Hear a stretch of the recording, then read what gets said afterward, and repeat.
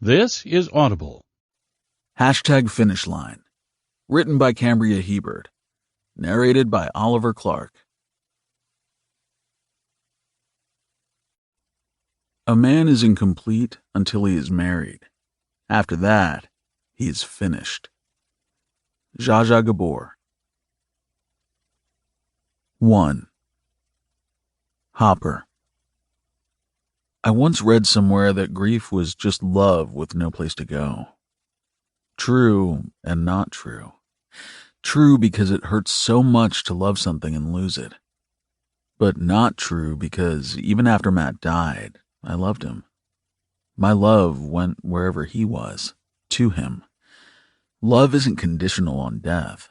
It supersedes it. Love has no boundaries. Therefore, I still loved Matt, even in grief. True, it was harder because our love became intangible. I couldn't see it or touch it, but I still felt it. That was the grief, giving love to someone who wasn't there. Part of me still loved Matt, and I always would. He was my first love, my first relationship. He was also a friend, my best friend. Later, in death, he became a teacher. I realized he taught me the most important lesson I would ever learn: love and loss. Because of Matt, I knew what it was to love and be loved. I also knew what it was like to lose it, the pain of being left alone. I asked myself why, for 5 long years, I punished myself, sank deep into despair and solitude. The answer came not in words, but in a man. The longer I knew him, the more convinced I became. Arrow was the reason. He was my why. I needed to learn how to love so I could love him. I needed to learn how to break because he was also broken. I succumbed to solitude only so I could appreciate what it was not to be alone. These were the hardest lessons I knew I would ever learn. I was remorseful that Matt had to die, that something so extreme and permanent was the only thing that would get me to where I was today. I couldn't regret, though. To regret would be denouncing the connection I had with Arrow. And though I loved Matt, I missed him far longer. It hurt to know the person who taught me the most, the man who basically paved the way for the life I had now, was getting the short end of the stick. I wanted better for him, and it made me shamefaced to know I wouldn't ever be the one to give him that. I knew now my infinity wasn't Matt after all, but Arrow. Matt was my first love, but Arrow, he was my deepest. He was my last. I just hoped wherever Matt was, he understood, because I couldn't stop it. And truthfully, I didn't want to. Life is too frail not to make every day count.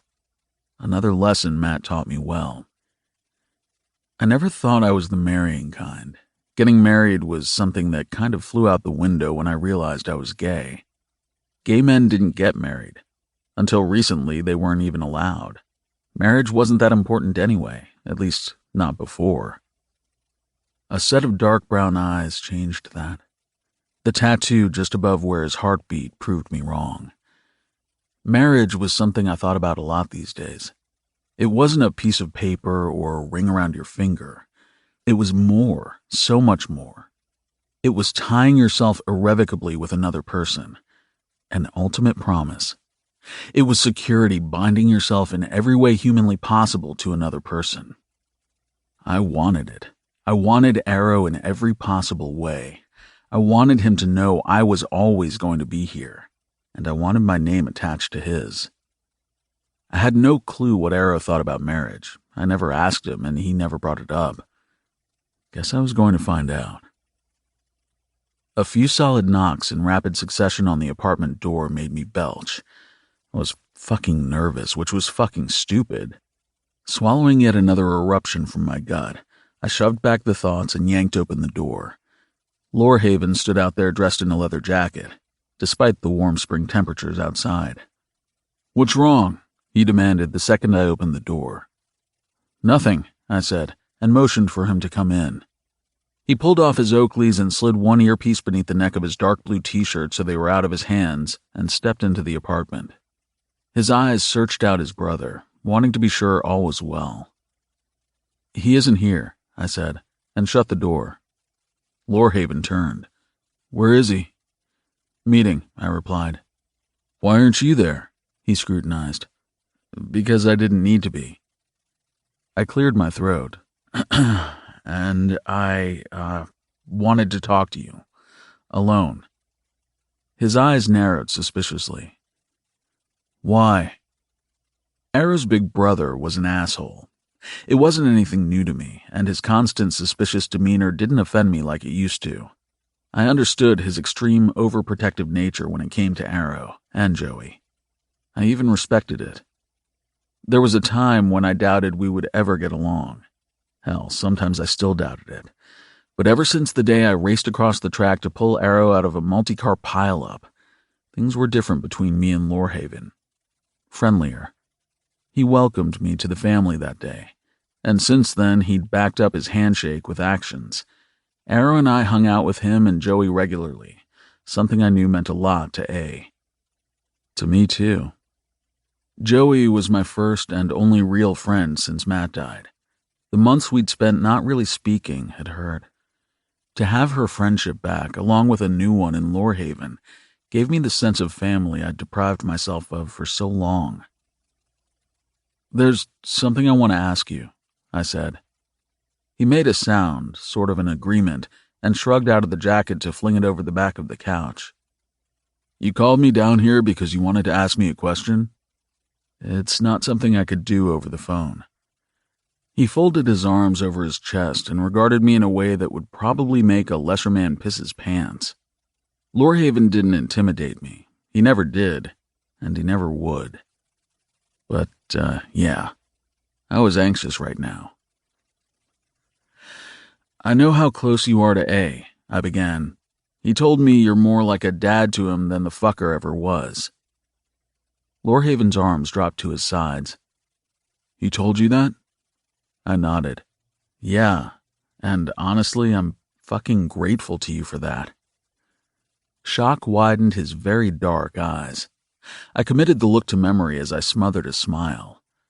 I'd likely not see that look on his face ever again. My voice dropped. "I think you were the one thing that stood between Arrow and a total shutdown a few years ago." "Until you came along," he replied, gruff.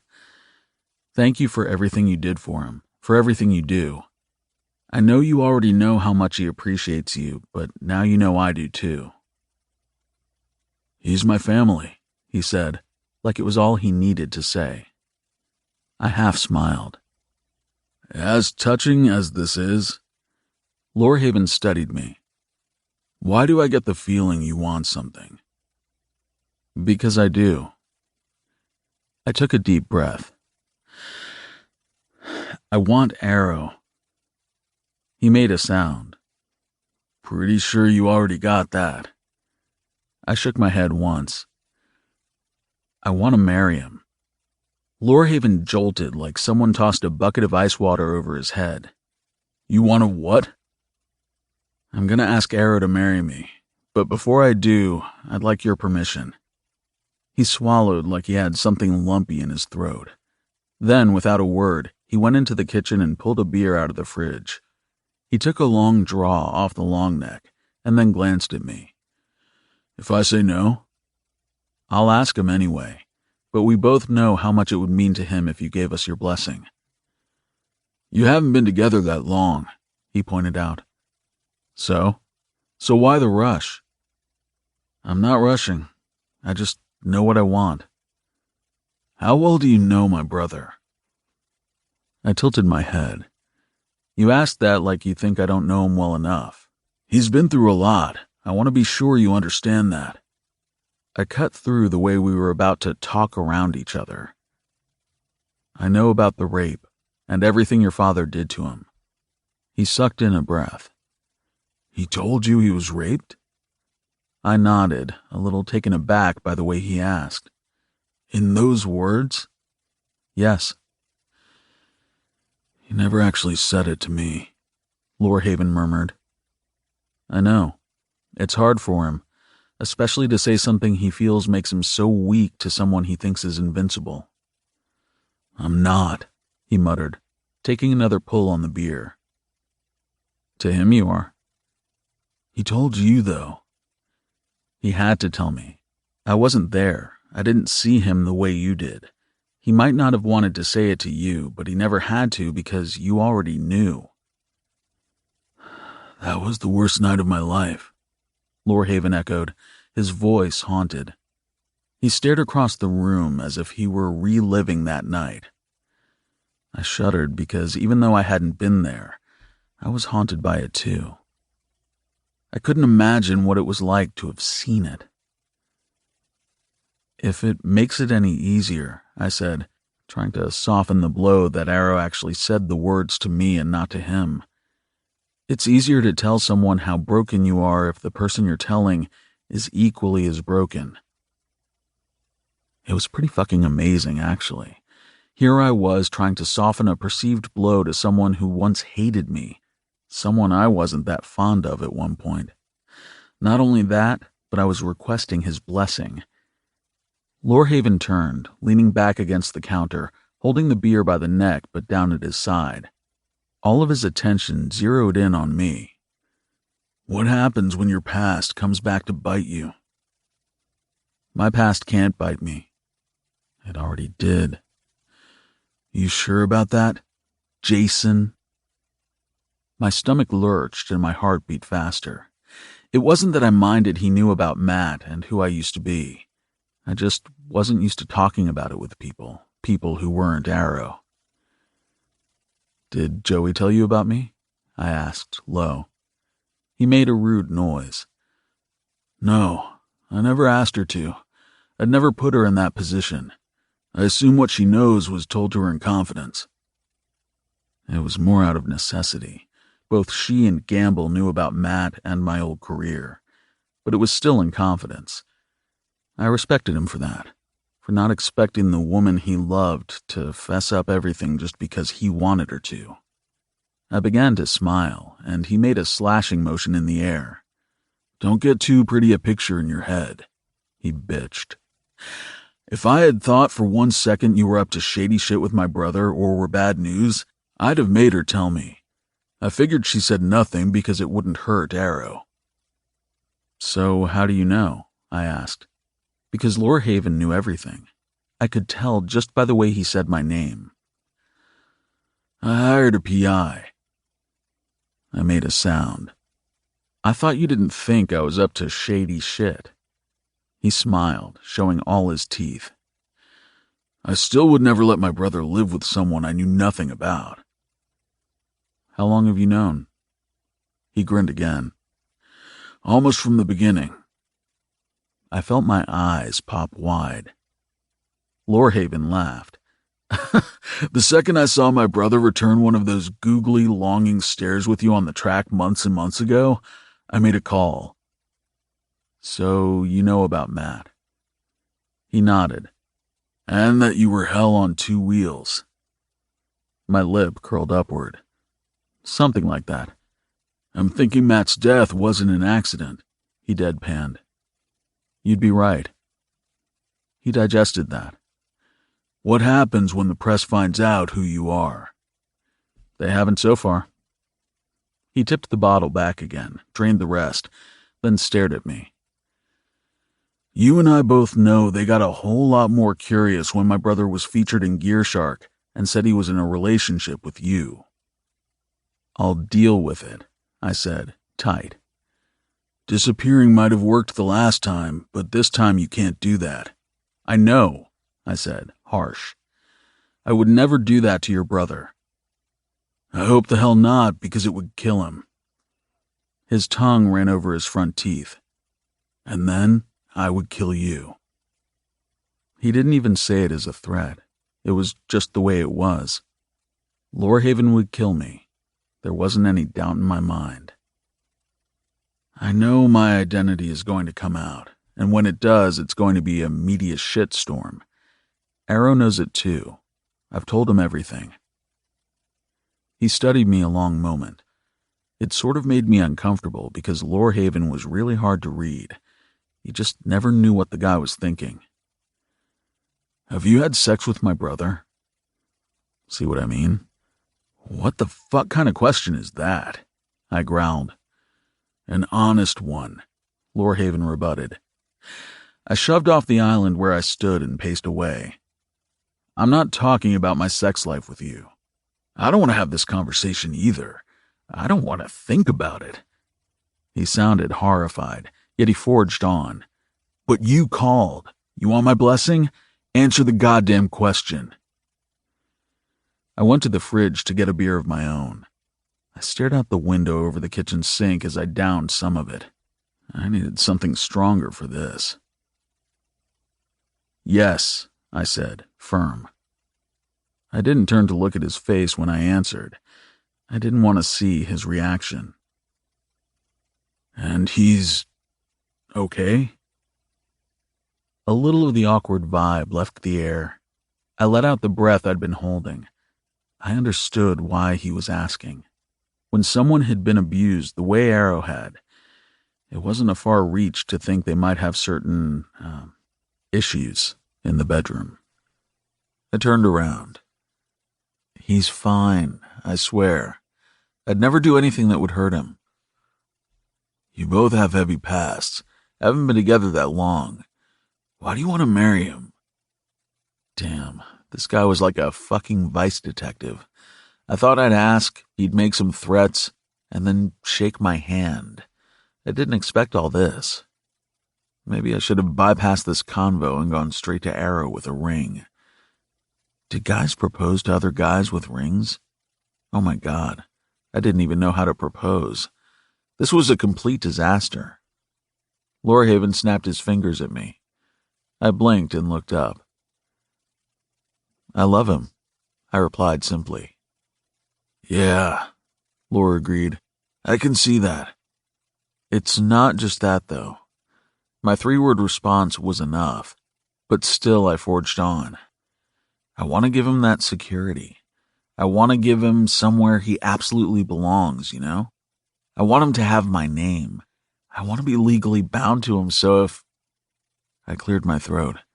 If anything ever happens to me, everything I have will go to him without fight. And everything he has would go to you, he surmised. I jolted and rushed forward to crowd his space.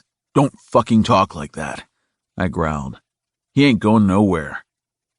God, the fear I had about him dying on me was too real. It was my greatest weakness. I jabbed my finger into the center of Lorehaven's chest. I don't want anything of his. Not his money or his cars.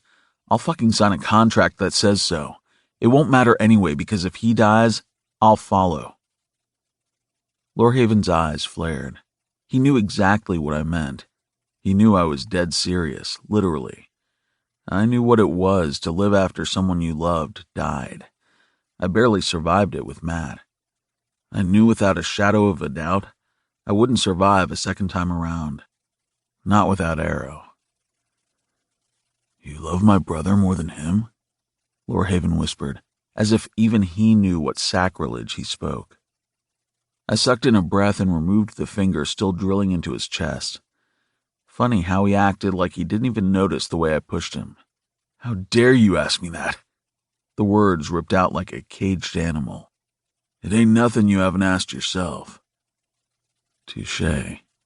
I stepped back, my shoulders slumping. It's a different kind of love, I allowed. I couldn't say it outright. I wouldn't. How so? Deeper, more... My voice trailed away.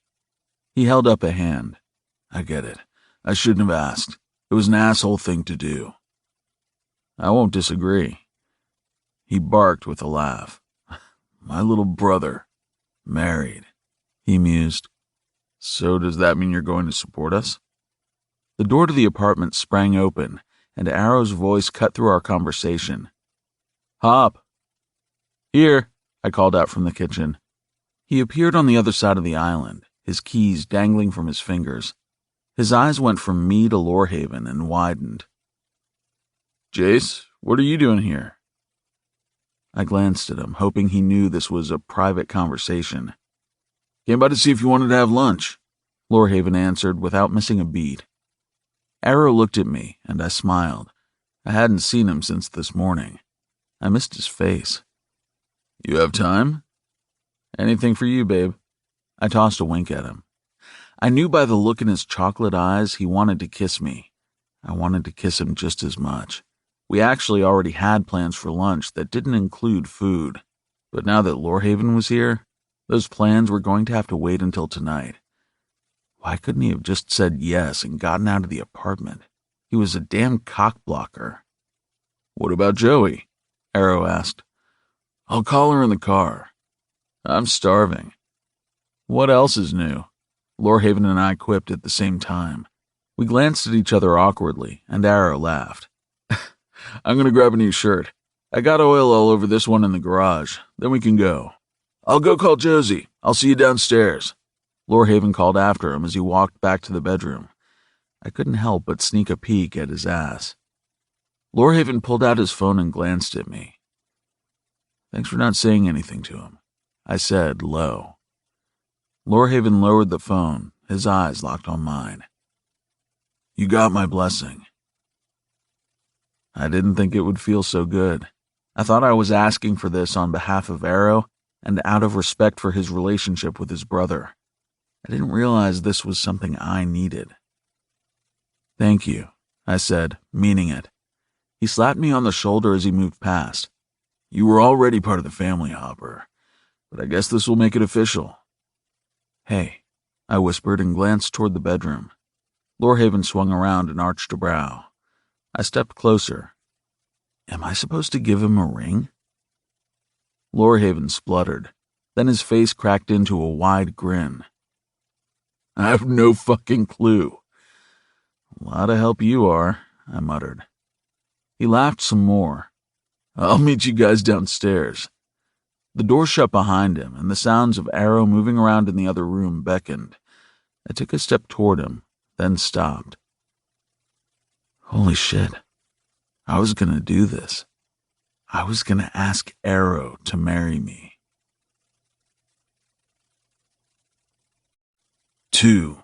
Arrow. I didn't tell him.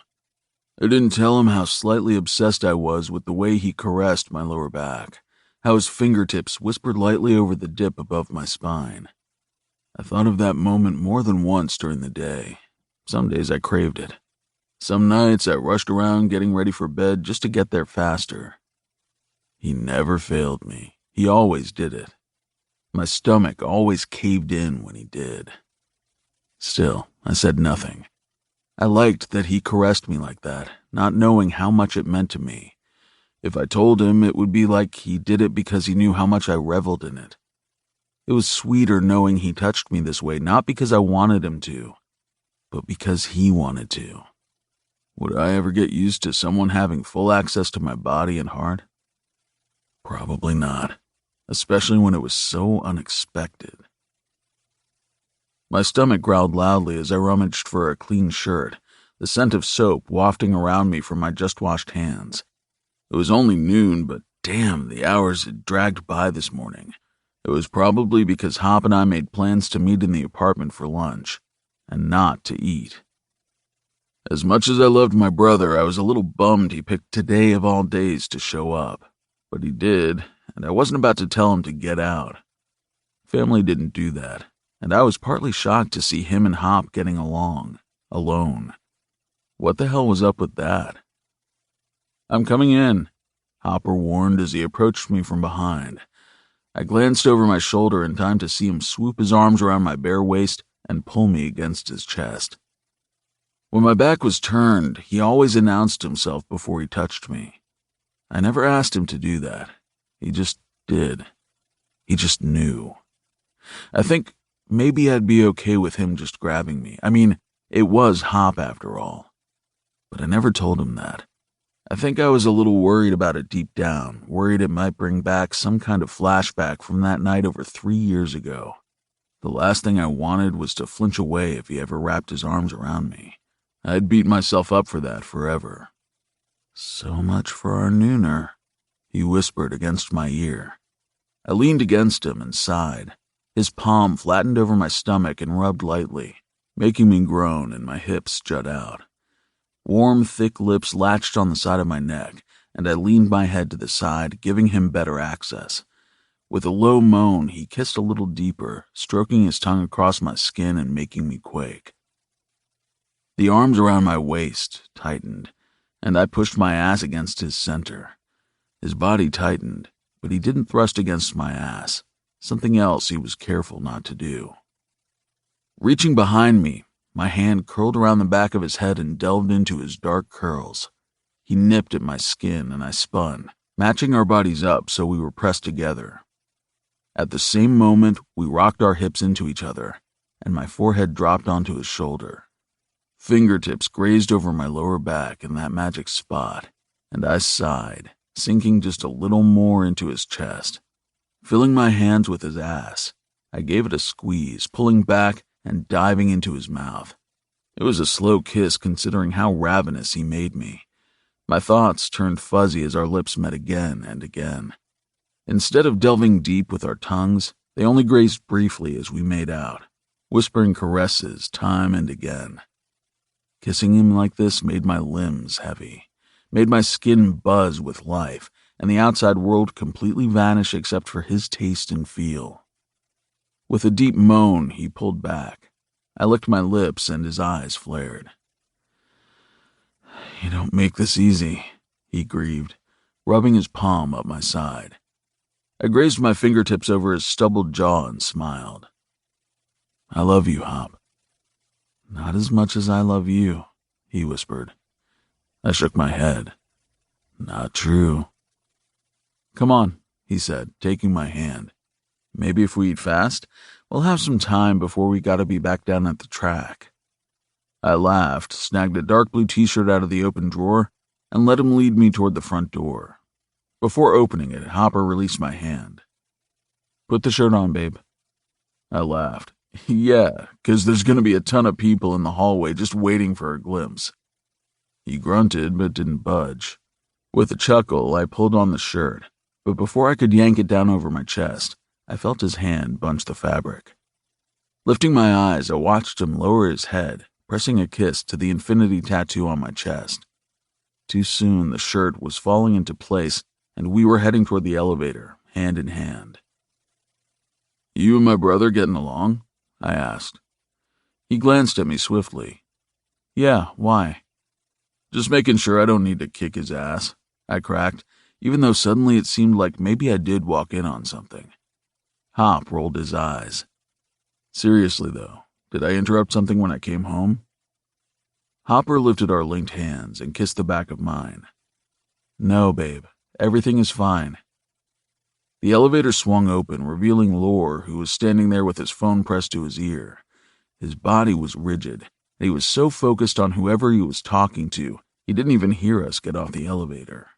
"This is really fucking shitty timing," he intoned. "Jace?" I worried, stepping toward him. "What's wrong?" He jerked and spun. The phone slipped a little from his ear. He didn't look at me, though. He looked at Hopper.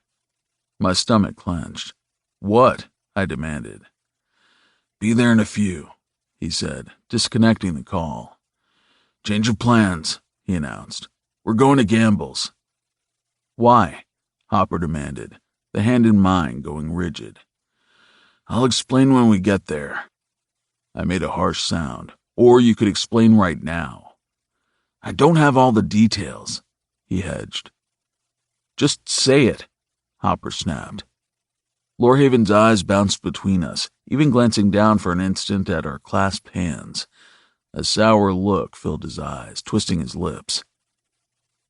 "The press knows who Hopper is. The story just broke." Oh, fuck. His hand went limp in mine for a few seconds before stiffening again. My entire being went on high alert. Without letting go of him, I jumped forward, automatically placing my body in front of his. "How the fuck did they find out?"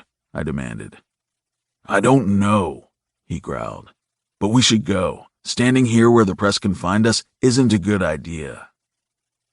I didn't think about it. I just shifted, pulling my hand free to wrap my arm around his waist. Let's go. Lorehaven started toward the front entrance, and I made a sound. I'll drive. He didn't argue. The three of us moved to the side door that led out to the parking garage for staff and residents. I glanced at Hopper, trying to gauge the way he was feeling.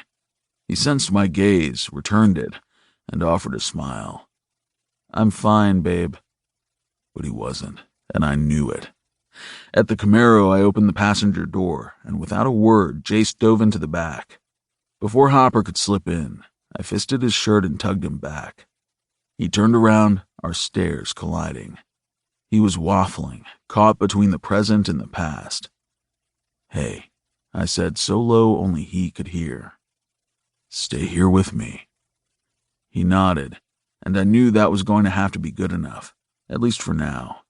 There was a sense of urgency surrounding us, breathing heavily on the back of my neck.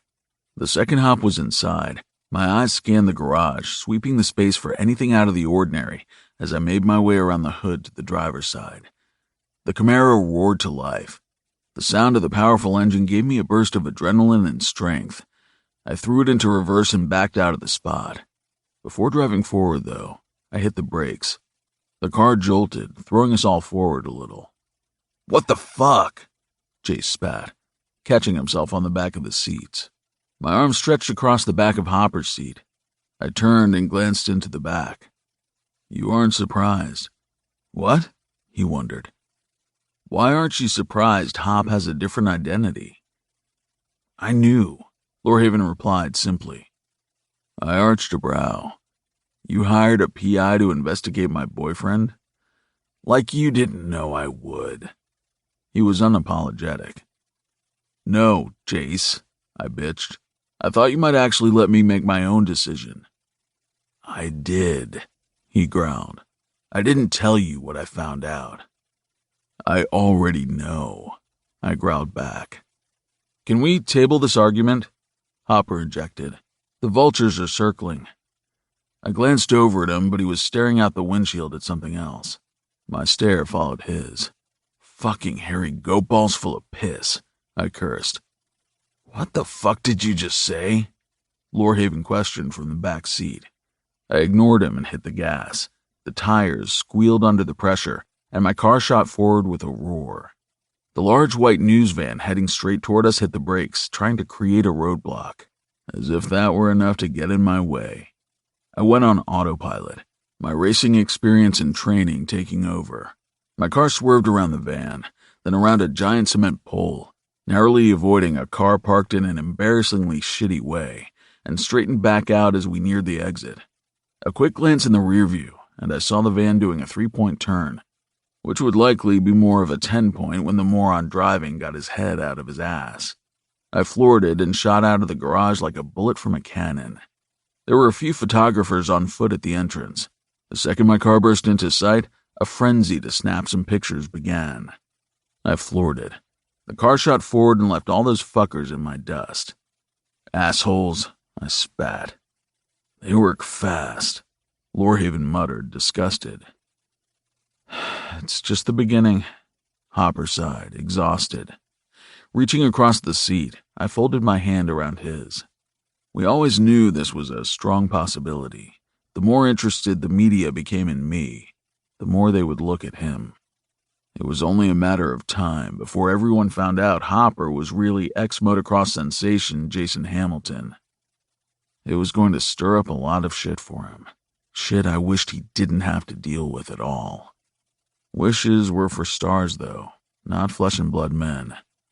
I suppose now the time had come. 3. Hopper. It doesn't matter how far or how long you run. The past always has a way of catching up, and usually at the most inopportune times. The past is an asshole. Happiness seems simple, doesn't it? Isn't being happy the goal for just about everyone on the planet?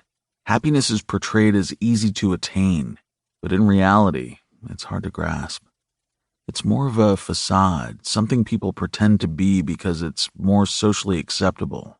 Sort of like being straight. For me, being happy had become a myth. If I hadn't felt it at some point in my life, I might have labeled it an urban legend. The past several months, I discovered happiness again. Not just happiness, though. Something that went deeper. Satisfaction, maybe. Contentment. Love. No. A bone-deep rightness that gave me newfound confidence. The kind of absolute truth I felt settle inside me, in my gut, as if it had grown there. Arrow was right. My life with him was where I was supposed to be. I loved him. I loved our life together. I didn't want to look back, only forward. I only wanted to worry about if I should get him a ring, how I was going to ask him to marry me, and how soon I could get his sexy ass to the altar. I didn't want this. The press, the questions, the memories.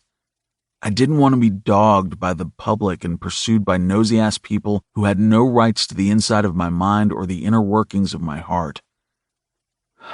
Unfortunately, I had to deal with this. I'd run too long. If my true identity had broken before Arrow, I might have run again, packed up and walked. I couldn't do that now. He rooted me in place, and it didn't matter how forceful the wind blew. I wasn't going to move. The only way to get to forever was to work through the present. "Josie, we're here. Open the gate." Lorehaven's voice cut through my internal pep talk. I blinked and glanced into the back seat to see him disconnecting the call and tucking the phone in his jacket. The Camaro slowed and was instantly swarmed by the press. Arrow snarled and gunned the engine, which caused several reporters to leap back. A few of the more zealous ones didn't budge, though. They just kept aiming their cameras. The gates opened slowly, and I watched, waiting for a few press to try and slip through. They didn't, though. Likely because Gamble had security standing behind it who didn't look too friendly. Arrow nosed through the gate the second the doors were wide enough for the Camaro, then pressed the gas to put as much distance as possible between us and the crowd. I breathed a sigh of relief as I watched the gate close and the reporters shrink farther away. The huge white house came into view. Joey's yellow Skyline was parked right up near the front door. She was pacing on the front steps. When she saw us, she jogged down and stood by her car, waiting anxiously. Arrow stopped the car behind hers and threw it into park. When he turned toward me, I felt his probing stare. He was worried. I kinda was too. This news wasn't anything that would threaten what we had, but it wasn't going to make anything easier. Asking him to marry me seemed harder now. It wasn't just me he would be tying himself to, but the chaos my old identity brought. Before we could say anything, my door was wrenched open and Joey's wild mane of dark curls filled the doorway. "Jay," she fretted, "are you okay?" She was one of the only ones who sometimes called me Jay. Everyone else called me Hopper. I didn't feel like Jayson anymore, even though it was still my legal name. A new vibe flowed off Arrow and smacked me in the back of the head. I began turning, but Joey grabbed my hand and tugged me out of the car. In the driveway, she wrapped her arms around me in a full hug. I hugged her back, closing my eyes briefly. "I'm sorry," she murmured. "It was bound to happen," I murmured against her hair. She hugged me a little tighter. My eyes snapped up to A, who moved around the front of the car, watching us with a closed-off expression. My stomach sank a little. I didn't like that look. Clearing my throat, I pulled away, smiling down at Joey. "Gamble here?" She made a sound. "Of course. He's waiting inside, yelling at someone on the phone." "Josie," Lorehaven said gruffly. Her eyes warmed and lips curled up. I stepped out of the way so she could move toward him. He yanked her into his chest, arms closing around her like a vice. "The press give you any trouble?" She shook her head and burrowed a little closer. I took a step away from them and toward Arrow. Lorehaven cleared his throat. "Come on, Josie, let's head in." They walked past, but Lore stopped to look between me and A. "You guys cool?" "Yeah, we'll be right in." Arrow dismissed him. The second the front door shut behind them, We met at the corner of the front end of the Camaro. "Don't," he said when I opened my mouth. I lifted a brow. "Don't what?" "Don't try and tell me you're fine. I know better." Palming the side of his waist, I smiled. Wasn't going to. His dark eyes searched, bouncing between mine. "Good, 'cause we aren't about that, Hop. We don't pretend." I let out a long sigh, shifting so we touched. My hand curled around his side to his back, tugging him right into my body. "I'm transparent with you, babe. See-through. I don't want you freaking out, though, thinking this is going to somehow change us. It won't. I love you. The feeding frenzy of the media isn't going to change that." Between our bodies, he raised his hand. Gently, his thumb glided across my lower lip. "I hate when she calls you Jay." I loved the growly, jealous tone his voice suddenly held. He is totally jealous. Stifling a smile, I tilted my head. "You want to call me that?" "Honestly, I thought about it. Jayson is a sexy as fuck name." I wagged my eyebrows. He'd never told me he thought so. His chuckle filled my mouth when he leaned in for a fast kiss. "But," I asked as he was pulling away, "Matt called you Jay, didn't he?" My chest took a hit, like a fist pummeling me. Sometimes I thought I could still recall the sound of Matt's voice when he'd yell my name, and sometimes I wondered if it was really his voice I remembered, or a version I'd fabricated because it was too painful to admit I'd forgotten. Gazing downward, I nodded. "Yeah, he did. I think I'll stick with Hop. It's who you are now, who you are to me." I nodded, unsure what to say. I wanted desperately to tell him he could call me whatever the hell he wanted. Whatever I am was his. But I wondered if it would somehow take away from what I'd shared with Matt. Sometimes I still felt caught in the middle, even though I'd already firmly decided with my heart and head it was Arrow's side I was on. "You're the only one I've ever called babe," I murmured, lifting my head. "That makes me kinda happy," he confided. I grabbed his hand, knotting ours together. "It's gonna get harder when we go inside," Arrow said, "when we see some of the stuff being vomited by the media." "We're gonna have to lie low for a while," I agreed. "Long as we're together, it won't matter." "I'm keeping you right here with me," I vowed, tugging him toward the house. "You're my favorite place, Hop," he whispered, almost as if he didn't want me to hear. The vulnerability Arrow sometimes showed was something that always hit me hard and fast. It endeared him to me, made me want to shield him from everything. My feet bumped his when I turned, curling my fingers around the nape of his neck. Lowering my forehead to his, I stared deep into his chocolate eyes. "You're my favorite place too, babe." His eyes closed. Lifting my head, I brushed a slow kiss over his forehead, then started for the house again. I couldn't put this off forever. The sooner I dealt with the past, the sooner I could get on with my future. 4. Arrow. I'd never been the jealous type. I guess because I never really cared enough about anything to be bothered. I learned a long time ago I didn't need much to survive. I needed Hopper, though, and frankly, the longer I was with him, the more possessive I became. He was mine, damn it. Everyone needed to fucking recognize. The sound of a television reached us before we even stepped into Gamble's large study. It was the news or the sports channel, and they were talking about Hopper. Everyone's attention was on the large flat screen across the room, exactly where Hopper's went too. We were hand in hand, but he stopped abruptly, which almost tore our fingers apart. Swiveling around to look at him, I tightened my grip. His body was rigid, skin scary pale. The icy tone of his eyes was bleak and fastened on the TV like nothing could drag it away. I wanted him here with me. Following his suddenly haunted stare, I glanced at the screen. My stomach clenched so tight It made me want to double over, but I held stiff. A picture of Matt filled the screen as the reporter went on and on. I didn't hear what she said because of the low buzzing between my ears. I'd never seen a picture of him until this moment. It crossed my mind a time or two to look him up online, but I never followed through. I wasn't sure I wanted to see who had Hop's heart before me. What if I couldn't compete? The choice was out of my hands as of this moment. The image on screen would be one I wouldn't forget. I knew it was him. The look on Hopper's face told me. Even if I hadn't understood, I wouldn't be able to miss the headline across the screen. He was good-looking. No, better than good-looking. He was bigger than me, about the same size as Hopper, with the same wide shoulders and narrow waist.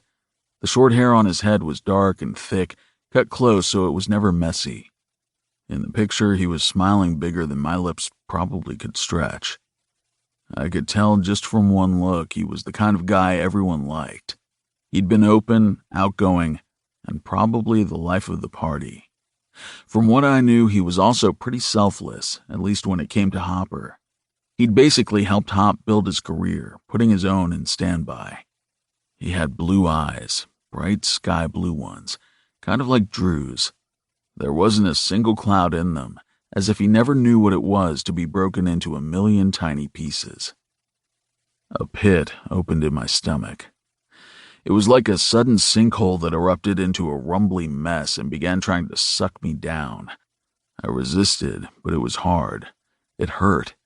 It felt like I'd eaten a plate of bad fish, spent 4 days puking, and was left in that weak, empty state where it hurt to even breathe. How long was the stupid screen going to show his picture? When would they move on to something else?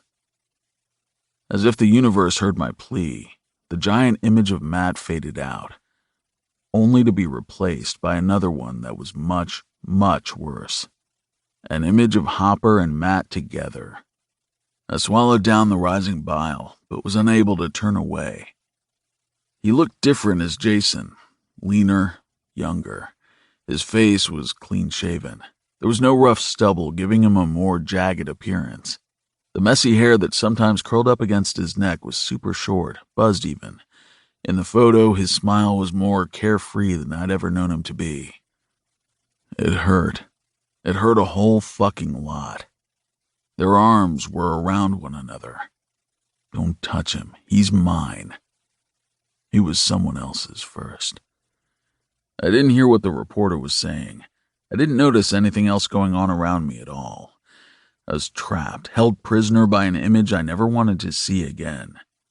Thankfully, a large wall came forward and blocked out the TV. I blinked, looking up. Jace was staring at me with a concerned expression.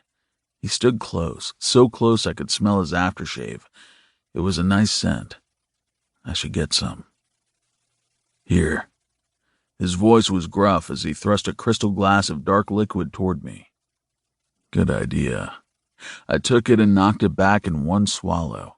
He observed me, slightly amused, until I grabbed the other drink in his hand, the one that was likely his. I downed that one, too. Jace snatched the glass away, held both at his side, and slapped his large hand over my shoulder and squeezed. Look at me, little brother. Narrowing my eyes, I stared at him. I hated when he called me that, which was likely why he did it. He knew it would get my attention. It's tough, I get it, he murmured. I shook my head. He didn't get this. His fingers squeezed me a little harder. I know for a fact he loves you. He loved someone else first, I whispered. Jace strained to hear, but when he did, his head jerked back. No matter. You more. He spoke so confidently. I knew my brother. I knew him very, very well. He wasn't lying. He truly believed Hopper loved me more than Matt. How could he be so sure? My heart wanted desperately to believe it. My head wasn't as quick to follow. Did it really matter? He loved me now. We were together now. Oh, shit. I wish it didn't matter. Somewhere in the room, a phone rang. Gamble made a sound, went to his desk, and picked up the landline. I didn't even know people used those anymore. "What?" he barked. He was silent only a few heartbeats. Then he made a sound as if cutting off whoever was on the other end. "That's asinine," he snapped. "If they want it, then they have to come up. That's final." Lorehaven, who had been watching me up to this point, turned to stare at Gamble. "And you tell that rag if they print so much as one headline, I will sue the whole company and then buy it out from under them. All the scumbags on the staff will be out of a job," he roared. The phone slammed down with a finality that practically screamed death. "Fucking morons," he muttered. "Dad," Joey admonished. "Don't dad me," he muttered. "The press is full of leeches." Gamble glanced up and saw me. "Oh, good, you're here." A small frown pulled at his mouth when his eyes found Hop. Peeking around Lorehaven, I saw Hopper had moved closer to the TV and was sitting in a chair adjacent to it, eyes still riveted on the screen. Holding my breath, I glanced back up, only to be hella relieved Matt no longer dominated the picture. "Family meeting," Gamble announced. I think that was the only thing he could have said in the entire universe to pull my attention off Hopper. "What?" I said, bewildered, turning around. "Up until now, we've managed to keep Hopper's life out of the press, but that's no longer an option." He stopped, cleared his throat, and looked over to where my boyfriend was staring at the TV like he was lost. Gamble lifted his voice. "Unless, of course, Hopper wants to run and avoid it all again." I stiffened. "He's not going anywhere," I growled, lunging past my brother toward Gamble's desk. Gamble's face was unreadable when he turned to me. "I'd like to hear that from him personally." Dropping my hands onto the edge of his desk, my fingers curled under the edge and squeezed until my joints ached. But I said nothing. That hole inside me was back, trying to suck me in again. The pain created a hollow iciness in my middle. Then a warm, sure presence wrapped around me, sort of like the sun when it comes out from behind a dark storm cloud. With it came touch, a touch I knew so well it was almost an extension of myself. Hopper's hand wrapped around my waist, and his arm slid forward as he stepped up beside me, pulling me against his side. "I'm not going anywhere, Gamble. I'm sticking this out." My breathing hitched and my chest burned. I didn't say anything, though. Too many emotions and feelings warred inside me. "I thought as much," Gamble declared. I felt his eyes but didn't bother looking up. "Then it's time for a family meeting." "If you wanted to have a family meeting, why did you call me an arrow down here?" Hopper asked, blunt. The edges of my mouth turned up, and I bit back a laugh. Hopper tapped the side of my waist like he knew I was amused. "You two are basically my daughter's brothers," Gamble barked. "You've been like a son to me for over 5 years, Jayson, albeit a son who's annoying as shit sometimes, but a son no less." He went on. "Your family." My whole body straightened. I rose to my full height and stared across the desk at Gamble. I knew most of that was directed at Hopper, but not all of it. "You consider us family?" "Of course he does," Joey insisted, rushing over to back up her father. "You're like the 3 sons he never had." "Makes me glad I had a daughter," Gamble muttered. "You 3 are pains in my asses." Joey giggled gleefully. "I feel the love," Lorehaven quipped. "Enough out of you," Gamble pointed at him. "You have yet to make an honest woman of my daughter." "Dad!" Joey yelled, appalled. I grinned, glancing over my shoulder. "When you gonna make my sister an honest woman, Jace?" He gave me the finger. "She's not your sister. Yet." Joey gasped and wrapped her arm around my waist, just above Hopper's. I was basically a sandwich between them. "Yes, you are. Don't listen to him. He's being an ass." I leaned closer to her ear. "You guys didn't get married when I wasn't looking, did you?" "No," she moaned, totally exasperated. Enough nonsense. We have things to discuss. His phone rang, and he snatched it up. I'm busy, he exacted, and put it back down. Hopper and I glanced at one another. He snickered out of the side of his mouth. My heart clenched. I couldn't live without him. I just couldn't. Sit down, Gamble ordered. Everyone found a seat. I thought longingly of Hop's lap, but figured that would make me look like a clingy bastard. I wasn't clingy or needy. I spent a long time on my own. I knew I could survive alone. Okay, fine. I needed Hop, but I couldn't just go plop down in his lap, not right now. Instead, I sat in the chair beside him. His gaze beckoned me, but I didn't look. I was afraid he'd see the stupid vulnerability I felt. He didn't need to see it. He already knew it. I should have fucking known. Sometimes the way we'd bonded was annoying because even when we wanted to keep something to ourselves, it was nearly impossible. Reaching over, Hopper took my hand and pulled it to him. It wasn't done with a lot of show, as if he were making a statement. It was just a quiet gesture by a man who loved someone and wanted to make sure I knew he was still here with me. I tightened my fingers around his with an audible sigh. The story broke out of New York, Gamble announced. Some reporter did some digging, found some pictures, put two and two together, and then unearthed the rest. This is because of my cover feature, I said. It was bound to happen at some point, Hopper assured me. I wasn't sure that was true. He'd been doing a damn good job of keeping a low profile before I came around. He's right, Gamble nodded.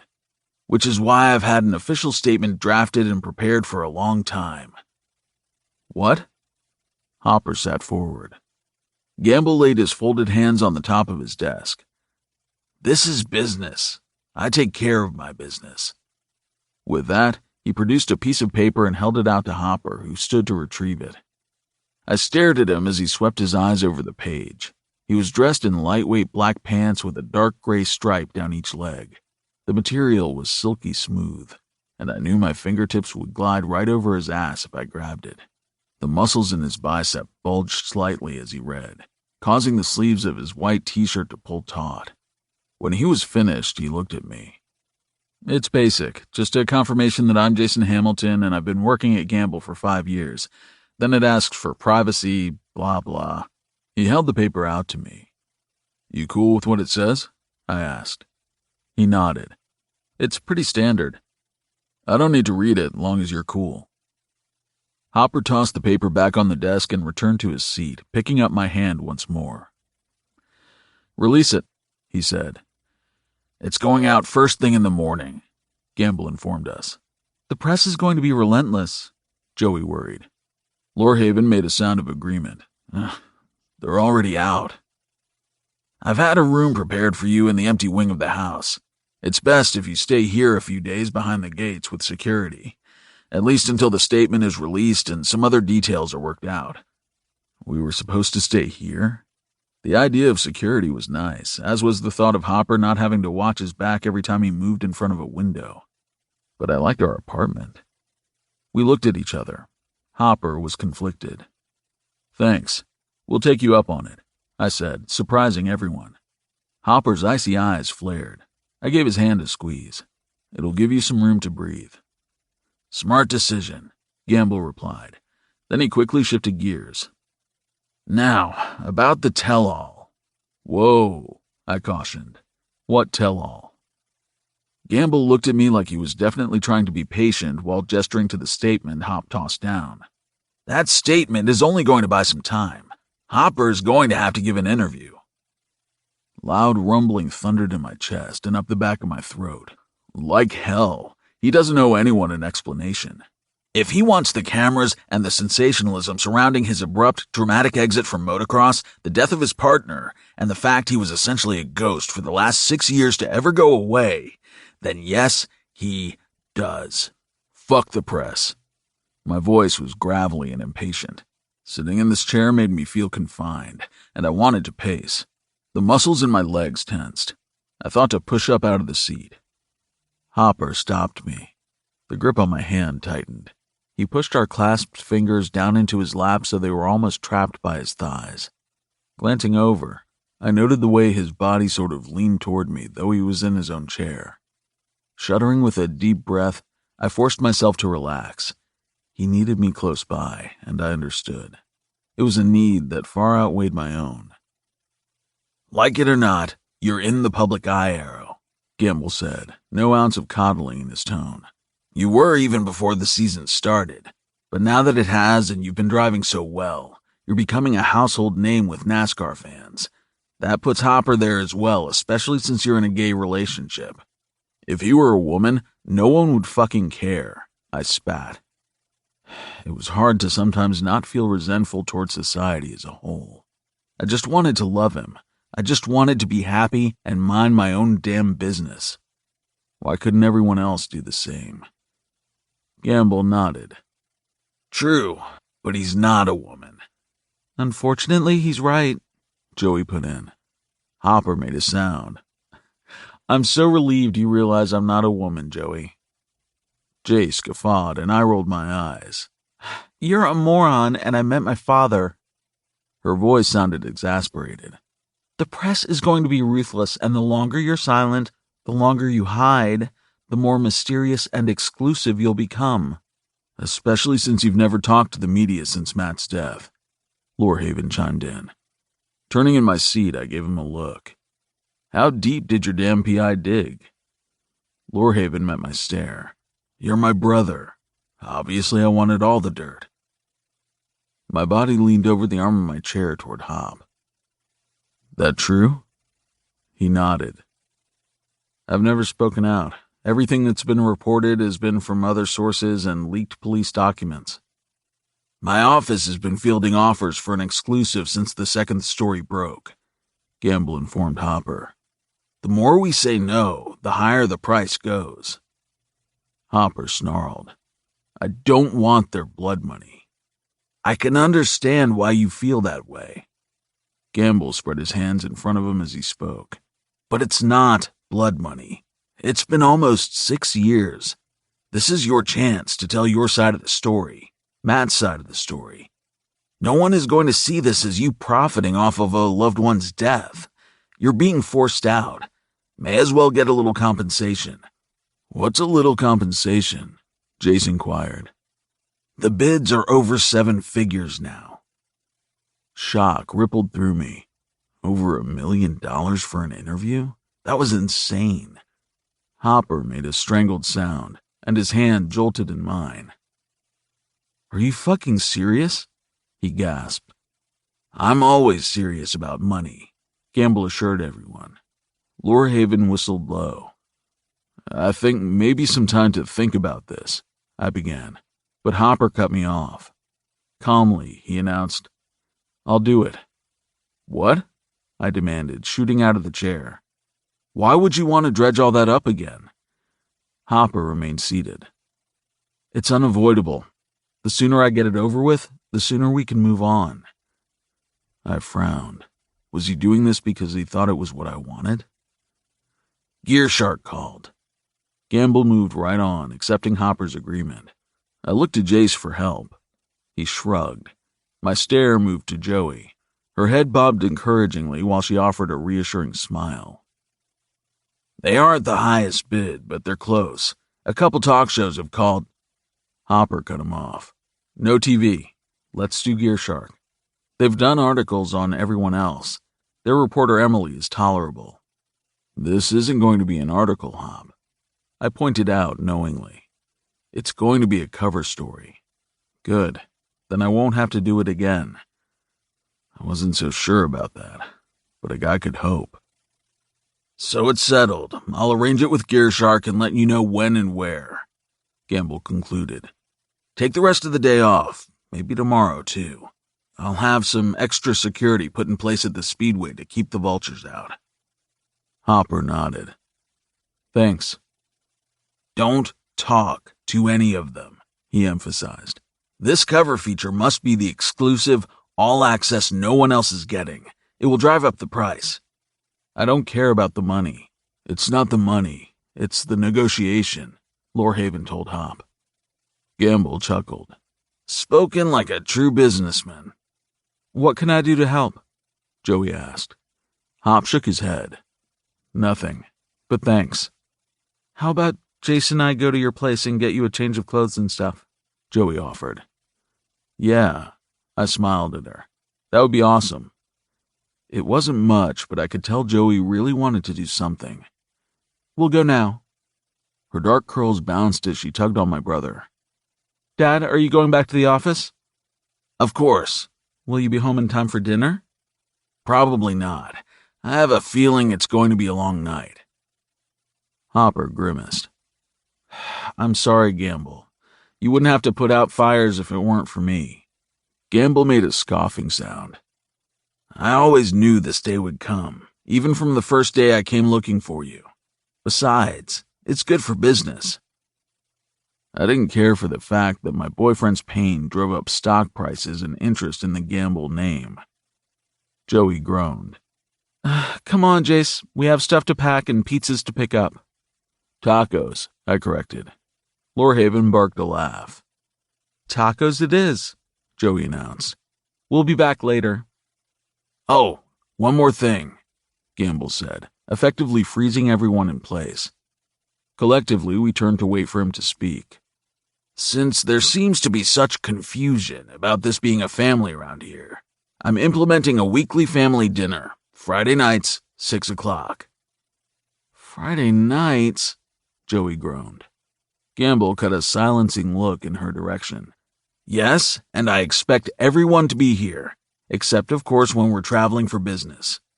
We all gazed around, staring at each other. Well, Gamble demanded, have I made myself clear? Everyone in the room, including me, mumbled various versions of, yes, sir. Good, he sniffed. I'll see you Friday. Hopper, I'll let you know when we have the interview details. Joey and Lorehaven were the first to head out. Gamble's phone started ringing and he began negotiating. Frankly, he was scary when he was demanding shit, and the housekeeper came to lead Hop and me to our room. Moving through the palatial home and the wing that was basically designated ours while we were hiding out, I couldn't help but wonder what it was going to be like with Hop when we were finally alone. 5. Hopper. Photographs weren't just images preserved on paper. They were more than a moment in time captured forever. They were time machines, genuine transportation into the past. Time was anything but stagnant. The passing of it changed everything from the way people looked and dressed to the places they went. Even in much smaller ways, you often didn't notice until you looked back and were reminded of what used to be.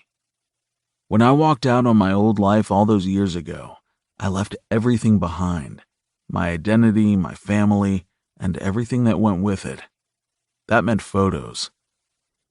Walking into the room tonight and seeing that giant image of Matt filling the screen was startling.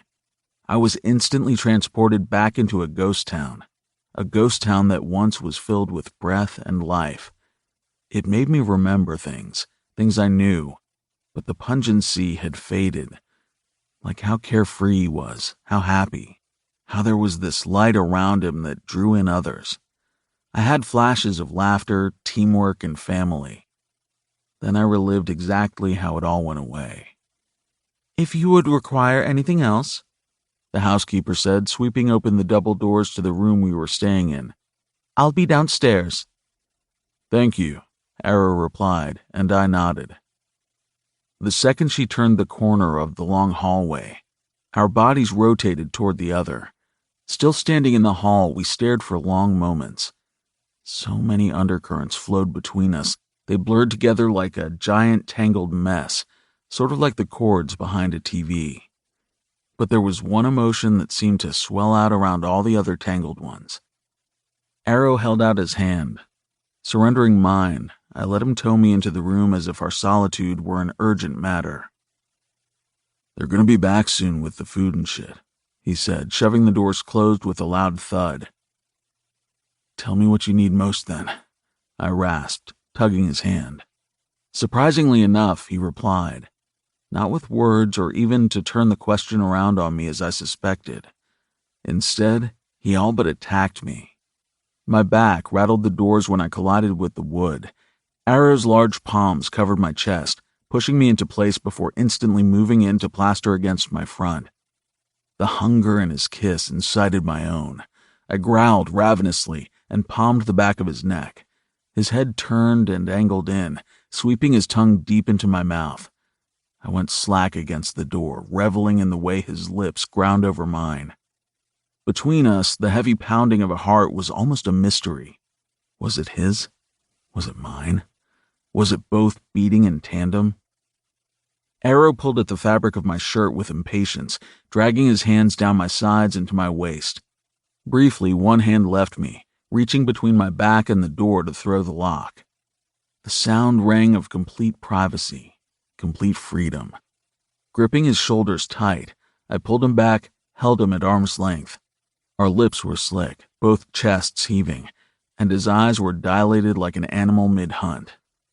"You're mine, Hop," he demanded. Withdrawing my hands from his body, I pulled the t-shirt over my head and tossed it away. His brown eyes deepened to the color of fresh brewed espresso, and his nostrils flared. With a smirk, I surrendered, pressing the backs of my hands against the door above my head. Arrow's teeth sank into his pouty lower lip. Shooting forward with impeccable speed, his hands hooked into the waistband of my pants and pulled. Dropping to his knees, Arrow took off my shoes, socks, boxers, and pants in record speed. Dragging up the front of my legs, across my thighs, and then teasingly across my rigid dick, he stood to his feet, latching on to my nipple. It hardened instantly when his tongue swirled around, drawing the bud into his mouth for a suck. I was panting, trying not to call out his name. My arms began shaking as his tongue roamed my naked body. The second they began sliding down the wall toward my sides, he made a sound, pinned them back up, and pressed along my body. My dick ached. It ached so much it actually tinged with pain. There was something about the dominant way he was coming at me right then, the greedy hunger he made no attempt to hide. The small part of my brain that still worked whispered the reason behind his complete need to claim me, and the rest of me urged him on. I didn't want to think just then. I only wanted to feel. Arrow's lips closed around the side of my neck and began sucking. I moaned, my hips jutted out, and he rubbed along my center like a cat. Of its own accord, my body started grinding against his. Regrettably, his mouth ripped away, leaving a searing wet mark on my skin. I glanced over, shook my head, then tilted it, giving him full access to the spot again. "Come back." Instead of complying, he dropped to his knees, grabbed hold of my hips, and took my dick deep into his throat. Collapsing against the door, I let my arms fall. Arrow grabbed my hands, knotted ours together, then brought them back to my hips. We both held my body while he fucked me with his mouth and tongue. The way he would pull back and lick over my swollen head made my knees quiver. "Babe," I begged in a shouty whisper. Chill brushed over my wet dick when he pulled back. I shivered, but his hand wrapped around it, blocking any of the air. His tongue licked over my lips, and I whispered his name again. With his hand still wrapped around my rod, we stepped farther into the room, through the sitting room, toward the giant bed. My eyes latched onto it because I so desperately wanted to sink into the mattress with his weight on me. But he didn't stop there. He kept walking. I trailed along like a puppy behind him. The shower in the attached bathroom was the size of our entire bathroom at home. It was custom tiled with what looked like travertine, had 2 giant shower heads on each end, and a giant rainfall shower head hung from the ceiling in the center. Releasing my dick, A moved in, opened the seamless glass door, and turned on all 3 heads. The sound of falling water reminded me of a heavy rainstorm.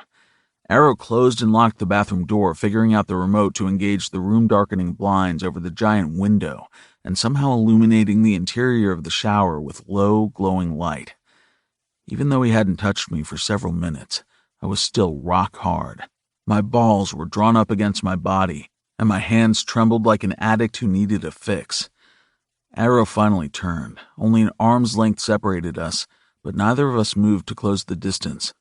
My eyes followed his hand as it reached into the back pocket of his jeans and pulled out several single-use packets of lube.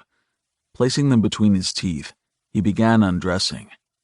My stomach muscles clenched as all his smooth, tattoo-covered skin was slowly bared.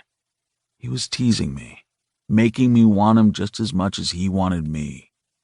He didn't have to try, not ever. I physically longed for him. Once his clothes were gone and the shadows of the bathroom hugged his body, I grabbed my dick, jerking it once. Arrow took the packets out of his teeth and walked toward the shower stall. My eyes went directly to his ass. Just the thought of burying my dick there made my breathing erratic.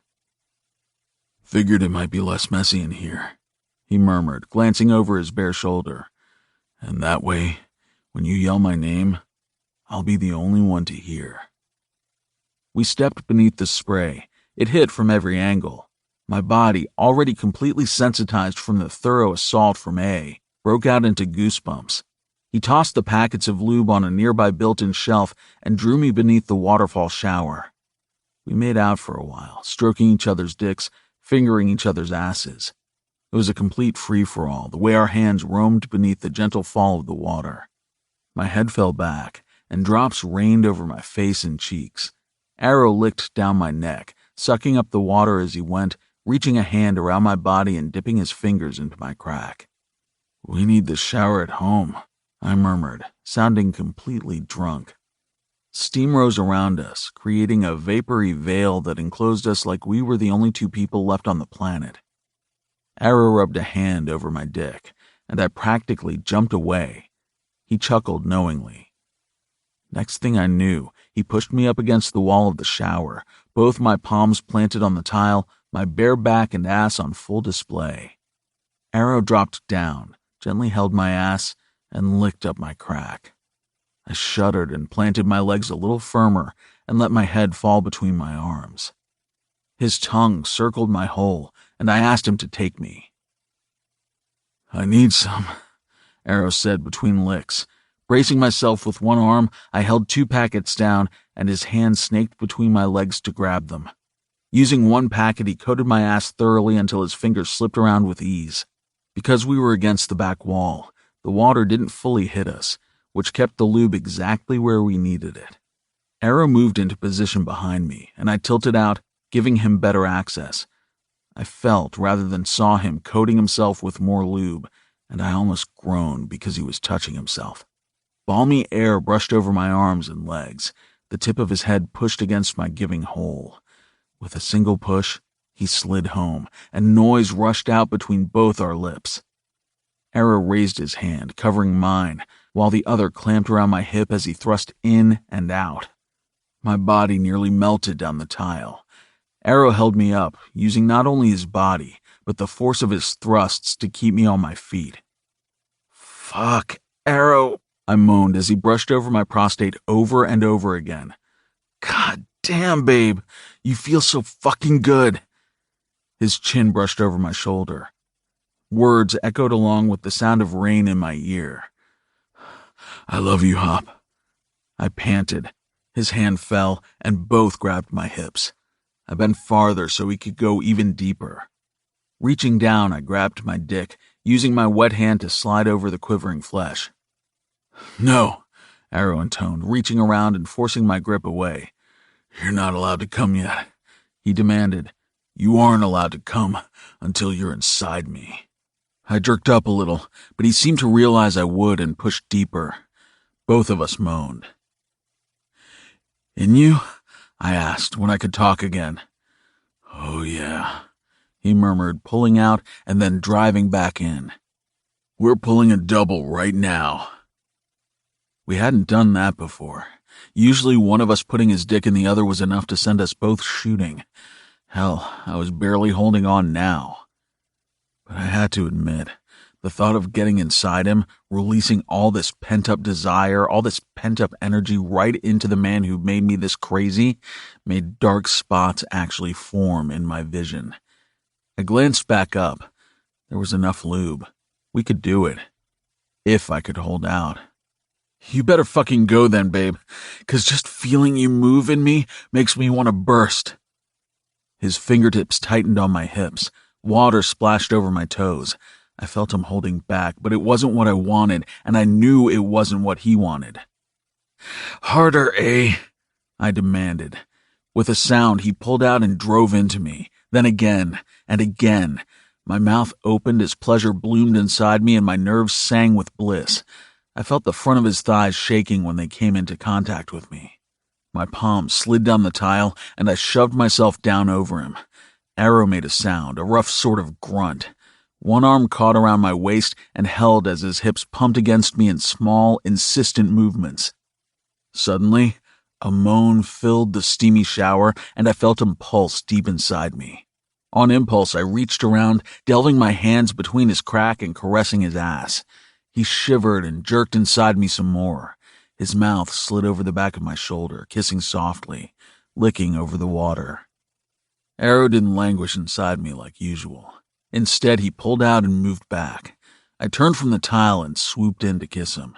We stepped beneath the waterfall, both arms wound around the other as my hard dick pulsed with need between our stomachs. After a long, hot kiss, A pulled back, gave me a hot stare, and pushed me toward the long marble bench on one side. The tile wasn't cold because everything in here was hot. The seat was wet from the shower head on this side, water pouring down and falling over my shoulder and chest.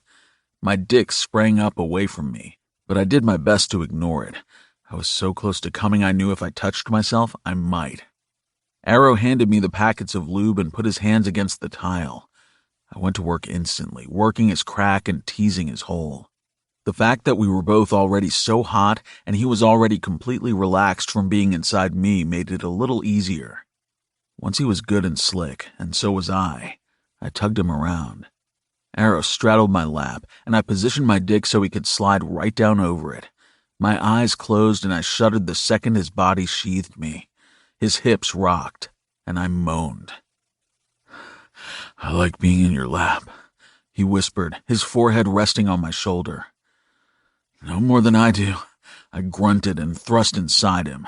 We moved against each other, fucking in the shower, as water slid over our skin and words of pure pleasure dropped from my lips against his ear. I lasted maybe a minute, no more. The second my fingertips dug into his back, he bore down, rocked into my lap with perfect pressure, and wrapped his arms around my back. Give it to me, babe, Arrow demanded. I exploded, the intensity of the orgasm momentarily robbing me of sight. It was powerful the way it rocked over me, probably because he told me I wasn't allowed to come until just now. Holding it back only made it more desirable. I collapsed against the wall. He followed, and I wrapped him in my arms. I stayed inside him until both of us were able to move. When we finally could, we washed each other with jello-like limbs before shutting off the water and toweling each other dry. The air out in the bedroom was downright chilly compared to the steamy heat in the bathroom. Neither of us bothering with clothes, I pulled back the covers on the bed and slid between the sheets. Arrow hesitated just slightly before slipping in alongside. We both knew this conversation was coming. I was pretty much resolved to it. Maybe that's why it seemed strange he appeared more reluctant. You're feeling pretty fucking possessive today, I murmured, rubbing a hand up his bare back. I'm possessive of you every day, he rebutted gently. Protective? Yes. Slightly possessive? Yes. But growly, predatory, and double sex possessive? No way. His eyes swung to mine. Doubt and something else swam in their depths, something that made my chest hurt. He was bruised. Something was causing him pain. Was it too much? He asked, a little insecure about our totally fucking boiling sex session. I grinned. Are you kidding? Hell no. That was probably the hottest sex we've had to date. Relief softened his eyes. You ever done that before? Inching closer. We were inching closer to the real subject. I lifted an eyebrow. Double sex? He nodded, almost as if he were afraid. My hand slid from his back down to his bare ass cheek. Never. But you can bet your sweet ass it's not going to be the last. He laughed, a genuine chuckle that warmed my heart. Yeah, we need a shower like that. I didn't say anything else. I just waited him out, letting my fingertips dance along his lower back, something I'd developed a habit of doing. I watched his face. His eyes grew heavy as I caressed him. I thought maybe I was going to have to stop, pull back, and force whatever it was out of him. It was unusual. Normally we were so open, so honest, almost painfully so, with each other. Just like I'd told him outside, I was see-through. And he'd agreed. Just as nerves twisted my guts, he sighed. I'm not really a jealous guy. Everything you've been through, the people who've been part of your life, they're part of you. And I love all of you, so I can't be jealous about what made you who you are. I know that, babe, I said gently.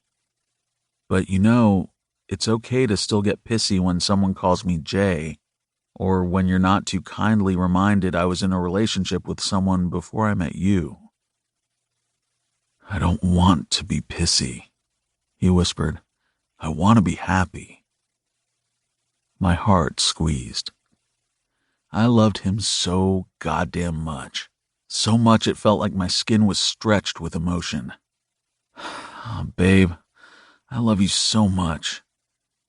He pressed close to me and laid his cheek on my chest, allowing me to wrap an arm around him to hold him close. I saw those pictures today. The way your eyes latched onto the screen and refused to look away. The way you looked at him, I realized something. My mouth was dry. My chest hurt.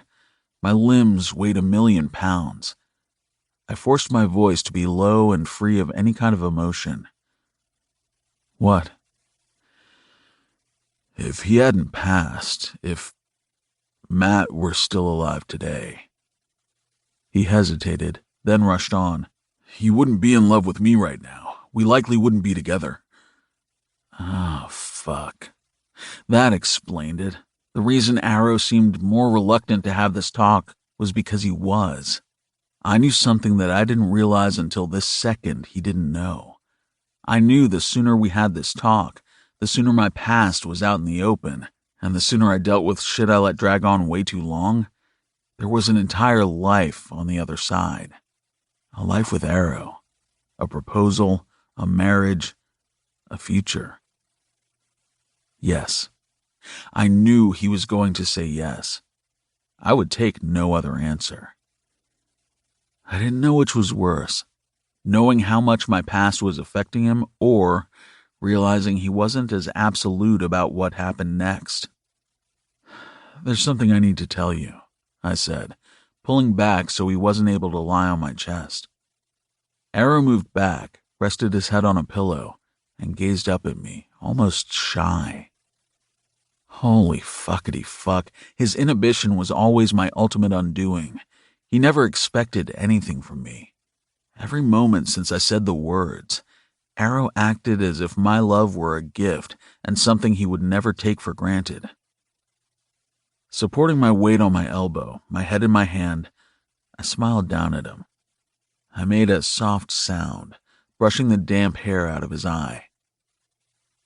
I could wait and tell you this on a different day, maybe on a more pivotal day between us, like our wedding day. But something tells me it wouldn't mean as much as it would right now, right here. This feels like a pretty pivotal moment, doesn't it? Good pivotal or bad? He asked, still kind of reluctant. I tugged his hair and scowled playfully. Good, obviously. That earned me a ghost of a smile. I sighed. The last thing I wanted was to make him wait, to make him teeter on the edge of not knowing and think the worst. He nodded one quick, decisive nod. All right, Hop, tell me.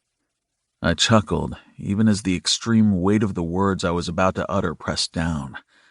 God, this was fucking hard, so fucking hard. All at once, Arrow pushed up, as if he suddenly knew about the boulder-sized lump in my throat. "It's okay. Whatever it is, you don't have to tell me. It doesn't matter anyway." I swallowed. The action scraped my throat. "It does matter. I want to tell you. It's how I feel. He tucked his legs under him, scooted close, and tucked the blankets up. Grabbing my free hand, he lifted, kissing the backs of my fingers. I drew so much strength from him, so much courage. "Seeing him today, on the screen so big," I began. Arrow nodded encouragingly. "It was hard for you." "Yeah, I hadn't allowed myself to look at a photograph, any kind of picture of him, us, for almost 5 years." "Was it how you remembered him?" I swallowed. Yes and no.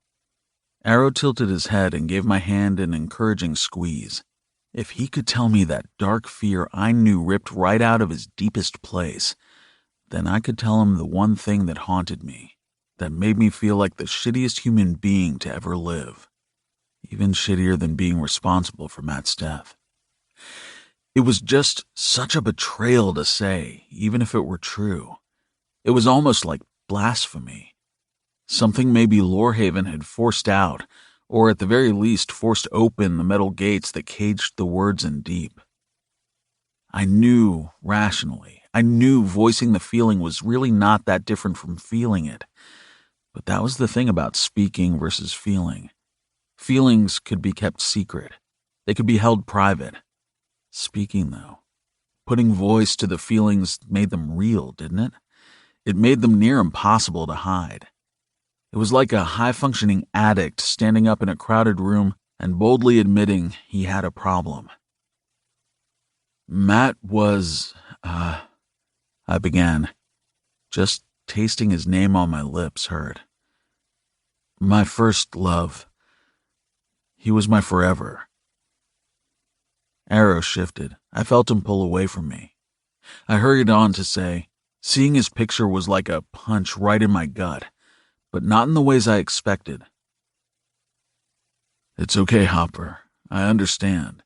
"No," I said, taking his hand, forcing it against my chest beneath the heavy blankets. "You don't. My reaction to the TV earlier hurt you, and for that I am so intensely sorry. I did get dragged down into some kind of world, some kind of trance. It wasn't because I remembered how much I loved him, and it wasn't because if he were still here, I would run to his side." Arrow's eyes lifted to mine. I nodded. I couldn't be at his side today. My infinity was never his. It always has and always will be yours. Arrow's breath caught. I plunged on, wanting to say it all before regret and betrayal clogged my throat. I was loyal to Matt. I would be always. But when it came down to loyalty to him or the pain of the man I loved more than life itself, Matt would lose. I realized it when I saw him today. I miss him. He was my best friend, and yes, I loved him. But Arrow, I love you more. Arrow's shoulders actually slumped as if he were so relieved he was physically going to collapse. I shoved up off my side, mirroring his position. Our knees knocked together and the blankets and pillows fell all around us. My heart was beating so incredibly fast, my chest actually hurt. But I'd said it. I spoke the words that were the heaviest I'd ever known. And remarkably, I felt a little lighter. Like their weight just wasn't as foreboding. "I love you more," I whispered, grabbing his hands, linking us together. "I will never love anyone as much as I love you."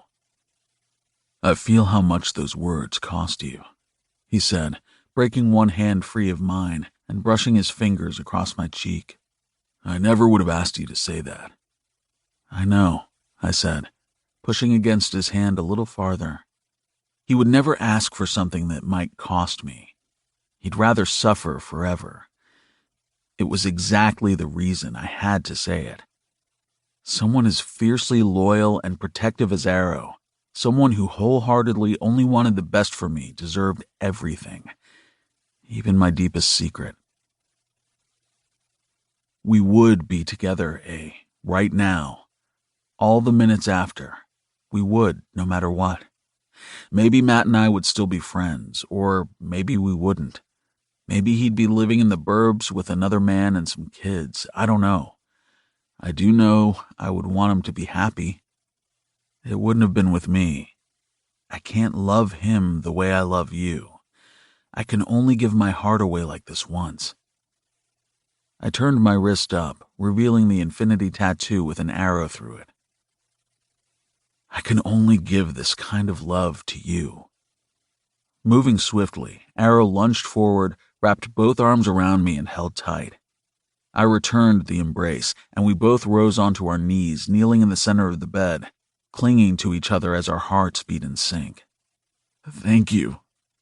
Arrow's voice cracked, muffled against my body. Thank you so much for that. You never have to say it again, ever, because just once is enough to carry me through all eternity. I squeezed him tighter. I thought admitting I loved him more made me a bad person. I thought it would somehow make me feel like the lowest scum on the earth, that giving a voice to that sentiment would break me in a way I hadn't broken before. I was wrong. Loving him this much didn't make me a bad person. Giving him the words he needed so desperately didn't make me scum. It was just the opposite. I was better now, stronger, and oddly, maybe even more deserving of Arrow's love. Did the feeling of betraying Matt, of what we once had, still niggle at me? Yeah, it might always. It was hard to be happy when someone else didn't get the chance. But it wasn't going to crush me, and it wasn't going to crush Arrow.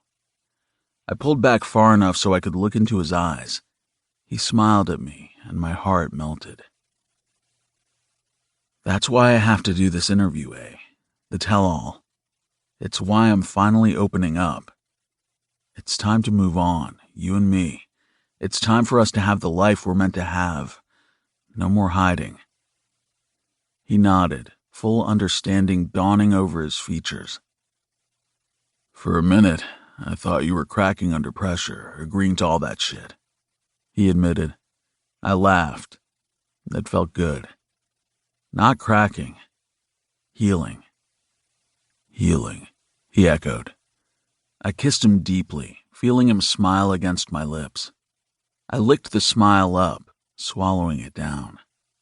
Now, more than ever, even in the midst of all my past coming to light, I was convinced that proposing to Arrow was exactly what I wanted to do. 6. Arrow. Do you trust me? Looking between Hopper and the blindfold dangling between his fingers, I laughed. I got on an airplane with you even though you refused to tell me where we were going or why, yet you still ask? Hopper's teeth flashed. I loved the contrast of his pearly whites against the dark stubble of his jaw. Lifting the blindfold a little higher and rocking back on his heels, he asked again, Do you trust me? Always, I replied. No matter what, even on a plane in the center of an unknown sky, even traveling toward an undisclosed location, even blindfolded with impossibly dark fabric. As long as it's you beside me, I'll go anywhere. His hand fell to his side. Our shoes bumped when he stepped close. That answer is exactly why we're here right now, he murmured and brought his lips down. Just as they were about to brush over mine, the captain of Gamble's private plane came over the intercom. We're beginning our descent. Take your seats. Hopper smiled, pulling his lips away. I made a sound of impatience, wanting the kiss we almost had. Soon, he vowed, stroking his thumb over my lower lip. We sat down beside each other. When I reached for my seatbelt, Hop pushed my hands away and pulled it around my hips. I gazed up as he buckled the ends and adjusted the strap.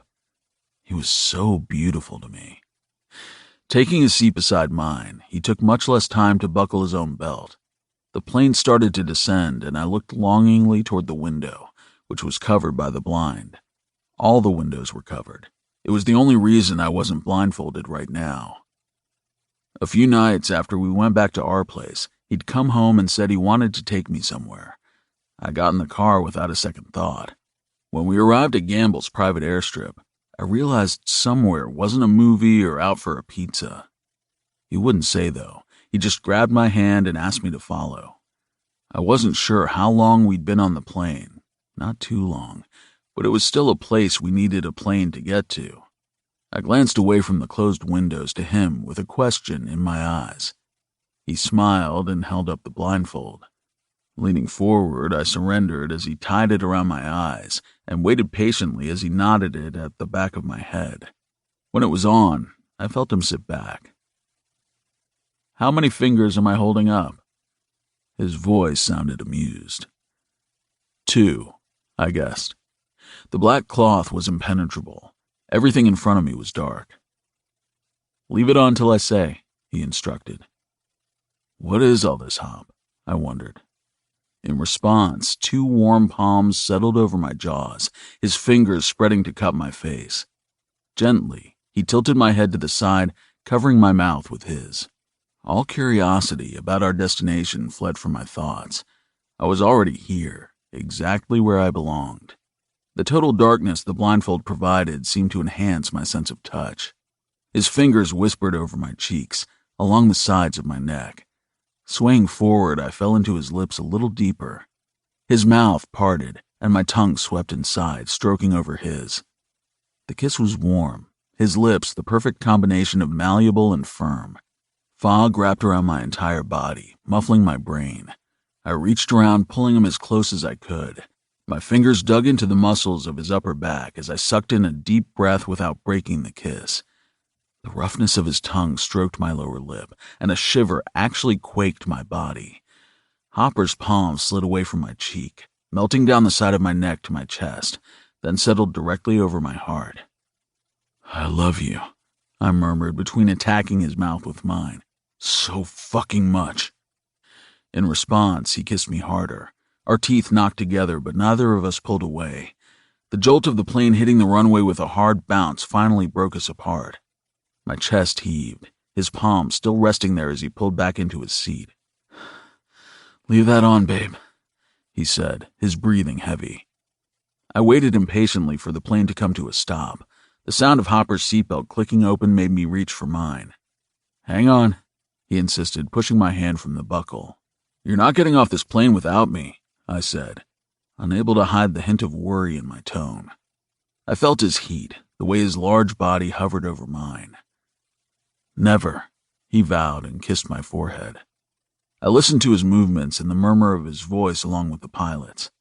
Finally, he came back and undid my belt. Before I could move, his hand brushed over my dick, and I groaned a little. "You must be getting a pretty good hard-on with all this secrecy tonight." He laughed and folded my hand in his. With our fingers linked, Hopper led me through the plane. Cool spring air hit me. And then he grasped my other hand to quietly guide me down the plane steps. Once we were outside, I felt a sort of familiarity in the air, but wasn't sure why. There was a heavy breeze tonight, and it pulled at my t-shirt and made me wish I'd grabbed a hoodie before Hop had stolen me off to unknown places. I was pretty sure I heard him blow out what sounded like a nervous breath, but before I could ask, he started walking, pulling me along with him. "Nothing like a walk at night in the dark with a blindfold," I cracked. He chuckled. "How do you know it's dark?" "I'm pretty sure we weren't in the air long enough to go to a different time zone, Hop." His response was to tell me to keep walking. After a minute or so, I heard the plane start up again. The wind around us picked up and goosebumps rose along my bare arms. "Don't we need that guy for a ride home?" I asked. "We're not going home tonight." Nothing like this had ever happened to me. I'd never had someone set up some kind of surprise. I'd never been taken on an impromptu trip. I'd never had someone think so much about anything that involved me at all. For those reasons and those alone, it didn't matter if there was a heap of garbage waiting for me when he finally pulled this fabric off my eyes. It didn't matter if it was all just to hand me a pack of gum. I loved it, and it was the best gift anyone had ever given me. "Thank you for tonight, Hop," I whispered, turning my head in his direction. His footsteps faltered. His body turned toward mine. "You don't even know what's going on, babe," he mused. "And you're thanking me? It's from you. That's all that matters." He made a sound. "You kill me, eh? You really fucking slay me sometimes." I cocked my head to the side. "Just sometimes? I can do better than that." An amused groan cut through the night. "What if I'm leading you out into the woods to kill you and dump your body?" "Morbid," I mocked. "And I have to say, if that's the plan, then you're fucked because your getaway plane just took off without you." He chuckled and I sighed. "Guess it would be a good way to go then, at the hand of a man I love more than life itself." There was a beat of immeasurable silence. "Killing you would be like killing myself." I squeezed his hand. "How about you show me why we're really here?" We started walking again, only to stop a moment later. "Hang on." A door creaked on its hinges when he pulled it open, and another note of familiarity came over me. Hopper grasped my hands again. "Up some steps?" Some steps was more like several flights, but soon we reached the top, and he positioned me in the center of a room, commanding me to stay. After a low click of some kind of switch, there was another heartbeat of silence, only to be interrupted by Hopper. "Outdid themselves," he murmured. "What?" "Nothing." I felt him step close, his fingers tucked beneath the blindfold. "Ready?" I smiled. The second the fabric was gone, I blinked rapidly as light flooded my vision. Swiveling my stare, images and light became apparent, and my mouth ran dry. Swiftly, I glanced at Hop. He was watching me, clearly nervous. I went back to gaping. We were in the control tower. My control tower, the one at our airstrip, the one I used to sit in the dark, and drown in thoughts and pain. It wasn't a dark, painful place right now. Hell, right now I probably couldn't feel pain in here even if I tried. Usually cold and dark, empty and sort of sterile, this round room was anything but. White lights were strung around the ceiling and around the control counter circling the room. A giant paper star hung from the center, and it too was lit up. The single rolling chair was pushed off to the side, out of the way. In the center of the floor was a giant air mattress covered in blankets and white pillows. There were some candles placed around the mattress, all in various sizes. They weren't the kind with actual flames, but the flickering battery-powered variety. The lights reflected off the windows, which in this tower took up basically every wall. The whole space glowed around us, and outside, the dark night was the perfect black backdrop. Well, it wasn't totally blank. The sky was dotted with stars, as if they too wanted in on the sparkling action. Slowly, I pivoted in a circle, taking in the tons of candles, the lights, and the bed. "You did this?" I asked reverently. He nodded. "How?" I asked, still shocked, still unable to stop looking around. "I had some help."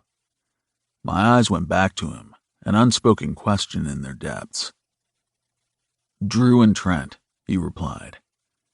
"They sure know how to string some lights," I said, gazing around again. He half smiled. "Drew said something about them having some experience with this kind of thing." I had no idea what that meant. I didn't care enough to ask. I sank down on one end of the air mattress, which was supported by some kind of metal frame. "This is pretty awesome," I said, a little awestruck. "I can't believe you did this." "You like it?" I made a scoffing sound. "Are you fucking kidding?" He smiled and reached for my hand. "It's not all." Allowing him to pull me up, I tugged him close. "You look sexy in all this candlelight." His mouth curved up. "You kinda look like an angel." "It's the blonde hair," I confirmed. Inside, my stomach flipped, my heart beat erratically, and I was pretty sure my palms were turning clammy as the seconds ticked by. Of all the things I'd imagined tonight, this wasn't even on my radar. Romance was something I never, not ever, assumed was for me. His smile flashed. Quickly, I tugged him to me in a crushing hug. His arms went over my shoulders, around my upper back. My arms tucked around his waist, pressed in against his lower back, and held him hard. I wished we could fuse together in that moment. I wished I could slip beneath his skin, wanting so desperately to be as close to him as possible. Eventually, he began to pull back. I made a sound, clutching him close again. His chuckle vibrated my ear. There's more. Pulling back, I studied his eyes. More? His Adam's apple bobbed. Why did you do all this? Taking my hand, he maneuvered me around the candles, pulling me toward the control panel flush against the expansive window. Hopper stepped in front of me, his back to the window, leaning against the counter. His thighs parted, and I stepped closer, between his legs. The string of lights lining the counter behind him glowed, and I noticed right beside where he sat was some kind of switch on the end of one of the cords. Do you remember that night up here? He asked, glancing around. I nodded. I thought I'd lost you. I'd come up here to let that pain eat me alive. Then you walked through that door. I saw the open gate, and I felt sick. I thought something had happened. I couldn't get to you fast enough, he recalled. You told me about your past, I murmured, remembering how painful that night was, but also how it had set me free. You told me about yours. I shifted just a little closer. You love me in spite of it. I'm going to love you forever, eh? He vowed. I think I may love you longer. One side of his mouth curled up. You trying to outdo me, babe? I glanced around again, pointedly surveying everything he'd done. I'm pretty sure there is no competition. Hopper linked our fingers together, shifting a little farther against the control counter. I didn't know I could love someone so much. We connect on a level I honestly didn't know existed, he told me, glancing down at our linked hands. Lifting his eyes to mine, he went on. But it's not enough. My body jolted as if he'd slapped me. All the warm and fuzzy I'd been feeling was blown away by a frigid wind. What? I want more, Arrow. I want you in every way possible. You have me, I swore, in every way. Hop shook his head. There's one way I don't. What's that? I asked gruffly. With a sound, he stood, but I didn't move back to make room. Instead, our bodies bumped together as he moved to stand beside me and pick up the small device with the switch. Look out the window, eh? I gazed out into the dark night, not seeing whatever it was he wanted me to see. You looking? He asked, glancing at me. I'm looking. I heard the switch click. Light flickered outside below the tower. Shock rippled through me, and my gasp filled the room. I stared down at the words below, scripted in white lights. Marry me. Hopper was asking me to marry him. Shock rendered me immobile for a few heartbeats. Then I jerked upright to stare between him and the illuminated words. We're already bound in ways no one can ever touch.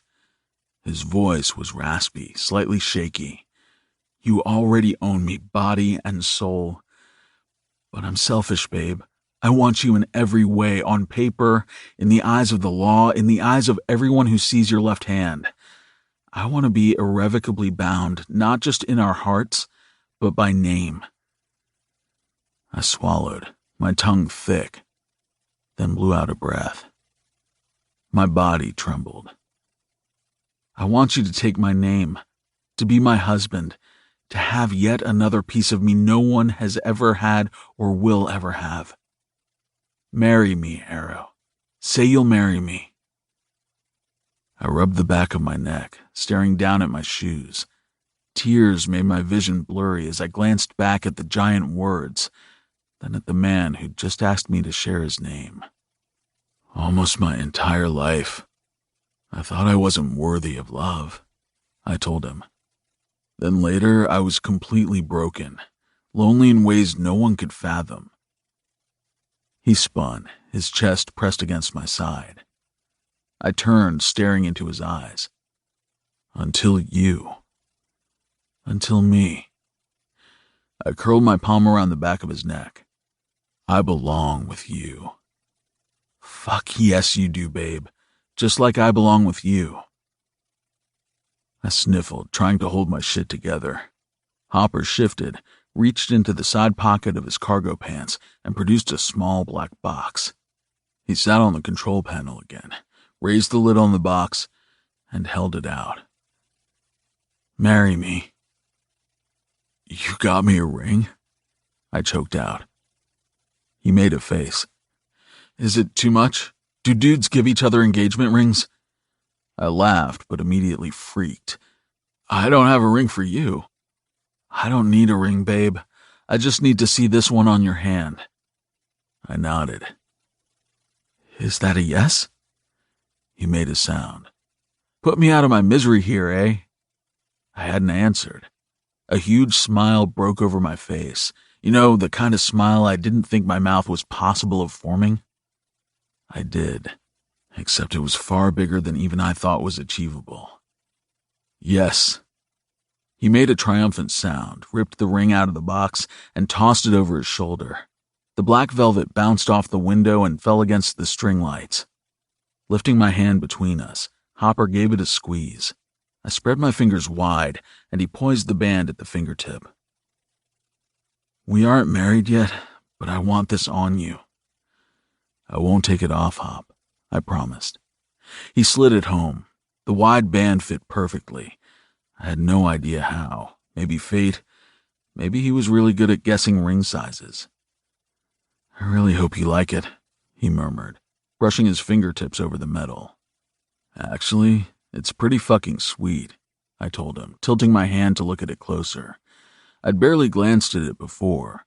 It could have been a bread tie for all I cared. It was from him, and the words he'd spoken when he gave it to me made it priceless. It was a wide band, dark, almost black. In the center was a row of diamonds that sparkled beneath the lights hung around the room. It was a little flashy, and it made me smile because I recalled what he'd just said about people looking at my hand and knowing I was taken. But it wasn't so flashy it would look ridiculous. This metal is called black tungsten. It's supposed to be hella durable. I figured with all the work you do under a hood, it would be good. I blinked furiously, feeling its weight around my finger. I had a tattoo on my chest, a tattoo representing everything Hopper was to me. This was different, though. This was something that would always be on display. It has diamonds, he went on, the nervousness in his voice fucking cute. I wasn't sure about them. He cleared his throat. But the simple ones were too plain. I wanted you to have better. You deserve some diamonds. I chuckled, rubbing over the metal with the fingers on my opposite hand. I was already getting used to seeing it there, even after mere minutes. If you prefer something else, we can take it back. My head shot up. No way, it's perfect. You're cool with wearing a ring? He shifted from foot to foot. I'm cool with wearing your ring. I still couldn't believe this was happening. I couldn't believe someone was so willing to tie themselves to me in every way humanly possible. Hopper blew out a breath. I was so fucking nervous. I grinned. Are you kidding? You had to know I'd say yes. He shrugged, and I laughed again, pulling him in by the back of his neck until our foreheads touched. Yes, I whispered. Yes, yes, yes. Between us, his hand found mine, and his fingers began twirling the metal around on my finger. I'm gonna get you a ring, I vowed.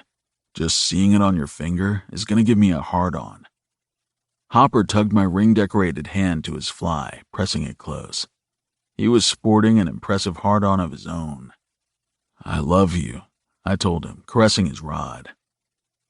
I know it's a little unorthodox, he said, thrusting into my palm. But you'll take my name? Pulling my head back, I locked eyes with him. I'll change it tomorrow if that's what you want. What do you want? I want you. Your name, your ring, a lifetime with you. His eyes closed as if he relished my words. I also want you inside me. They sprang open at the same moment he lunged for me. As we locked around each other, our lips crashed. A definite urgency filled the tower. Even though we'd just basically promised each other a lifetime, it seemed as though in this moment it wasn't enough.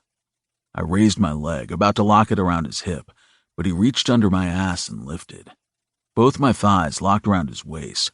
Hopper carried me as if I weren't almost as heavy as him a few steps away from the window toward the bed. Instead of putting me down, he stood there holding me. With my lips a little above his, I took control of the kiss, working his mouth with all the passion inside me. There was a lot of it. I'd bottled it up for years and years before Hopper showed up at this airstrip many months ago. Rubbing my palms over his stubble, I groaned and rocked against him. His hands gripped my ass, kneading the flesh through my jeans, and I moaned. Yanking free of his mouth and dragging my teeth across his cheek, I latched onto his earlobe and sucked. I want you so fucking bad right now, Hopper groaned. Sliding up the back of his neck, I grabbed a handful of his hair and yanked his head back to stare down into his face. Take me. His eyes flared. Suddenly, I was on my back, staring up at the ceiling, and all the lights draped there. My legs were halfway off the bed, my feet on the floor. Hopper stood between my spread knees, gazing down at me with possession in his face. It didn't make me nervous. I didn't even stop to think about it. I wanted him to want me. In fact, I wanted to possess him just as fiercely. Over the course of the last several months, his touch was something I grew very familiar with. When I told him I trusted him, I meant it wholeheartedly, even physically. The fact I was raped would always be there. I might always be weary of new people and being touched by anyone. But not Hopper. His patience, gentleness, and the kind way he always treated me made it near impossible not to look at him with anything but love. I had to say, though, something shifted tonight. Something within me. Like a final lock being thrown into place. Or maybe the last shackle from that night behind the dumpster finally broke free. All I knew for certain was without Hopper, none of this would have happened. I would still be stuck, hurting, in a suspension that was destined to last forever. The intensity burst inside me, leaving it impossible for me to remain on my back. I pushed up into a sitting position, reaching for his pants. My face was in line with his crotch. Moving furiously, I undid his cargos and yanked them down, his snug black boxers molded around his rock-hard dick, making my mouth water. I covered the bulge with my mouth, too hurried to bother pulling down the boxers. He moaned and gripped my shoulders. Latching my lips onto his rod, I teased him through the cotton, grabbing his ass with my hands. Hop bunched my shirt beneath his fingers and pulled. I sat back long enough that he could pull it over my head and I could yank down his boxers. The smooth, silky cock called to me. I took him instantly into my mouth, sucking hard with persistent, deep strokes. He whispered my name. I cupped his sack and sucked deeper. I felt him take his shirt off as I pulled back a little, licking over his tip. His salty flavor hit my tongue and exploded. Gently, Hopper pushed me back with a hand to my shoulder. I lay down and watched him kick off his shoes and slip the pants and boxers onto the floor.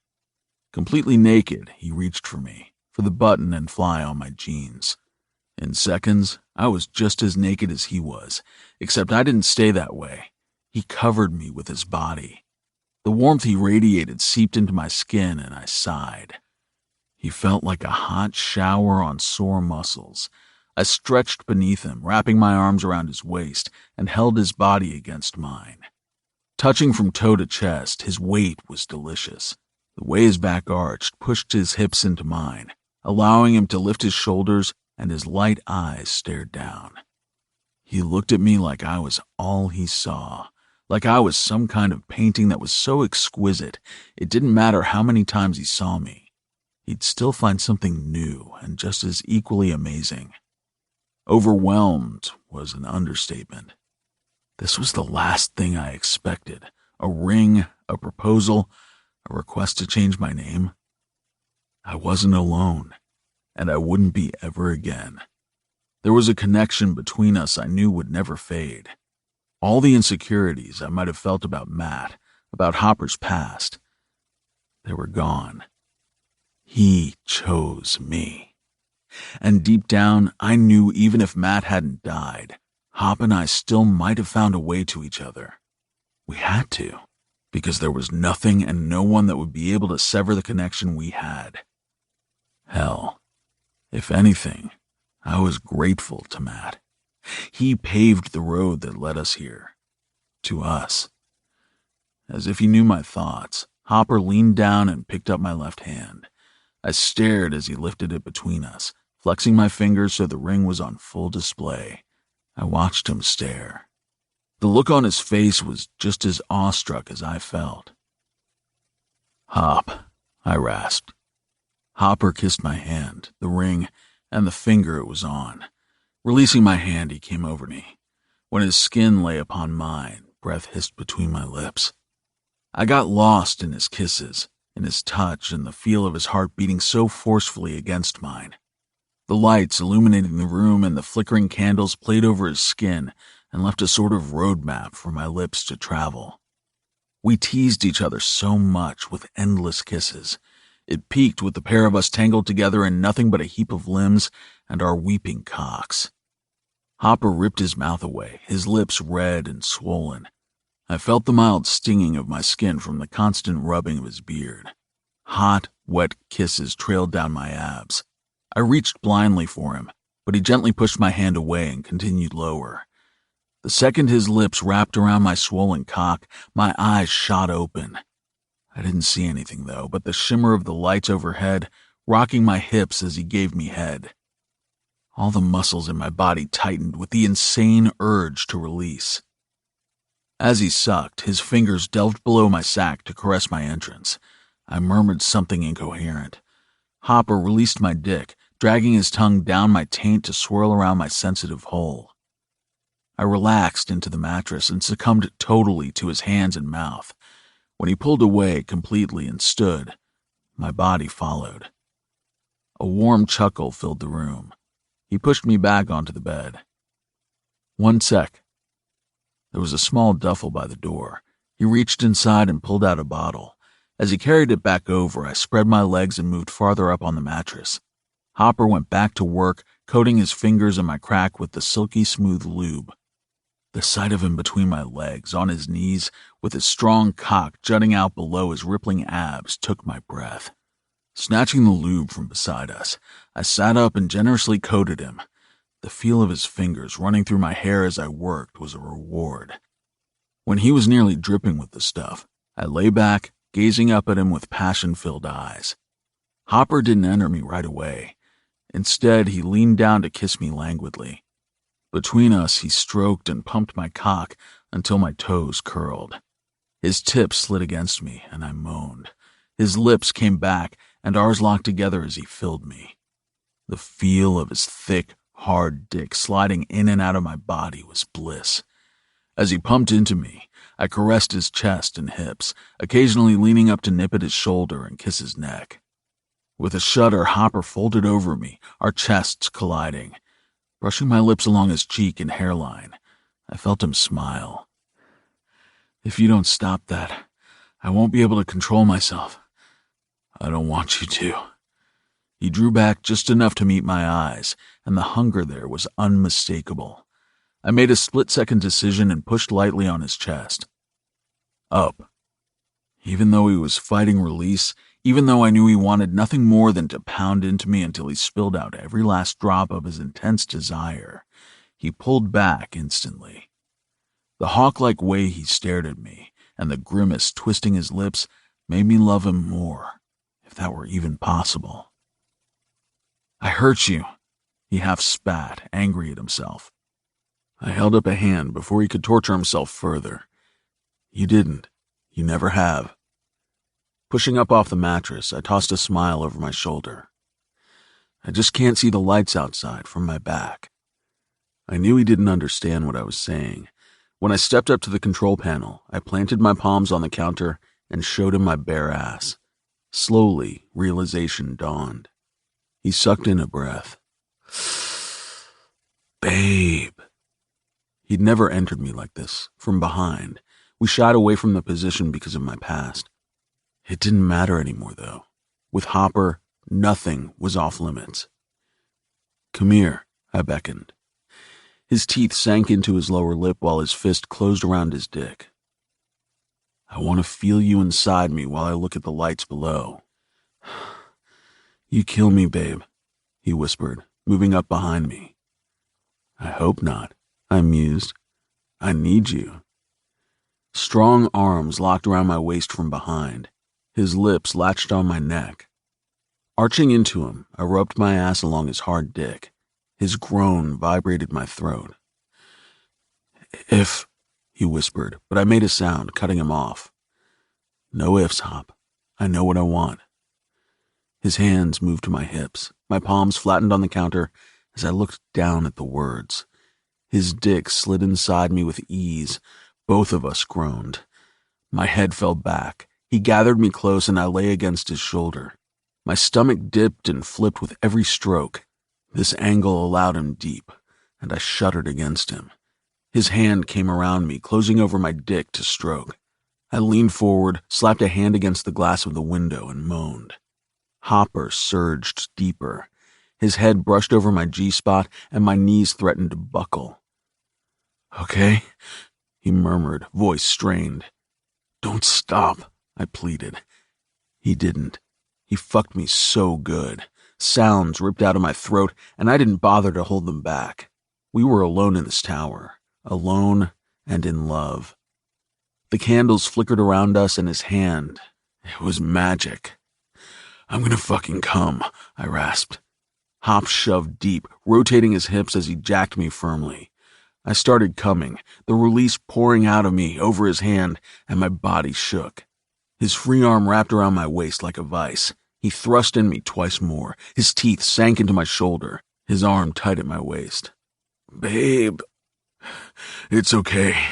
Let go, I urged, still quaking from my own release.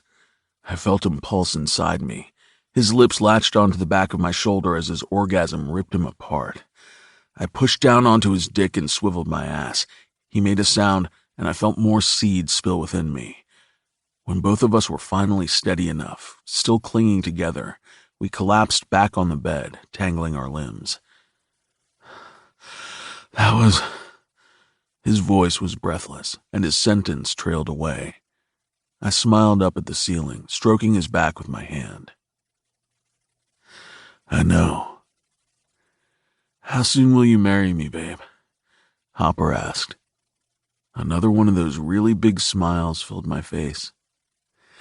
As fast as we can get to an altar. 7. Hopper. When a man gets married, he's got a lot to think about.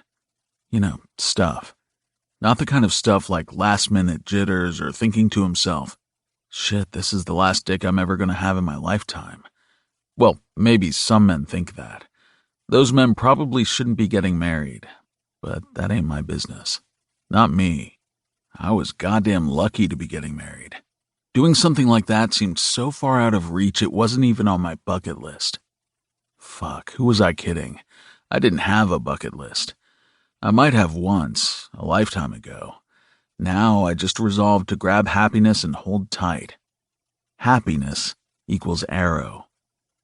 I wasn't much of a romantic guy. I was pretty simple. Still, the night I proposed to him was the best night of my life. Seemed like I had everything, right? A second chance, a new family, absolute love. I did have everything. More than maybe I deserved. More than I would ever think of giving back. Everything included just what it implied. Everything. Guilt. An emotion that seemed to be the bane of my existence, my cross to bear. Everyone had one, didn't they? Everyone probably hated theirs. I did mine. Of course, that made me feel guilty too. For the first time in a long time, sleep was hard to come by. I remembered this feeling, though tonight it seemed somehow worse. Probably because I wasn't used to it anymore. I'd been given a reprieve. How hard it was to go back to something that didn't seem all that difficult when it was the norm. I was tired right now. Weary but wired. My body was done, but my mind was amused, as if it laughed in the face of my desire to rest. The energy gathering inside me threatened to spill out, presenting itself in fidgeting feet, tapping fingers, and an insane urge to get up and pace. I didn't want to. I wanted to lie here with A. The weight of him against my side and across my chest was the only thing holding me in place.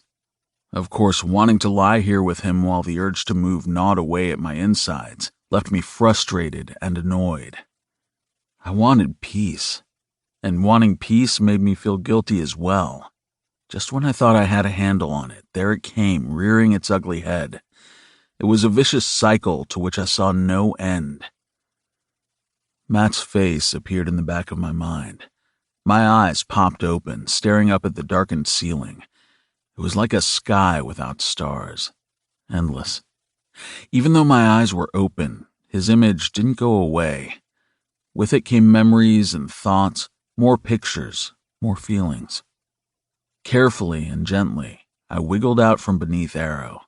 Sliding out of the bed, my bare feet hit the floor. Wearing only my boxers, I stared down at my blonde-haired love and longed to crawl back into bed. Instead, my torso twisted.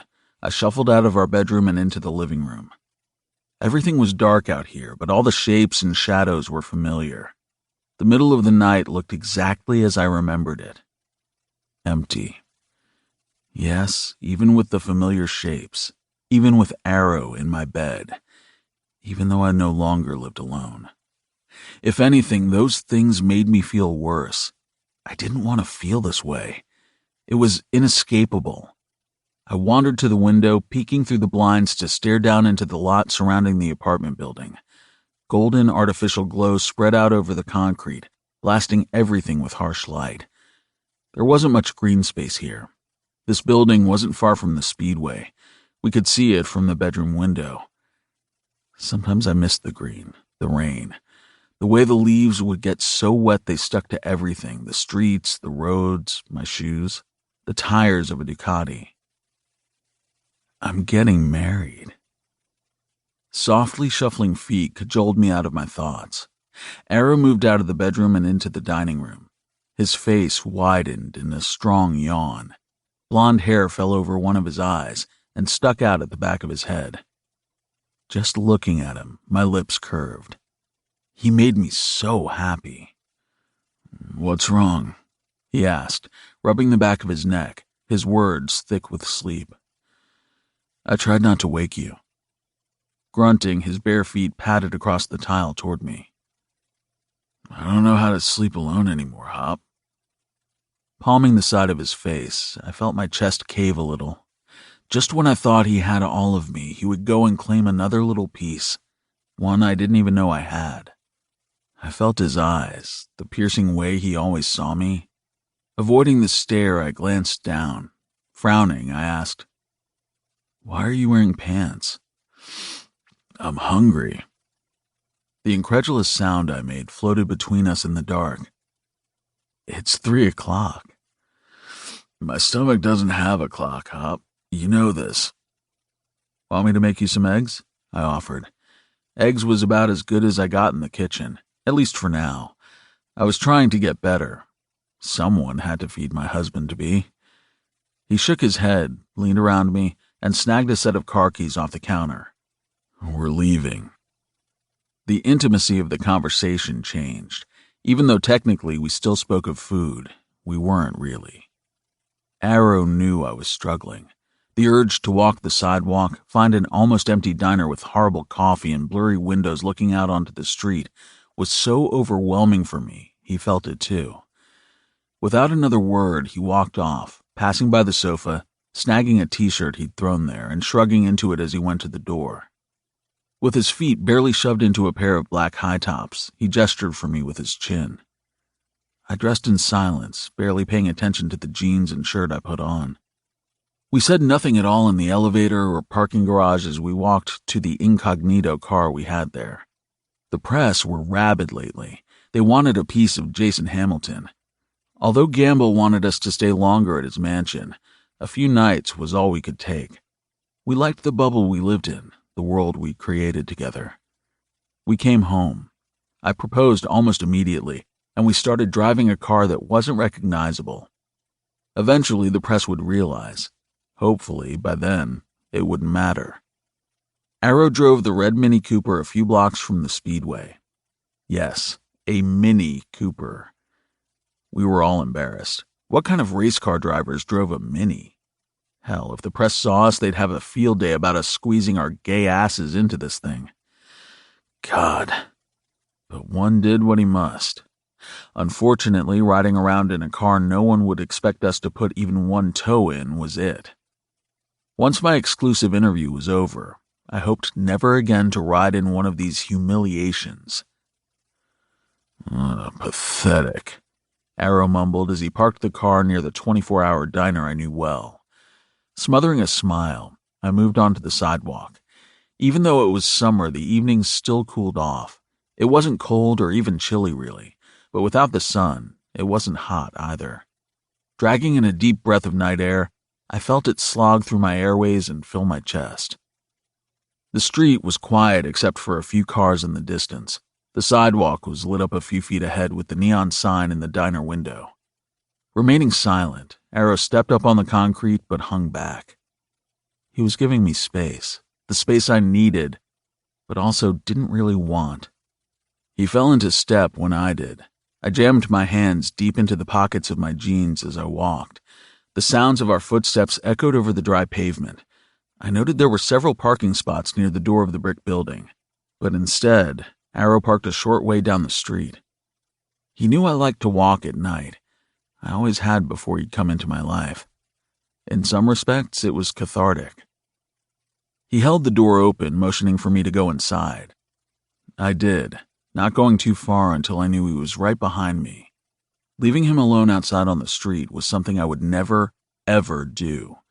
The mere fact he parked far enough away to give me even a short walk in the middle of the night proved, as if I needed proof, just how much he loved me.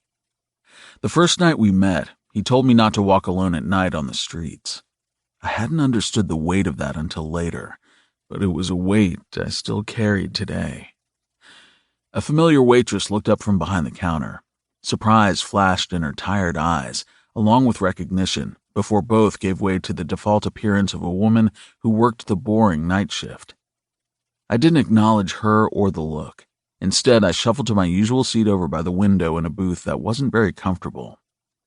Arrow slid in across from me, still without a word. I stared out the glass, which was always wet with some kind of condensation, even when it was bone dry outside. Seconds later, the woman appeared, slid a mug of coffee in front of me, dropped a handful of creamers in the center of the table, and then slid an identical cup at Arrow. Usually at this moment, she would leave. This time she hesitated, not knowing if our usual ritual stood, or if the fact I wasn't alone somehow altered everything. It altered everything, and at the same time, nothing. Slowly, she began pulling a menu from beneath her arm. Before it was out, Arrow waved her away. She retreated instantly, relieved. I glanced across the crappy Formica tabletop. "I thought you were hungry," I whispered. It seemed wrong to speak. "I said that because it was the only way to get you out the door." We fell silent. Wrapping my hands around the white mug, ignoring the cream, I looked out the blurry window. A few seats down, the neon light hanging in the window flickered and made a static sound. Arrow said nothing, did nothing. He was just there. It was all I needed, for him to just be there. He could have stayed in bed when he realized I wasn't there. He could have rolled over and let me deal with my demons as I had all the years before we met. Alone. Arrow never acted as if what I needed was somehow an insult or an imposition. He knew what it was to be broken. He knew how irrational all those little pieces inside us could be. There was no offense in his body language for the fact I couldn't stay in bed tonight, or because I had to retreat to old ways to try and cope with what knocked around between my bones. I knew he knew who I was thinking about. Someone that wasn't him. Someone who had my heart before he did. Still, he sat here. Even if I hadn't told him my deepest thoughts, my deepest secret, he would sit here. Again, another little unknown piece of me surrendered. The mug wasn't as hot against my palms when I finally spoke. The words came out raspy, like the sound of Velcro being pulled apart. Moving forward sometimes reminds me of all the stuff I'm leaving behind. Bring it. The two words ripped my eyes off the street and across the table. Arrow had been resting back against the seat, but pushed off to lean forward and wrap a hand around his mug. The ring he wore on his finger was a dark stripe against the light ceramic. Every time I saw it there, a flutter of something quivered my stomach. I liked the symbol of that ring, the possession in it, the promise. My eyes still on the ring, I asked, "What?" "You don't have to leave anything behind with me. Bring it all. I love all of you." Wasn't that what marriage was all about? The good, bad, the ugly? All our cards were on the table, had been from the moment I showed up at his airstrip. Instead of pulling us apart like it might some, it seemed to bond us closer. We were going to be a good fucking married couple. I think about them sometimes. A lot more lately, I whispered, leaning closer over the table. Who? My family. You haven't told me much about them. I'm sure they've seen the news. They probably know where I am, what I've been doing all these years. You want to see them, Arrow observed. I nodded slowly. I think I might. They've been waiting for you. I looked up from the band on his finger at his dark eyes. He seemed so sure about people he'd never met. How do you know? Because it's what I'd do. You're worth the wait, no matter how long. My chest swelled with love for him, but also with hope he might be right. Sliding my arm across the slightly sticky, cold tabletop, my fingers extended. Arrow released the mug instantly, meeting me halfway. The warmth in his fingers melted into mine as I clung to him a little more desperately than I wished I would have. I feel guilty. Guilty for being happy? I shook my head in swift denial. Guilty for having all the stuff he never will. Arrow was silent a moment, digesting. I knew he understood. Oddly enough, I never felt I had to hold back what I felt from him in fear of hurting him. I knew he could take it. I knew he knew it wasn't personal. Just as we both understood whatever was in our past wouldn't stop us from being together, he knew with whom my heart lay. I felt a slight shift in the air. Glancing up, I saw a small smile play on his thoroughly pouty and kissable lips. I wouldn't be so sure. I hear heaven isn't such a bad place. I hadn't thought of it like that before. Not really. I'd only focused on what I lost, what Matt lost. I never thought maybe he had indeed gone to a better place. Cocking my head to the side, I pondered the thought. You believe in heaven? Why wouldn't I? He responded instantly. I know for a fact hell exists. And so he did. I could argue I did as well. I smiled. Kind of an odd reaction, I know, when someone is so sure hell exists. But it was that surety that gave me hope, that gave me something else to battle the guilt with. Matt wasn't suffering where he was. He was in a far better place than this old musty diner with really bad windows and coffee. He might have lost a life here on Earth, but something told me he lived on. not just in my memories either. Abandoning the mug to the crappy napkin dispenser at the end of the table, I stretched my free hand across the space between us. Once again, Arrow met me part way. "You're a brave man touching the sticky table." "You're doing the same," I smiled. "Anything for you." Our hands clasped and held. We sat across from each other in the crappiest place on the block and smiled. Maybe this place wasn't so bad after all. "There he is," Arrow mused, his stare bouncing between my eyes. I arched a brow, silently asking what the hell he was talking about. "I was waiting for you to come back." "Thanks for coming here tonight." He glanced around, taking in all the empty tables and old decor. "I kinda like the place." I made a rude sound. "Actually, I think it might be kinda perfect." I glanced at his mug. "What the fuck's she put in your tar?" He chuckled, and my stomach dipped with the sound. "Seriously? I think it may be actual tar." After a couple minutes of guffawing like a pair of idiots, Arrow sat up a little. "I have something for you. Been carrying it around a few days, waiting for the right time to give it to you." He glanced around again, over to the counter where the waitress usually was, but wasn't just then. The place was empty, except for our booth beside the condensation-filled glass and mugs filled with tar. "I think now is good." Begrudgingly, I surrendered one of his hands when he tugged it back. My throat grew tight as he reached into his pocket and brought out a small black velvet box.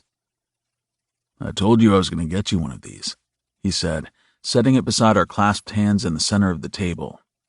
Looking between him and the box, my heart beat erratically. "You got me a ring. The day after you asked me to marry you." "I had no idea," I murmured, surprised. He flashed a smile. "I fought the urge to give it to you every minute since. It's been burning a hole in every pocket of all my clothes." "Why now?" I asked, clearing my throat because my voice had gone hoarse. "Because sitting in the crappiest diner in this entire town, in the middle of the night, with some bleary-eyed waitress lurking, is still the most beautiful place I've ever been." He squeezed my fingers. "Anywhere with you, with any conversation, even the darkest kind, is exactly where I will always want to be." My teeth sank into my lower lip. I felt their sharp edges press against the soft flesh as he untangled our hands, reached for the box, and opened the lid. The band was black, matte black, just like my Audi. The entire circumference of both edges was lined with small black diamonds set down in the metal. I fucking loved it. "If you think I'm worth diamonds, then you definitely are too," he said, a little sheepish. I was overcome with gratitude, overwhelmed with love, and mildly in awe he could somehow find the most perfect moment to give me exactly what I needed.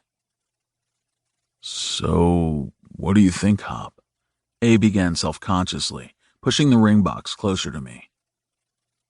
"I'll take your name if you wear my ring." I was a lucky bastard.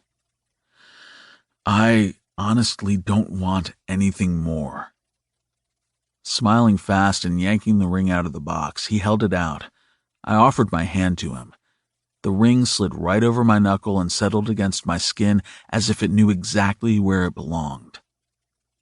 "Pretty sexy," A murmured, brushing his thumb over it. I couldn't stop looking at it. I knew it was removable, but it felt like a brand upon my body. "It's perfect, babe." "Think you're ready to get out of here? Go home?" Turning my hand over so I could wrap it around his, I asked, "Back to bed?" "I could definitely be convinced." Without releasing hands, we slid out of the booth simultaneously while I tossed some cash onto the table. It was way more than enough to cover the sludge in our mugs. A generous tip as a thank you for making herself scarce so we could have this moment in a place that, up until tonight, represented a lot of pain, self-loathing, and loneliness. It wasn't that place anymore. This crappy building with the annoying, buzzing sign was hopeful to me now. Pretty, even. Too bad it had taken this long to grow fond of the place, for I knew I wouldn't be back here. We pushed out onto the sidewalk. The summer night air ruffled my hair, and the weight of the band on my finger grounded me in ways I never thought possible. No, I wouldn't be back to this diner. Not ever again. I didn't need to come here anymore. Everything I needed, even on restless nights, was at home. 8. Arrow. Gamble wasn't kidding when he instituted family dinner night. We all got matching texts the morning of our first dinner, demanding our presence at the mansion. It was kind of funny, really, or maybe kind of odd, to see such a powerful, rich man as Ron Gamble yelling into the phone and making stone-cold business deals with ease one moment, while acting kind of like a father the other. What was even stranger was he viewed me as part of his family. Strange can be good, though, because while most people probably groaned and did everything imaginable to get the hell out of obligatory family dinners, I looked forward to it, to being part of something. For so long, it was just me and Lore. Then Hopper stepped into my life, and now suddenly there was a ring on my hand and texts about family dinner. I wasn't sure how to dress. Family dinners back in the day were only ever for client meetings when my father had someone to impress. He pulled out the family like we were show horses. We polished ourselves up and paraded around in front of the clients until my father was satisfied enough to send us on our way. I was pretty sure tonight's dinner wasn't going to be like that. Still, Gamble was, well, Gamble. I wasn't sure he'd want me showing up to his table in my regular t-shirt and ripped-up jeans. "Babe!" Hopper's voice bellowed through the apartment. Leaving the dresser drawer open, I went out into the main room, smiling. On his way toward me, his keys hit the counter, his red hat hit the floor, and his eyes roamed my naked chest. We collided, lips latching instantly, fingers entwining. As we kissed, we took turns spinning the rings around on each other's finger. "I'm tired of waiting," Hopper growled, then attacked my lips again. When the kiss finally ended, I smiled. "It's only been a week. A week too long." I chuckled. "You said you wanted to do the interview first. That way the press might be off our asses and not snapping pics as we say I do." I'd been skeptical about the exclusive tell-all with GearShark, of any interview really. I didn't want him put into that position, forced to replay events that broke him just for the entertainment of people intent on knowing shit that wasn't theirs to know in the first place. I'd been pacified, even somewhat convinced after our session in the giant shower and the talk that followed right after. Hopper needed to do this. He wanted to move on once and for all. I saw now how not doing it would hold him back. He was haunted, and it wouldn't ever end until basically he exorcised the ghosts inside. But now that it was basically standing between me and taking this guy's name, well, I wanted to do it like yesterday. "I'm tired of waiting," he said again, pulling me closer, about to kiss me more. I wanted to, even dipped my head to surrender, but at the last second I pulled back. Hopper groaned. "You being a cocktease right now?" I grabbed his package through his cargo pants. "Maybe. If I kiss you right now, we'll never get out this door on time." "Fucking family dinner," he muttered, and pushed his hips into my hand. I gave him a gentle squeeze, and he groaned. "Later," I promised. Hopper put his hand on the tattoo over my heart. "Gamble has all the interview details. He's giving them to us tonight." I was about to reply when his lips brushed over where his palm had just been. All the words fled my mind. "You ready to tell everyone about getting married?" he murmured. "Of course," I sighed, grabbing his hand. "Help me find his shirt." Hopper allowed me to lead him into the bedroom, where he barely glanced into my drawer, plucked out a red t-shirt, and tossed it to me. "This is kind of casual," I frowned. It's family dinner, not the White House. I shrugged and pulled on the shirt. Hop was wearing pretty much the same thing. Come on, babe, we better go before I tackle you onto the bed and tell everyone we ain't coming. We drove the red Mini Cooper to the estate. Every time I got into it, my Camaro cried. I couldn't wait to take this car back where it came from and never see it again. The White Lotus was already in the driveway when we pulled up. I didn't park beside it because, putting a Mini Coupe beside a Lotus was sort of like putting a carrot next to a donut. Everyone was in Gamble's study. The second I walked in, I glanced at what my brother was wearing, jeans and a t-shirt. A sigh of relief left my lungs. Gamble was behind his desk, but he wasn't wearing a suit. Instead, he had on some nice-looking t-shirt that looked like it was made of silk. I guess even his casual was fancy. There was a crystal glass at his elbow and a relaxed vibe around his head. Joey got up from her chair before we even crossed the room and came to hug me. Then she shifted and hugged Hop, who was right behind me. "What the fuck?" Jace exploded, catching everyone off guard. Joey spun around, her eyes wide as Jace stomped across the room and grabbed my left hand. "What the shit is this?" he demanded. "Hop asked me to marry him, Jace," I said, not even hesitating. Jace wasn't looking at me, though. In fact, he didn't even seem that surprised. Instead, he was staring at Hopper, more specifically Hopper's left hand. Dropping my wrist, he pivoted to Hop, grabbed his wrist, and stabbed a finger at the ring on his hand.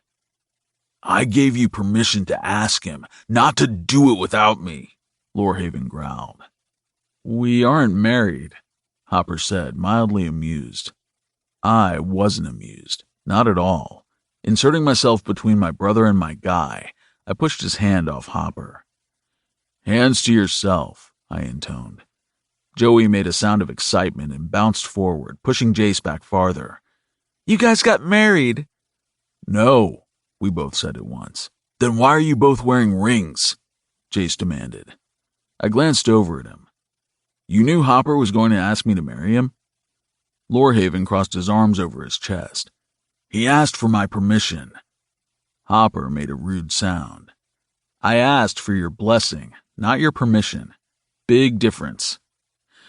Totally ignoring their pissing contest, I turned toward Hop. "You asked Jace for his blessing?" His eyes softened when they swung to mine. "I thought it would make you happy." My name might be Arrow, but it was Hop who'd pierced my heart like one. I grabbed his hand, held on tight, and turned toward Gamble, who was watching all of us with an amused expression. "When's the interview?" "Next week. GearShark is meeting you in Vegas, right after your next NASCAR race." Like the pull of a magnet, mine and Hop's eyes connected. Vegas. "I like it," Hopper told me. I smiled. Me too. "Now, just a damn minute." Lorehaven cut in on our mental planning. He pointed to my ring. "So, you aren't married yet?" I shook my head. They're engagement rings. That seemed to take some of the fight out of him. For 1 second. Then it was back. "You can't just get married in Vegas." "You really gave Hop your blessing?" I asked. He rolled his eyes. "Duh." "You want to come to Vegas next weekend?" I asked. "I need a best man." "We're invited?" Jace asked with a sniff. Like I'd really get married without you there. I smiled. "Duh."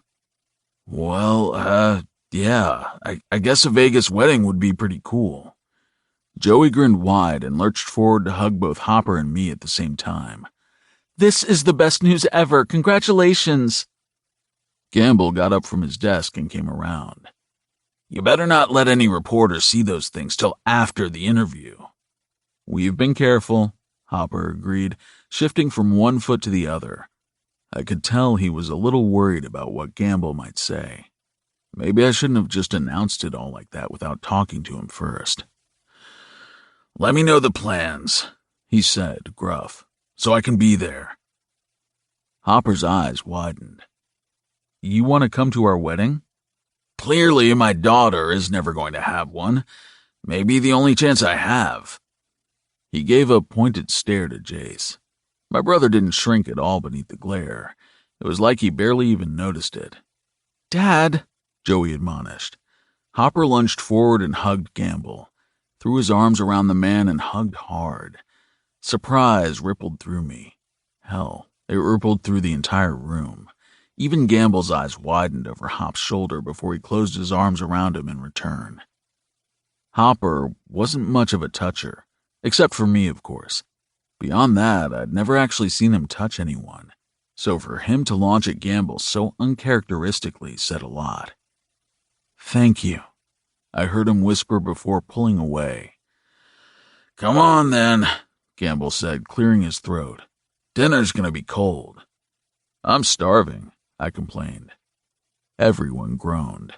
On the way to the dining room, Joey started naming off venues and places to get married in Vegas. I'd never actually been there, and it was suddenly very overwhelming. As if he knew, Hop materialized at my side, taking my hand. "I don't think we really planned on something big and, planned," Hopper announced. "I figured we'd just pick a 24-hour chapel and walk in." He glanced at me, and I nodded eagerly. Sounded perfect to me. I didn't need anything fancy. Just a marriage license, a justice of the peace, and him. Oh, and my family. Joey halted abruptly, and we all damn near fell over trying not to mow her down. She gasped, the curls on her head bouncing when she bolted around, planting her hands on her hips. "You will not get married at a drive-through chapel." She was horrified. "They have those?" I asked. Lorehaven barked a laugh. "Complete with guys who look just like Elvis." "No!" Joey gasped. Her eyes pleaded with me and Hop. "You cannot do that." I shrugged. "You pick the place." Everyone groaned, and Gamble laughed from inside the dining room. "What?" I asked dubiously. "You have no idea what you've done," Lorehaven vowed. I wrinkled my nose. Joey's not an over-the-top kind of woman. "Simple," Hopper intoned at Joey as if I were the only one who thought she wasn't about to plan something lavish. "I know you love us. I know you want to do something to show it, but please..." Hopper's voice faded. "Simple," she nodded. "Got it." Her eyes sparkled with excitement. I glanced over at Jace, but he was watching her. The softest look I'd ever seen him wear plastered all over his face. He was so totally in love with her. Maybe I'd convince him to hit up a drive-through chapel. I glanced down at her ring finger, wondering how big of a rock he'd put there. "Seriously, Joey," Hopper pressed. "The last thing we want or need is media attention." Her sigh was heavy. "I get it. Secret and simple." "Just family," I told her. "Secret, simple, and small," she amended. "You guys are so bossy." Jace wound an arm around her waist, pulling her into his side, and kissed the top of her head. "I'm eating without you," Gamble yelled. "I'm eating your plate first, Arrow." My eyes whipped to my sister. "He wouldn't."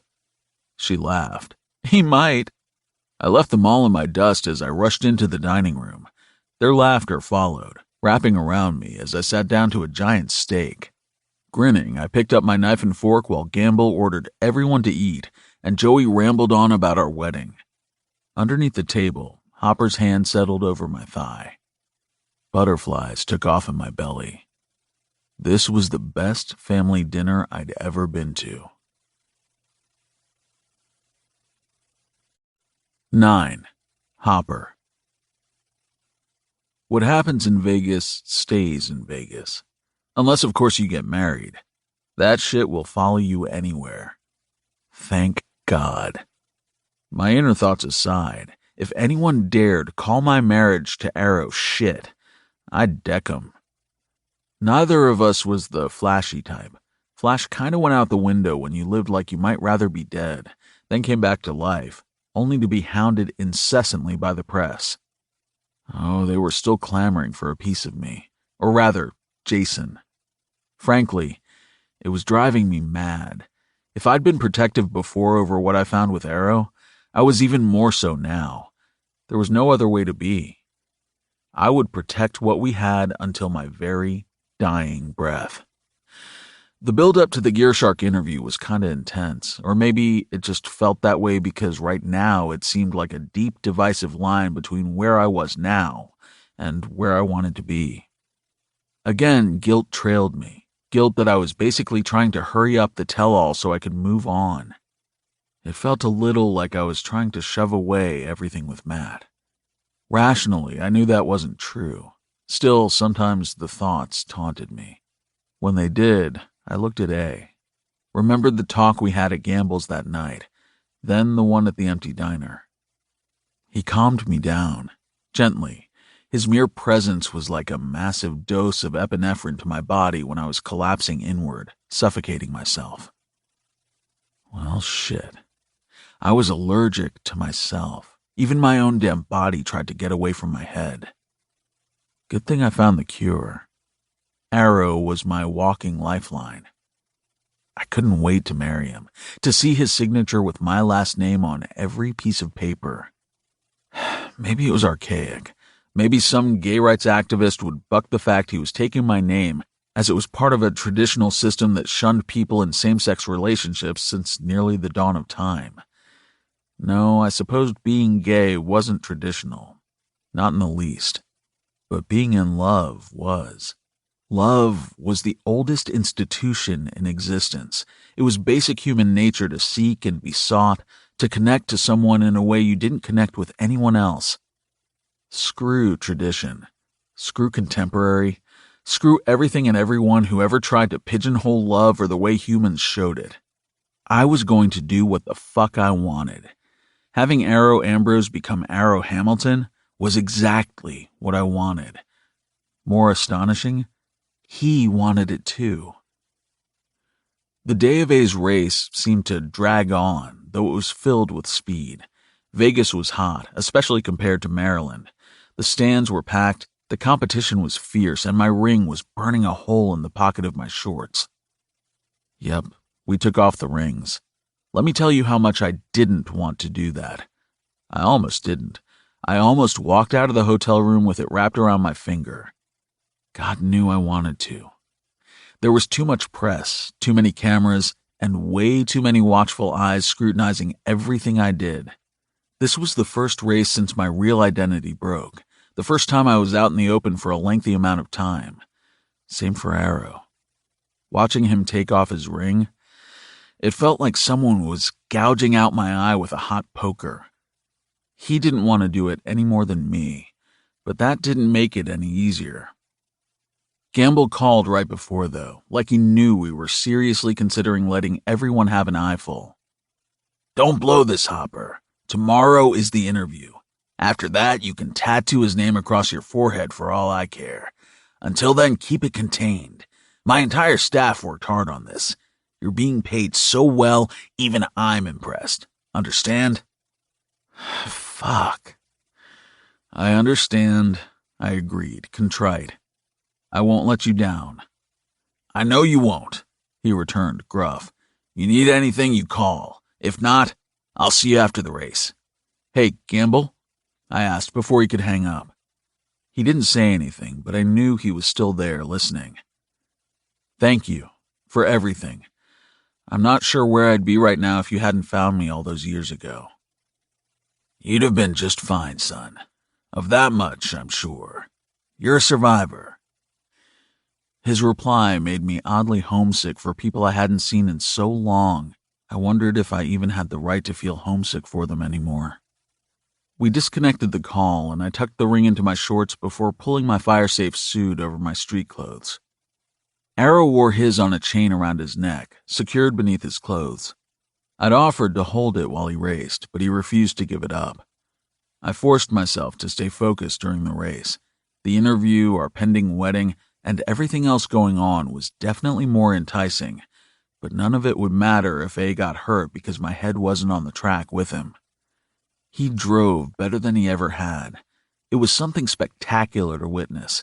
He drove with the fierceness of a tiger, but the grace of a butterfly. And the speed. He went for it, all the way. He drove like he'd somehow ended up in Jurassic Park, and the not-so-much extinct man-eating dinosaurs were really hungry and decided he was the meal. He placed in the top 5. Top fucking 5, baby. I wasn't even the one behind the wheel, but the rush, it was the same. He was goddamned incredible. And he was mine. Once again, the press were vultures. When we finally walked off the track, they swarmed around us like flies on fresh horse shit. Frankly, it turned my stomach. It brought back memories of when I was first released from the hospital after Matt died. I hadn't been prepared for the onslaught of the wicked storm that met me in the parking lot that day. The questions, the rumors, the blame. Then there was the police, the motocross division. It went on and on. I dealt with as little as humanly possible, then ran like hell. I disappeared like smoke, became a ghost.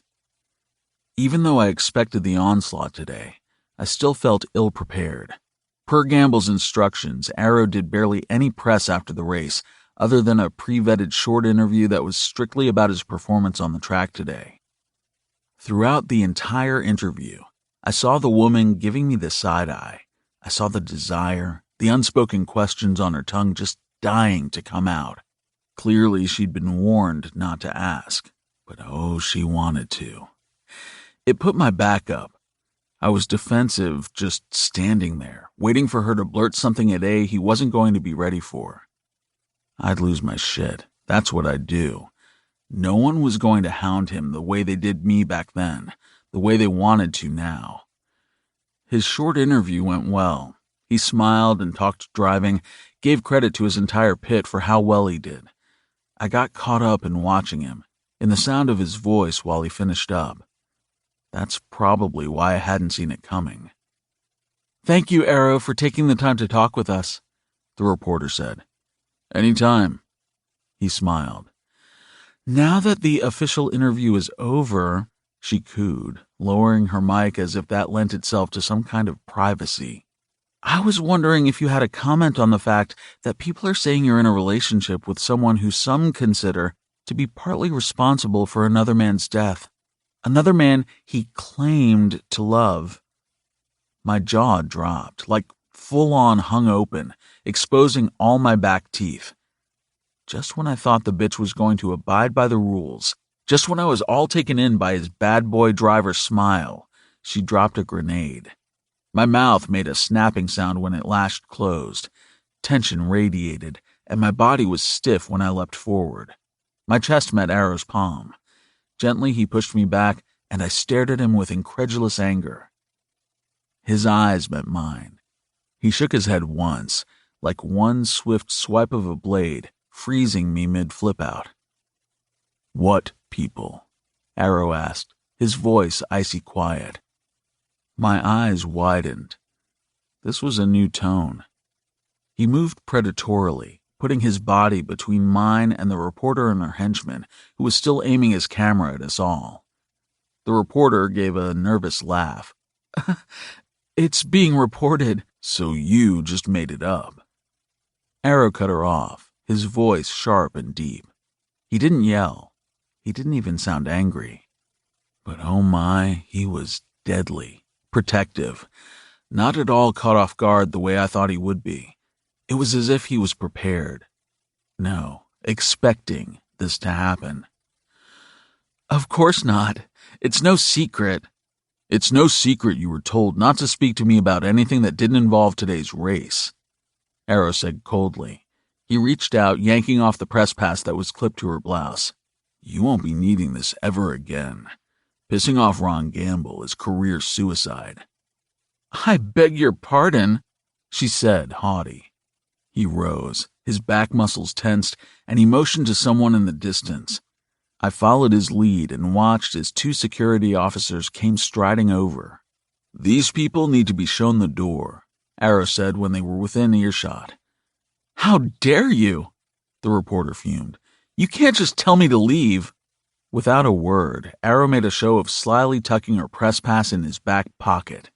She lunged at him, another thing I didn't see coming. With a growl, I surged forward, but his back blocked me. Instead of reaching out to protect himself, he reached behind him and palmed my sides, taking care of me first. The woman didn't make contact. She was hauled off by the guards, her cameraman left to follow. Arrow stood and watched in stony silence, which, quite frankly, was as unnerving as it was hot, because, damn, he was a lot more like Lorehaven than I gave him credit for. When she was completely gone, his hands dropped away and he turned. "We should work on your interview skills before tomorrow." I gaped at him. Then, with a growl, I crossed my arms over my chest. "She asked you how you felt about dating a killer." His face darkened. "You're not a killer, and she was a total cunt." I blinked again. "Did you just say—" "Yeah, and I hate that word, but that's exactly what she was." I laughed, a laugh that rumbled up from my guts. Arrow's lips twitched. Before it could turn into a full-on smile, his eyes sharpened on something over my shoulder. His mouth flattened, and that Lorehaven-like look came over his face again. "No!" He half yelled, half roared. I glanced around in time to see another reporter turn and scurry away. "I thought I needed to protect you from all of this," I murmured. Arrow laughed. "I got this, Hop. I got you." Yes, he did. Clearing my throat, I changed the subject. If I didn't, I might jump him right here and give all the photogs hanging around a nice payday. "You drove like a fucking beast today." His pearly whites flashed. "You like that?" Seriously, the heat was on. "What gave you that extra push?" Pinning me with his dark eyes, he said low, "I pictured you standing at the finish line with a marriage certificate in your hand." My mouth ran dry, and a groan rumbled my throat. The faster this race was over, the faster we could get to getting married. Glancing down at his empty finger and then back up to his eyes, I said, "About that, this no ring shit, I fucking hate it." He half smiled. "How about we get the hell out of here so we can put him back on?" I shook my head. "I'm gonna need something a little more permanent." "Marriage is pretty permanent, Hop." Arrow chuckled. "More." He lifted his eyebrows. "You can have it all, babe. Just tell me." My stomach did a little dip. Reaching for his hand, I opened my mouth to tell him what it was I wanted, but of course people interrupted. Damn fucking people. Sensing my anger, Arrow squeezed my hand and pulled me a little closer to his side. His hair was damp from all the sweat he'd shed while in his car. I knew the clothes beneath his suit must be soaked. He was probably exhausted. Hell, I was too. Lorehaven and Joey came forward, Gamble right beside them. "That was the best driving I've seen you do, bro," Lorehaven said, his voice excited. "Thanks, Jace." Arrow smiled. Then he handed the confiscated press pass to Gamble. "She needs to be fired." Gamble frowned at it. "Didn't listen to the stipulations, did she?" "No." "I'll call her office." "That's not good enough." Arrow held his ground. "Fired." "I can't have her fired for being nosy," Gamble rebutted. "I'm sure she has a list of shit a mile long she's done wrong. Just have someone dig around." I glanced at Lorehaven. "You teach him this?" Lorehaven smiled as if it were the greatest compliment he'd ever gotten. "Don't encourage him." Joey shushed me. "Baby, you know I don't need any encouragement," Lorehaven drawled. I rolled my eyes. Gamble tucked the press pass into the inside of his suit pocket. "Dinner tonight at the hotel. I rented a private area of the dining room so this doesn't happen again," he told us, patting the place he'd just put the pass. "We have details to go over," Joey said slyly. "Just tell us where and when, Joey. Nothing else matters," Arrow replied. My chest swelled. I fucking loved him. Joey nodded, and Arrow gave my arm a tug so I would follow as he began moving away from the group. "What time for dinner?" he asked no one in particular. 8, Gamble answered. "See you then," he called as we walked off alone. Longest day ever, he muttered. I just want to be alone with you. Back in the hotel room, the first thing we did was put the rings back on. And everything else we were wearing, it all came off. 10. Arrow. An exclusive tell-all with GearShark in Vegas equated to them renting out a huge private suite in a luxury hotel on the Strip. Add that to the fat paycheck Hopper was getting for this little sit-down, and I might wager this was one of their most expensive cover stories yet. Hopper was worth it, though. Every single bit of it.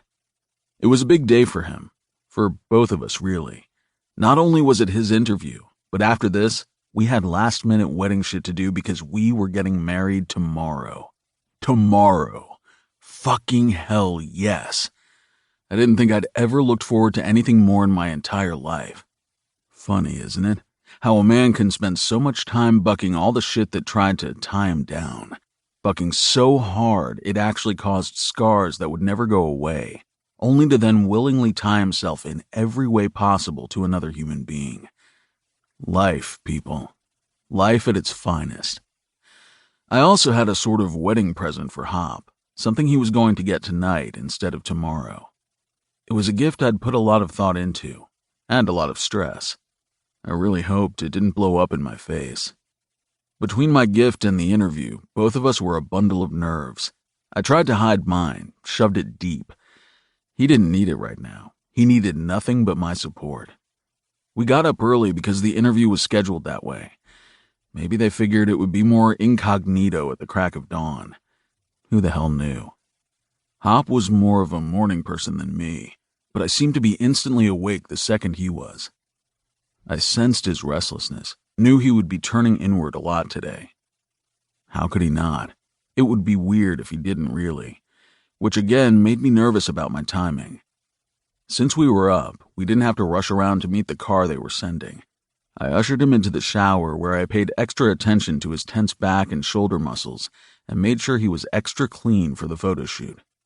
By the time we were dressed, both of us in shorts and t-shirts and a baseball hat covering my head, he was a lot more relaxed. I had magic hands, or maybe a magic mouth. We headed down to the car that was waiting outside and held hands the short distance to the luxury hotel where GearShark waited. There were a lot of luxury hotels here in Vegas. This entire town was crammed full of shit to see and do. We didn't get to do much because of the press following us around, but I didn't care. The car pulled into some exclusive parking garage beneath the building, drove down into a dark concrete section, and stopped at a set of glass doors where a pair of elevators sat. "Thanks, man," Hopper said, leaning up to speak to the driver. As he spoke, he pulled out some cash from his shorts. The man shook his head. "That's been taken care of." We slid out. My eyes swept the entire place for lurking paparazzi as Hop went inside. In the elevator on the way up to the suite, I turned to my guy. "If you don't like the shit they ask, we'll leave. Screw this." He smiled. "Screw it?" I grabbed his other hand so I was gripping them both and stared hard into his pale blue eyes. Hell yes, this is your life, your past, and your decision. "You're wrong." He shook his head. "This is our life." "Yes, but this interview isn't for me, Hop. I know you're ready to move on, and I support that. I support anything you say and do. But this is for you, no one else." "Babe," he sighed, wrapping an arm around my waist and pulling me into his body. "I love you." I kissed the side of his neck, squeezing him. "For infinity." The elevator doors opened, but we stayed like that until I heard them start to close. Moving fast, I stuck my foot out and stopped it. "Ready?" I whispered. His eyes met mine. "I really am." We walked in wearing our rings. When I started to take mine off this morning, his whole face darkened. His voice got all growly and sexy. I liked it, but I didn't tell him that. However, I suspect he knew I was silently amused because suddenly he began sliding his off as well. I turned growly too. Needless to say, they were still on our hands. We were going to GearShark to spill anyway.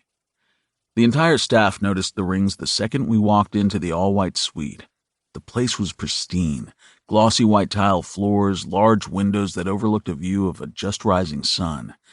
The only color came from the people rushing around, who were also dressed in a lot of muted tones, the food set up in the full kitchen, and a giant display of red roses and a crystal vase in the center of the main room.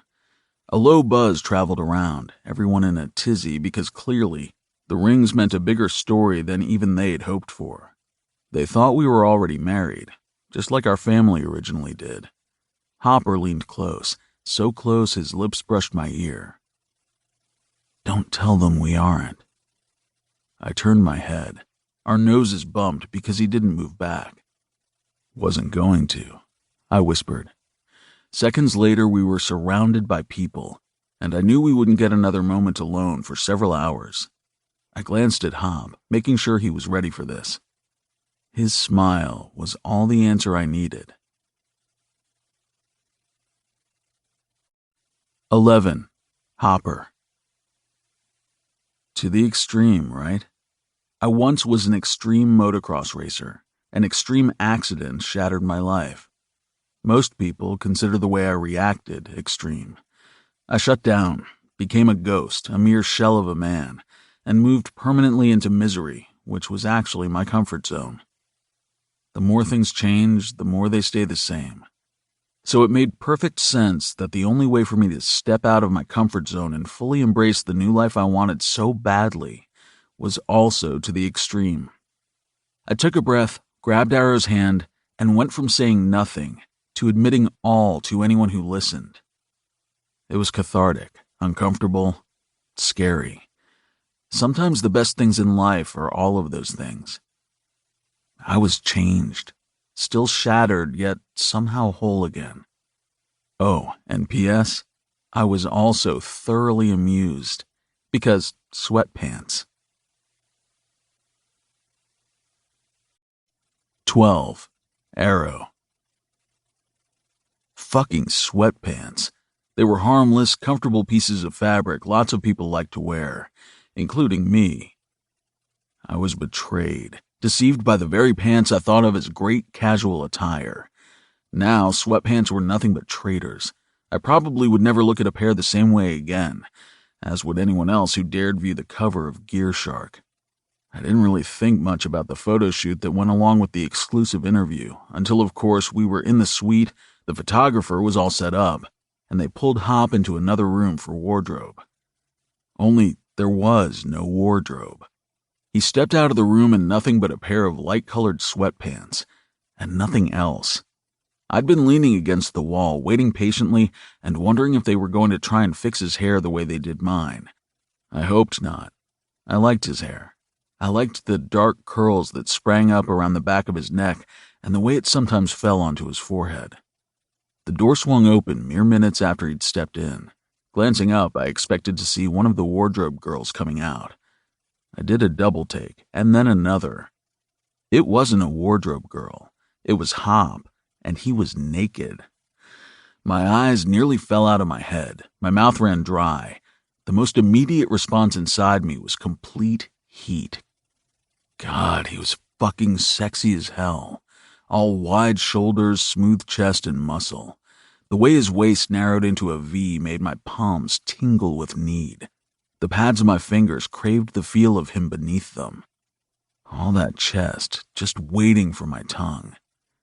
Someone dropped something out in the other room, startling me back to reality. Jerking away from the wall, I balled my fists at my sides. "Why are you fucking naked?" I demanded, shoving forward to plant my hands on his chest, trying to cover up all that stark sexiness. "I'm wearing pants, babe, not naked." I barked a laugh. "Those are not pants." "No?" Hopper asked, lifting an eyebrow. The bastard thought this was funny. "What are they?" "This is a joke," I deadpanned. "Ha ha, you got me." All amusement faded. "It's not a joke. This is what they had me put on." "And you just agreed?" I snapped. He drew back. He was surprised I was this incensed over the fact he was wearing nothing but low-riding sweatpants. You're damn right I'm pissed. My God, everyone wants a piece of him. He's mine, and I'm tired of sharing. The inner rant shocked me, surprised me so much I actually drew back away from my own thoughts. Hop said nothing. Wrapping his hand around mine and tugging me into the room, he stopped in front of the two wardrobe girls. I need a shirt. The girls blinked. Their eyes slid to me, then back to Hop. The photographer was pretty specific. Very relaxed attire, no shirt. She glanced at me again. It's to represent the nakedness of the interview. You know, a side of Jayson no one has ever seen before. A stripped-down, tell-all version of the story everyone has been waiting for. My chest heaved as I sucked in a deep breath. Even though my own thoughts shocked me, the possessive, almost territorial feelings still clamored for control. I was being stupid, but even the realization made it hard to stop. I'm still gonna need a shirt, Hopper replied. The girl nodded once, went to her rack of clothes, and pulled out a white wife-beater-style tank top. She looked at me. You wore a tank for your shoot, so this is good, right? Clearly, she knew I was the one having a fit over the lack of clothes on his body. It's fine, I answered. She tossed the shirt across the space to Hop, who snagged it midair. After clearing her throat once, she motioned to the other girl. We'll give you a minute. Come out when you're dressed. The photographer is ready. Thanks, Hopper said. On the way past, the other wardrobe girl stopped beside me. She was the one who'd fixed my hair for my interview. I get it, she whispered. When your husband is that hot, you probably get sick of people checking him out. I made a sound that could have been an agreement, and they left the room, closing the door behind them. Babe, Hopper intoned, stepping forward. I let out a breath, feeling like a balloon being deflated. Jesus, sorry, Hop. He laughed, a genuine laugh that brought my head up. I love you. I blinked. I love you too, but yeah, I think maybe I have a problem with jealousy. The smile that bestowed his face was so beautiful I wanted to rub my palm over his scruffy cheek and press my face into his neck. As if he knew, Hopper reached out, tugging me close, wrapping me in a hug. Against my hair, he whispered, If you have a problem with jealousy, so do I. Two guys who have lost as much as we have, then found even more. It would be weird if we weren't overprotective. His skin was warm and soft. His body was scented with the fancy soap from our hotel shower, and I could feel the heavy beating of his heart against me. My eyes slipped closed. I think I owe you an apology, he said as his hand reached beneath my shirt and began caressing my back. I was too caught up in how this interview made me feel. I didn't stop to think how it affected you. This isn't about me, I replied, feeling like an ass for making it that way.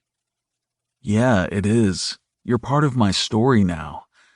The biggest part there is. I pulled away, even though I didn't want to.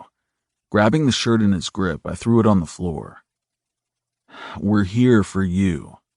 Forget the shirt. Forget my Lorehaven-like asshole outburst. I gotta admit, the photographer is onto something. Your chest is gonna sell a lot of magazines. I think your asshole-like outbursts are sexy. His smile was lopsided. I groaned, locking my lips against his. When finally I pulled back, my palm rubbed over his beard. Don't let anyone touch you. Hopper laughed. I don't want anyone touching me but you. The shoot went by quickly, half the time it took for mine. Hop was a lot more photogenic than me. I think maybe the wardrobe girls warned the photographer because he didn't touch Hop. He didn't even go within arm's length of him. Or maybe it was because I stood there with hawk-like eyes and watched the entire thing. After it was done, Hop put on the clothes he came in, and both of us sat down for the interview. It took a lot longer than the shoot, but the time went quickly. Everyone on set, even the people who normally packed up and left when their part was done, stayed. Everyone was enthralled by Hopper and his story. You could have heard a pin drop as he spoke and answered questions. Even I learned some shit I hadn't known before. Stuff I wondered about, but never asked because it seemed too painful to bother bringing up. I hadn't planned on being part of the interview at all.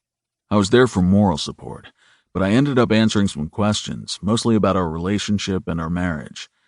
Overall, I thought it was going to be a good piece, the piece everyone was waiting for. Some of it had been recorded, something about them running a portion of it on TV for even more promotion and audience. It was past lunch when we finally walked into our hotel room. The second the door closed behind us, I turned to Hop. "How do you feel?" He looked a little drained, a little wrung out from all the reliving he'd just done. My stomach cramped a little thinking of the gift I still had to give him. What if it's too much? "It was hard," he admitted. "But it was good. I feel lighter." Moving forward, sliding both hands up the back of his neck, I ruffled out his hair, allowing all the curls and strands the wardrobe people combed down to spring back up. It had been driving me crazy.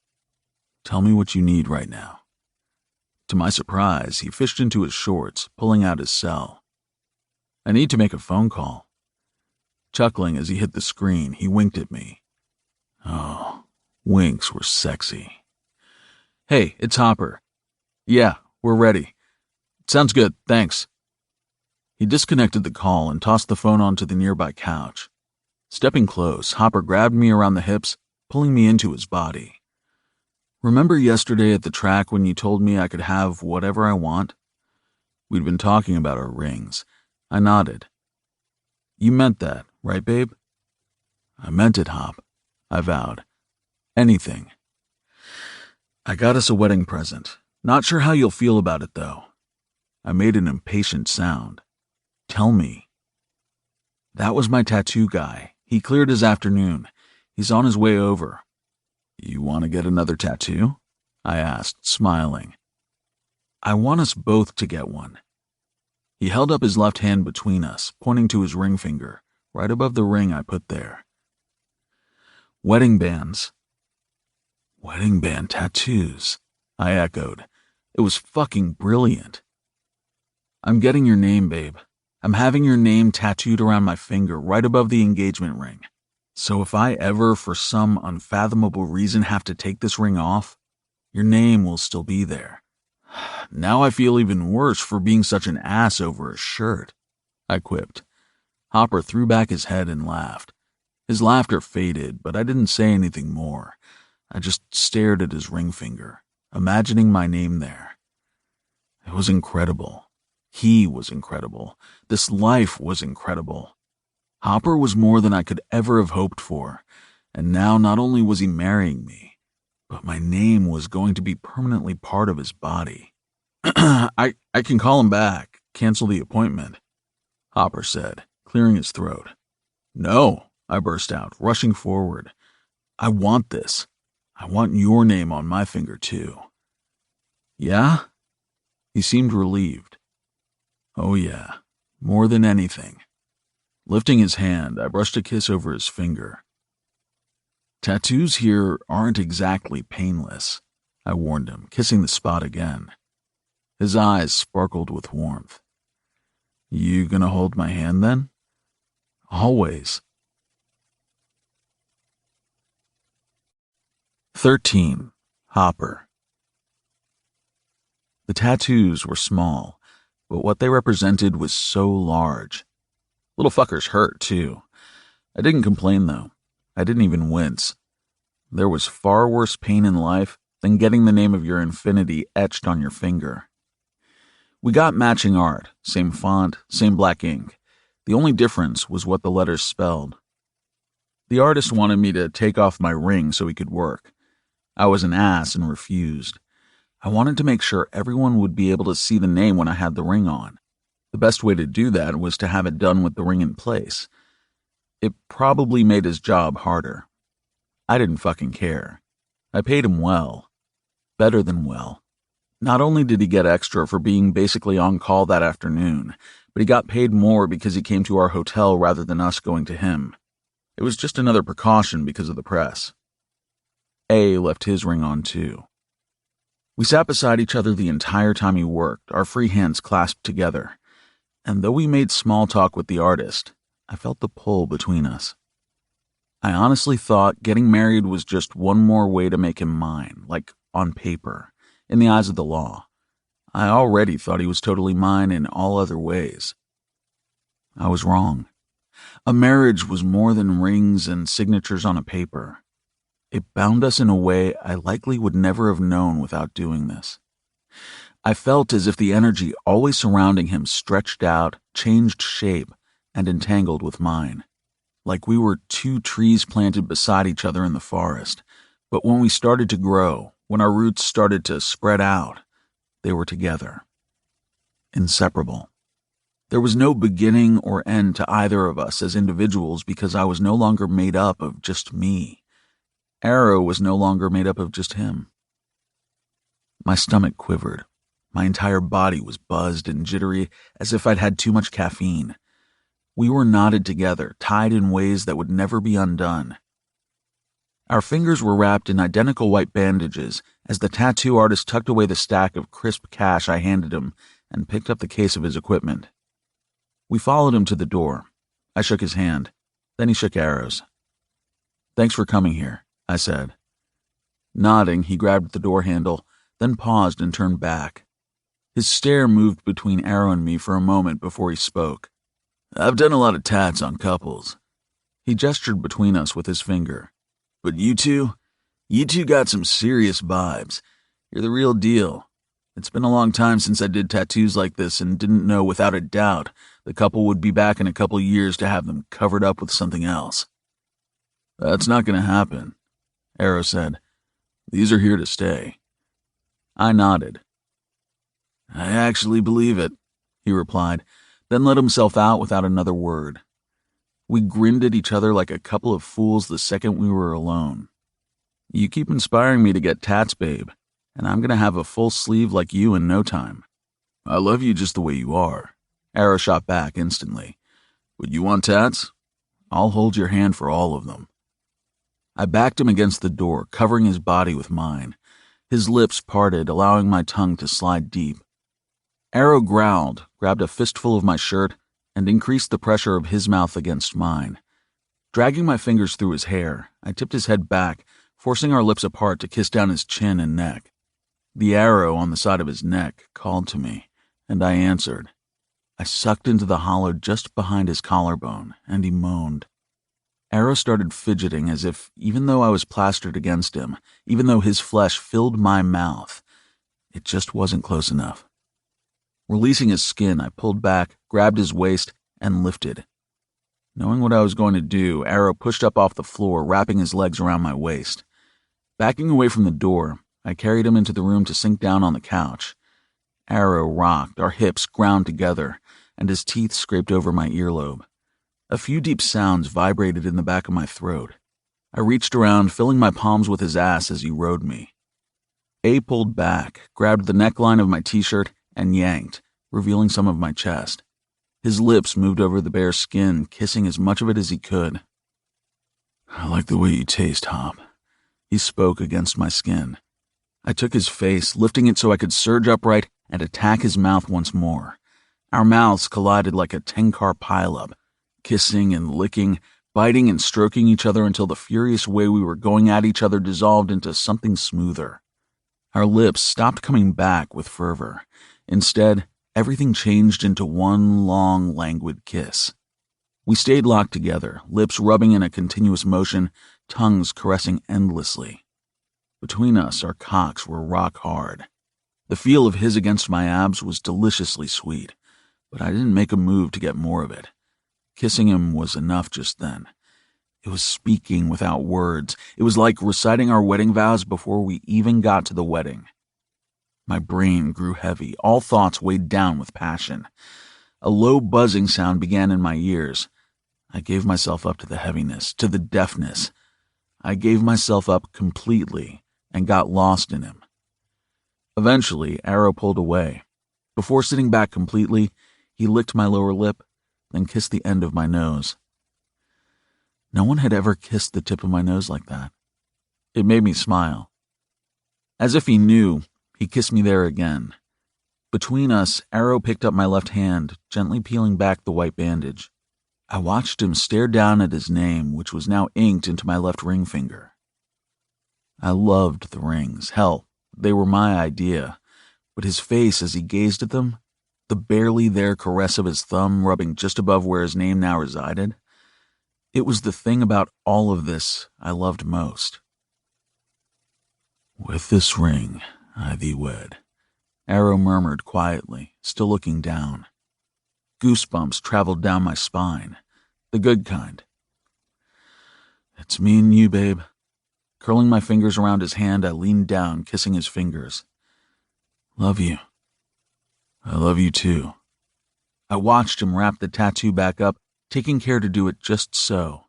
As I watched him, I noted a slight change. "You hungry?" I half teased. "It's been a long day. We missed lunch." "I'm good." He surprised me further by leaning in, lying against my chest, fitting his face into my neck. Rubbing up and down his back, I frowned. "What's wrong?" Reluctantly, he replied, "I got you a wedding present, too." "Yeah? Why don't you seem too excited?" "I'm not so sure you're going to like it." He sat up, his deep brown eyes wary. Sitting forward, I cupped his cheek. Tenderness surged through my fingertips and brushed across his smooth skin. "I don't like that look, babe," I murmured. "You gotta know I'm gonna love anything you give me." He half grimaced. "This is different, though. Maybe not something I should have given you the night before our wedding." I flashed a smile, my heart still squeezing with love. "You worried whatever it is might make me change my mind?" His gaze skirted away. My feet dropped off the coffee table. I sat all the way up, taking him with me. "Look at me." His eyes obeyed. I tried to look fierce. I tried to make sure the words I said translated not only through speech, but through my eyes. It was hard to look at him fiercely, though. It was hard to look at him with anything other than serious love. Nothing, and I mean absolutely nothing, will ever make me change my mind. I lifted his left hand, giving it a slight squeeze. "With this ring, I thee wed."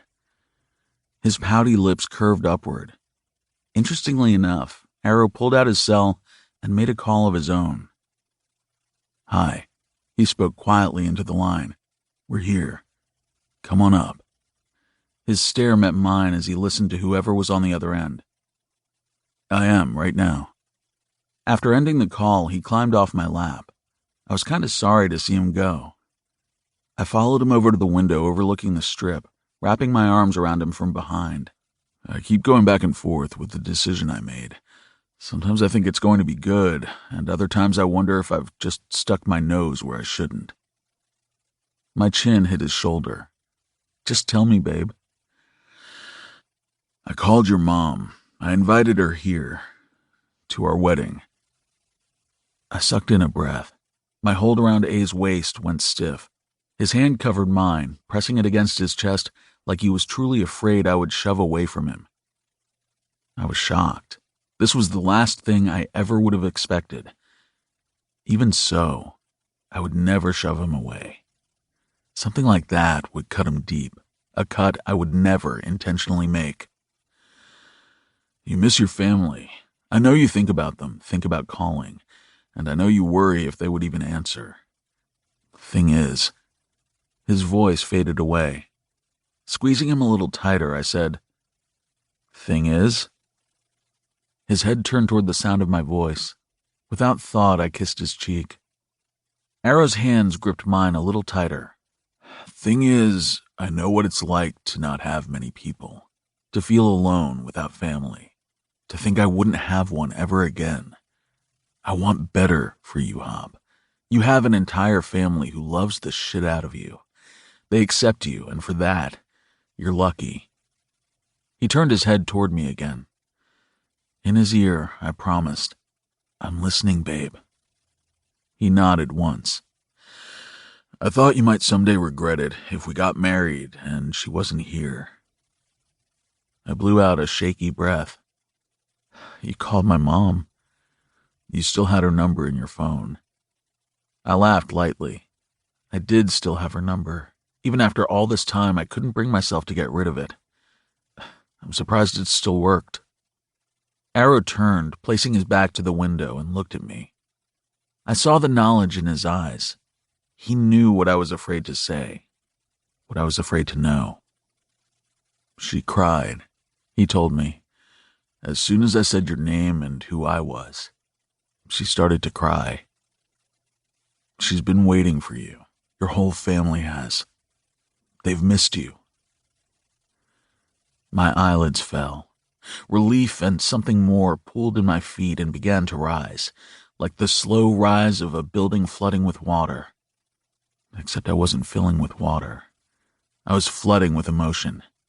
She booked a flight while we were still on the phone. He grabbed my forearm. Just the feel of him soaked into my skin. He grounded my body, kept hold of all the feelings that tried to float away. "She couldn't get to you fast enough, Hop. She wanted to come to our place, but I was afraid that would be too much. At least here in Vegas, it's neutral territory." Just knowing after all these years my mother still claimed me, still cared enough even after I shunned her and all of them, made moisture gather in my eyes. The center of my chest was so tight and heavy, and even though I was apprehensive, I was also so fucking grateful.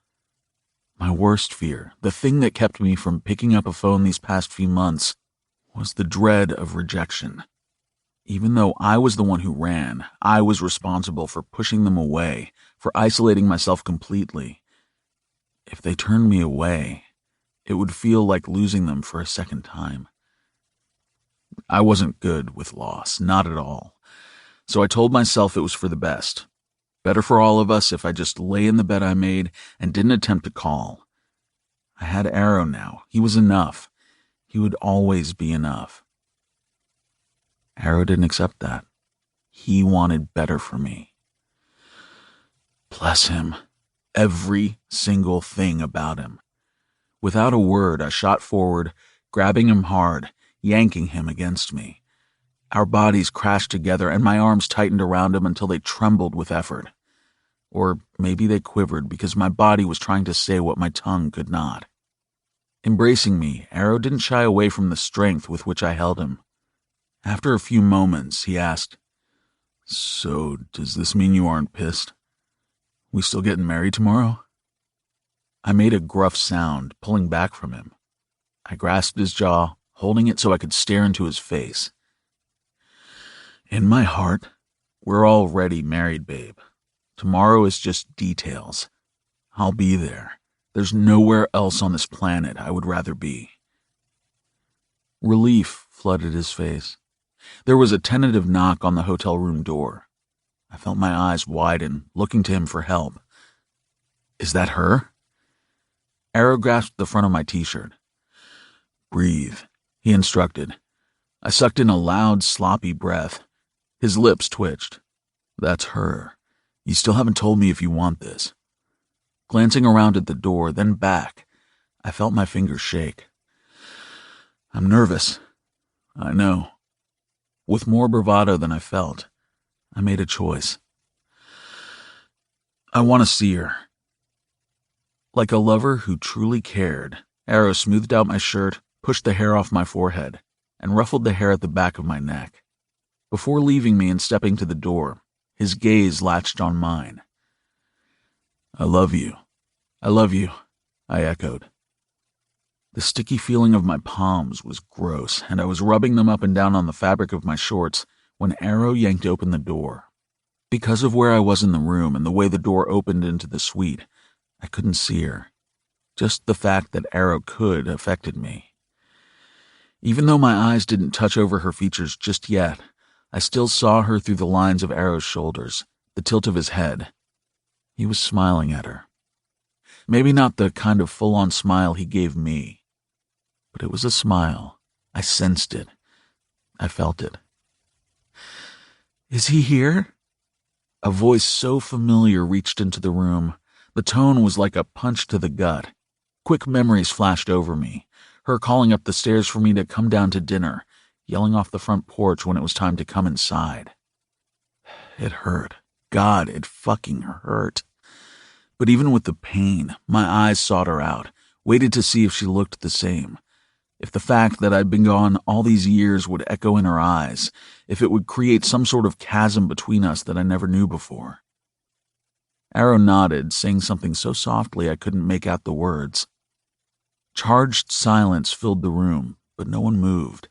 Then, sluggishly, as if everything was forced into slow motion, Arrow stepped back. The hand holding the door pushed so he could invite her inside.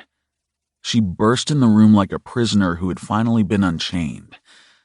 I stood physically frozen, but everything inside me was like a storm. Wildly, she gazed around, seeking me, until finally I was found. Jayson. She said it as if I were revered, like her long-standing prayer had finally been answered. Just like the storm inside me, she blew across the room as fast as her still freakishly small feet would go. Just before wrapping me in a hug, her body halted. Sweeping her eyes over me with one glance, she hesitated for a moment, as if she wasn't sure what she should do. The sound of the door clicking closed jarred her. My mom swept forward again and wrapped her arms around me. She smells exactly the same. A rush of familiarity enveloped me. With it came even more flashes of memories, of feelings. It was the feelings that were the hardest to recall. All the things I ran from, all the reasons I hid, came flooding back.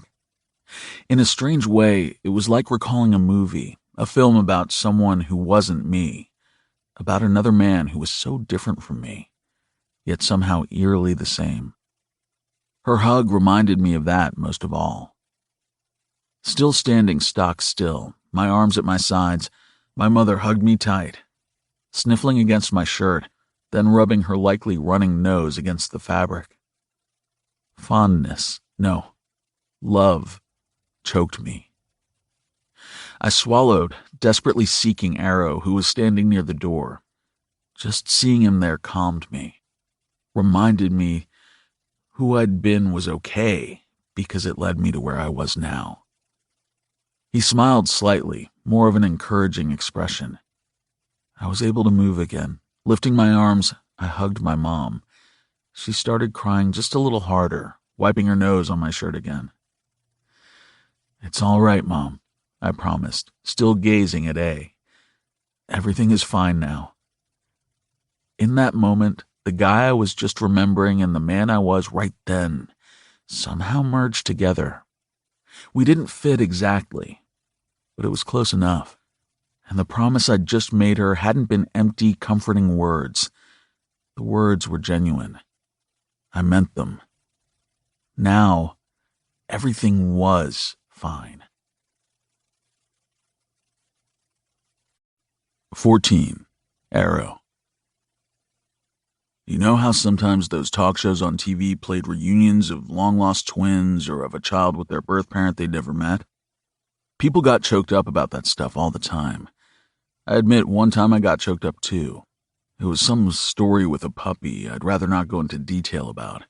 You know, 'cause my emotions were already fucking all over the place. Anyway, my point is usually that shit didn't hit me with the feels like most people. I was too jaded, you know? I knew after the camera shut down, real life began. The people who were reunited were left staring at a stranger they were supposed to have some deep, knowing connection with. The questions would start, and a lot of times the answers created friction. But this, seeing Hopper with his mother right now, let me just say it was probably good there wasn't a puppy in here also, because my man card would be incinerated, and I'd be excusing myself to the bathroom for a wad of tissues. Thank all the lights on the strip tonight, Hop wasn't beyond pissed at my meddling. My stomach was still in knots over it, over how bad it could have gone. Of course, they'd barely said 2 words. They were still hugging. His mom looked small against him. She didn't even come up to his shoulders. How a woman that small gave birth to a man as big as Hop, I would never quite understand. She was thin, but not the kind of thin that made her seem fragile. By no means was she underweight. She was just small, probably around 5 feet tall with a soft build. She was wearing a dress in a fabric with flowers on it, and it floated around her. Her hair was dark like Hop's, cut short to just about her chin, and it had some curl to it. Oddly, it was that curl that made me like her the second I saw her. Maybe because it reminded me of him, and anything that reminded me of Hopper would always be okay in my book. Finally, she pulled back, but didn't pull her hands away. I understood that. She was afraid if she let go, he might disappear. "Oh, look at you," she crooned, cupping the side of his face. "You have a beard and your hair is longer, but you're just as handsome as ever." He smiled down at her, fondness in his gaze.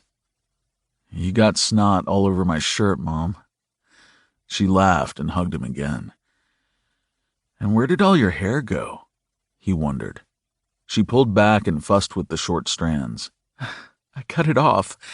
Life's too short to try and brush out this mess every day." The mention of a short life brought a slight change over Hop. I fought the urge to go to him. Curling my fingers into my palms, I forced my body in place. He needed to do this, no matter how much I wanted to rush over there and insert myself in front of him like a shield. His mom pulled back. "I didn't mean—" "It's fine, Mom." Hopper cut her off. Gesturing toward the couch, he said, "Have a seat." I'll give you two some space," I offered, preparing to leave. "No," Hopper rushed out. "Stay." I hesitated, unsure what to do. His mother probably wanted time alone with him. She likely didn't want a stranger in the room while she was seeing her son for the first time in almost 6 years. Hopper held out his arm, fingers outstretched for mine. I couldn't deny that. I wouldn't. His mom would have to get over me being here. When I made it to his side, he linked our fingers together. I had to admit I was surprised. I guess I expected the affection we showed each other all the time might not be so forthcoming in front of parents. I certainly didn't have the best of luck in that department. "Mom, this is Arrow. He's my husband." Warmth suffused my skin, crawled up the back of my neck and wrapped around my chest. Sure, we let everyone think we were already married this morning, but this was the first time Hop ever introduced me to anyone as his husband. I liked it. I liked it so much. "Yes, we spoke on the phone a few times." She nodded. To my surprise, she came forward, wrapping her arms around me in a tight hug.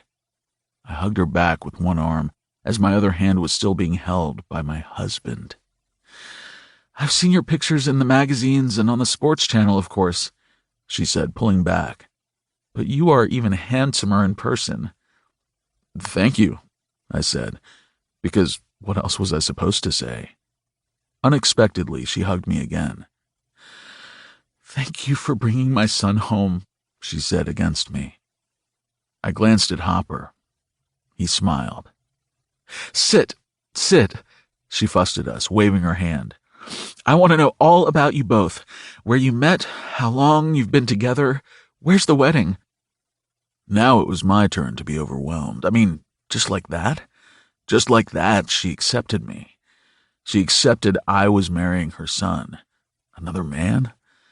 There wasn't an ounce of anger, disgust, or even disappointment around her. It was as if she truly didn't care. Her eyes clung to Hopper as if he were a priceless piece of art that had just been uncovered. Her eyes were blue, just like his, but hers glistened with tears. "That's really what you want to know most?" Hopper asked, his voice dropping. She sighed and moved from the chair over to the couch, perching right beside Hop so he was in the middle. "All I need to know is that you're happy, that you're doing well. It's all we've ever wanted. We just want you to be happy, Jayson." She was a saint. This woman was a bona fide saint. Hopper's voice was apprehensive, a little low. "How is Dad?" Her eyes slid to me, as if she were guilty of something. I frowned. "He's here," she admitted. Her eyes were pleading when she looked back at me. "I know you just wanted me to come, and I totally understand that. The last thing I want to do is overwhelm Jayson, but my husband—" She looked at Hop. "Your father, he refused to stay home. You know how stubborn he can be." She brushed at the newly falling tears. "He's missed you so much." "It's okay, ma'am," I said, trying to make her feel better. "Linda," Hopper corrected. "She's not a ma'am." "I beg your pardon," she gasped, smacking Hopper on the leg. Then she turned to me and winked. "He's right. I'm not. Linda is my name, but you can't call me that." "Mom," Hopper said, his voice hard. I wasn't really offended. I expected as much. Besides, I wasn't here for her acceptance. I was here for Hopper. She shushed him, which frankly was pretty amusing. Turning to me, she said, "Just call me Mom." My breath caught for a moment, as if my own brain forgot how to breathe. "Just like that?" I rasped after a second. Reaching forward, she gave my hand a squeeze. "Of course. We're family now. You're my son." I was rendered speechless. My mind was blank. I had no idea what to think or feel. Hopper knew. Bringing my hand into his lap, he covered our clasped ones with his free hand. "Dad's here too?" he asked, bringing the conversation back to him. "He's in the hall." Hopper tensed slightly. "Let him in." Linda, I still had to get used to the idea of calling her Mom, rushed across the room and flung open the door. A man as big as Hopper filled the doorway. He had gray hair, blue eyes, and basically looked like an older version of his son. "Dad." Hop got to his feet. I did the same because it was rude to just sit there. Tension radiated off him, and it put me on the defensive. I knew firsthand what fathers could be like. Just because his mom seemed to readily accept me didn't mean this man would. His father's footfalls were heavy across the carpet. He kept his eyes locked on his son as he moved. Without any hesitation, he grabbed Hopper by the shoulder and jerked him against his body, folding him in a hug. "So proud of you, son. So glad to have you back." Oddly, this father's obvious love was hard for me to swallow. It was a cold, hard reminder of something I would never, ever have. Unabashedly, Hopper hugged his father back. They embraced longer than I expected.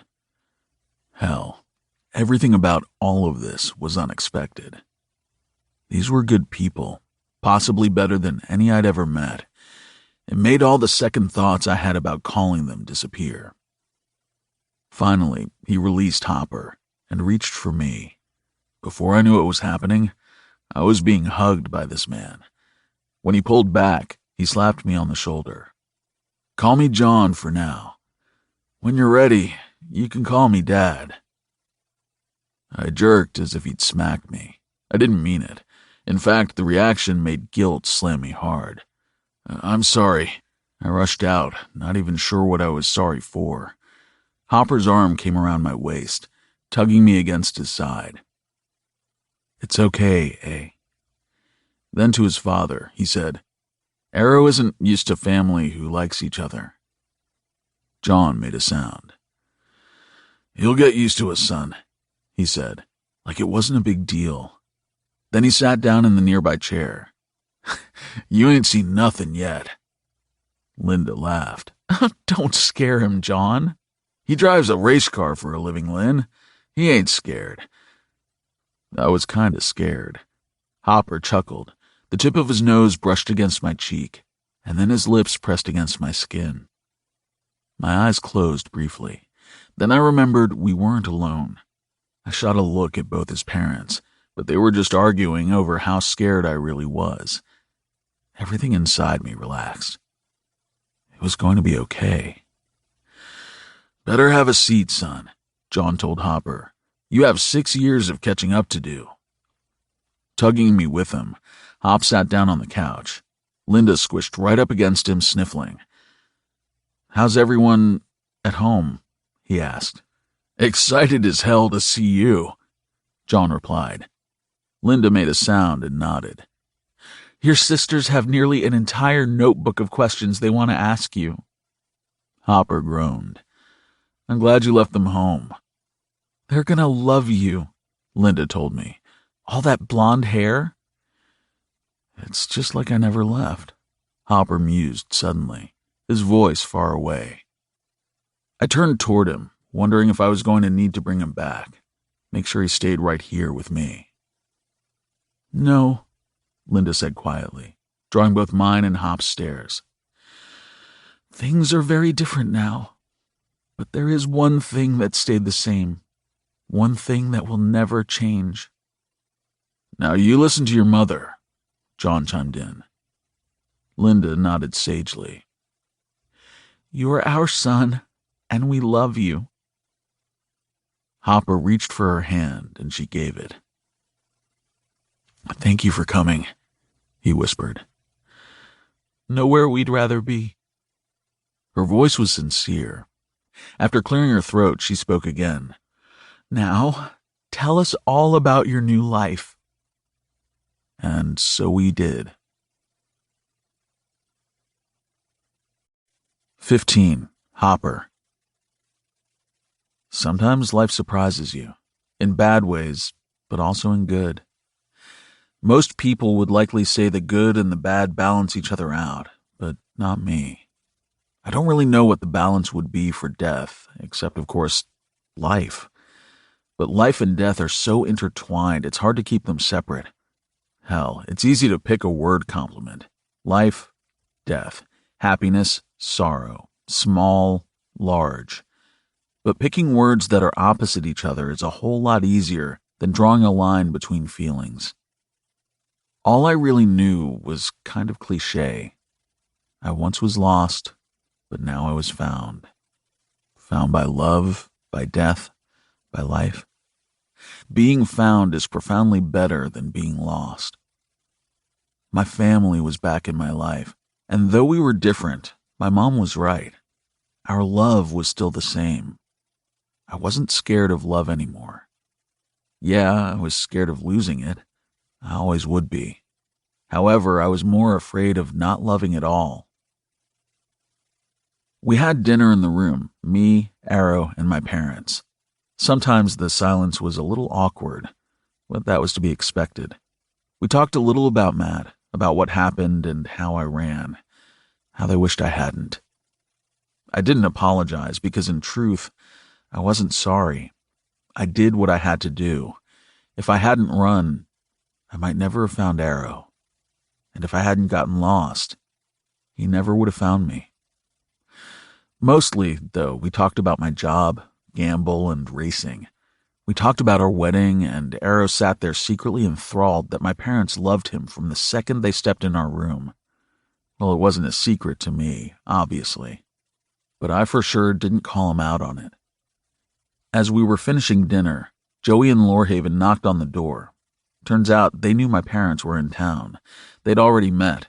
Joey said she was anxious to see how things were going, but I knew just by one look it was Lorehaven who really wanted to do some checking. He needed to see for himself my parents were treating Arrow the way he deserved. I respected that. Mom cried when Dad pulled her out of the room. They bickered all the way to the elevator about how I needed sleep since I was getting married tomorrow. They hadn't changed a bit, except for some wrinkles and some gray hairs. It was a little unsettling because I felt so different. "Come on, Arrow, let's go," Joey said, the second I let myself back in the room. I was instantly alert. "Go where?" She made a rude sound. "You can't stay in the same room tonight," she announced. "You can't see each other until the wedding." "No," Arrow and I both declared at the same time. Lorehaven barked a laugh. "Told ya," he ribbed Joey.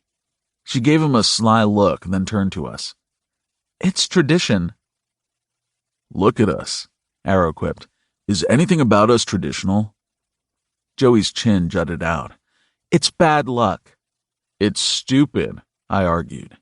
She crossed her arms over her chest, turning sad eyes on Arrow. You would deny your only sister this? I guffawed. That shit wasn't going to work. Arrow sighed.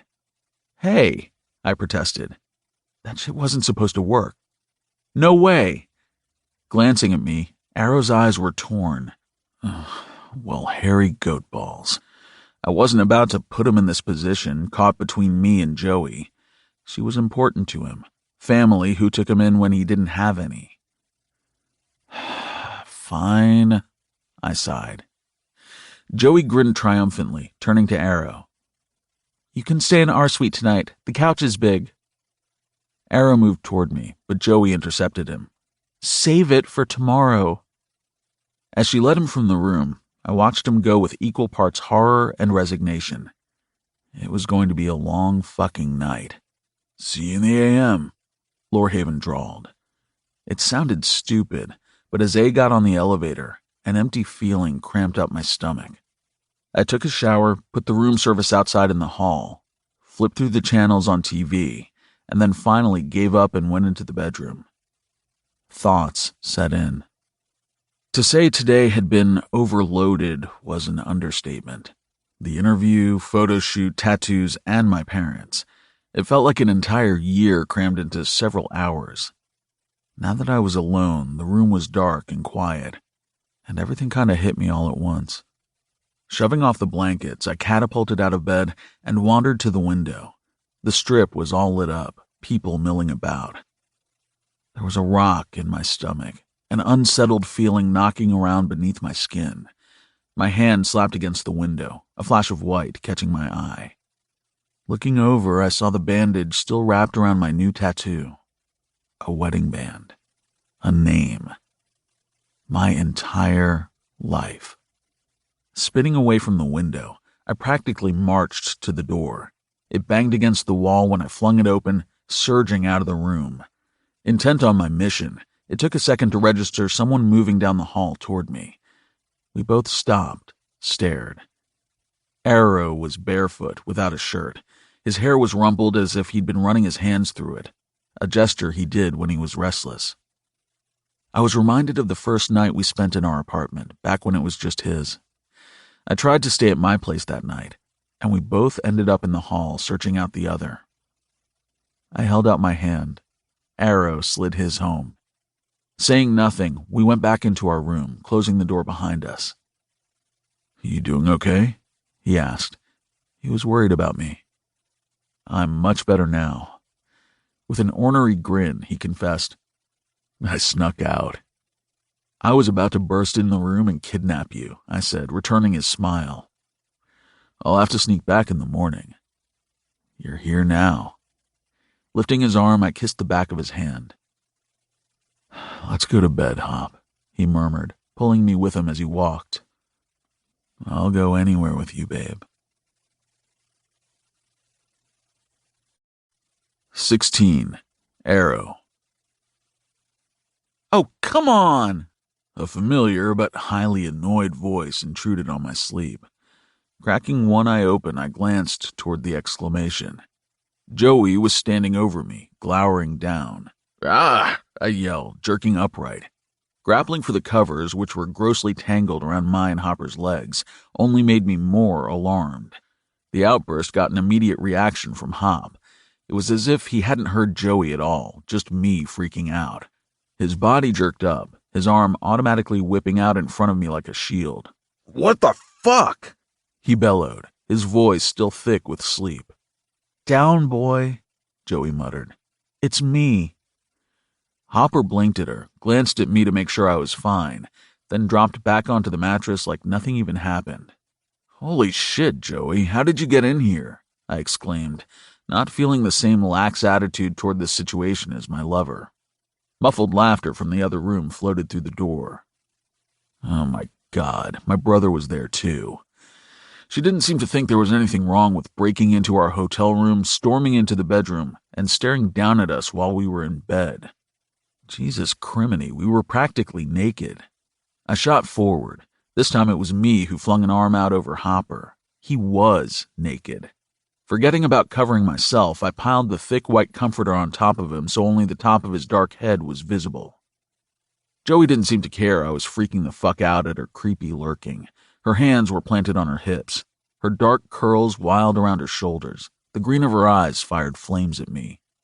You snuck out of our room last night. You aren't supposed to be in here. I'm pretty sure it's you who isn't supposed to be in here, I pointed out, gesturing to the fact I was in bed, in my drawers and nothing else. With a very dry, matter-of-fact tone, she retorted, "Oh, please. You don't have anything I haven't seen before." "You better not have," Hopper rumbled, a mere voice beneath a cloud. I grinned. Well, it was about time something about this got some sort of grumble out of him. Joey rolled her eyes. "Sorry, Joey. I meant to sneak back into the room, but I didn't wake up." I apologized, squishing closer to Hop, trying to cover some of my skin. I mean, really, it wasn't a big deal, but she was my sister and I was in bed with my husband. My husband. I was getting married today. "Actually," I corrected, "I'm not really sorry." The edge of the white blankets popped up, and Hopper's arm snaked out, wrapping around my waist and pulling me close. When I was right up against him, he snatched the edge of the covers, yanking them over us like we were in a tent. Now she couldn't see us at all. "Go away," he growled.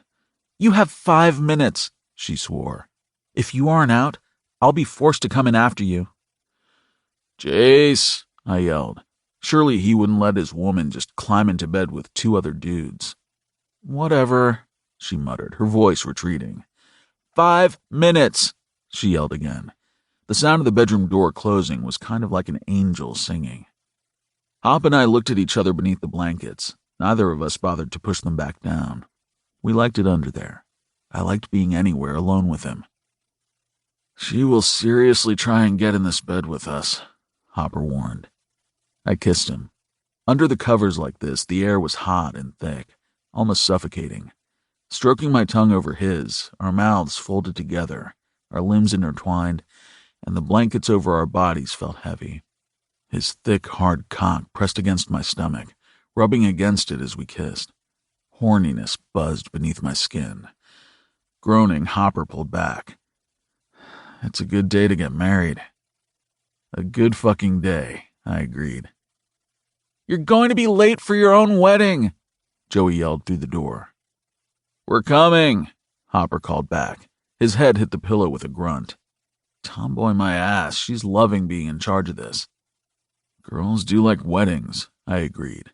His fingers dragged through my hair, pushing against the back of my head to bring me closer. "How about you, babe? You like weddings?" "Just ours," I whispered. Hopper pressed his forehead to mine and groaned. We have to get up. I'll find you some pants." The feel of our joyous moments in our homemade tent that morning carried me through the rest of the morning and afternoon. The ceremony wasn't until later that evening, but holy shitballs did Joey keep us busy. And separate. Frankly, it made me surly. The only thing that made it better was when I snuck off to text him, until she took my damn phone.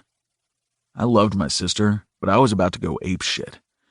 The whole time I showered, in Jace's suite, I wondered if Hop was up a floor doing the same. I thought of how the soap coasted over his hard body, making his skin slippery and slick. I remembered the night at Gamble's in that giant-ass shower. I was making a bucket list, right here, right now.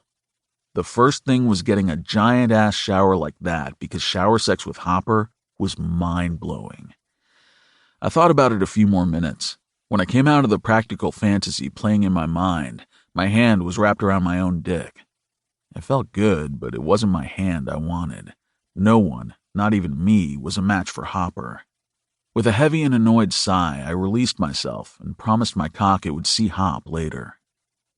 Once I was out of the shower and my cock was no longer searching for my guy, I stepped out of the bathroom to find Jace in the bedroom. "Took your sweet-ass time in there," he quipped, taking in the towel wrapped around my waist. "I was hiding from Joey." He laughed. "Why do you think I'm in here waiting for you?" "She's bossing you around too?" I asked. He chuckled like he thought she was cute. She tries. Where is she? I whispered and looked at the door. Around a toothy smile, he said, She's upstairs, bugging Hopper. Grabbing the duffel I took from our room earlier when Joey informed me I wasn't allowed back there, I rummaged around for a pair of boxers. I brought your suit, Jay said, gesturing toward a garment bag hanging nearby. Sweet, thanks. I barely glanced at the bag. I'd seen the outfit several times, including this morning when Joey insisted I try on the jacket one last time to make sure the tailor did it perfectly. I already knew he did. She'd dragged me to the shop to be fitted, then again when it was done. I didn't bother reminding her of that this morning, though. I just put it on and made her happy. So, I began, abandoning all the shit I'd just pulled out of my bag and turning toward my brother. She seems to be in her element planning this wedding. Jace made a sound. Thanks for letting her be so involved. It means a lot to her to have a bigger family now. I nodded. I totally understood. Me too. Lorehaven sat on the giant bed he and Joey shared. Speaking of, were Hopper's parents good to you? I tilted my head to the side. You came up and saw them. You know they're good people. He nodded. But were they good to you? That was my brother. He couldn't care less if Hopper's parents were saints. He only cared if they were nice to me. They were great, I said. It was strange. I hesitated. You know, to have people accept me instantly. Donna and I accepted you instantly, eh? He glowered. I rolled my eyes. You know what I mean. He rubbed a hand over his jaw. Yeah, I do. I think they're going to be around a lot. Hopper seemed really glad to have them back in his life. He wasn't pissed I invited his mom here. Lorehaven smiled ruefully. He was probably too shocked to be pissed. He'd been shocked, all right, but even so, his loyalty to me came before that. He was so good to me, so much better than I honestly thought I'd ever have. I still didn't tell him about Seattle, I murmured, more or less thinking out loud. I was going to today, but your girlfriend is being a Nazi. Jay sparked a laugh. Who knew she would be such a bridezilla, and not even with her own wedding? Speaking of, what about you, bro? Why haven't you put a ring on it? What is this, a rap song? He quipped. You like rap, I pointed out. He sighed. I'm working on it. A smile split my face. Yeah? About time. Shit, everyone acts like we've been together 10 years. It's only been 1. Joey and I might like speed, but this ain't something I'm rushing. I'm keeping her, and I'm not going to let anything ruin it. I pondered that a second. Somehow his words hit something inside me, as if he were no longer speaking about his own relationship, but mine. You think Hop and I are moving too fast? Lorehaven shoved off the bed and came forward, his eyes serious. If I thought you and Hopper were moving too fast, I never would have given him my blessing. I smiled, thinking of that, and how it must have gone down. I can't believe he asked you, I mused. Fucker better have. Jace glowered. Then he relented. It earned my respect. Thank you, Jace, I said sincerely. His mouth drew up, puzzled. For accepting me for who I am. For accepting Hopper and not making it weird. You've always had my back. You've been the most important person in my life for a long time. I know it can't be easy to, get shoved out of the way for a piece of ass, he joked. I punched him in the stomach, but only hard enough to make him wheeze a little. I'm not shoving you aside, fucker, I insisted. And Hop isn't a piece of ass.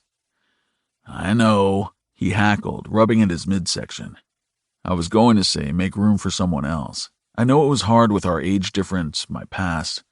What went down with Joey? It's all water under the bridge. I nodded. Point is, I made it here because of you. Without you... My voice fell away. It was hard to open up so much, hard to articulate to him just how much he meant to me, especially when that someone was my brother who liked everyone to believe he didn't have feelings. His hand fell onto my shoulder, squeezing. I know. I glanced up. There's no one else I'd rather have standing next to me today. Nowhere else I'd rather be, little brother. I let the little brother thing slide just this once. I gave him a quick hug, but then pulled back because, well, I was only wearing a towel. I glanced away, back at my clothes, trying to shove back all the emotion rising inside me. Jace cleared his throat.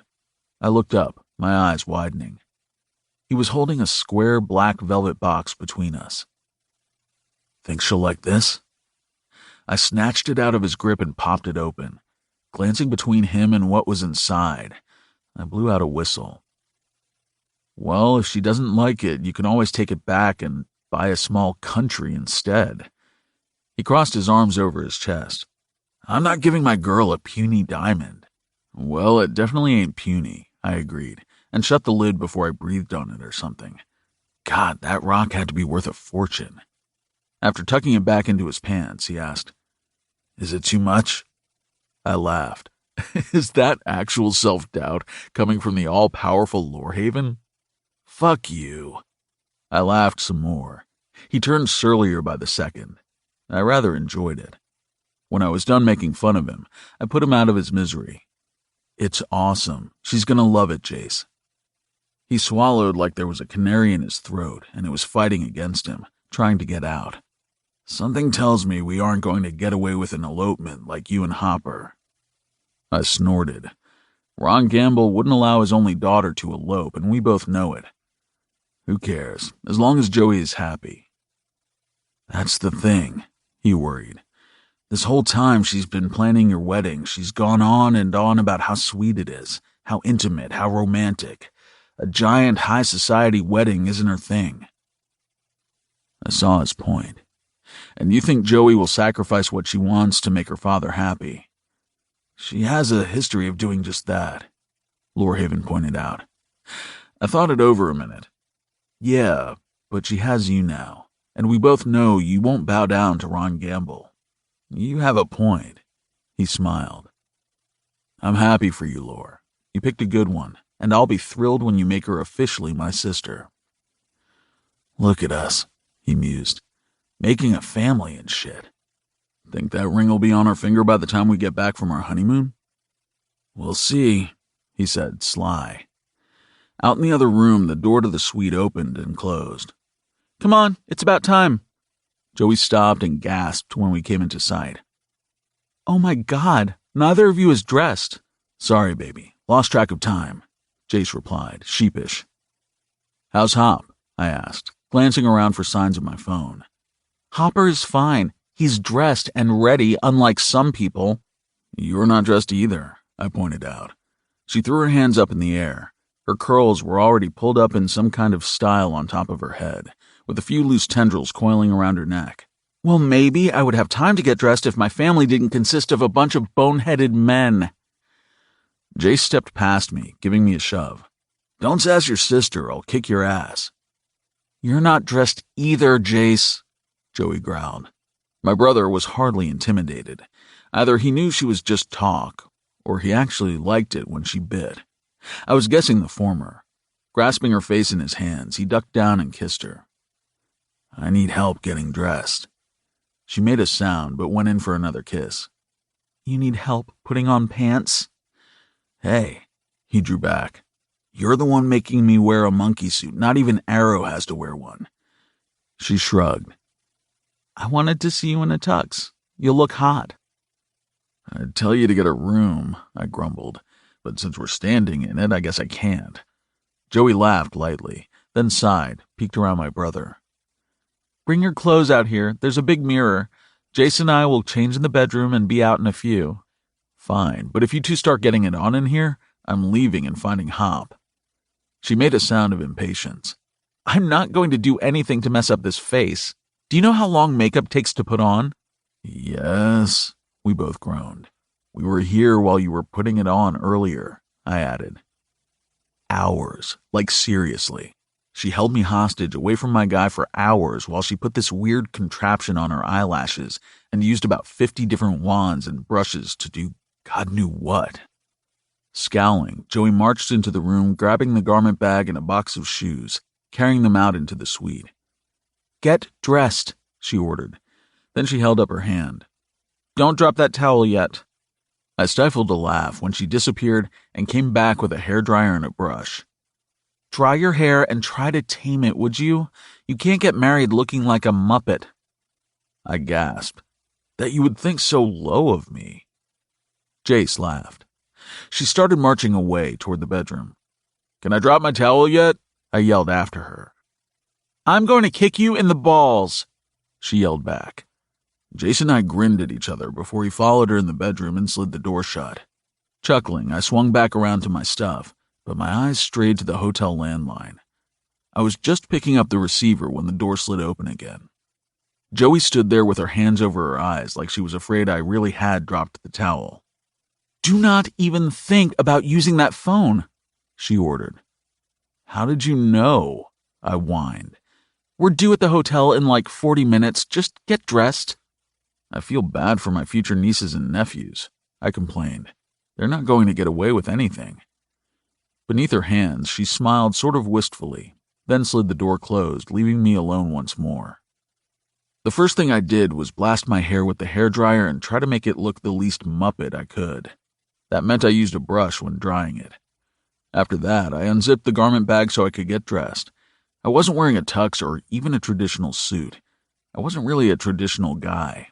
We didn't want something too fancy or stuffy. This was Vegas, after all. We cared more about just getting married than what we looked like while doing it. Of course, Joey cared. But her ideas for what I should wear were pretty cool, so I went with it. The dress pants weren't really my usual style, meaning they weren't jeans, they weren't ripped, and they weren't baggy. These pants were what the tailor called modern.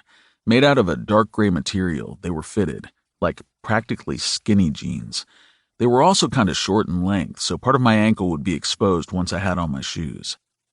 I wasn't sold on them, but Joey loved them, said I had a good body for the style, and she'd never met any other guy who could rock pants like these except dudes in fashion magazines. After I had those on, I pulled on a fitted white dress shirt and thanked God she wasn't making me wear a tie. Leaving the top 2 buttons undone, I tucked it into my pants, belted them, and reached for the shoebox. The shoes were my favorite part of my wedding attire. Everyone knew I loved a good pair of sneakers, specifically high tops. Joey knew she was pushing me with the pants, so when she mentioned this style would look good with sneakers, I agreed. Grabbing the brand new pair of Adidas, I slid my feet inside and laced them up. The shoes were stark white, almost blinding white, with a rounded toe. The tongue was a little big and it stuck out above the laces once they were tied. They weren't high tops, but they were sweet. I was definitely going to have to get some more of these. Next, I reached for the jacket. It was royal blue, fitted, and made of velvet. I liked the color. It was vibrant, but not over the top. I felt like me when I stood back and gazed in the mirror at everything all together. It was modern, but it was pulled together and nice enough for a casual wedding. Running my hand through the blonde strands of my hair, I adjusted the jacket once more as butterflies began fluttering around in my stomach. I anticipated seeing Hopper. I knew I'd just seen him this morning, but it was hours ago. I missed his face. I missed his presence. I wanted to hold his hand and look at my rings on his finger. I couldn't wait to marry him. Lorehaven knocked on the door before sliding it open. I spun from the mirror, and my face split into a huge grin. "Shut up," he muttered, pulling at the tie. He was wearing a traditional black and white tux. "You look like a penguin," I cracked. Joey appeared seconds later, attaching an earring in her ear. "Leave him alone, Arrow. He looks sexy." I snickered, but she gasped and rushed over. "It's perfect." She turned to Jace. "Doesn't he look perfect?" "How come he doesn't have to wear a tie and get sneakers?" Jace complained. She ignored him, turning back to me. Grabbing the lapels on the velvet jacket, she gave them a tug, then smoothed them out. Sniffling, her made-up green eyes connected with mine. "You look so amazing. I'm so happy for you." I tugged her against me for a hug, wrapping both arms around her back. "Thanks for everything," I whispered. She jerked back, swatting me. "Don't make me cry." I tried not to laugh as she fanned her eyes, trying to dry the forming tears. "You look pretty amazing yourself," I told her. "Sexy as hell," Jace half growled. She smiled and did a little turn. "It's not every day your brother gets married." Joey was dressed in a silver dress that hugged her curvy body like an ace bandage. It was short, ending at mid-thigh, and did this crisscross thing around her neck, leaving her shoulders bare. Her legs looked even longer than usual because the black stilettos on her feet had to be at least 5 inches. Her hair was still pulled up, her makeup still on, with what looked like a new coat of something on her lips because they were shinier than before. "One thing," she said, walking over to a small bag and pulling out something square. On her way back to me, she folded it, then tucked it into the pocket on my jacket. "There," she said, standing back to admire her work. "Perfect." Glancing around in the mirror, I looked at the handkerchief just poking out of the pocket. It looked like a checkered flag. The hotel landline rang, and I stepped toward it. Joey practically hissed me back as she picked it up. "Hello?" She listened a moment. "Okay, thank you." After hanging up, she turned to us. "Cars are downstairs. Time to go."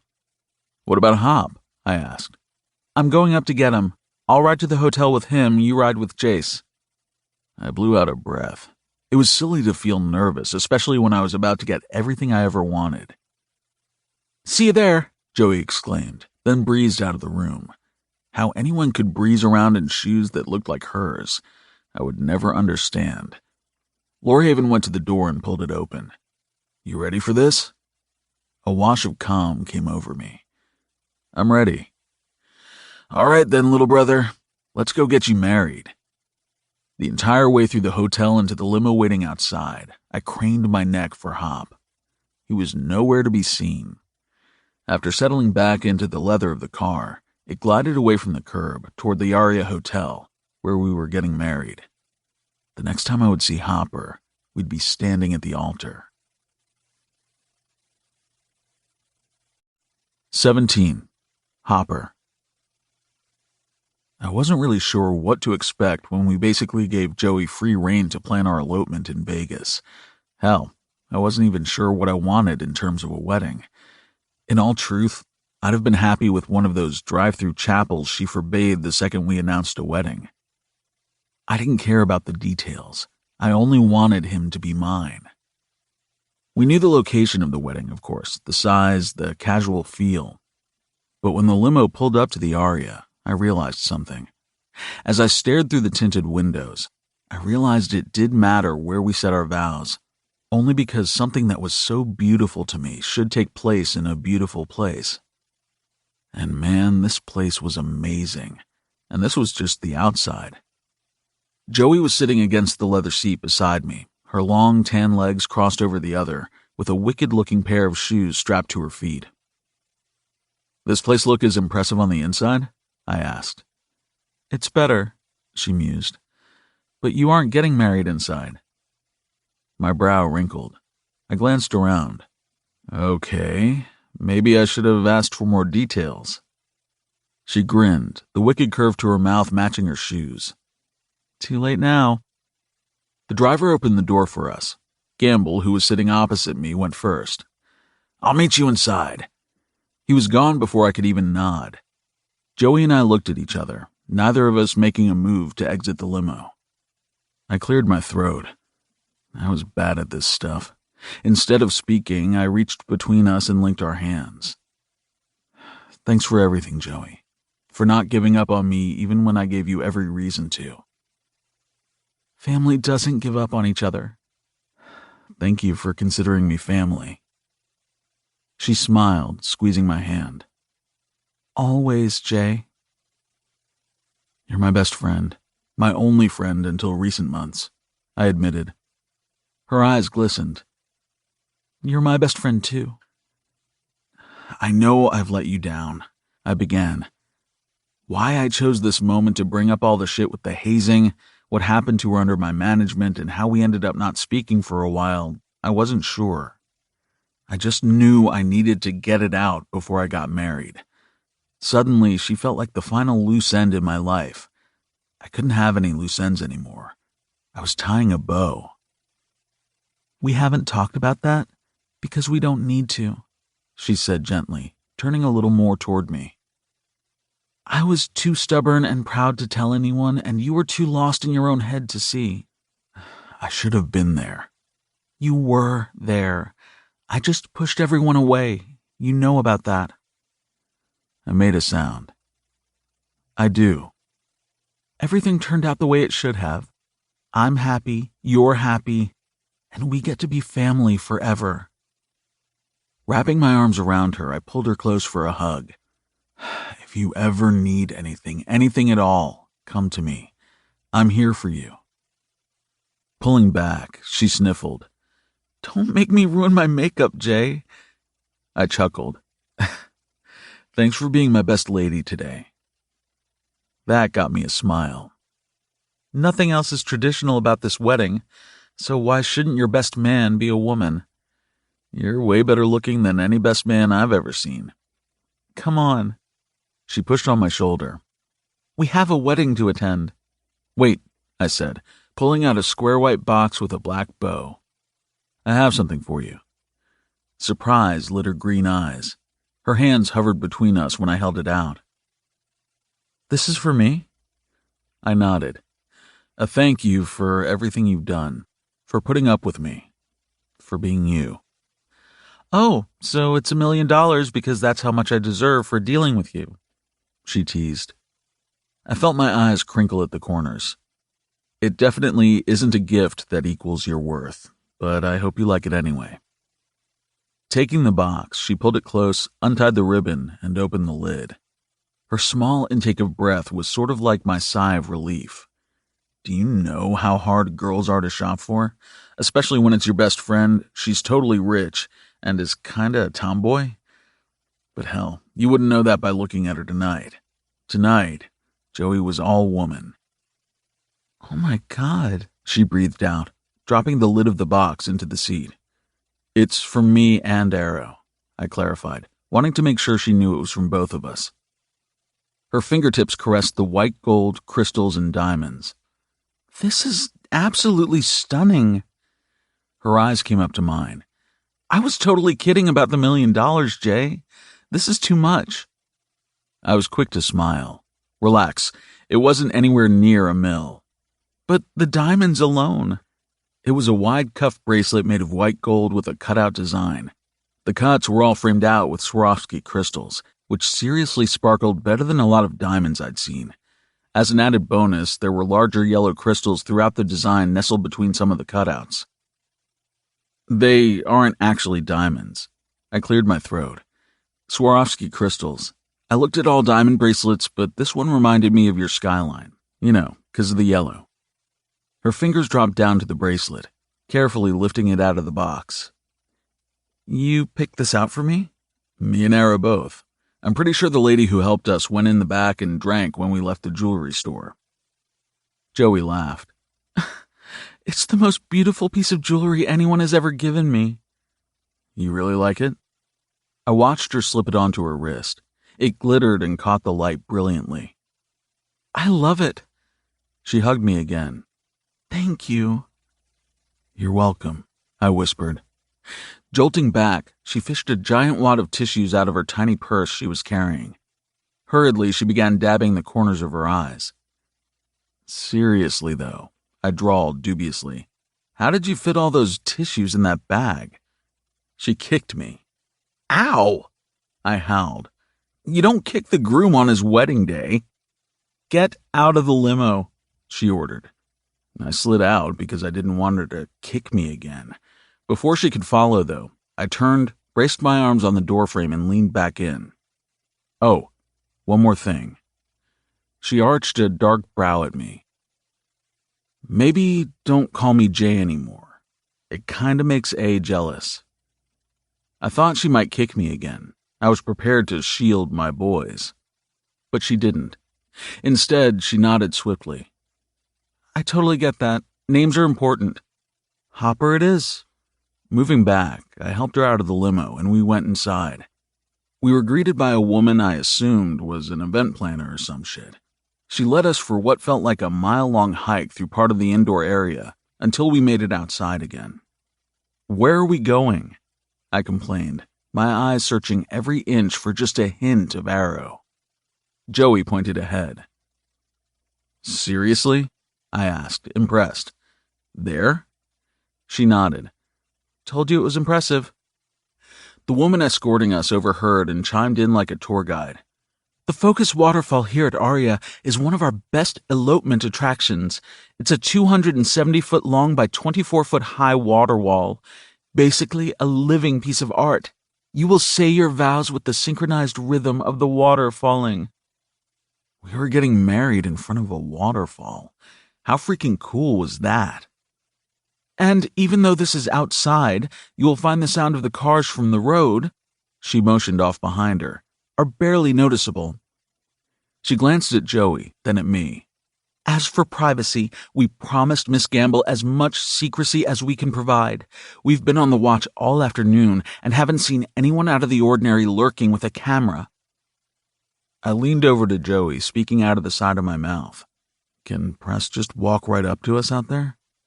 She shook her head. "Standing room for 10 only." I nodded.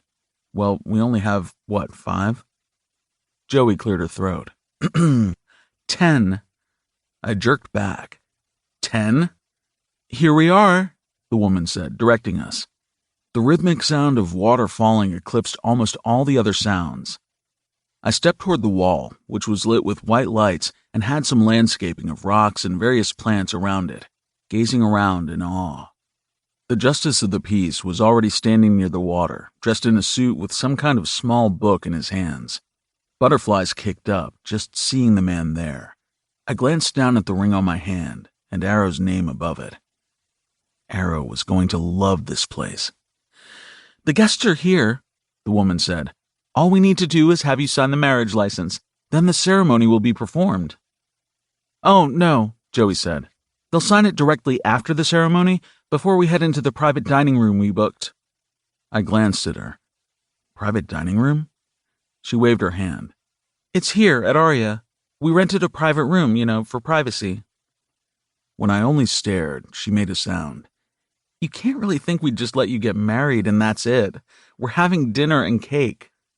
"You had a cake made?" "You are such a man," she muttered. "Where's Arrow?" I grumbled. This was awesome, but I wanted him. I was done waiting.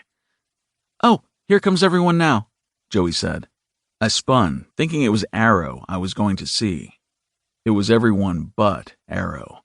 My parents, Ron Gamble, Arrow's mom, and Trent and Drew. "I had no idea you were coming," I grinned, holding out my hand to Trent and then Drew. "Are you kidding?" Drew said, shaking my hand. "We'd never miss this." "Congratulations, man," Trent told me, smiling. They were both dressed in suits. Drew's was black on black, and Trent's was gray. Neither of them was wearing a tie. "Thanks for being here. It's going to mean a lot to Arrow." "We saw him," Drew said. Trent nodded. "Dude looks sharp, like the new tats." "You saw him?" I asked, craning my neck around. Trent laughed knowingly. "Joey keeping you apart, I see. He's in there with Lorehaven. They're on the way out." "If we could begin?" the justice of the peace called. "See ya after," Trent promised. He and Drew moved toward the wall where Gamble and Donna were standing together, smiling at each other. Well, wasn't that interesting? My mom and dad stopped beside me on their way to their places. Mom was crying. Dad actually looked like he might too. "I'm sorry we didn't get to see each other much today. I know we have a lot of catching up to do." Mom shushed me. "This isn't about us. This is your wedding. We're so proud of you, Jayson. I know we just met Arrow, but we can see how much he loves you and how happy you are. It's all we want for you." It meant so much to me, more than I think they would ever understand. I grabbed my mom's hand. "We'll come to Seattle, visit, catch up there." "I would love that." "Just might happen sooner than you think," Dad quipped. Mom elbowed him in the stomach. Before I could ask what he meant, she hurried him off toward their places. Joey grabbed my arm, trying to pull me toward the justice of the peace. I dug the white Adidas sneakers into the ground. It was my ode to my husband. He loved a pair of sneakers, and I happened to think they looked pretty bomb with the blue chambray suit I wore.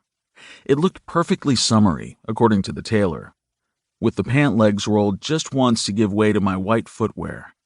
The white dress shirt I wore beneath was unbuttoned at the collar, and there was a white square of fabric in the pocket.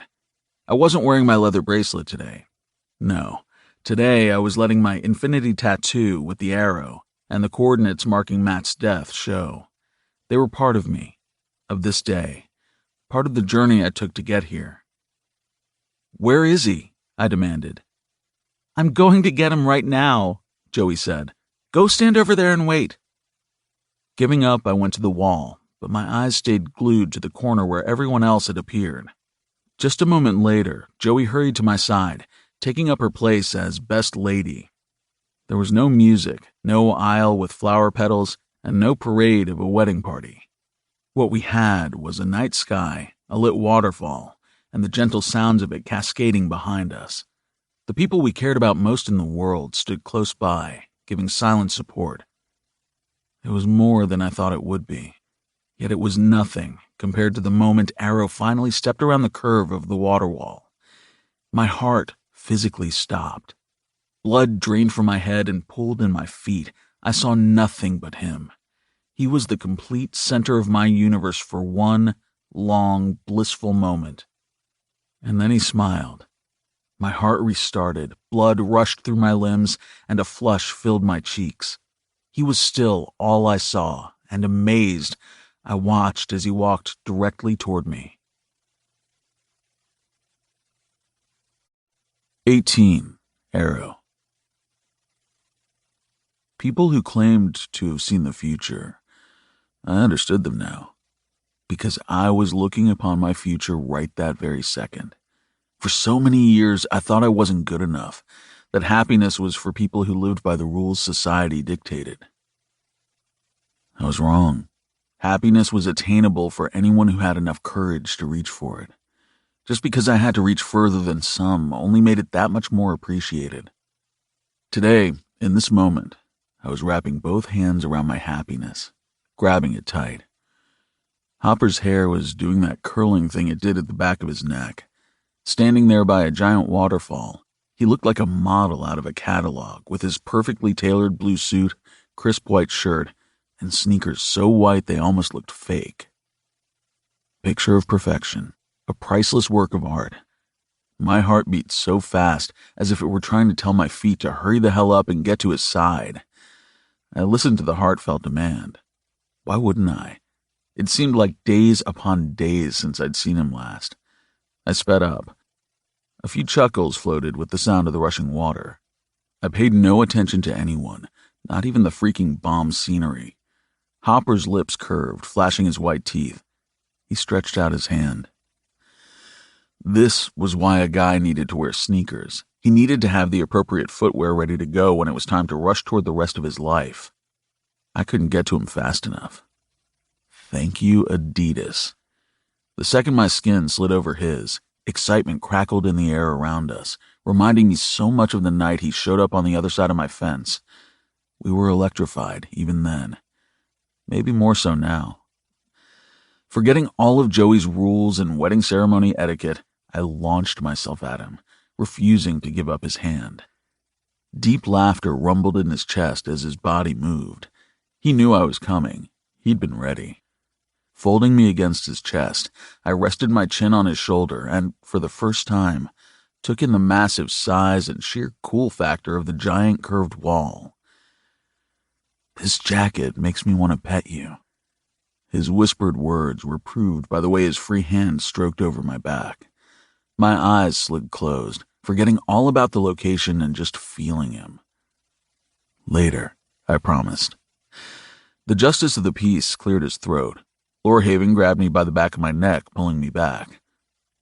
"Dude, you look desperate," he muttered. Keeping my eyes on Hop, I answered, "I am." Someone sighed. I have no idea who. It was a girl, so it must have been one of the moms. Or maybe Joey, though I didn't peg her as the sighing type. "I take it you were the one giving his hand in marriage?"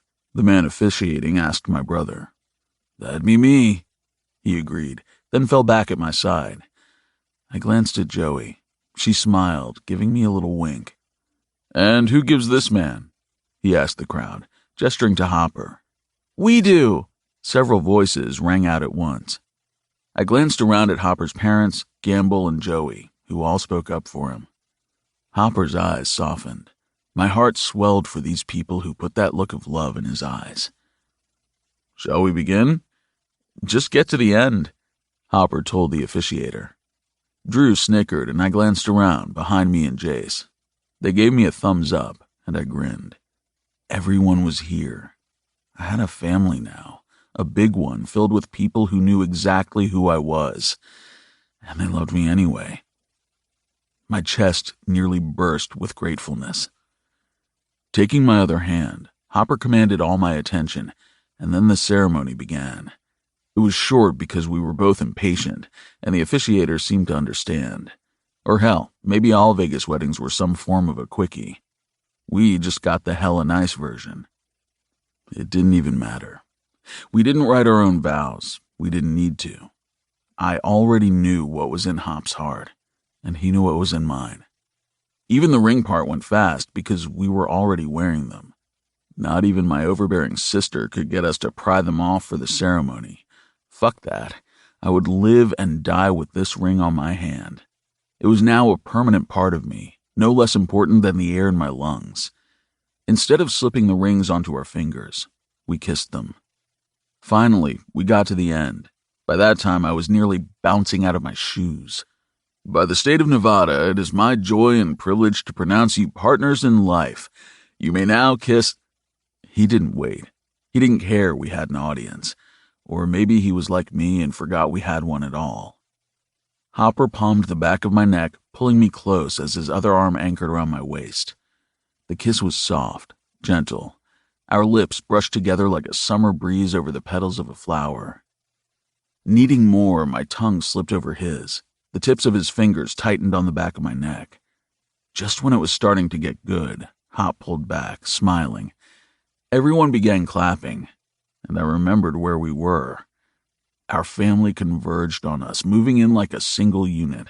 Congratulations and jokes went around, until I glanced up and saw the officiator standing nearby with a piece of paper and a pen in his hand. "We have something to do," I told Hop, gesturing toward the man with my chin. Breaking free of the group, we went and signed the marriage license. It was the last time I would have to sign Ambrose. From then on, I was Arrow Hamilton. After posing for a few pictures, Joey led us into one of the restaurants at Aria. It was called Lemongrass.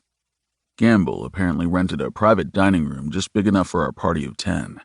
We ate Thai food that was really fucking good. I ate all of mine and half of Hop's. Drew complained there were no fries, and Trent promised to order him some later at their hotel. I remembered being sort of jealous of them when I realized they were together and watching them interact. I didn't think I'd ever have what they did. Yet here I was. I watched them for a few minutes until Trent cast a knowing glance in my direction. "I always thought it would be your wedding I'd be sitting at someday," I told him. Drew groaned. "Dude, we hear this lecture from our sisters like on a weekly basis." "No lecture," I laughed. "Just saying." Trent nodded. "Forrester and I have it pretty good right now. Sometimes it's hard to mess with something that's already perfect." Since I was already watching them both so close, I noticed how Drew's hand slid beneath the table toward Trent. I knew what they were doing under there because Hop and I were doing the same.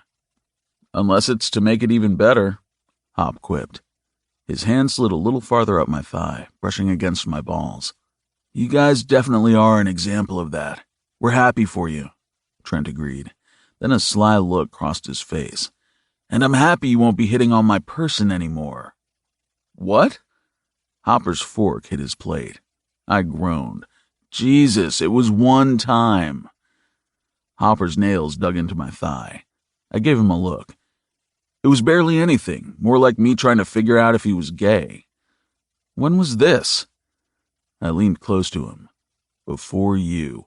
Long before." The back of his hand brushed lightly over my dick. I figured as much.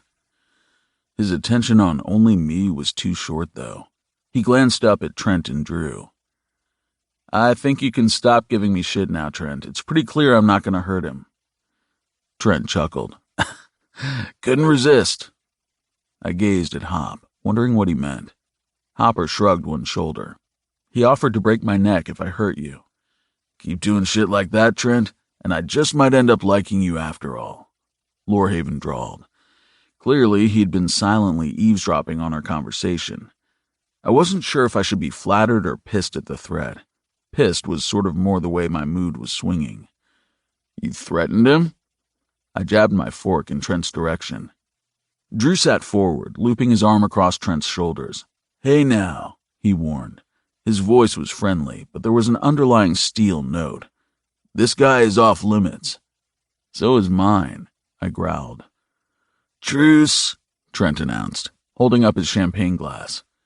Here's to a future full of family, he toasted.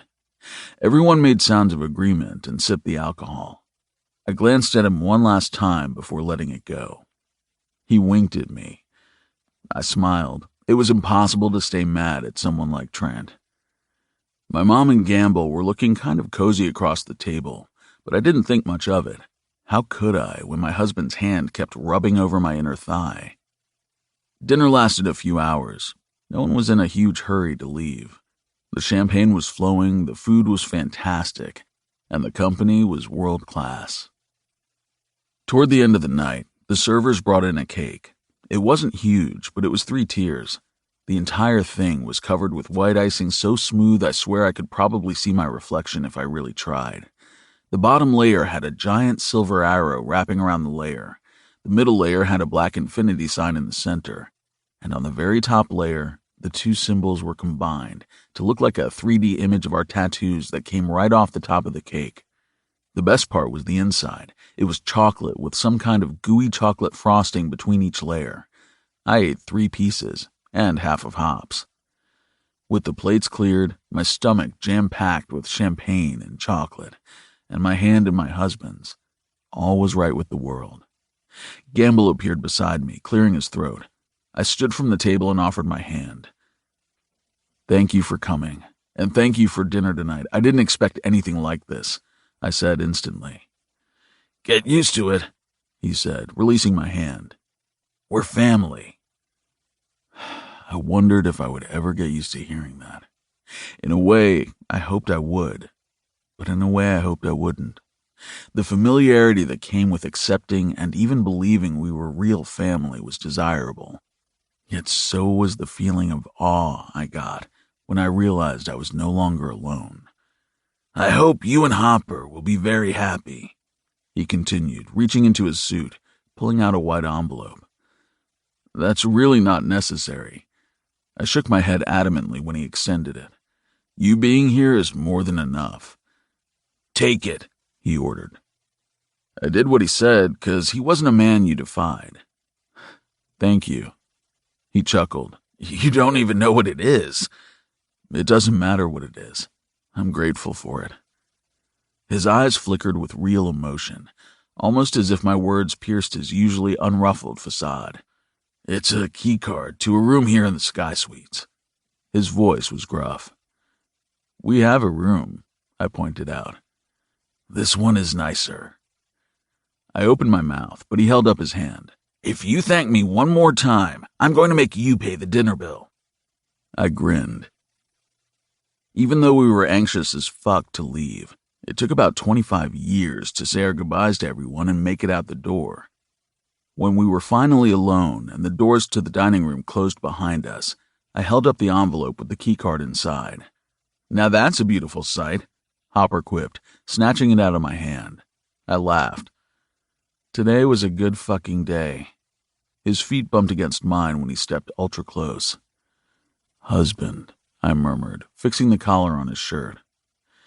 You know what's even better than the wedding day? His lips brushed the corner of my mouth. I made a sound. The wedding night. Deep down in my new wedding sneakers, anticipation curled my toes. 19. Hopper. Our wedding gift from Ron Gamble came in a nearly 1,500 square foot package. When he told A this room was better than the one we had currently, he wasn't lying. This place was pure luxury. We walked in, glanced around, then looked back at each other. Arrow whistled low. Think the toilet is made of gold? I laughed, circling my arms around his middle and pulling him into me. We could be in a cardboard box for all I care. It doesn't matter. He nuzzled my cheek, then made a rude sound. We both know you'd never let me hang out inside a cardboard box. I cocked my head to the side. You're right. Holding hands, we took a tour of the place, starting in the living room area with an entire wall of windows overlooking the strip. The night was lit up like the world's largest carnival.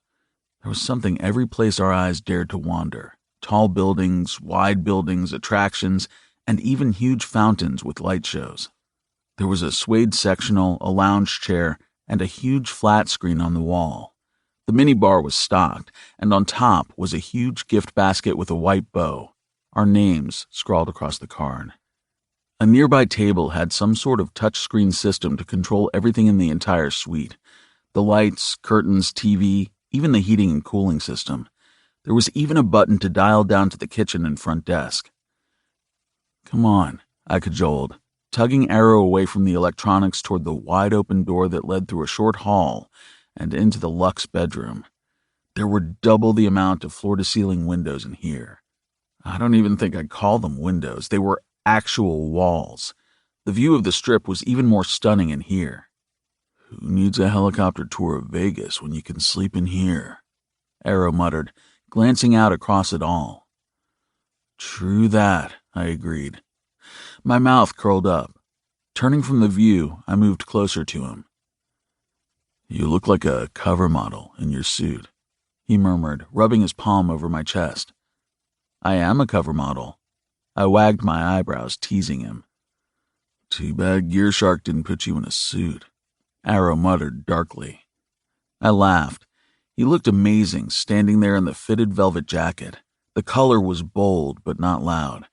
It kept my eyes the entire night. Is this jacket yours? I asked, rubbing over the velvet for the 100th time. Or is it a rental? Arrow made a rude sound. You know Joey wouldn't let us rent shit. I nodded, approval lacing my tone. Good. I like it.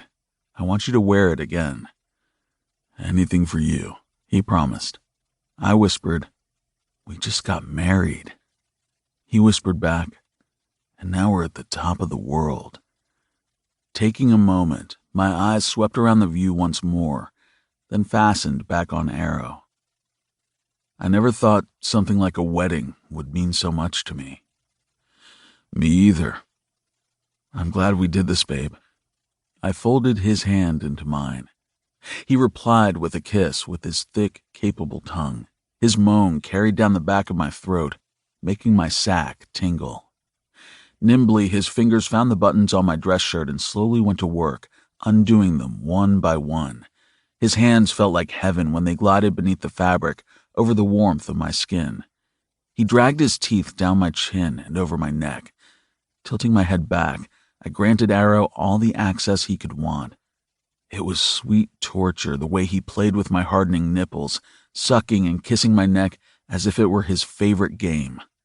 Arrow would pinch and tease, I would groan, and then he would suck deeper. My turn, I demanded roughly, pulling him back.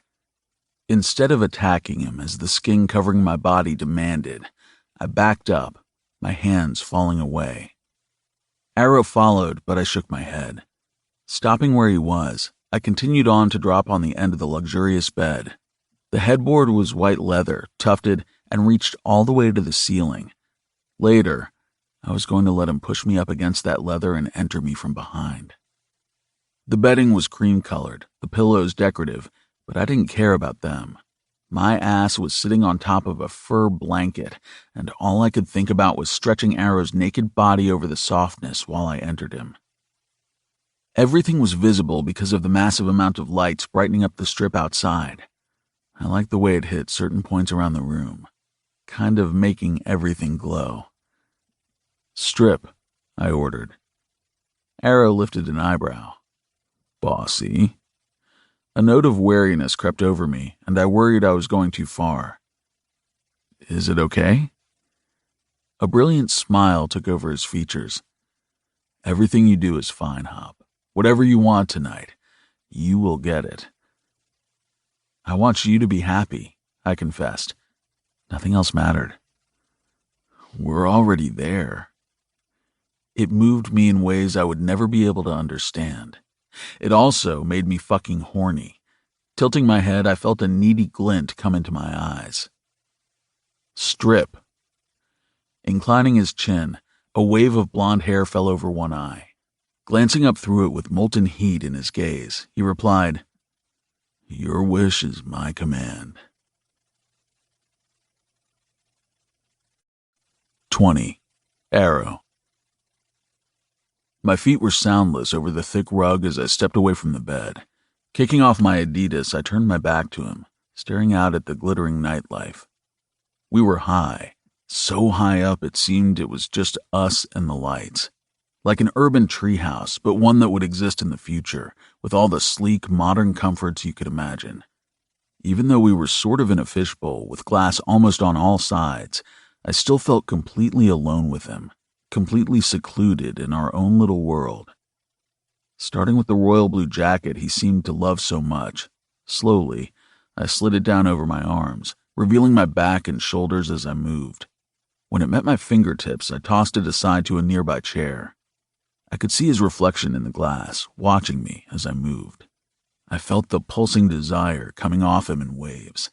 The predatory way he studied my every move made me feel bold, made me feel desired. Pushing the hair back off my face, I undid the buttons on my shirt one at a time, just as I had his only moments ago. Peeling it off my body just like the jacket, it slipped off my limbs to pool at my bare feet. There was a new tattoo on my back, one I'd only had for a few months. It stretched over the back of one shoulder, a racing flag with my car number in the corner. I knew he liked it. Dude had a fetish with all my ink, so I rotated my shoulder in its socket, making it ripple. His intake of breath made my sack tighten and spurred me on.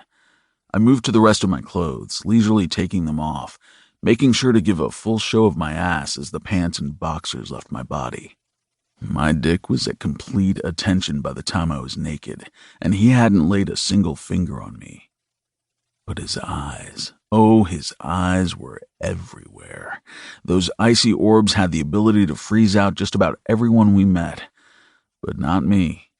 To me, his eyes were so cold they were hot, just like dry ice, so sub-zero it had the ultimate power to burn. "Turn around." His voice was gruff. I obliged, grabbing my rod to massage it and jack it slowly. Hopper watched, sinking his teeth into his lower lip. I stuck mine out just a little because I knew my pouty mouth drove him insane with desire. "People can probably see you," he said. I couldn't tell how he felt about that. "Probably," I allowed, "but you're the only one who can touch me." He moaned. Feeling bolder and surer than I ever had before, I spun back to the window, stepped up to it, and planted my palms on the glass, offering my entire body up for a full view. In the glass, I watched Hopper shoot to his feet and step toward me. "Don't come over here unless you're naked," I intoned. If he could be bossy, so could I. The rustle of clothes was too great a draw. Turning back, I surveyed him while he stripped. He gave me a show, just as I'd hoped. The guy was built, his entire body rippled with muscle. I loved the breadth of his shoulders, the power of his arms. I liked the flashes of the tattoo on the inside of his wrist as he threw various pieces of clothes around the room. "Touch yourself," I demanded when he was completely bare. I watched him cup his sack, gently squeezing it, stroking up his thick length. The bottom fell out of my stomach, and suddenly I was so buzzed, almost as if all the champagne suddenly decided to go to my head. But it wasn't the alcohol. It was want, need, desire. Crooking a finger at him, I beckoned. The heat in his eyes scalded me, but I stayed the course. Hopper reached out, pushing me against the glass of the window. I hissed out a breath because the smooth, hard surface was cold beneath my flushed body. His body covered mine, pressing me farther into the glass. Rotating his hips, he virtually fucked me right there for all the world to see. We made out while we humped each other. Eventually, my hand reached between us, seeking out his stick. "No," he murmured, avoiding my grab. An impatient sound ripped from my lips. Hopper grabbed my waist, spun me around, and used his chest to plaster my front against the glass. I squeezed against it harder because the pressure against my swollen dick was heaven. I even rocked into it, my body searching for some kind of relief. "You're only gonna get that kind of release from me, babe," Hopper bowed, right before his teeth sank into my shoulder. I hissed a sound. He pinned my hands against the glass, holding them there with his. The way his dick nestled between my ass cheeks, just teasing, made my hot breath steam up the glass right beside my mouth. He didn't stay there long, though. Hopper worked downward, licking over the small of my back and kissing across my ass cheeks. I murmured something incoherent when he dropped to his knees behind me. "Stay there," he told me. "Don't even think about moving." I nodded. His hands grabbed my ass and parted my cheeks. Goosebumps raced along the base of my spine, reaching as far as the top of my head.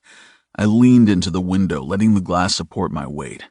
Hopper licked the most secret area on my entire body, making me shudder. "It's a double-sex kind of night, babe," he rasped. I barely recognized his voice. "Yes," I answered, sticking my ass out a little farther. Hopper licked and sucked, his hand reaching between my legs to wrap around my cock. His mouth and hand worked me simultaneously as I moaned into the glass. "If anyone is watching right now," he intoned with one long, seductive lick, "they're gonna see you're completely mine." "I can't stand any more, Hop," I said, my knees shaking so fucking bad it was a wonder I hadn't fallen on my ass. Pushing me to my absolute limit, his tongue pierced my hole. My legs gave out. The sound of my hands sliding down the glass was ear-splitting. Hopper grabbed me around the waist, supporting us both. Turning in his hold, my tongue dove into his mouth as I kissed him like I'd never had before. I swear if kisses could deliver orgasms, this one surely would have. Hopper wasn't completely steady himself, something I took great pride in. Beside the bed, I reached for the fur blanket, spreading it out over the giant luxury mattress. With a gentle shove, Hopper fell back over it, and I covered his body with mine. The tip of his cock was already slick. The tang of the silky smooth liquid he wept salty across my tongue. Wrapping my arms around his thighs, I held his legs open wide and kissed every inch between them. "I fucking love you," he growled when I came back from grabbing the lube from the other room. Before I could settle over him again, he rolled, pinning me beneath him, slithering down my body and sucking my dick deep in one epic motion. My shoulders came up off the bed, my head rotated, and the blinding lights from outside blinked in my vision. Before I knew it, the slip of lube wept over my ass. He used it to coat my own throbbing dick and even my balls. "I want inside you so goddamn bad, babe," he partly begged. I caressed his dick and helped him add the slippery liquid until he was dripping. The fur against my back was erotic, and the sensation of him coming over me made my pulse quicken. His head rested against my throbbing hole, but he didn't push in. I rocked against him, half begging, but he held still. One large hand wrapped around my dick, and he stroked. "You're not allowed to come, babe. Not until you're deep inside me." I shuddered. I wasn't even sure I could keep that promise if I made it. Releasing my cock, his hands fell on either side of my head. His lips brushed my hairline, and the pressure against my ass increased. I moaned, "Please, Hop." He shoved deep. I stretched around him, welcoming him as part of me. Both of us began panting. He pushed up, supporting himself on his arms, and gazed down. "Never in my life," he murmured, the veins in the side of his neck straining as he pulsed inside me. "Never have I ever wanted anyone as much as I want you." I grabbed his face, held it strong. You're my first and my only, Hop. You're it for me. No one has ever been where you've been. With a guttural sound, he began to move, pounding into me with greater freedom than he ever allowed himself before. It was utterly amazing to watch him let go, to fully trust that I trusted him with not only my heart, but my body. He was good, so good my vision went dim, my body hummed, and my brain stopped working. I moved against him, fucking him as hard as he was fucking me. The pressure against my sweet spot inside made my dick pulse anxiously, and a few times I had to stop moving because I was seconds away from pouring out all over my abs. Hopper collapsed against me, his lips fastening on that favorite spot of his where the arrow on my neck pointed. He sucked deep and cried out. Tilting my head, I urged him to suck even harder. I felt his body's release, the way he pulsed and emptied inside me. His entire body shuddered and jerked as the orgasm went on and on. Small sounds of satisfaction filled the room. He released the spot on my neck and sighed. Both his arms slid beneath my body, tucking me along him so close it was as if we were the same person. Eventually, my vision came back. I glanced up at the ceiling, blinking back the watery sheen. I wasn't crying. Men didn't cry during sex. Fuck no. But damn, he was everything. To distract myself from the emotional roller coaster sex with my husband turned out to be, I thrust my still stiff cock against his rock-hard abs. He made a sound and rolled off me onto his back, his fist wrapped around my rod, making me shudder and moan. I couldn't let him touch me. I'd blow right there in his palm. Crawling down his body, I shoved his jello-like legs wide and dove in, preparing his body for mine. He cursed, which sort of sounded like a prayer, as I played with his ass. The total putty his limbs had turned to grew tense the more I slid my fingers in and out of his body. I was bringing him back to life. So soon after he emptied, new desires stirred within. What a heady fucking feeling to know I had that much power over someone. Once he was good and ready, and my dick glistened with a fresh coat of liquid, I jumped off the bed. He looked at me like I was insane, and I grinned back as if maybe I was. Holding out my hand, I asked him a silent question. He answered by surrendering his. I led him across the room to a suede chair right in front of the wide window. I moved it sideways and then sat down, putting my feet flat on the floor. My cock stood up from my center, and I patted my lap. Hopper glanced at the window, then back at me. You wanted everyone to see you owned me. Now it's my turn to show them I own you, I explained. Hopper smiled, straddled my body, and without any kind of waiting, sheathed my cock with his body. My head fell back against the cushion, and I thrust up into him impatiently. His palms spread out across my chest, held me down in the seat, and he began to move. My eyes slid closed. He took me in all the way, rotating his ass against my legs, rubbing my cock on all his inner walls. Damn.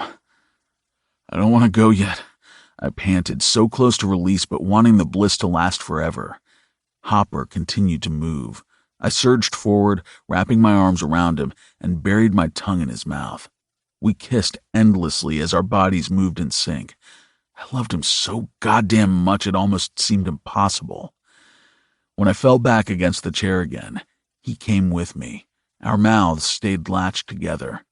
The orgasm came hard and fast. It burst out of me with force like no other. I shouted into his mouth. He grabbed my head and pushed it into his neck while I shouted and moaned some more.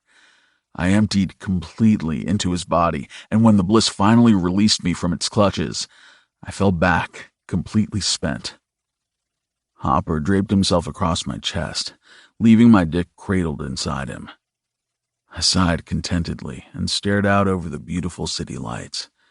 Reaching up, I fingered the ring on his hand and the slightly raised, scabby new tattoo of my name. How could a mere man possibly vocalize the depths of his feelings when they went beyond anything a mere man could even understand? I could say it over and over how much I loved him, how profoundly he changed my life.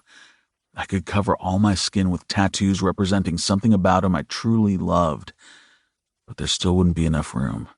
I couldn't possibly explain to Hopper just how much my entire universe revolved around him, because there wasn't an equation that existed big enough to compute the sum. "You just did," he said. The emotion in those 3 words broke through my internal debate. I lifted my head slightly to glance down at where he lay against my chest.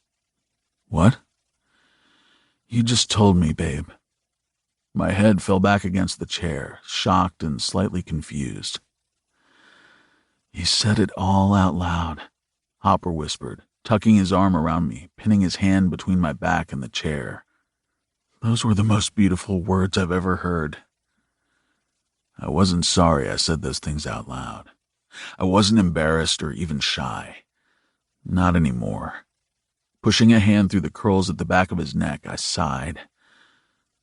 "Someday I'll figure out a way to show you, baby," I vowed.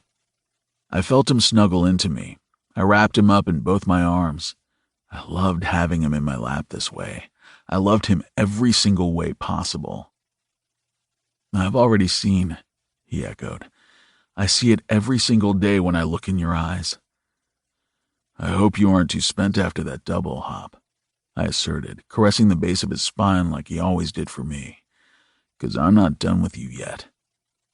Deep sound rumbled out of his chest. I felt his smile against my skin. "Oh, babe," he drawled. "I'm just getting started." 21. Hopper. The bad part about sleeping in a room comprised almost totally of windows? Morning. Our wedding night stretched far past midnight and into the early hours of the next day. I think we fell asleep around 3 a.m., so when I felt Arrow moving around beside me barely a few hours later, I was slightly grumbly. "Hop."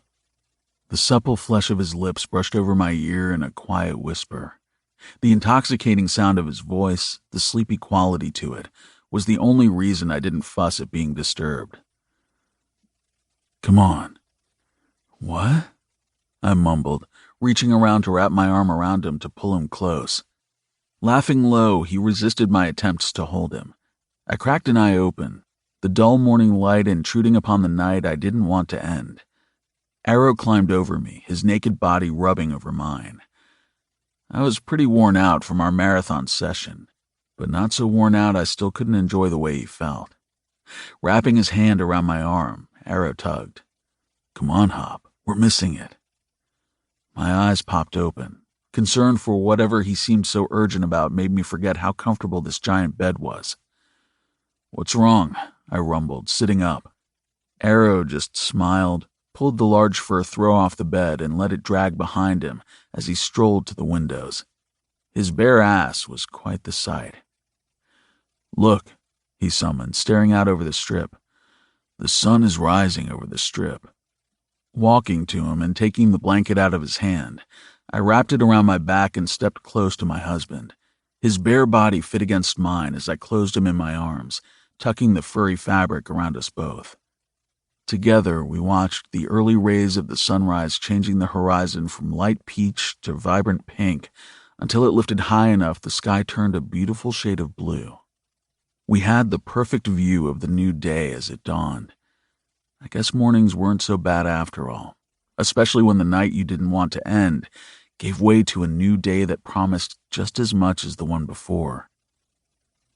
This was my life now, spending long nights in bed, exploring the body of the man I loved more than life itself, getting up too soon after too little sleep to watch the sunrise with his naked body pressed close and my chin on his shoulder. This life was amazing. Once the sun was bright in the sky, I lifted A off his feet, cradled him against my chest, and carried him back to bed. The expression in his eyes was surprised, but he relaxed into me instantly. Once we were both settled, I wrapped myself around him, letting out a contented sigh. "What time is checkout?" I wondered, as the heavy blanket of sleep tried to pull me under. "We have the room until tomorrow," Arrow replied, rolling so I was on my back, He was pressed into my arms and his leg was tangled with mine. I smiled because he always wanted to lie this way. I didn't mind. I liked knowing he wanted to have my arms around him. A sound of appreciation filled the room when I kissed the top of his head. Oh, good. I'm not ready to get up. We have plans later, he informed me. What? My fingers paused their perusal of his lower back. Arrow looked up, propping his chin on his hand that was lying on my chest. His smile turned sheepish. Gamble is letting us use his private jet. I blinked. What do we need a private jet for? That shy look that always got me came into his brown eyes. I booked us a honeymoon. Lifting my head off the pillow, I stared farther down at him, surprised. A honeymoon? Arrow nodded. I cleared the time off for both of us through Gamble. He explained, nervous. I hope it's okay. I smiled. How many more times am I going to have to tell you, babe? Whatever you do is okay. He chewed his lower lip. Arrow, I intoned. Where are we going? Seattle. My eyes widened. Of all the places, that was the last one I expected, but really, I should have guessed because of how nervous he seemed. If you don't want to, we can have the jet go somewhere else. I pushed up on the bed, leaning against the leather headboard. So that's what my dad meant when he said something about us coming for a visit sooner rather than later.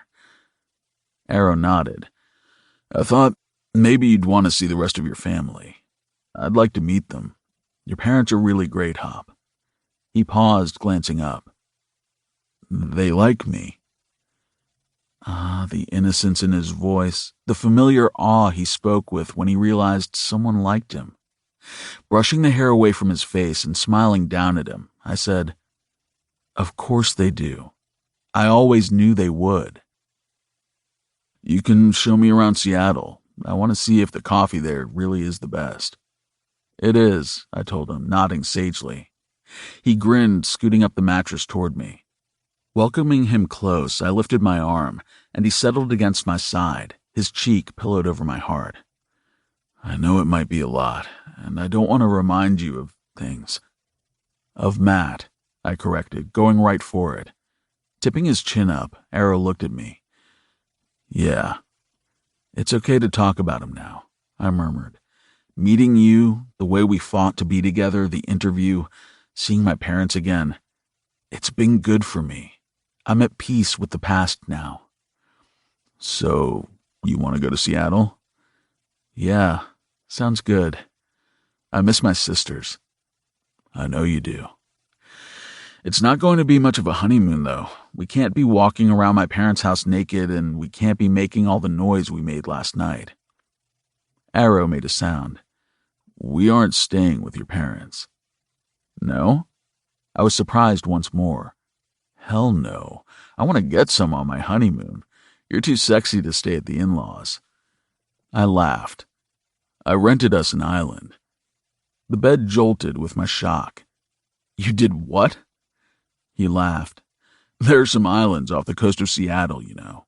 We can have some family time, explore the city time, then boat back to our island for some naked, sexy husband time.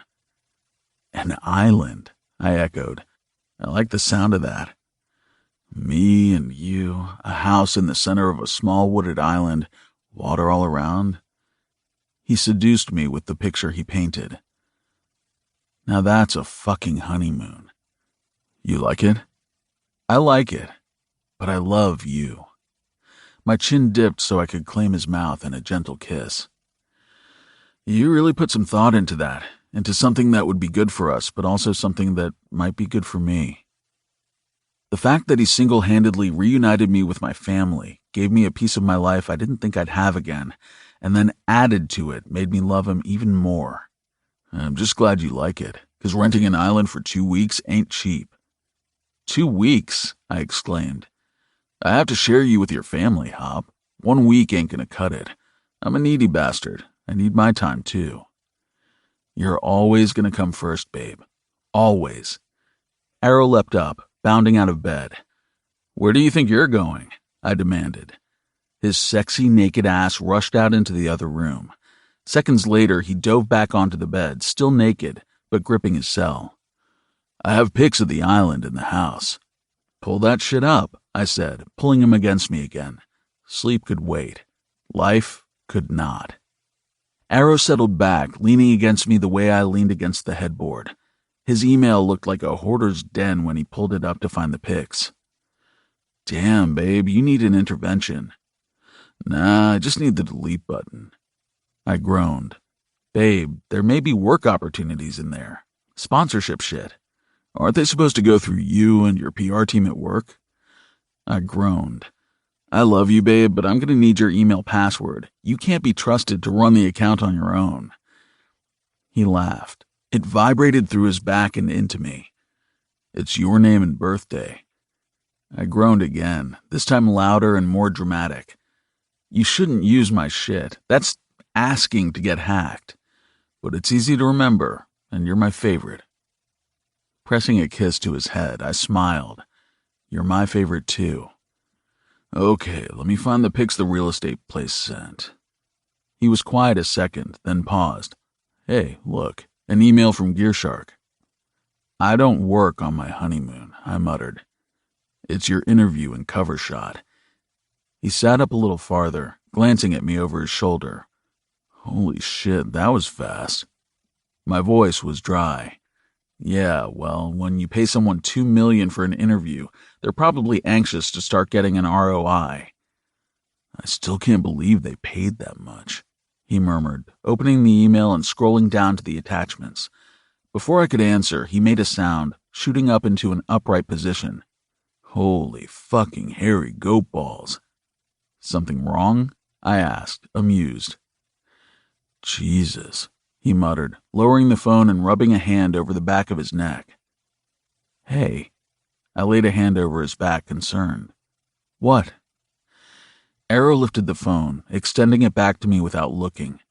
I took the phone and stared down at the picture filling up the screen. Damn. I looked like a fucking sexy beast if I did say so myself, which I just did. Clearly, A agreed, hence the colorful language. No shirt, hands up behind my head, and the sweat's running low on my waist. The magazine went with a red and black color concept and a black and white picture. The coloring made it that much hotter, because I knew I didn't look like that all the time. Babe. Dropping the phone, I rubbed a hand up his tense back. I can tell them to change it. You're so fucking sexy, Hopper. He almost sounded forlorn. I grinned at his back. Don't you smile at me, you bastard. This is serious. One dude thinks he can hit on you. I swear I'll knock him into next week. I don't think it's going to come to that, babe, I remarked dryly. Without turning toward me, Arrow felt around for the screen, sliding it into his lap, bringing the picture back up onto the screen. Fuck. You're just as sexy as I am, I told him, thinking of his magazine cover. Secretly, I did admit to myself I was glad as hell he wasn't shirtless for it, though. I kinda wish our tattoo was across your chest like mine. Kind of like a brand. Assholes need to recognize. I held in a laugh. I'll get one on my chest. You already have one on your wrist, which just happens to be behind your head on the cover. I shrugged. I'll have two. Arrow made a sound. I like it. 2 tattoos? I mused. No, the cover shot. You look amazing, babe. So amazing it makes me mad with possession. Snaking an arm around his waist from behind, I pulled him across the mattress back into my body. I don't care about the magazine cover, but I do like being possessed by you. He grunted, settling farther against me. The back of his head hit my chest, and he lifted the phone. Want to read the article? I shrugged. I'd rather see the pics of our island. Article first, then island pics. A yawn stole over me. Any chance we might get some sleep before boarding the jet? A few hours, then we have to be at the airstrip. Come here, I murmured. He wasn't close enough. His sigh was heavy, the skin of his cheek smooth against my chest. Looks like this'll hit the stands next week. We'll still be in Seattle, Arrow informed me, still looking at his phone. Good. An island should be a pretty good way to keep the press away. Arrow made a sound of agreement.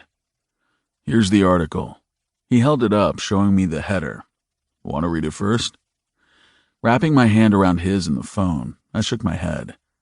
How about we read it together? Pushing up off me, Arrow climbed into my lap. His arm wound around the back of my neck and his lips brushed over my cheek. I'm proud of you for doing this, getting it all out there and finally letting yourself have peace. I only did it because you gave me the strength and inspiration, babe. So I'm not proud of me. I'm proud of us. His lips rubbed over mine in a brief but very wanted kiss. Let's do this thing, he announced, then held up the article for us to read. GearShark magazine presents Jayson Hamilton, written by Emily Metcalf, copyright GearShark magazine. Exclusive, exclusive, exclusive, exclusive. Nearly 6 years ago, the entire motocross world was shaken by tragedy. At the center was rising superstar Jayson Hamilton, who placed among the top 10 Ducati racers in the entire country. Not only that, he had just signed a deal that would launch his career internationally. Unbeknownst to all his fans and the motocross club owners, a deep-seated rivalry had rooted, one that ended in death. Motocross racer Matt Lewis was also a bright star in the Ducati world, racking up wins and placements throughout the 3 years he drove for the division. The guy who always wore a smile was loved by everyone, even those who only knew him from his photo on TV. Matt Lewis was involved with Jayson Hamilton romantically. They lived together, drove together, and very rarely did the press see one without the other. Some hypothesized Matt sacrificed some of his own success to propel Jayson farther up the ladder, a rumor, or is it, that only made him more likable. The couple was never secretive about their relationship, but they didn't flaunt it either. They lived a low-key life based in Seattle and often described each other as their better half or best friend. Their same-sex romance never caused a splash in the media like Drew Forrester and Trent Mask's relationship, or even the GearShark's recent cover model, Arrow Ambrose. Perhaps because motocross wasn't as popular as it is now, or perhaps because their relationship flew under the radar. Until, of course, it ended in heartbreak that shattered their world and dominated headlines around the country. Jayson's rivalry with fellow motocross driver Roger Blaine came to a head when Blaine issued a challenge Hamilton couldn't refuse. A street race to be held at Pinnacle Ridge, known to the locals as a dangerous road filled with twists, blind spots, and danger. The road also boasts a lot of loose gravel, as it's an old road that has not been maintained well throughout the years. The winner of the illegal street race would take Jayson's spot at Moto Intercontinental. On that fateful morning, Jayson was hit in the head by a heavy metal door while getting his Ducati out of his trailer. With a possible concussion, he was unable to drive, but he was also unable to forfeit or his coveted spot would be lost. In a simple solution, Matt suited up in Jayson's leathers and mounted his Ducati to take his place in the race. Blaine arrived at the race with a friend, Josh Rockford, and unknowingly began the race with who he assumed was Hamilton. Jayson stayed out of sight in the back of their trailer, nursing his bleeding head with his partner's sweatshirt.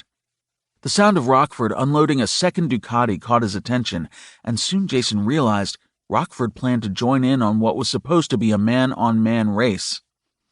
Worried for Matt, Jayson jumped on his bike and drove off in the direction everyone had gone. What he found when he came upon the racing men was a nightmare. Blaine and Rockford had set up the street race, planning the entire time to manipulate it so Hamilton would lose. Their plan? Force. The next series of events ended in Blaine and his partner Rockford running who they thought was Hamilton off the precarious road. Despite trying to stop what was happening, Jayson was too late. When first responders arrived at the grisly scene, they found Matt's broken and mangled body on the side of the road, the Ducati he'd been riding totaled. And Jayson? He was discovered unconscious, lying on top of Matt as if he'd been trying to resuscitate him before losing consciousness. When Jayson awoke in the hospital, he learned what the rest of the world already knew. Matt Lewis had died on Pinnacle Ridge that day. The story was highly sensationalized and reported on for almost a year after Matt's death. But shortly after being released from the hospital and attending a massive funeral for his beloved partner, Jayson disappeared. Not one interview, not one comment to the press. The second the sentencing was over for Blaine and Rockford, Jayson vanished. No one knew where he went, who he became. It was as if he simply ceased to exist. Some said he should have gone to jail. Some said he got what he deserved. Others passionately defended him against the ugly rumors and theories that swirled. But everyone wondered what had become of the man who was once on the path of international celebrity. Fast forward 6 years, Jayson Hamilton is found. He sits in front of me today. He isn't alone, though, and he doesn't go by Jayson anymore. His longer hair and scruffy face make it hard to recognize him as the clean-cut young athlete we all knew. His blue eyes appear colder than the pictures of the past, more piercing, more guarded. Even without speaking to him, I can tell you this is not the same man the world once knew. He's older, harder, and most definitely more private. But even so, I have a feeling if I had met him just 6 months before, he would have been even more closed off. In fact, this interview probably wouldn't be happening at all. We know what changed Jayson Hamilton all those years ago, but what changed him again? Who changed him?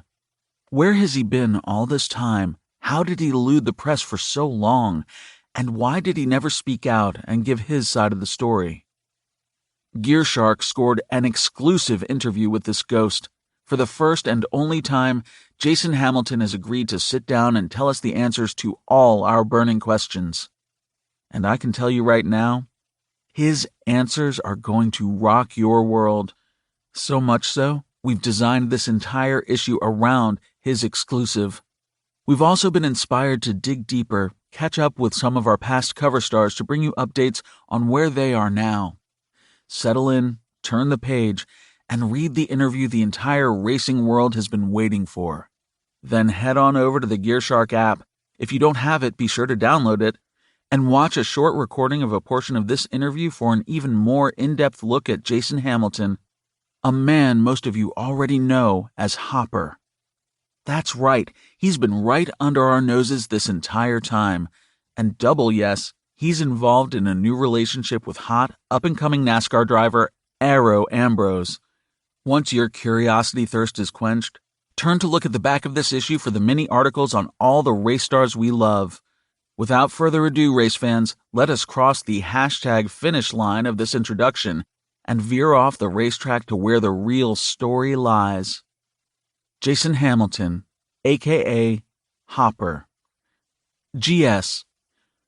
First of all, I want to thank you for sitting down with me today. It's quite the honor you have given to GearShark to trust us with your story. JH. GearShark has been good to my family. Trust is earned. GS. By family, you mean Arrow Ambrose, who is sitting beside you for this interview. JH. His name is Arrow Hamilton now. GS. Our entire staff noticed the rings on your fingers the second you walked in. JH. He looks at Arrow, and they smile at each other, the kind of smile I'm certain I would never get from this man. We noticed. GS. Let me backtrack for a few minutes before we get to the obvious exciting news. JH. Spreads his hands wide. This is your show. GS. This is not actually the first time we've met. I met you on several other occasions for interviews with previous NASCAR and NRR drivers such as Joey Gamble and more recently Arrow. JH. Smiles. Nice to see you again. GS. Now I see why all the stories from 6 years ago called him a heartthrob. Even with longer hair and a scruffy jaw, this man is what some women would call sex on a stick. Just check out his cover image for proof.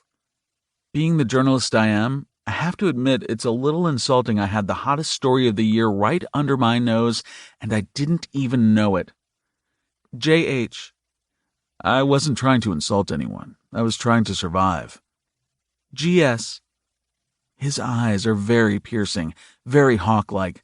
It's slightly disconcerting, yet this reporter finds herself unable to look away. You go by the name Hopper now. No last name, just one name. JH. Nods. You asked me at Arrow's interview why I only had one name. Now you know why. GS. So Hamilton is still your legal last name? Is Jayson or Hopper your legal name? JH. Legally, I'm still Jayson Hamilton. The only people that knew that was Ron Gamble and my accountant. GS. No one else? JH. He leans forward. You do now. GS. This is a tell-all, you know. You're supposed to tell me all. JH. Wags eyebrows. Want to know what color my underwear are? GS. I'm thoroughly charmed. I have to admit these racing boys, even the gay ones, have a way about them. Too bad they're all taken. Maybe GS needs a singles issue. AH. Arrow Hamilton, formerly Arrow Ambrose.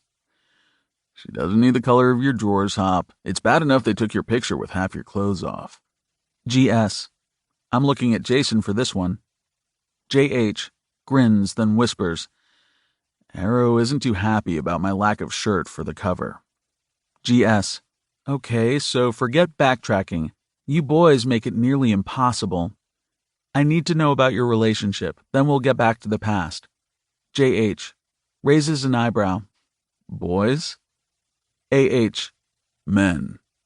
GS. I stand corrected. How did you meet? JH. Through racing. Joey Gamble, who is a friend of mine. GS. You managed her when she was with NASCAR, correct? JH. Yes, Joey is dating Lorehaven, Arrow's brother. GS. So Lorehaven introduced you? AH. Laughs. My brother would have preferred I never dated. JH. We met when he auditioned for Gamble for NASCAR. GS. Did you hit it off right away? JH. Glances at Arrow, who nods. We avoided each other for months. GS. Why? JH. Because we were attracted to each other and, I wasn't ready. AH. I wasn't either. GS. You've both had painful pasts. Do you think that drew you together? JH. In some ways, but mostly I think it just made it harder. GS. How so? JH. He shifts uncomfortably. You can tell he is a man used to his privacy. Some pain is a lot to overcome. GS to AH. Would you agree with that? AH. Absolutely. I think it takes a lot to make a man want to move out of his comfort zone. GS. And Jayson did that for you? AH. I call him Hopper. Looks at Hopper. But yeah, he did. GS. How long have you been together? JH. Long enough. GS. This is the first time you've been seen in public with wedding rings. We are in Vegas. Did you just get married? JH. Yes. GS to AH. And you took Hopper's last name? AH. Of course. GS. Who was the one to propose? JH. Me. GS. Did you ever think you would be in another relationship, let alone get married after Matt? JH. Swallows thickly. Honestly, no. I planned to live alone, in hiding forever. GS. But you weren't in hiding. You've been working at Gamble headquarters, managing Team Gamble NASCAR drivers all this time, haven't you? JH. That's right. GS. Did Gamble know who you really are? JH. Laughs. Do you really think Ron Gamble wouldn't know who I am? He was the one who found me. He offered me a job, a new life. GS. Is he the one who helped you stay hidden all these years? JH. Yes, but it was nothing sinister. Everything is legal. GS. Of course. Everyone knows Ron Gamble is an upstanding businessman. JH. He is. GS. Have you been on a motorcycle since that day? JH looks away, a noticeable tick in his jaw muscle. Once. AH. During my first preseason race. GS. Ah, yes, during the pileup on the track. You took the bike and pulled Arrow from his car. JH. Yes. GS. Is being married to someone who races difficult given your past? JH. Sighs. Arrow reaches over and links their hands. Yes, it is. AH. I don't know how long I'll be racing. Not forever. GS. You're willing to give up racing? So soon in your career? You know you are one of this season's to-watch drivers. AH. Some things are more important than fast cars. JH. He's here to stay for a while. GS. Does everyone at Team Gamble know you are in a relationship? Given what happened last year with the hazing scandal with Joey Gamble, were you concerned at all about people knowing you're in a same-sex relationship? JH. Yes, everyone knows. Of course I was concerned. What happened to Joey is unacceptable, and if I hadn't been so lost in my own pain over the past, I might have been able to stop it. I will always feel guilty for that. I will always have regret. GS. And how has everyone in your camp been with your relationship? JH. The ice in his eyes cools about 20 degrees. They're fine with it, and if they aren't, they'll be shown the door immediately. GS. Does anyone ever accuse you of playing favorites? JH. I treat all the drivers the same. It's business. I'm hard on all the drivers. AH. He is. He's a real ass. JH smiles. GS. What would you say to anyone who says you got married really fast, or that maybe you shouldn't have gotten married at all? JH. You want the PC reply to that, or the real reply? GS. Both. JH. I would say when two guys who have been through as much as we have, it's never too soon to grab on and hold tight to anything that makes us feel alive again.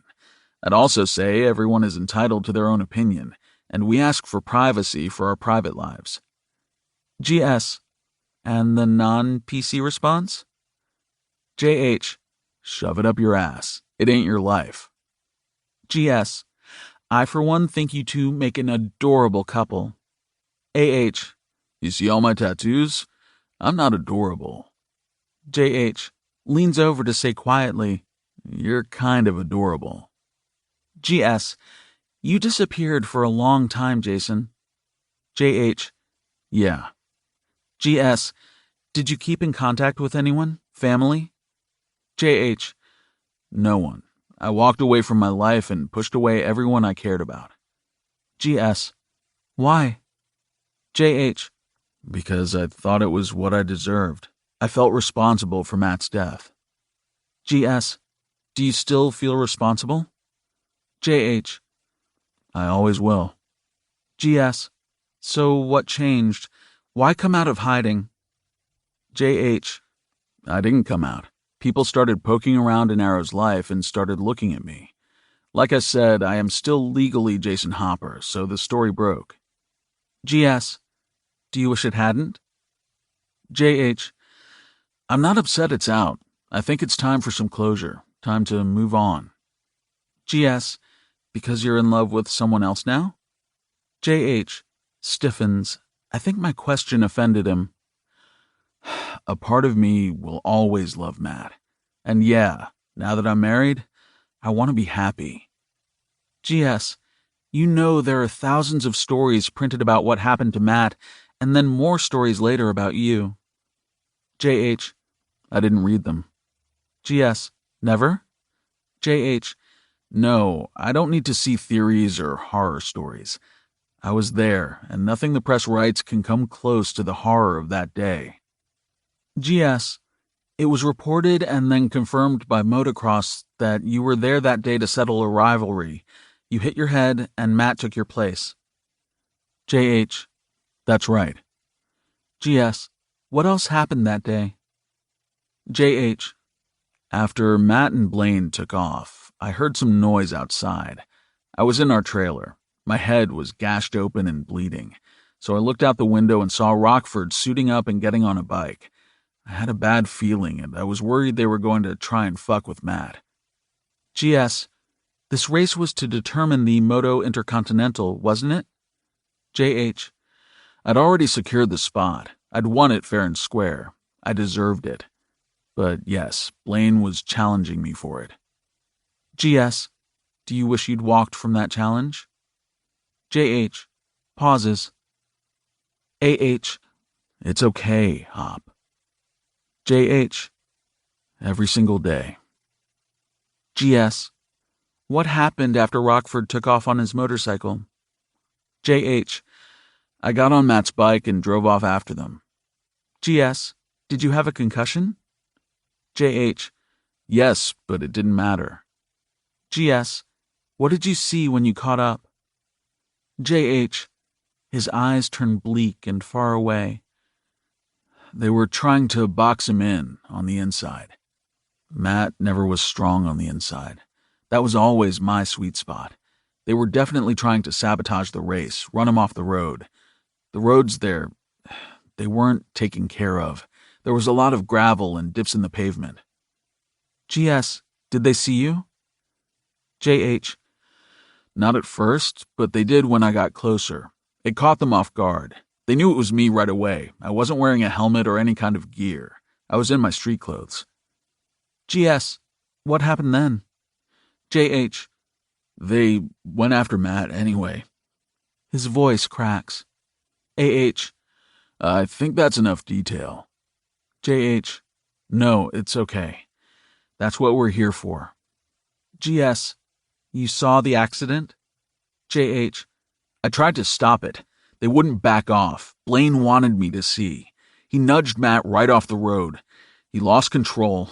I saw the bike flip, the way he bounced over the road and slid over the bank. GS, you also wrecked, is that right? JH, yeah, but I don't really remember. I woke up sometime after I was on the ground. Matt was there. He wasn't moving. I called out for help, but then I passed out again. I didn't wake up until the hospital. GS, it was reported someone saw the crash and called the police immediately. Blaine, who also crashed, was picked up by Rockford and the pair fled the scene.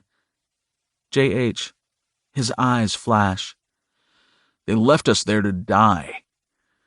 GS, they didn't get away with it though. The police picked them up several hours later on their way out of town. JH, I hope they both rot in hell. GS, you aided the police in their investigation. I read reports that you cooperated and told everything you remembered. In exchange, you got a reduced sentence of reckless driving. JH, my sentence wasn't reduced. I got a lifetime sentence of pain. GS, you know Blaine and Rockford tried to blame you for Matt's death. They told the police you were the one who ran him off the road. JH, yeah, 'cause 2 men caught trying to flee town are innocent. Heavy sigh. But yes, they blamed me. I was questioned for hours, spent a few nights in jail. AH, you didn't tell me that, Hop. JH, glancing over at Arrow, his entire face softens. Doesn't matter, babe. AH, it does matter. The hand, not holding Hopper's, cups the side of his face. I'm beginning to think these two are what storybooks are written about. GS, I could keep telling you what the report said and you can confirm, but I'd rather hear the rest in your words, if you don't mind. AH frowns at me, and I admit I feel a little guilty. JH, originally I was looking at jail time. Involuntary manslaughter, reckless driving, reckless endangerment. Hell, I think they were even throwing around gambling charges. Anything and everything they could think of, they were trying to pin on me. GS, you fought the charges, got a reduced sentence? JH, no, I was hoping they'd send me away for life. AH sucks in a breath. JH, no longer talking to me but to his husband. The witness who called the police, he testified that I wasn't involved in the race, that I came out of nowhere, not dressed for a race, and yelled for them to get off the road. Pauses. I did gesture for Rockford to get off the road when he first saw me.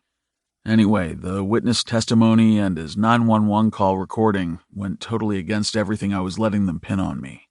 But they went a step further and called my mom down to the station. Clears throat. I hadn't seen her since.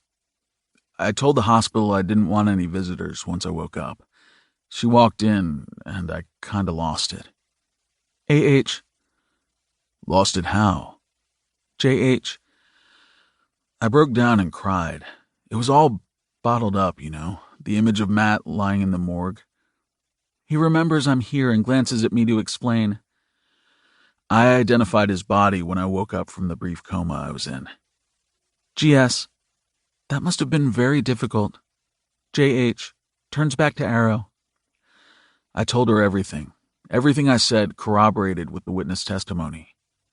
GS. So they dropped the charges. JH. I lost my driver's license for a couple years. I'm banned from motocross for life, and I had some community service. GS.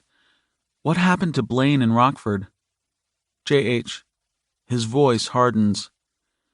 They went to jail. I hope they rot. GS. And your spot for Moto Intercontinental? JH. Shrugs. They gave it to someone else. I have no idea. I don't care. GS. There are a lot of people out there who say you are responsible for Matt Lewis's death. AH. Jumps to his feet, angry. Say anything like that again, and this interview is over. JH. Hey, come on, sit down. She's not accusing me of anything. GS. I'm not. AH. Don't even imply it. He would never intentionally hurt someone he loves. Never. He's not built that way. He's cut himself up to 1,000,000 tiny pieces since that day. No one has suffered more than he has. GS to JH. I can see why you love him. He clearly loves you. JH. Smiles. AH. I'm not joking, Emily. I like you, but I love him. GS. Duly noted. JH. I didn't kill Matt. I shouldn't have been on that hill racing that day, but I didn't want him to die. I would gladly have taken his place if I could have. AH. Makes a choked sound. JH. I'm sorry, babe. GS. Watching you two interact, it's both heartwarming and gut-wrenching. Is it difficult, Arrow, to be so in love with someone who had a relationship before you?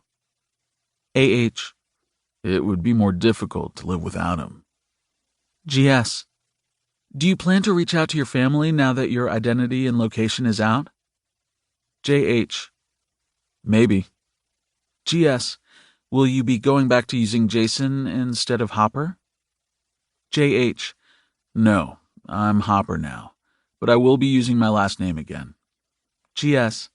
Since you're married now? JH. Yes. GS. Are you a different person now than you were 6 years ago?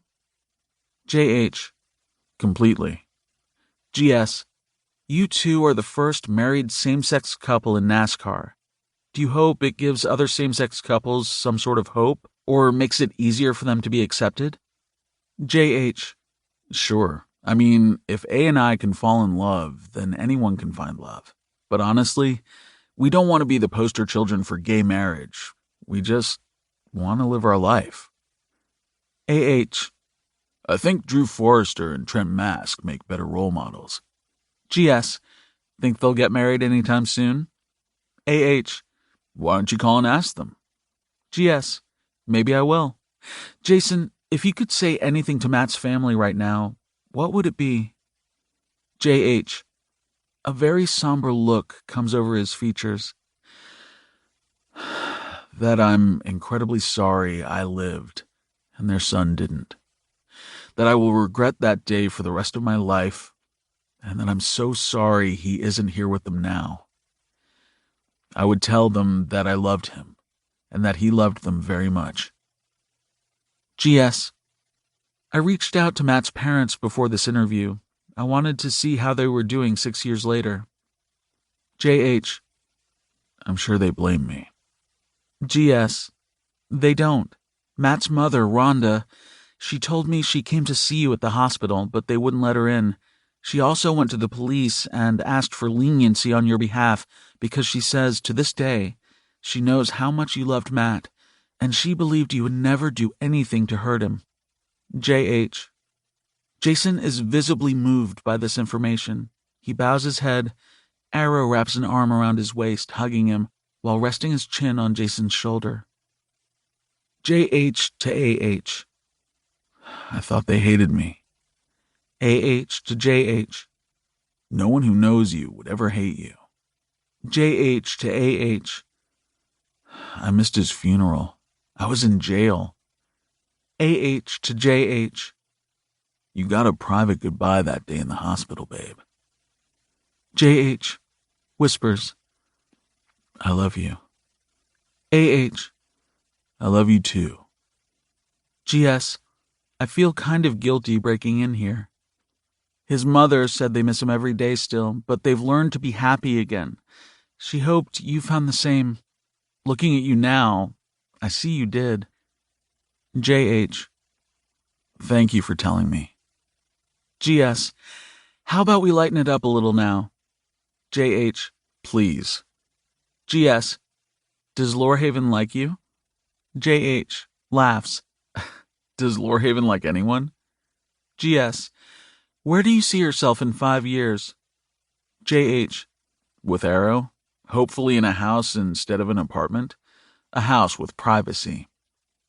AH. A house with a wall around the property. GS. Kids? JH. They look at each other wide-eyed and surprised. Slowly they both smile. No, it's just me and A on this ride. AH. Just me and Hop. I don't want to share him with anyone. JH. Laughs low. GS. Congratulations on your wedding. I have to say I was surprised. JH. You wanted an exclusive. You got one. GS. Thank you for being here, for being candid. I know it wasn't easy. JH. I'm beginning to realize the best things in life never are. GS. One last thing before we end the interview. JH. Yeah? GS. What color are your underwear? AH. Groans. That is hardly relevant. JH. What color are yours, Emily? GS. Red. JH. Black. AH. I'm not wearing any. JH. What? We're in public. AH. Smiles slowly. Two can play at this game. GS. Is there anything else you'd like to add to this very informative interview? AH. I'm hungry. JH. He's literally always hungry. GS. Myself and the rest of GearShark wish you both the very best. Oh, and there is some chatter about you two having matching tattoos. JH. Pulls off a thick leather cuff bracelet and holds out his wrist. These are the coordinates of where Matt died. A promise to him and to myself I won't forget. And this one, points below it, is an infinity sign with an arrow, because Arrow shot an arrow right through my infinity. GS. That's seriously romantic. AH. Pulls off his shirt. I have the same one here. Points to the area right above the heart where the same tattoo is displayed. JH to AH. Put your shirt on. Arrow glances at me and winks. Clearly, these boys, men, have not always had it easy. To see they have found a way to carry on, even with the pain still with them, is very inspiring. It's also very refreshing to see two people who love each other so completely. I think we can all agree the world needs more of that type of love. Another big thanks to Jayson Hamilton, aka Hopper, and his new husband, Arrow Hamilton, for being here today and for taking us beyond the hashtag finish line to give us an all-access glimpse into their rear view as well as what's ahead. 22. Arrow. Life doesn't always give a man what he wants. Instead, he is given what he needs. In my case, I got far better. I was given a shitty, hellish start, a long, arduous walk through hell. But if I hadn't been lost in the darkness for so long, I might not have been able to totally appreciate the light I basked in today. The exclusive interview with Hopper healed not just him, but us both.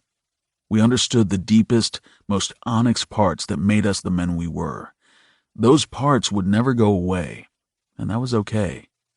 We loved each other for those parts, and sometimes in spite of them. To me, that was the definition of real love. I didn't have to be someone anyone else thought I should be, and Hopper didn't have to pretend he didn't sometimes still tumble into the clutches of the past. I'd come a long way from the days I sat inside the prison of my airstrip, behind locks and fences, living in the shadow of my brother's strength. It was okay to stumble, to even hurt. I could embrace that now, not try and run from it. It was okay if I stumbled, or maybe even fell. I no longer walked alone. Hopper would carry me, just as I would him. Just like the article in GearShark said, every race had a finish line, but what happened once you crossed was what mattered most. Hop and I crossed our finish line. We joined our lives, our names, and everything beneath our skin. But our story was far from over. Our race was far from finished. Except we weren't racing. We were slowing down to embrace everything about our life, even the messy parts, and the parts when my sexy husband showed his goods on a national magazine cover.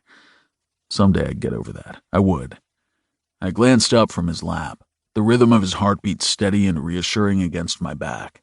At the same time, he dipped his chin to glance at me.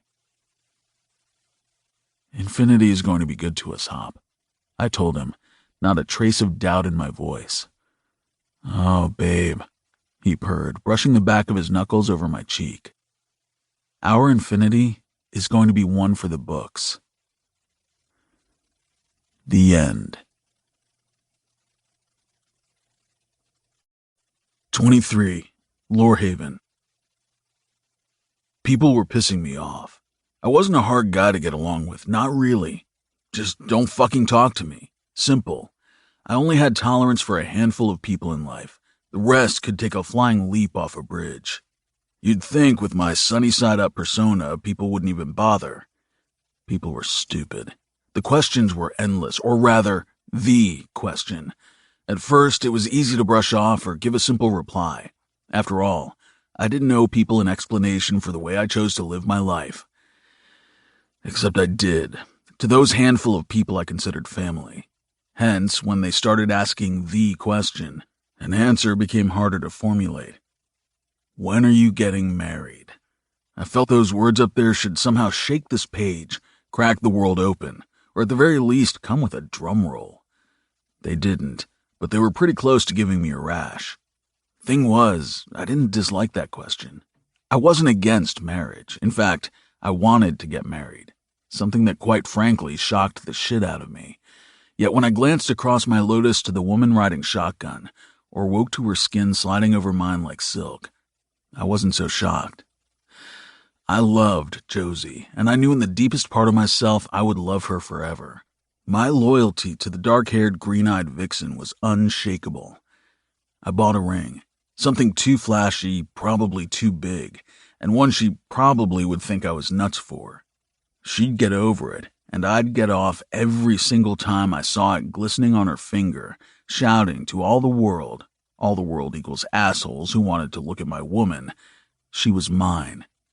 That over-the-top ring sat in the box for months, sometimes in my pocket, a lot of times in my pocket, in my glove box, at home in a secure hiding place.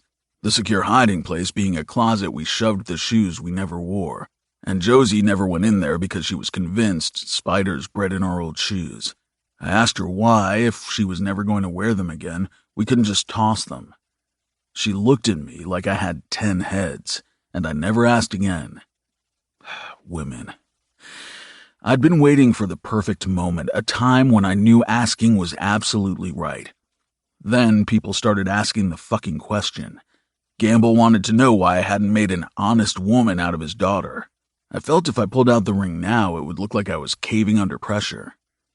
I did not cave under pressure. If anything, I thrived.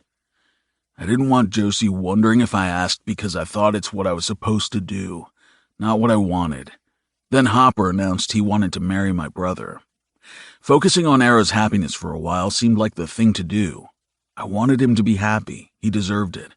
And seeing him settled would make me feel less guilty for settling my own life. Yeah, there it was, the guilt. I thought only parents had that kind of guilt, but he did tell me more than once I'd been more like a dad to him than a brother. Guess I felt the same. I hadn't been able to fully settle into the life I wanted until he did the same. It was the reason I kept 2 houses, the one near our airstrip and the one with Josie on the other side of the state. I split my time between the two, never wanting to be away from Arrow too long. It was fucking exhausting, but it was necessary, and I would do it for the rest of my life if I had to. I hadn't been there the night he needed me most. If I had only answered my phone. If only. I shook off the thoughts. I couldn't change it, but I could make sure I was there from here on out. When A moved down to Gamble Speedway, it was like a big fucking sigh of relief, even though I'd had my reservations about that, too. Still, he was growing. It was a fucking amazing thing to watch. I was so proud of my brother. The kind of pride that filled me up inside and left me sort of in awe. I'd almost popped the question after that, but Hopper beat me to it. Arrow came first, his wedding and his future. Josie and I were happy, and she knew I loved her. Enough was enough, though. Arrow was married, and Josie's enthusiasm for their wedding was kinda adorable, and also kinda catching. I was tired of waiting. I was tired of the question, and considering we had a phone interview with GearShark in the morning, I wanted to be able to give an answer, one they might not be expecting. 24. Joey. Josie, where are you? Jace. Be ready in 1 hour. Josie, are you bossing me? Josie, be ready for what? Jace. Don't sass me, woman. Be ready. Josie, what should I wear? Jace. Something sexy. Josie, I'll be waiting. What was he up to? Slipping out of our room in Vegas, not saying a word. Was he trying to give a girl a complex? He would argue, obviously not. He answered my text after all, only to give me no solid answer and to boss me around. This required some sort of payback, in the form of a red dress. Jace wanted sexy? Well, I would give him sexy. Then I'd tell him to keep his seductive hands off me until he let me in on whatever he was up to. Marching into the large closet in the suite where our suitcases were up on large white dressers, I reached for the garment bag hanging on the rack. It was black and contained more than the dress I wore to Arrow and Hopper's wedding. I'd bought 2 dresses the day I went shopping, an unusual occurrence, but I couldn't decide. I figured it would be a good thing to have something in reserve anyway, since I wasn't sure what else we'd be doing in Vegas. Now the wedding was over, my brothers were on their way to Seattle, and Jace and I were spending an extra couple of days here for a little R&R before real life resumed. Pulling out a dress made of red lace, I smiled. This will do nicely. I'd worn the silver dress to the wedding instead of this one because I thought it might be a little too sexy for a wedding. Plus, it was red, which seemed a little flashy for their big day, not that they were traditional. This dress was sexy in a classy way. At least it was compared to some of the stuff I'd seen women waltzing around Vegas wearing. The garment was a beautiful, true shade of red, sleeveless, and had a higher neckline that stopped right at the base of my throat. The bodice was fitted so it hugged my ample curves, but then the skirt flared out a little at the hips. The skirt itself was short. It showed almost all of my leg. What was sort of the saving grace for the tiny hemline was the way the lace overlay fell just past the red underlayer in a scalloped pattern. It was a timeless dress, really. The lace was thick, not dainty, and it zipped up the back. It didn't dip low and reveal my skin. Of course, as was the case with almost every dress I bought, with the exception of that bandaged silver number I wore to the wedding, this one had to be tailored. Curvy girl problems. My chest was big compared to my waist. I had to have this one altered so the zipper would close without making me look like I had a uniboob. Attractive, right? I wasn't much into clothes, especially ones that had to be altered to fit my womanly body, but I was more into them this past year than ever before. What could I say? Jace brought out the girly side I apparently never knew I had. I wanted to look good for him. I wanted him to be proud to have me on his arm and to look like I belonged there. Hanging the dress on the rod overhead, I grabbed a pair of red stilettos and set them nearby. I might not be much of a girl, but I love a good pair of heels.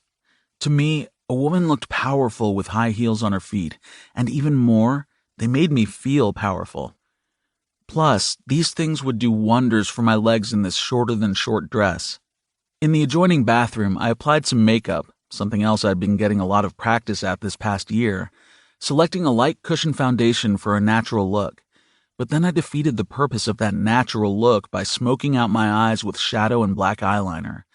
Topping it all off, I chose a red liquid lipstick and coated my lips. I didn't have to worry about getting it on him because, well, he wasn't getting any. Ha! I'd found a blow-dry bar the day before, so of course I went there. I loved those places. They tamed my curls better than anyone. So today my hair was long, straight, and glossy. I thought about curling it into beachy waves, but decided against it. Mostly because I was lazy. After brushing it out, I slipped on the dress. I felt a little self-conscious because it was so short and hugged the rest of me in all the right places. It better. I paid a lot to have it tailored. But once I slipped the heels on and stepped in front of the mirror, I smiled. For a finishing touch, I added the cuff bracelet Hopper and Arrow gave me, even though the stones were yellow and the dress was red. I didn't care. It hadn't been an hour when a knock rapped on the door. Puzzling over who it was, I made my way over, my heels clapping over the tile. Jace had a key, so I knew it wasn't him. I didn't bother looking through the peephole. I liked to live dangerously. Pulling the door open wide, I gasped. Jace! Hey there, beautiful, he drawled. He looked mouth-watering, leaning in the doorframe in a pair of black jeans, black boots, and a white button-up. The shirt was untucked, and over it was his leather jacket. But there was a tie. He was wearing a tie without me telling him to. Who are you, and what have you done with my boyfriend? I demanded, looking him up and down. Like what you see? Butterflies burst into flight in my belly. He was so arrogant, but damn, it was sexy. You're wearing a tie with a leather jacket and an untucked shirt. I sniffed, tearing my eyes away. Bitchin', right? I laughed. Something like that. He gave me a look that said he knew damn well I thought he looked like sex on a stick, straightening out of the doorframe. A low whistle blew from between his lips. Well, I made plans for us, but seeing you now, I think we should just stay in. Reaching for me, I moved fast, lunging out of his grasp. Oh, no, you don't. His eyes narrowed. Excuse me? I smiled, straightening so he could catch all of me. You're letting me in on whatever secret you have going on. I waved my finger around in his direction as I spoke. Jace's chuckle was warm and rich. All right, baby. Let's get this show on the road. He offered me his arm. With a yeah right sound, I moved past him to strut to the door. I made sure to sway my hips a little extra just for him. The intake of breath behind me was my reward. Inside the limo, yes, a limo, he turned his body toward mine. You look absolutely gorgeous, Josie.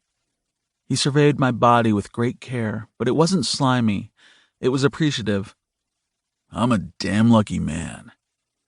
I softened a little. I mean, seriously, who wouldn't? Thank you, I replied softly, grabbing his black tie and tugging it toward me. I liked the tie with the leather. Only for you, he drawled, coming in for a kiss. I turned my head, his lips brushing over my cheek instead. Where are we going? I asked, gazing out the window. He laughed. It's a surprise. I'm not much for surprises, I told him, though he already knew. Humor me. Glancing back at him, all the lights of the strip fell away. Only for you, I echoed his earlier sentiment. Jace curled his hand around mine, and I entwined our fingers. Clearly, whatever this was, he'd put some thought into it. Again, butterflies erupted in my stomach, making me feel slightly lightheaded. I wondered if perhaps tonight would be the night Jace would ask me to be his forever. 25. Lorehaven. Red hot. Josie was red hot, not only in that fucking sexy as shit dress, but her attitude as well. Oh, she was pissed I disappeared, pissed I wouldn't tell her where we were going or what I had planned. More than that, she was intrigued. It was obvious in the way her eyes scanned the strip, the way she crossed one long leg over the other, then reversed.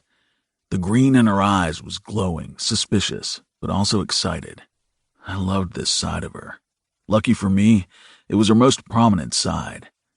I had to admit I was sort of nervous. Asking a woman to marry me wasn't really ever on my lifelong to-do list. I never thought I'd find anyone I trusted or loved enough to take that leap. Then Josie came literally speeding into my life in that damn yellow Skyline of hers and pissing me off plenty of times. She was everything I thought I despised, yet somehow everything I always wanted. The boxes in my pocket were burning a hole. I felt as if I were being branded by the promise of them, but also the unknown. To me, Josie was a woman, all woman, and treating her any other way seemed wrong. However, that woman's side of Josie wasn't a side she showed many people. She was too proud, too strong, and too damn stubborn. Sometimes it was a fine line with her, but tonight I was taking a chance. I just hoped it didn't backfire. Isn't that so beautiful? Josie murmured, a bit of whimsy in her voice as she stared out the wide window of the limo. She was fucking adorable like that. Momentarily forgetting she was dressed all sexy, her nose literally pressed against the glass as she stared out. Even though it's half the size of the real one, it still has all the romance and presence. Releasing her hand, I scooted across the seat so my body was pressed along hers. Resting my chin on her shoulder, I glanced out at the Hotel Paris and the giant replica of the Eiffel Tower. "It's all right," I said, cheeky. She gasped and elbowed me. Light enough it didn't hurt, and it didn't dislodge my body from hers. "You're stupid." I laughed. The limo curved into the entrance of the Hotel Paris, gliding to a stop. Josie turned from the window. Light from the tower and all the other features outside glowed behind her, giving her a halo. Without thought, I leaned in and kissed the tip of her nose. She smiled softly. The limo driver was already moving around to open the door for us when she asked, "This is where we're going?" "I guess even stupid people have good ideas sometimes," I quipped. Excitement lit her eyes. "Really?" The door opened, and a rush of warm summer air filled the interior of the car. "How about we get out and see?" Her red-painted lips curled up. I wanted to tug them between mine and kiss her until all that red was on me, nothing left on her. Josie scrambled out of the limo. I stared at her ass while she did it. That damn dress was so short I actually got a panty shot, or rather, lack thereof. Vixen was wearing a thong. I almost grabbed her naughty ass and tossed her back into the limo. My arm slid around her waist at the curb, tugging the hemline down as I went. Leaning close to her ear, my voice rumbled. "What the hell do you think you're doing romping around Las Vegas with no damn underwear?" Glittering emerald eyes flashed up to mine. "I'm not romping anywhere, and I am wearing underwear." "Newsflash, baby," I drawled, letting my lip rub over her earlobe, pausing to smile when she shivered. "If I can see your entire luscious ass, it ain't drawers." "Just text me when you would like me to return," the driver said, interrupting my foreplay. I nodded and thanked him, because I figured snarling wouldn't inspire prompt service when I signaled later. Josie's attention went back to the Eiffel Tower, which glowed with golden light. "Can we go up there?" she asked. I scoffed. "Baby, We're having dinner up there." It wasn't often she looked at me as if I'd hung the moon, but when she did, I felt I could. Placing my palm to the small of her back, we went into the hotel, which was pretty fucking impressive, and I steered her toward the elevator leading up to the Eiffel Tower restaurant. The gold double doors opened a few short moments later to a huge open dining room with sweeping views of the Strip. The carpet was red. Most of the tables were round and draped in white cloths.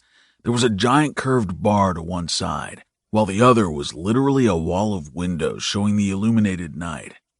"Mr. Lorehaven," a man said, stepping up to us immediately. He was dressed to the nines in a black and white suit. "Right this way, please." I felt Josie's gaze. I glanced at her and winked. Taking her hand, we followed along behind the man until he stopped at our special table. I heard Josie's intake of breath when the man gestured for us to be seated. The table was more private, in the corner of the restaurant where two large walls of glass met. It afforded an even grander view outside. The round table was draped in white and set with red plates and lots of glassware. In the center were 24 red roses arranged so they didn't block the view. There were also a few flickering candles. I pulled out a chair for Josie, and she slid in. Then I did the same right beside her. Both of us faced the window, the rest of the room at our backs. I'd like to point out, I don't normally sit with my back to the room, quite the contrary, but tonight I was willing to make an exception. "Look at that," Josie said, grasping my hand beneath the table and pointing with her other toward the floor-to-ceiling windows. We had a perfect view of the water show outside. Both of us watched for long moments as the water shot into the sky, seeming to dance around and change colors all at once. The tall buildings and hotels behind it were also lit up, giving an even better show. "I don't think anything will beat this view," I said. Champagne was delivered to the table, along with a French appetizer, some kind of crepe. "Dinner will be out shortly," the server said. "You already ordered?" Josie asked, looking at the food. I nodded. Sometimes a man just has to take control, baby. Her eyes went back to the view. "Well, you definitely do it very well." Using my fork, I cut into the crepe, which looked savory, not sweet, and held up a bite to her lips. She groaned when the flavors hit her tongue, and her eyes rolled back in her head. She was practically indecent tonight. "Oh, that's so good." "What is it?" I asked, trying to tell my dick to settle down. Instead of picking up her own fork, Josie took the one out of my hand and fed me a bite. I was much less dramatic, but it was pretty good. It had artichokes in it. We didn't have much conversation, really. It was hard to talk when the view was so spectacular and always changing. The food came out steadily.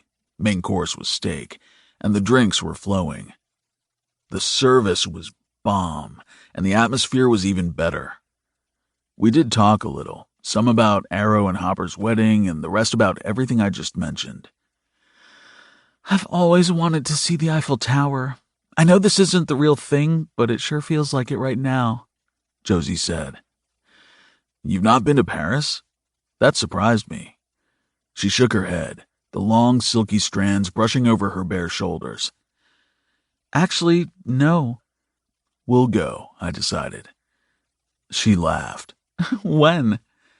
"I might have something in mind," I hedged. "Are you going to tell me?"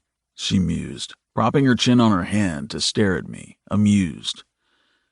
"I have something for you," I replied, hoping to redirect her attention.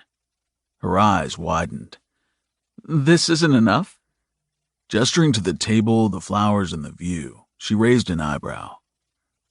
"Not nearly," I whispered, feeling my heart start to pound. Reaching into the pocket of my leather jacket, I felt around, making sure to grab what I wanted. Josie's teeth sank into her lower lip, the white of them practically gleaming against the red. Pulling out a black velvet box, I set it on the table between us. Her eyes bounced between me and the box, and I smiled. "Well, go on," I told her. Josie moved her body, spinning in the chair so her knees pointed in my direction instead of beneath the table. Without thinking, I put a hand over her knee, rubbing the velvety skin there.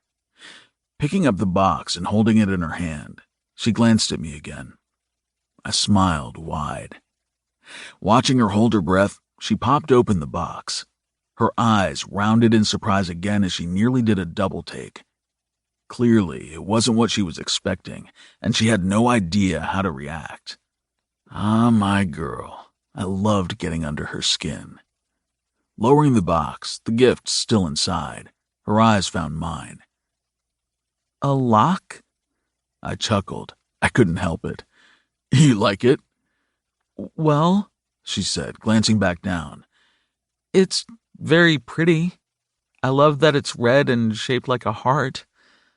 But you still don't understand why I'm giving you a lock. No. Pushing back the chair, I stood, offering her my hand. Come on, I'll show you. Once her hand was securely in mine, I reminded her, bring the lock. On our way to the door, I nodded to the server, letting her know we'd be back. She gave me a knowing smile, and not for the first time tonight, my stomach knotted with nerves. 26. Joey. This entire night was totally unexpected, right down to the velvet box I was holding, which had a lock inside. Not a ring, a lock. I couldn't even be disappointed because this was far too curious to be a letdown. Jace led me through the Eiffel Tower restaurant and pushed through a side door that seemed to come out of nowhere. When I stepped through, the summer air caught a few long strands of my hair and blew them out behind me like a flag. "What is this?" I asked, looking around. It's a bridge, Jace explained, drawing me farther out onto the long bridge lined with street lamps. "Gee, thanks, Captain Obvious," I quipped. It was beautiful out here. Even down below, I could hear the water in the fountains from the light show. He made a sound. The Locks of Love Bridge, to be exact. I straightened, eyes flying up to meet his. "They have a Locks of Love Bridge here? I thought that was only in Paris." Gesturing to the sides of the bridge filled with locks, Jace replied, "Not only in Paris." Oh my goodness, this was incredibly romantic. "You got us a lock for the Locks of Love Bridge, Jace?" My voice was breathless and slightly awed. He stopped walking, pulling me around so his arms could wrap around my waist. Couldn't think of a better way to lock my lady down. I rolled my eyes and groaned. Laughing, his lips caught mine. I forgot all about his terrible joke and kissed him back, sliding my tongue over his. He tasted like champagne, but it was him who made me drunk. "Thought it would be a good symbol of the way I feel about you," he whispered, his lips still upon mine. I sighed.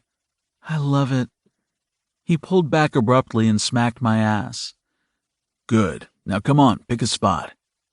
Taking his hand, we strolled down the bridge, looking at the thousands of locks already clipped here. Every single one of them symbolized love. All of them held a promise of forever, maybe even making something as great and intangible as love tangible. Some of the locks were colored, like the red one we had, and some were just plain silver squares, but it didn't matter. All of them were beautiful because they represented something bigger. "Here," I said, finally picking a spot and tugging Jace over to the railing. "Looks good to me," he agreed. "You want to do the honor?" Nodding, I took the red heart-shaped lock out of the box along with the small key. Jace was quiet and kind of fidgety as he watched me open the latch. "Here?" I asked, slipping it onto a bare spot near the top of the railing. "Anywhere you want, baby," he murmured. I latched it closed, bending to make sure it was fully secure. "Hey," I said, noticing something I hadn't before. "There's something written on the back." "Oh, yeah?" he asked. "What?" Holding it against my palm and turning the best I could to read it, I squinted at it. Gasping, I straightened, totally letting go of the metal, spinning to look at Jace. I gasped again. He was standing there facing me, another black velvet box in his hands. This one was open, and it wasn't another lock. It was a glittering ring. My hand pressed against my chest as if it were asking my heart to either restart or slow the hell down.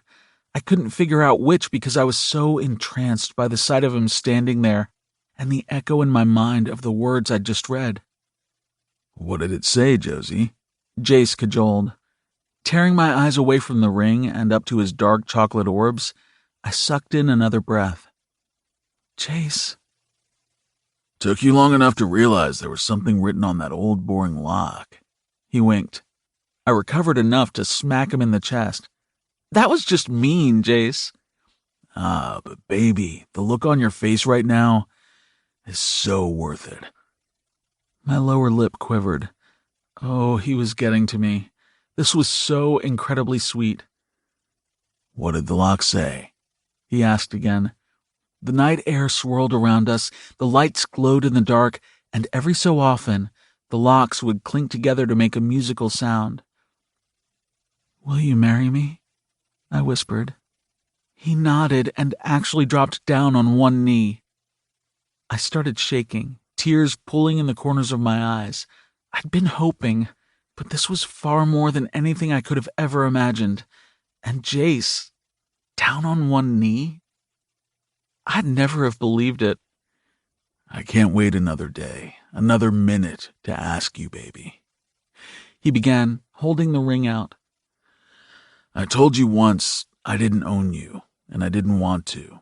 I wanted to be a choice you made every single day. I meant it then, and I mean it now. This ring isn't a sign of ownership. It's a promise, Josie. A promise that I choose you. Not just here and now, but always, for the rest of my life. Say yes, baby.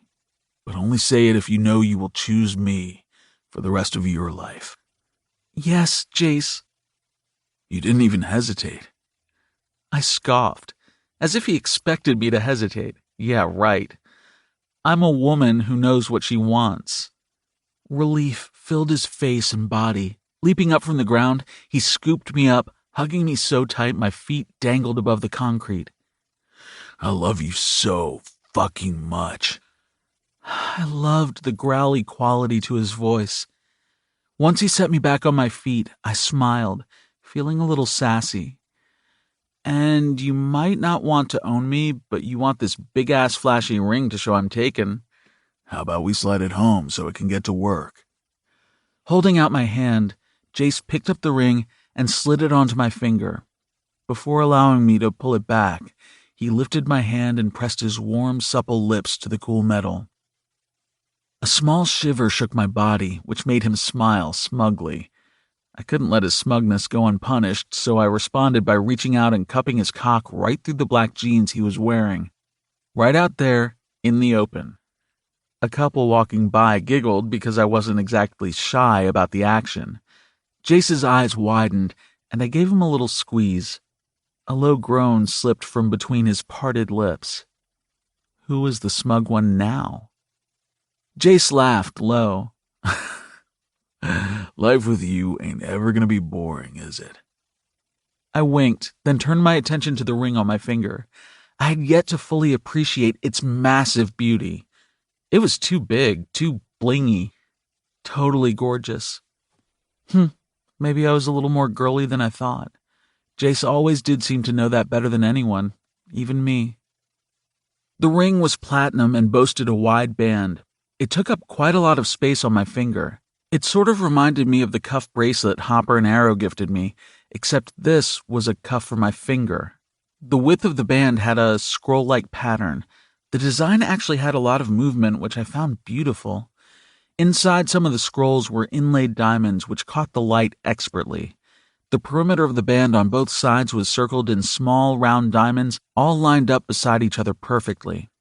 The design itself was cut out so the skin of my finger peeked through. It was a gorgeous band, made more so by the giant diamond in the center.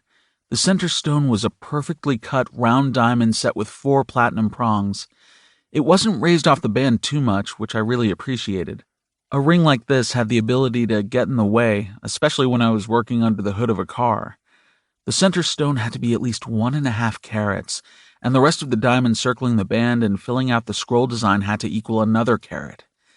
This ring was definitely more than I ever would have asked for, more than even I would have picked out on my own. I loved it more than anything. "Do you, like it?" Jace asked, watching me study the design. "Actually," I said, lowering my hand, "I'm in love with it." He blew out a breath. I lifted an eyebrow. "Could it be, are you, Jace Lorehaven, actually nervous about something?" His eyes narrowed. Then he muttered his reply. "Enjoying yourself?" Stepping close, my arms wound around his neck, palms cupping the back of his head. "Am I enjoying the fact you love me enough to worry if I would like the ring you chose?" "Very much." The sound of breath hissing out when our lips locked was all I heard. The sound from the strip, passing footsteps, people nearby talking, all of it fell away. In the moment, it was just Jace and me. Heat rushed up my neck, heating up my cheeks, and the grip on the back of his neck intensified. A light breeze came out of nowhere, ruffling my hair, pushing it into his face as we kissed. He moaned as if the feel of the silky strands was intoxicating.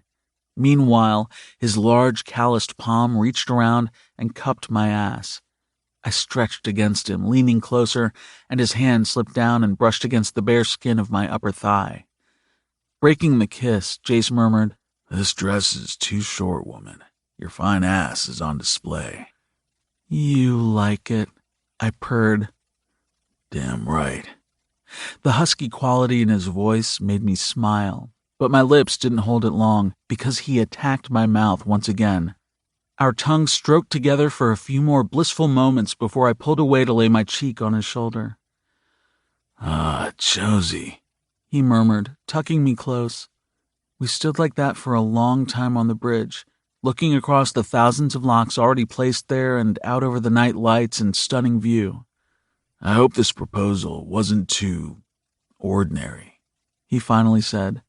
Surprised, I yanked back. "What?" He looked sheepish.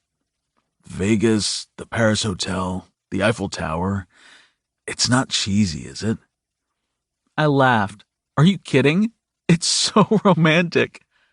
"You deserve romance, baby. I didn't want to do this at the track or at home. I've been waiting a long time, trying to figure out a way you deserved." Surging forward, I took his face in my hands. "I love you, Jace. This is perfect. Something I will never, ever forget." My eyes, which had been drilling into his, strayed to the ring on my finger. Tucking me into his side, Jace led me toward the entrance into the Paris Hotel. "I'm thinking the real Eiffel Tower in Paris for a honeymoon," he said. Paris and Vegas for a proposal, Paris and France for a honeymoon. It was perfect. I would love that. "Consider it done." I gasped. "Wait," I insisted, and rushed back to where we hung our lock. "I need a picture of it." He laughed and patiently waited while I took too many photos. Then I made him smile for a selfie. He secretly liked it. "So, you've been planning this for a while?" I asked after tucking the phone back into my red clutch. Dragging his fingers through the long, straight strands of my dark hair, he sighed. "I've had that ring for months. It just never seemed like the right time. I guess you could say Arrow's wedding inspired me." "You've been getting a lot of pressure to put a ring on my finger," I said knowingly. "Not from you." He moved closer. "That's because I know you love me," I whispered, rubbing my palm down the front of his chest. Jace caught my hand, lacing it with his. "I do, baby. Always." "Me too." "Come on, we have dessert at the table." After a few steps toward the entrance to the restaurant, he said, "I'm assuming my punishment for bossing you around earlier is over and you're going to let me peel that sexy, lacy thing off your curves later." My eyes rounded. He knew. What a dirty rat. He laughed. "Ah, darling, sometimes I just love to piss you off. So feisty." I couldn't help it. I laughed. "You're definitely forgiven." Before leaving the bridge, Jace lifted my hand and kissed the back of it. Thank you for saying yes, Josie. My skin tingled beneath his touch. Thank you, Jace. Not just for tonight, but for all the nights I know are yet to come. 27. Lorehaven. Jace, her exhausted, sleep-rumpled voice moaned. I grabbed her hand, stopping her from hitting me in the chest for the 50th time. Jace, the phone. Snatching the phone off the nearby table while muttering an expletive, I practically snapped into it. What? Someone cleared their throat. This is the front desk, sir. This is your wake-up call. Already? I moaned. The voice on the other end of the line muffled a giggle. Yes. My eyes shot open and I sat up. Thank you. Before I could slam the receiver down, I thought better of it. Any chance you can have coffee sent up to the room? Of course, Mr. Lorehaven. Anything else with your coffee? I pulled the phone away from my mouth. Baby, you want food? I asked Josie, who basically looked like a pile of hair in the blankets. She grunted. Eggs and bacon, please, and toast, I said into the phone. Of course, I'll have that sent right up. After thanking her again, I hung up and dove on top of Josie, wrapping my arms around her and the blankets. She smelled good, like vanilla and something else. I knew the scent. It was me. I loved it when my woman smelled like me. Wake that sexy ass up, I told her. Tired, she argued.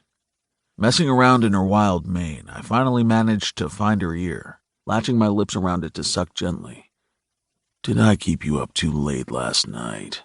I asked, rocking my hips into her. Yes, she moaned. I chuckled. You liked it. With a heavy sigh, Josie rolled, pushing me off her to lie on her back. Her left hand flung upward into the air, turning so she could stare at the wide band there. It wasn't a dream. Oh, fuck no, you're mine. The hand in the ring curled around my neck, bringing me down for a good morning kiss. It ended too soon for my liking, and her attention went back to the ring. I didn't put that there so I could compete for attention against it. Should have bought me something smaller, she teased. Her voice was still throaty and deep from sleep. Hell, I muttered. She laughed, letting her hand fall and turning to me. Actually, it wouldn't matter. It could be a string around my finger and I'd still want to stare at it just as much. I believed her. The GearShark interview is in like 10 minutes. Josie gasped and sat up. The blankets fell around her waist, exposing her naked body and velvety skin. Her round breasts practically called my name, and the second the morning air brushed over them, they tightened into hardened pebbles. I forgot. Palming the breast closest to me, I massaged the flesh, playing with the nipple, trying to nuzzle her neck. She yanked back and smacked me. Are you crazy? We have an interview. It's a phone interview, I reminded her. What did she call it? A flash round. A rapid-fire round, Josie corrected. I grunted. Whatever, it's just a catch-up, basically. We can do it from bed.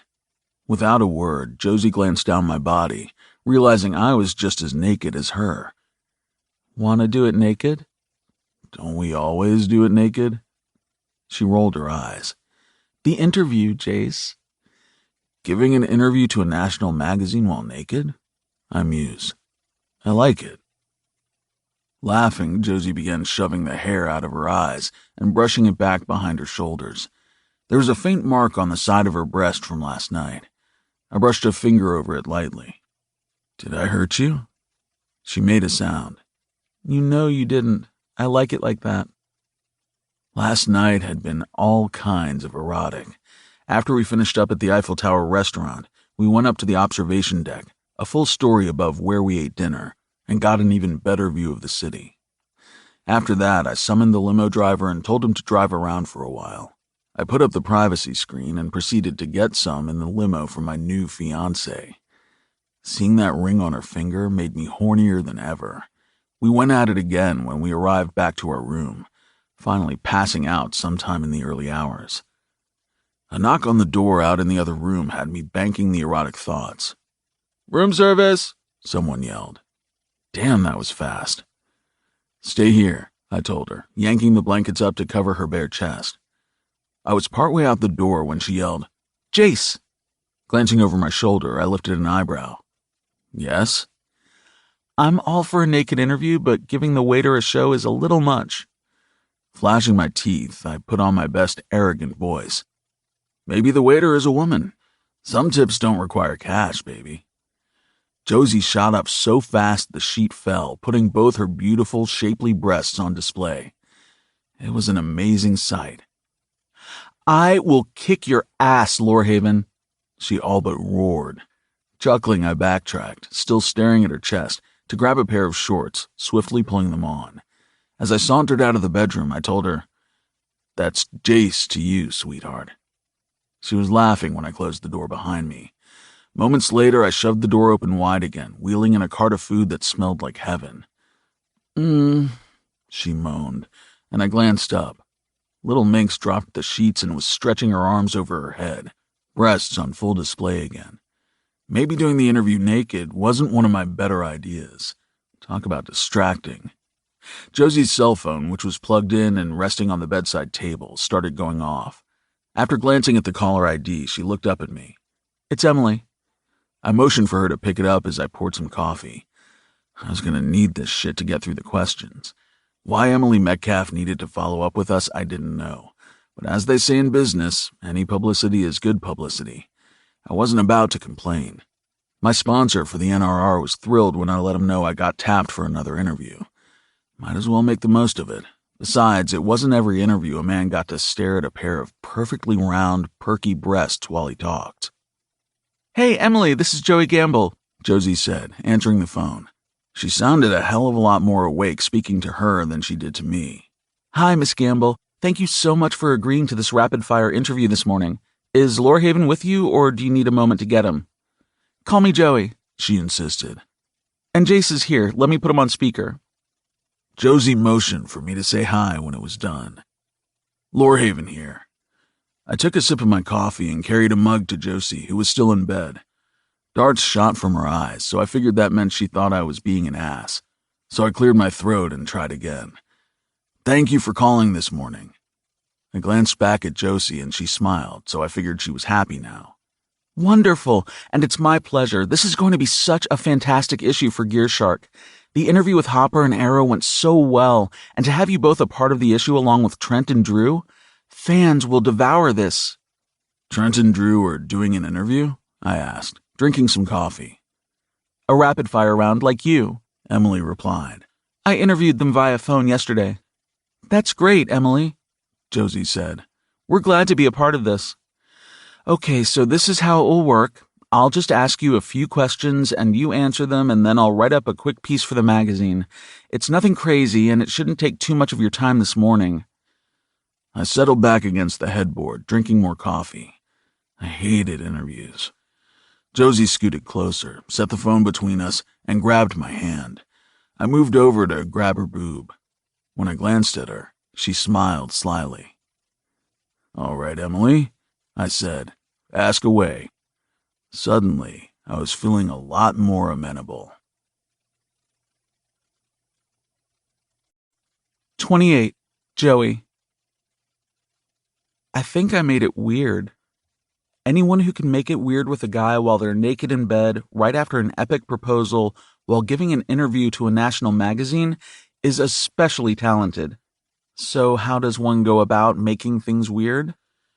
Tripping up over an answer that might have been easy but obviously wasn't. Well, it was an easy answer, just not one I'd talked to Jace about, and maybe one I was still mulling over in my own head. Leave it to GearShark to go fishing for a story. After the interview was over, we ate the room service and I distracted him with sex. Or so I thought. Stepping out of the shower, toweling off, and making sure the bun I'd piled on top of my head hadn't gotten wet, I loaded my arms with clothes and went out to the bedroom to get dressed. The ring on my finger sparkled as I moved and totally caught my attention. Wearing something this beautiful and large all the time was going to take a little getting used to. "Want to go wander around the strip today?" I asked. Jace didn't answer, so I spun, looking to where he sat in a nearby chair. The dark hair on his head was wet, so it looked darker than usual. It was combed back, the sides still short as they always had been. The defined muscles of his chest and arms were on total display because of the way he sprawled out in the chair, wearing only a pair of jeans, which were still unbuttoned. "Jace?" I questioned. He was broody. I could tell just by looking at him. Dark eyes flashed up to mine. The serious look on his face confirmed I wasn't going to put this off. "You didn't say anything." I sighed, turning back to the bed in my clothes. There's nothing to say. He made a rude sound. "You want to have a baby, Josie." This time I made the rude sound, glancing over my shoulder, hugging the towel a little tighter around me. "I thought you knew that. We always said we were going to have kids." His eyes bore into me. I knew what he was thinking. "You want a baby now." "I didn't say that," I argued, dropping the towel to dress. "You didn't not say it." Stupid interview. I said nothing, instead focusing on dressing in a pair of wine-colored shorts. They were a silky material and tied at the waist, perfect for walking around the strip on a summer day. Over the shorts, I added my bra, of course, then a black tank top with wide straps. I felt Jace's eyes as I slid my feet into a pair of black thong sandals. "Josie," he intoned. God, it was delicious when he talked to me that way, even though it was his not playing around tone. "Come here." Giving up to the conversation, I wandered over. He pulled me into his lap. Sighing, I rested my cheek against his bare shoulder. I'd known immediately he picked up on the vibes bursting around me the second Emily asked the dreaded baby question.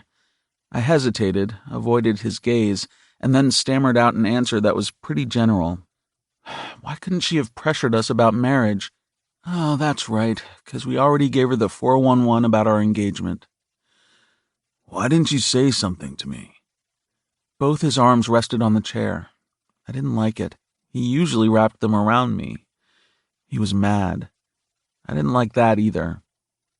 "Because I knew you'd react like this," I muttered, sour. "Act like what?" "Mad." "You think I'm mad you want to have a baby?" Jace was choosing his words carefully, something he didn't often do. Lifting my head, I met his eyes. They were dark and unreadable, but mine still clung to his as if his stare were magnetized. "Are you?" Suddenly, he sucked in a breath and just held it there in his lungs. After a few seconds, it whooshed out. "So you do?" "I always figured I'd have kids, like we both said we would someday. But I never really thought that much about being a mother. To be honest, I'm not really sure I'll be a very good one. My own mother moved out when she and Dad got divorced and really hasn't looked back. I wasn't what she wanted. And then there's my father." "He didn't always make you feel too wanted either," Jace finished. Shrugging one shoulder, I replied, "He's always been there for me, which is more than I can say for my mother. And I know he loves me. Our relationship has been a lot better the past year or so, but yeah." My voice quieted. He didn't always make me feel like I was enough either. "Ah, baby," Jace whispered, closing his arms around me. My heart skipped a beat. My cheek went back to his shoulder, and my world shifted back on axis. "You're so much more than just enough. And I know for a fact you're going to be a better mother than most." "How can you be so sure?" I asked, vulnerability stark in my tone. "Because you know exactly how you don't want to make a child feel. Because you're so good at love, you made me, a guy who was pretty much a confirmed bachelor, change his mind and propose on the freaking Eiffel Tower, for Christ's sakes." Holding my hand out a little, I gazed down at the ring. Last night was the best. I felt his lips brush the top of my head. "It's nothing compared to what our future is going to be like." I didn't say anything. I just sat there thinking. "You should have said something to me," Jace said, not willing to let it go. "I shouldn't find out stuff like that during interviews." "It's not like I told the world I'm pregnant," I burst out, looking up. "I didn't even say anything to that degree at all, just that we would have kids someday." I saw your face, Josie. It was a phone interview no one else saw, I muttered. His stare was stony. He was being a butthead. I sighed heavily. Yes, okay. I've been thinking about it a lot recently. You didn't say anything. I'm beginning to think you're madder because I didn't tell you every single thought that goes on in my head versus the fact I actually want to have a baby soon. His lips lifted on one side. I am. Well, that got my attention. Sitting up straight, I felt my mouth round in a little O. Jace laughed low, rubbing his hand up my back. I can't give you what you want, baby, if you don't tell me what it is. I gaped at him. Nervous excitement fluttered around inside me.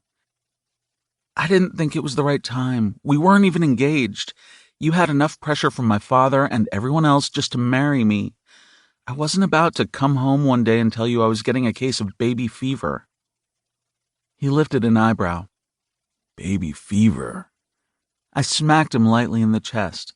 He was making fun of me. Catching my hand, lifting it from his chest, and kissing the backs of my fingers, he said, Tell me about this baby fever, Josie. I shrugged again. I don't know. Just one day I was out planning Arrow's wedding, and I saw this woman. She had a baby and a stroller.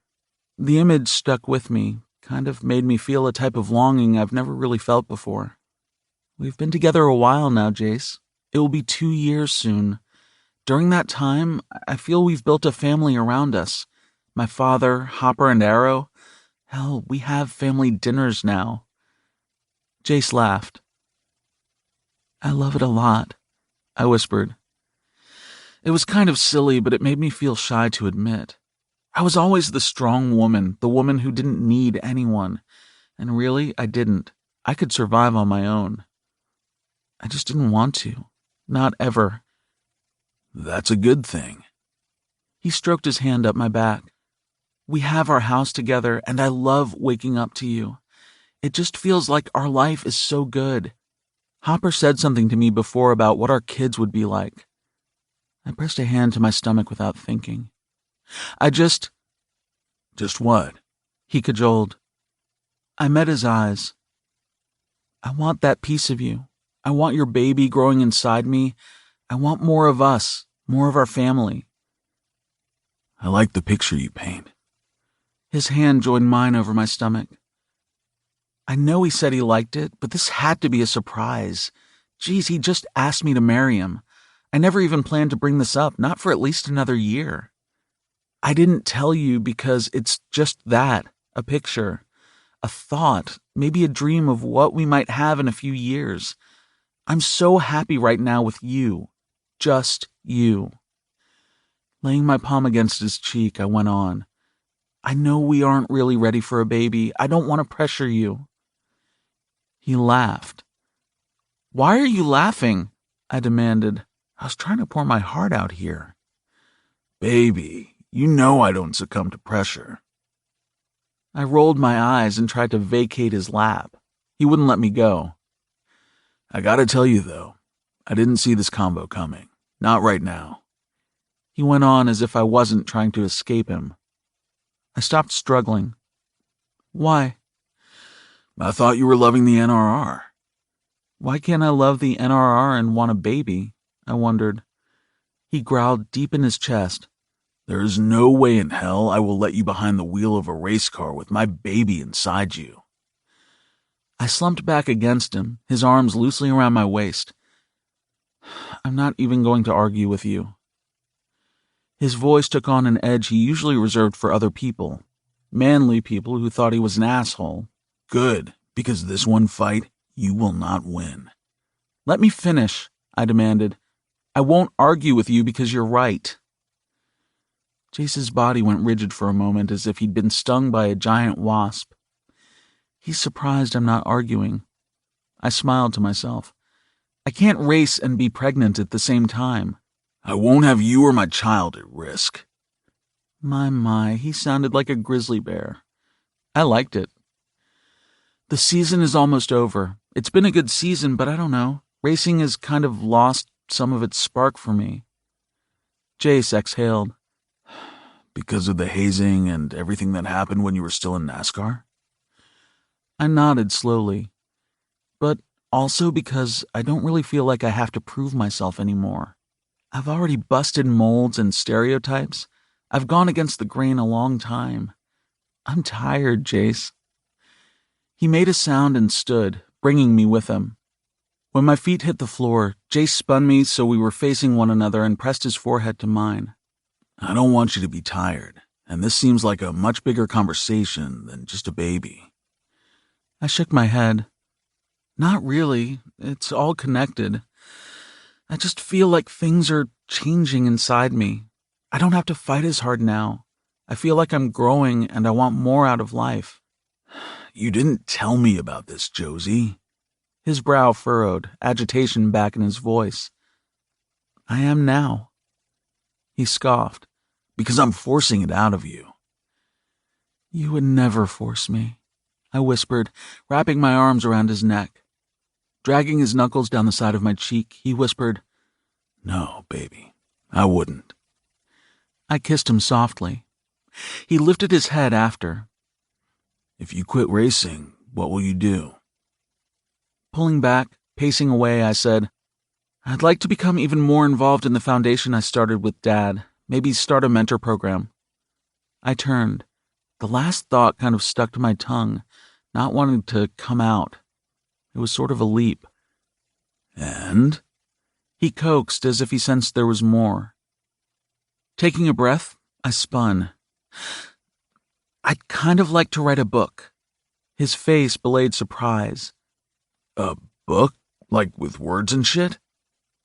I giggled, but then nodded. Yeah, kind of like a tell-all, but more than that. Behind the scenes of racing, what it's like to be a female in a male-dominated sport, what it was like growing up as the daughter of a near-billionaire, my mother leaving, how to be strong as a female without losing yourself. He was staring, not saying anything. I stammered. I'm not an expert or anything. God knows I don't have it all figured out. I just thought it might inspire some women. It's stupid. Suddenly, he launched across the space separating us, gripping my shoulders. Don't say that. So you don't think the book is stupid? I questioned. Nothing about you is stupid, Josie. You're so goddamn amazing. I'm so fucking lucky to have you. I love your strength, your drive. I love everything about you. I'd be fucking insane to not want my child growing inside you. My heartbeat sped, making me feel like I'd just run a marathon. What are you saying? He smiled slow. Let's have a baby. Emotion rose inside me, clogging my throat, making my chest feel tight. But next year, right? I asked, because this was crazy. Right? Lifting me off my feet so I would wrap my legs around his waist, he said, How about right now? My mouth dropped open and he took it as an invitation to kiss me into oblivion. My head was spinning when we fell back on the bed, him beneath me. Laughing, I kissed him again. Jace rolled, pinning me under him and reaching for the hem of my shirt. Jace! Gasping, I pushed his shoulder back. Lifting his head, he gazed at me impatiently. You mean now? You got somewhere else to be? He drawled, lowering his head to kiss the exposed part of my flat belly. Moaning, my fingers delved into the damp strands of his hair. He circled his tongue around my navel, and I shivered a little as he kissed his way toward the waistband of my shorts. We should get married first, I panted, trying to pull his head up. You should take some time to think about this. Sighing, Jace crawled up my body, lying over me while balancing some of his weight on his elbows. I don't need to think about it. I already know I want you forever. You and anyone else you might make me.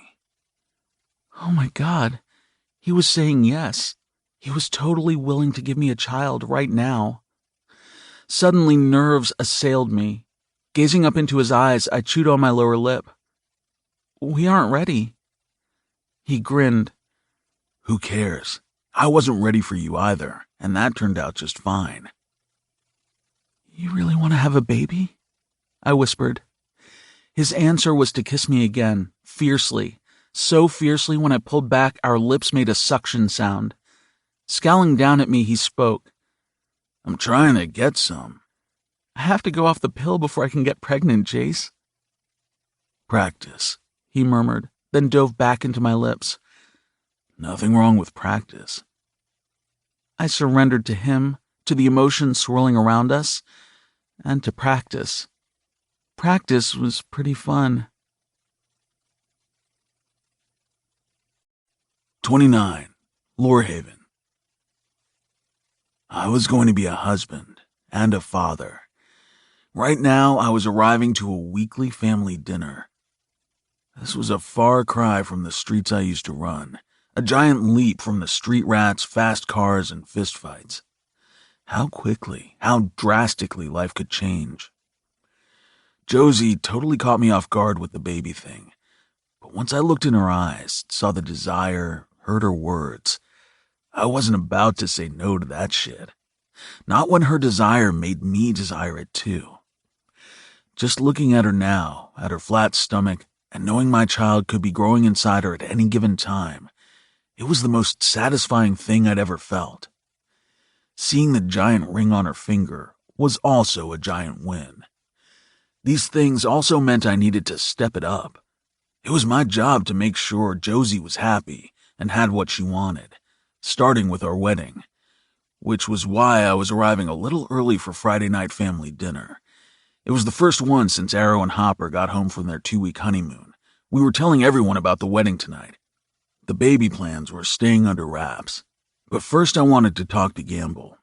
I didn't bother knocking before entering his study. Family didn't knock. He looked up from behind his desk, a pair of black-framed readers perched on his nose. "Lorehaven," he said in way of greeting.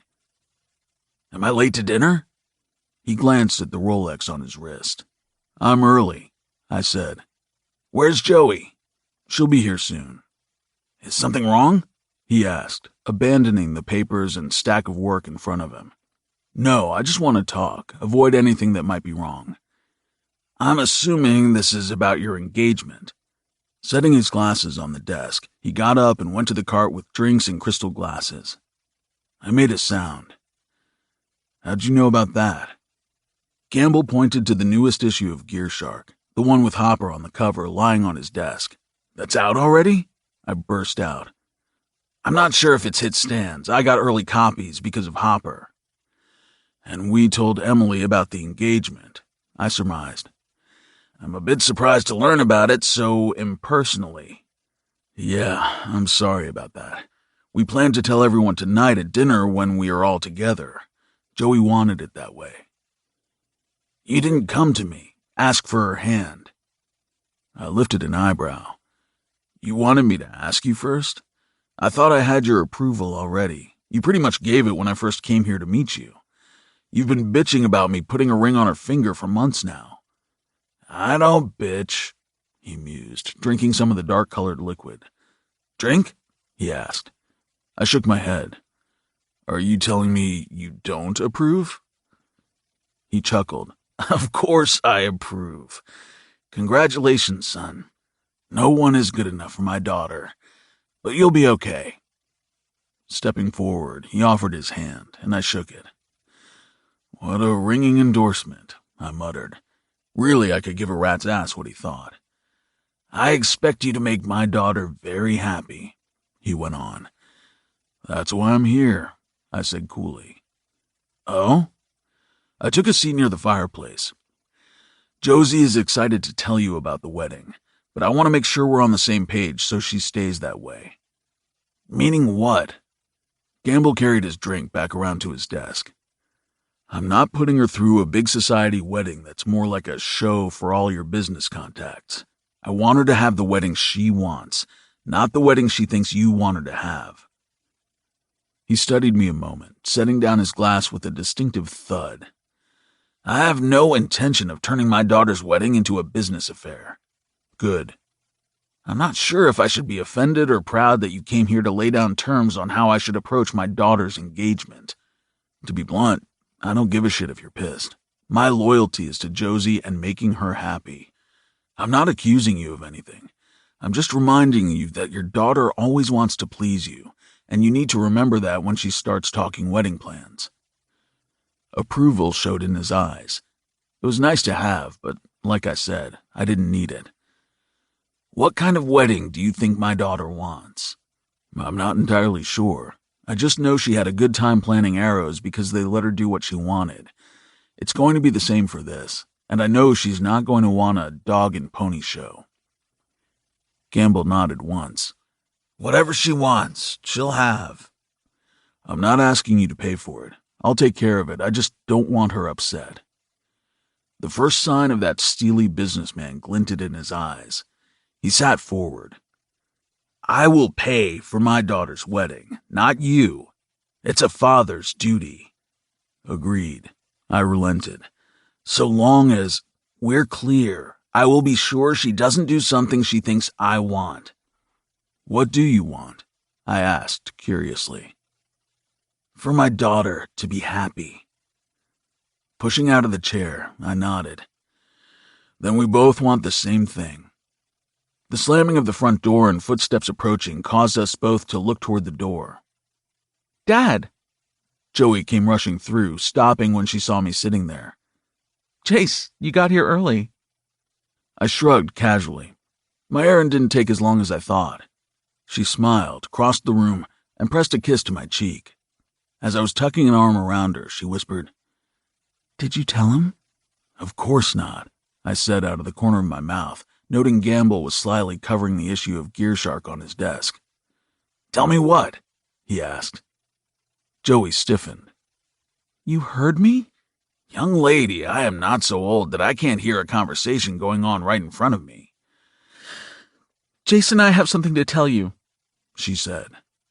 Go on, he encouraged, rising out of his chair. Josie lifted her left hand to flash the ring I'd put there. We're getting married. Gamble smiled, surprise lighting his eyes. The old dog didn't let on even a millimeter that he already knew. Well, it's about time. He came around his desk, and Joey rushed forward to hug him. Congratulations, my baby, he said against her ear while looking at me. I smiled. Joey pulled back, gazing at him. He cupped her face with his hands. I'm very happy. You are?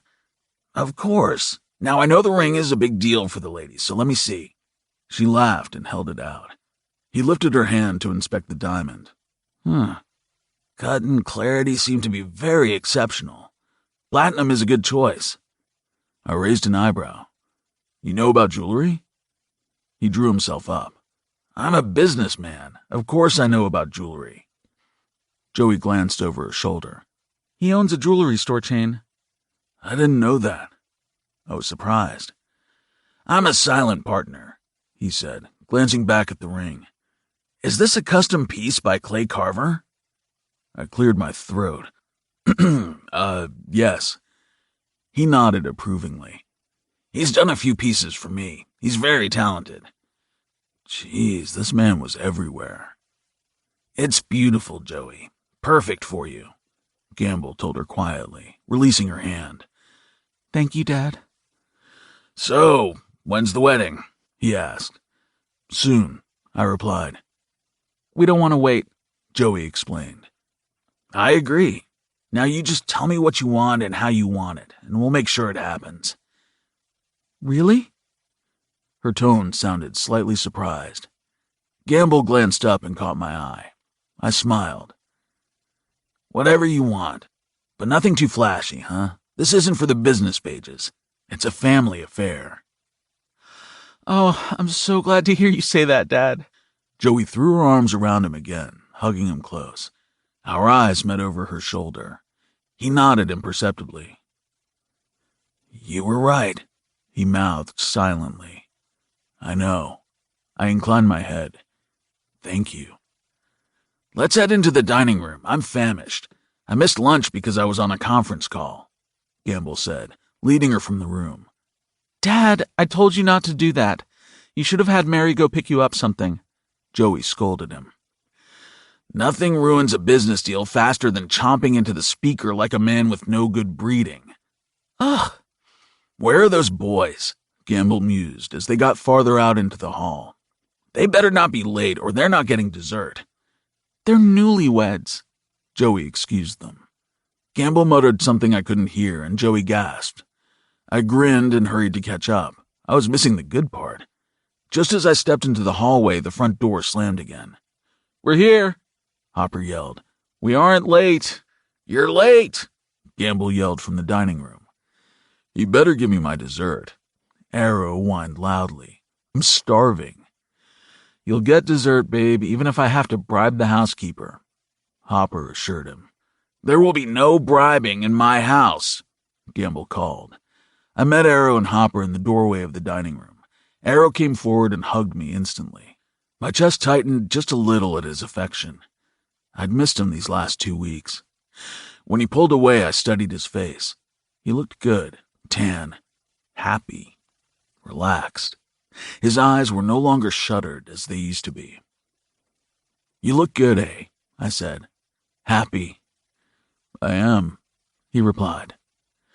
Sit down, you bunch of ingrates, Gamble bellowed. Joey and Hopper laughed. My brother and I went to join the rest of our family for dinner. P.S. After dinner, I snuck into Gamble's office while Josie was talking everyone's heads off about everything she wanted for the wedding. Turns out she had the whole damn thing planned in her head already. For anyone who said she wasn't girly enough, clearly they had no fucking clue. After unburying the new issue of GearShark, I flipped through it to our rapid-fire interview and read it through. It was a good article. GearShark magazine presents a rapid-fire round with Lorehaven and Joey Gamble. Written by Emily Metcalf. Copyright GearShark magazine. What is a rapid-fire round here at GearShark? It's exactly what it sounds like. It's where I catch up with some of our beloved racers from past issues and find out what they're up to now. And since we here at GS love all things speed, why not have a rapid-fire round of questions?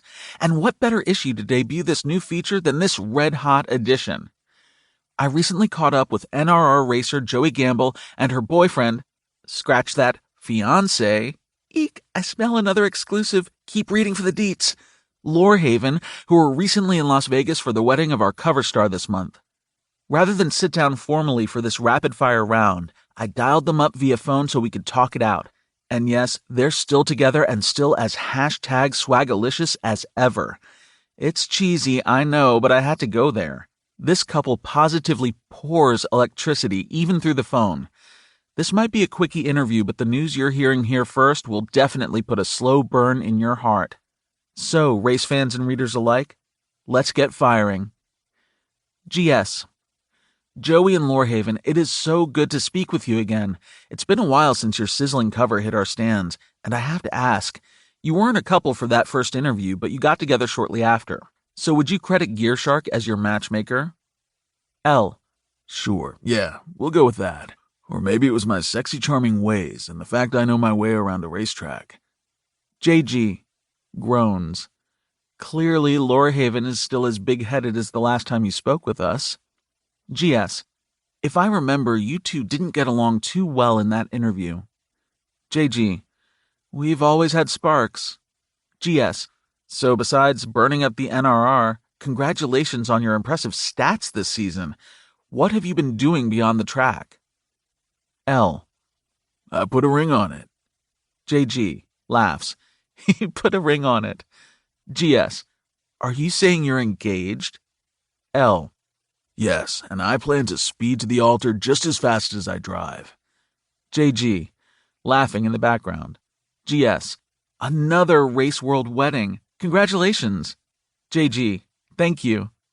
GS. I have to throw it out there that we would love to have the first look at your wedding photos and maybe the ring you've got on your finger, Joey. JG. I might be able to make that happen. GS. Side note, I scored a pic of the ring. You can check that out at the bottom of this article. GS. Usually we stick to racetrack talk, but for this issue we're going past the hashtag finish line to delve more into your lives beyond racing. You both up for that? L. Depends on what you're asking. GS.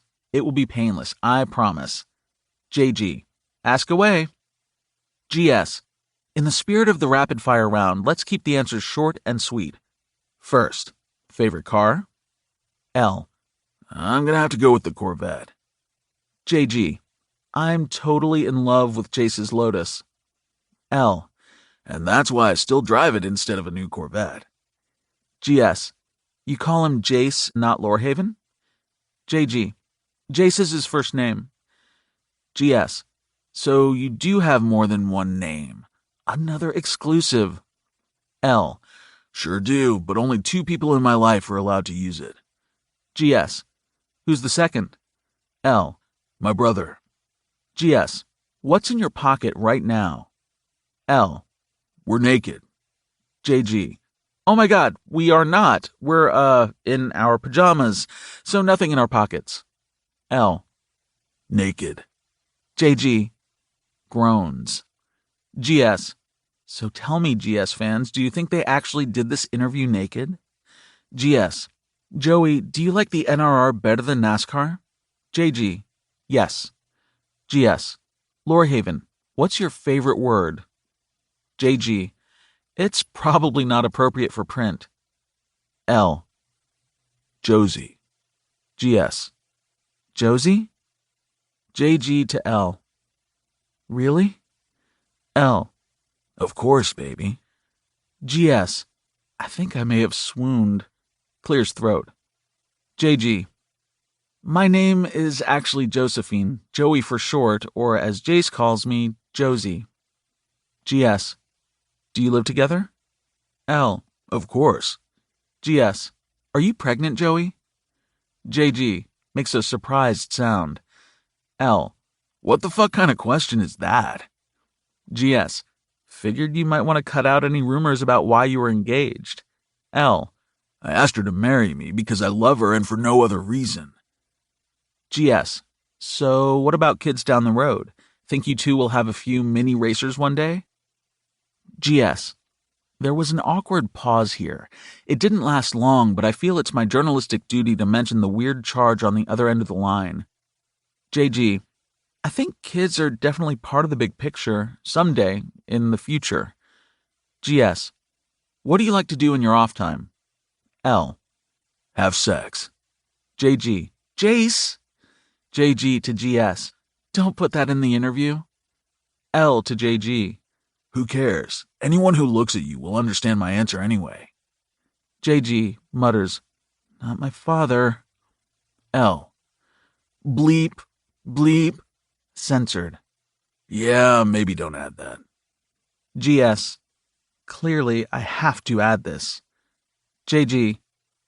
I like action movies and family dinners. L. I like working on my cars. GS. One last question before I cease fire. Who said I love you first? JG. Pretty sure that was me. L. But I said it back. There you have it, race fans. My rapid-fire round with Joey Gamble and Lorehaven, who, by their own admission, are soon to be married. If you enjoyed this RFR interview, be sure to check out our bonus RFR in the back of this issue with GearShark's favorite couple, Drew Forrester and Trent Mask. 30. Joey. It only took me a little over a month to plan the wedding. I didn't want anything over the top, but I wanted something I would always remember. My father was so supportive. When I offered to invite some of his business contacts, he shot it down instantly. He wanted our wedding to be all about family. I had to admit, it surprised me. But it was a pleasant surprise, and I certainly wasn't going to question him. Because Lorehaven didn't want to wait, I didn't either. I chose a day in early September. The weather here in Maryland was cooling down, but wasn't so cold we couldn't be outdoors for a beautiful fall ceremony. The Gamble estate was the perfect location. The vast property my father's house sat on and the privacy it afforded was a no-brainer. The guest list was small, just our family and close friends. Oh, and my mother flew in as well. It was the first time I'd seen her in several years. She was completely charmed by Jace, which annoyed me to no end. All my life, she barely approved of anything I did, until she caught one look at my soon-to-be very attractive and rich husband, and decided I was once again the daughter she always wanted. Yeah, don't think so, Mom. Get your own man and keep your paws off mine. Luckily, Jace was no fool. It was so terribly bitchy, but it gave me intense glee to watch him treat her so coolly and her get so flustered, unable to understand why. I didn't have any close girlfriends, something I never really cared about until I was planning this wedding. My entire family was a bunch of men. I liked men, but let's face it, men were morons sometimes, and they didn't care at all about weddings or gowns or bridal hairstyles. I didn't think I much cared either until I started planning Arrow and Hopper's wedding and then my own. I don't know how, but Trent knew. He always knew. He had some sort of deep, emphatic way about him of anticipating someone's deepest emotions. He and Drew showed up one day with their sisters in tow. Ivy Forrester was pretty much becoming a 21st century style icon. Rimmel was a self-proclaimed hot mess, but Ivy made a tisking sound and told her she was coming into her own. I thought the tiny, dark-haired football star wife was pretty gorgeous in an understated way, even if she did some dress shopping in an old hoodie. I'd met the girls before, of course, when I was training Drew for the NRR at other races, and Jace and I had spent some time at their family compound because Arrow loved it there so much. Even so, I was too shy. Me shy? Guess so. To call and ask them to basically do girly stuff with me. Besides, I could do this on my own. I didn't need anyone to help me pick out a gown or makeup. I kind of wanted someone, though. Like I said, Trent knew. I didn't even have time to feel awkward when they all showed up, like I was pathetic for not having any girls as friends to rely on, because Ivy was like a tornado. She swept into Dad's house as if she'd visited 1,000 times, and started girl talk as if we had every day for years. Meanwhile, Rimmel made coffee and gave suggestions, to which Ivy would gasp and proclaim to be the best ever. I sat at the giant island, a little overwhelmed, but also kind of emotional. Trent caught my eye and smiled, which made me shove off the bar stool and hug him spontaneously. About 30 minutes into the visit, Drew announced he'd had enough torture and wanted French fries. Ivy called him a butthead and Rimmel laughed. Once the boys were all gone, the three of us put our heads together and came up with something I thought was perfect. During the weeks that led up to the wedding, I kept in touch with both girls, and to my surprise, they became real friends. Not just girls who would help me with my big day and then disappear from my life. The day of our wedding dawned. The sky was a perfect shade of blue, and only the fluffiest, whitest clouds filled the sky. There was a cool breeze in the air, and as I dressed, I imagined it gently ruffling the petals of the sunflowers I'd chosen as decoration outside. "You look absolutely stunning," Ivy said after adding the finishing touches to my makeup and stepping away. "Rim?"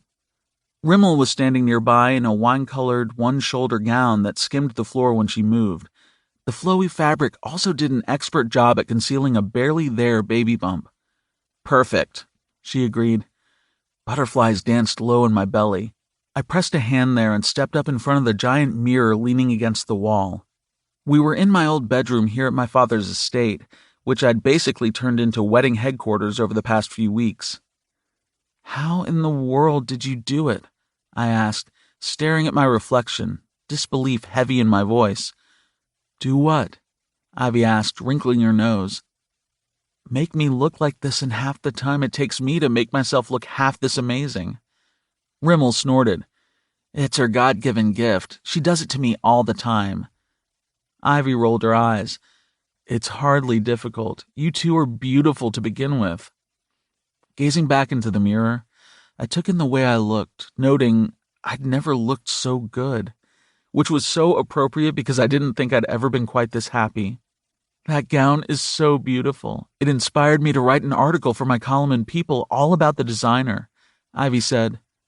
"My gown was the most stunning thing I'd ever worn, designed by Galia Lahav for the most recent fall collection. The gown was designed with a beautiful classic silhouette that hugged all my curves expertly. From the waist up, the bodice was completely fitted, boasting a high sheer neckline and lace-cap sleeves. There was a wide cutout between my breasts, but instead of being open and too exposing, it was filled in with sheer lace and heavier 3D appliques that sparkled with fine beadwork. The waist itself was also slightly sheer and made of the same material as the neck, which sort of looked like the fanciest kind of white, sheer netting a person could afford.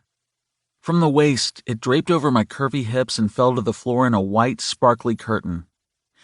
The entire gown was so white it was near icy. The lavish beading was so intricately done, on first glance, one thought it was the lacy fabric that shimmered so. Because of the beading and appliques, the gown had some weight to it, but I didn't mind. It helped me feel grounded on a day I felt I was floating. Due to the dress being such a showpiece, I went very simple on accessories, my only two being the cuff bracelet Hopper and Arrow gifted me, and my engagement ring from Jace. I bucked tradition and chose a pair of wine-colored heels. Ivy did my makeup in a natural, glowy way that gave me a lit-from-within look. My usually wild, curly hair was blown out and pulled back into a simple twist with a few wispy pieces around my temples and ears. "Just one more thing," Ivy said, pulling a small white box out of her bag. "For you." My eyes widened. "You got me a gift?" "You are the bride," Rimmel said, stepping closer. "Yes, but you've already done more than enough just being here. Are you kidding? We're friends now, practically family. We don't work that way in our family," Ivy boasted. Rimmel nodded sagely. "We like to give presents." I laughed and took the box. "Seriously, though," I said, feeling all emotional, "the best gift of all is getting to know you both better. I've never had friends that were girls." "That's because bitches be trippin'," Rimmel quipped. "Word," Ivy deadpanned. I laughed. "Well, you two aren't bitches." "Open it," Rimmel insisted.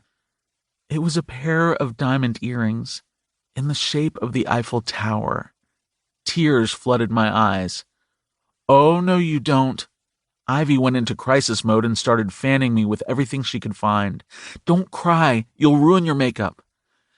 Sucking in a deep breath, I forced back the tears. "They're beautiful. A little birdie told us you got engaged there," Ivy said. Rimmel added, "And you can wear them on your honeymoon to see the original." Still holding the box, I threw my arms around both of them. "We need to go take our seats," Ivy said, sniffling. "Put those on and then meet your father downstairs." I nodded. When I was alone, a calmness settled over me, a bone-deep brightness. Suddenly, all I wanted was to make it to Jace and look into his deep, chocolate eyes. My father was waiting at the back door when I stepped into his view. He straightened immediately, his eyes turning misty. "You are the most beautiful bride I have ever seen, Josephine." "Thank you, Dad." Moving forward, I took his arm and gazed out the back door toward the wedding setup on the rolling lawn. "Joey," he said before we stepped outside, "I just wanted to tell you how very proud I am of you, how much I love you. I know I haven't always showed it the best I could, but—" I leaned over, kissing his cheek and silencing his words. "I know, Daddy. I love you. Thank you for always being here for me." Blinking rapidly and adjusting his wine-colored tie, he cleared his throat. "I'm not sure this fellow is good enough after all. Maybe you should ditch him and just move back home." I laughed, and the music started up outside. "I'm doing this," I said. "You coming?" "Wouldn't miss it." We walked together across the long white path that was laid just for this moment. It led up to a large white archway dripping in sunflowers and other greenery. On each side of the arch was a door, old wooden barn doors that were weathered and opened as if they welcomed us into the wedding. Beyond the archway and the doors were a bunch of white wooden chairs where all our guests sat smiling. I barely paid them any attention. My eyes went straight to the second archway that served as the altar. It, too, was draped in sunflowers and greenery. Huge pots of deep burgundy mums flanked the wooden platform, defining the space where Jace stood. He was dressed in a classic black tuxedo with a white vest and black tie. It's true what they say about men in suits. Well, not all men, just Jace. It was an aphrodisiac. Our eyes collided instantaneously, as if they'd been waiting for the moment they would meet at last. He liked the way I looked. I knew because of the way his eyes widened and filled with awe when I first stepped into his sight. Arrow stood behind his brother, also dressed in a classic black tux, and on the other side of the altar, on my side, stood Hopper. When I glanced at him, he winked. "Did you change your mind?" my father whispered. I giggled and stepped through the doors beneath the arch. Everyone stood as I walked down the aisle, arm in arm with my father, holding a giant bouquet of sunflowers. The autumn breeze stirred, spreading the scent of fresh-cut flowers. I inhaled, knowing I would acquaint this scent with this day for the rest of my life. I quickened my steps toward Jace, and the closer I got, muffled laughter filled the space. I glanced over and saw Romeo standing beside Rimmel. He was about 4 times her size. "Young lady, slow down. Have some decorum," my father muttered mildly. "No way, Dad. You know I like speed." He laughed, and we power-walked the rest of the way down the aisle. Jace was grinning when I finally got there. "Took you long enough," he teased. "Do you give this woman to this man to be married?" the minister asked my father. "I guess so," he replied. I elbowed him lightly in the side. "I do," he said louder. After kissing his cheek, finally, I stepped up beside Jace. The ceremony went quickly, and when we finally said I do, Jace wasn't shy about pulling me tautly against him, wrapping me in his arms, and planting the mother of all kisses right on my lips. Everyone cheered, and we ran back down the aisle hand in hand as birdseed came flying from every direction. The reception was in a nearby building my father had built just for this purpose. I thought it was a little overboard to build an entire barn just for the sole purpose of a wedding ceremony, but my father did what he wanted, and that would never change. The interior was rustic and chic at the same time. White lights hung everywhere. Sunflowers and white-pillared candles wrapped in cinnamon sticks filled the tables. We dined on lobster tail and steak. All the guys roasted Jace with their toasts, and our wedding cake was chocolate. Yes, chocolate. Just like my shoes, I bucked tradition and went with what I wanted, and maybe I was kind of craving chocolate. It was 5 layers of rich, dark chocolate, and the side exploded with sunflowers. Besides Jace, the cake was my favorite part. Just after polishing off my second piece, it was my wedding, I could do what I wanted. Jace pulled me outside, pushing me up against the side of the barn. "I've been waiting to get you alone." Lifting his left hand, I gazed down at the steel band on his finger. It had tire treads engraved around the band and my name on the inside. "The bad boy of racing wears a wedding band at last," I murmured, smiling. "It's not nearly as painful as I thought it would be," he cracked. Glancing down at the large engagement ring adorning my finger, which was now accompanied by a thin band of diamonds, I had to concur. Doesn't hurt at all. Sliding his arms between me and the wooden barn, Jace lowered his face to capture my lips. Music from inside filtered out and danced through the air, giving a rhythm to our kiss and making my body sway. With one final stroke of his tongue, Jace lifted his head. "How much longer until we can blow this joint?" Giggling, I shook my head. "We have guests." Sighing, his forehead dropped to mine. "I'll share you a little bit longer, and then all bets are off." "Deal." I nodded once, shoving my hand between us. He knocked it away and claimed my lips again. This time the music faded away, and so did all our surroundings. It was just him and me, husband and wife. 31. Lorehaven. The best part about a wedding? The wedding night. Seeing Josie walk down the aisle was actually pretty freaking amazing, though. The second she stepped through the archway, I felt I was driving down a narrow 2-lane road in the dead of night, and a Mack truck came out of nowhere, blaring the high beams right in my eyes. Blinded. She blinded me. I actually lifted my hand to shield my eyes, still staring. I'd think she somehow had some sort of witch make her gown to vex me, but I knew better. Josie was gorgeous. Seeing her walk toward me in an all-white gown of lace and some sort of sparkly shit was no exception. Shit. If anything, she was the reason the dress looked so fucking sexy. Her curves filled it out in all the right ways.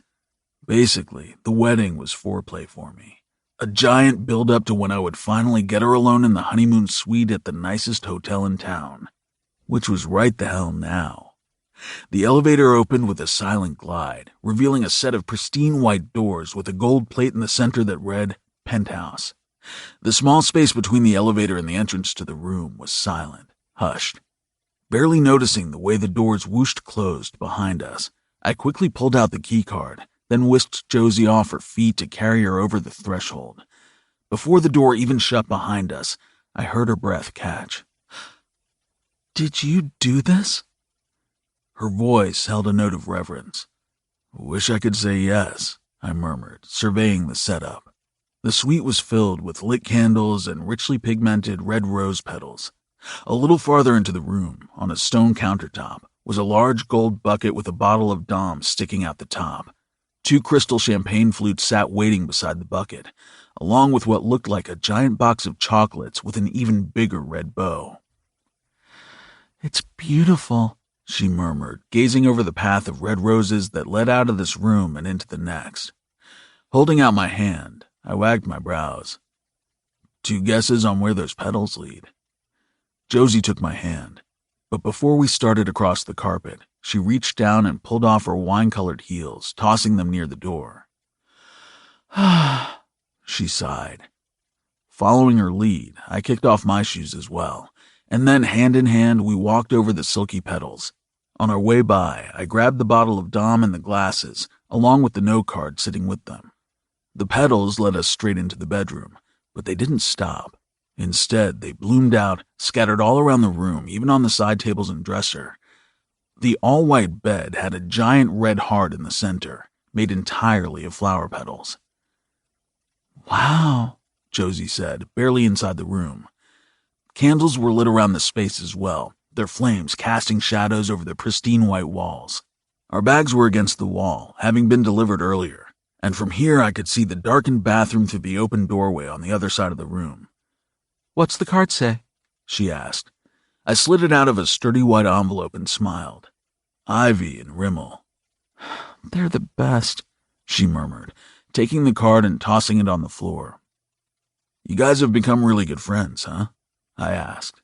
"Uh-huh," she agreed, taking the bottle and glasses, setting them on the first available space.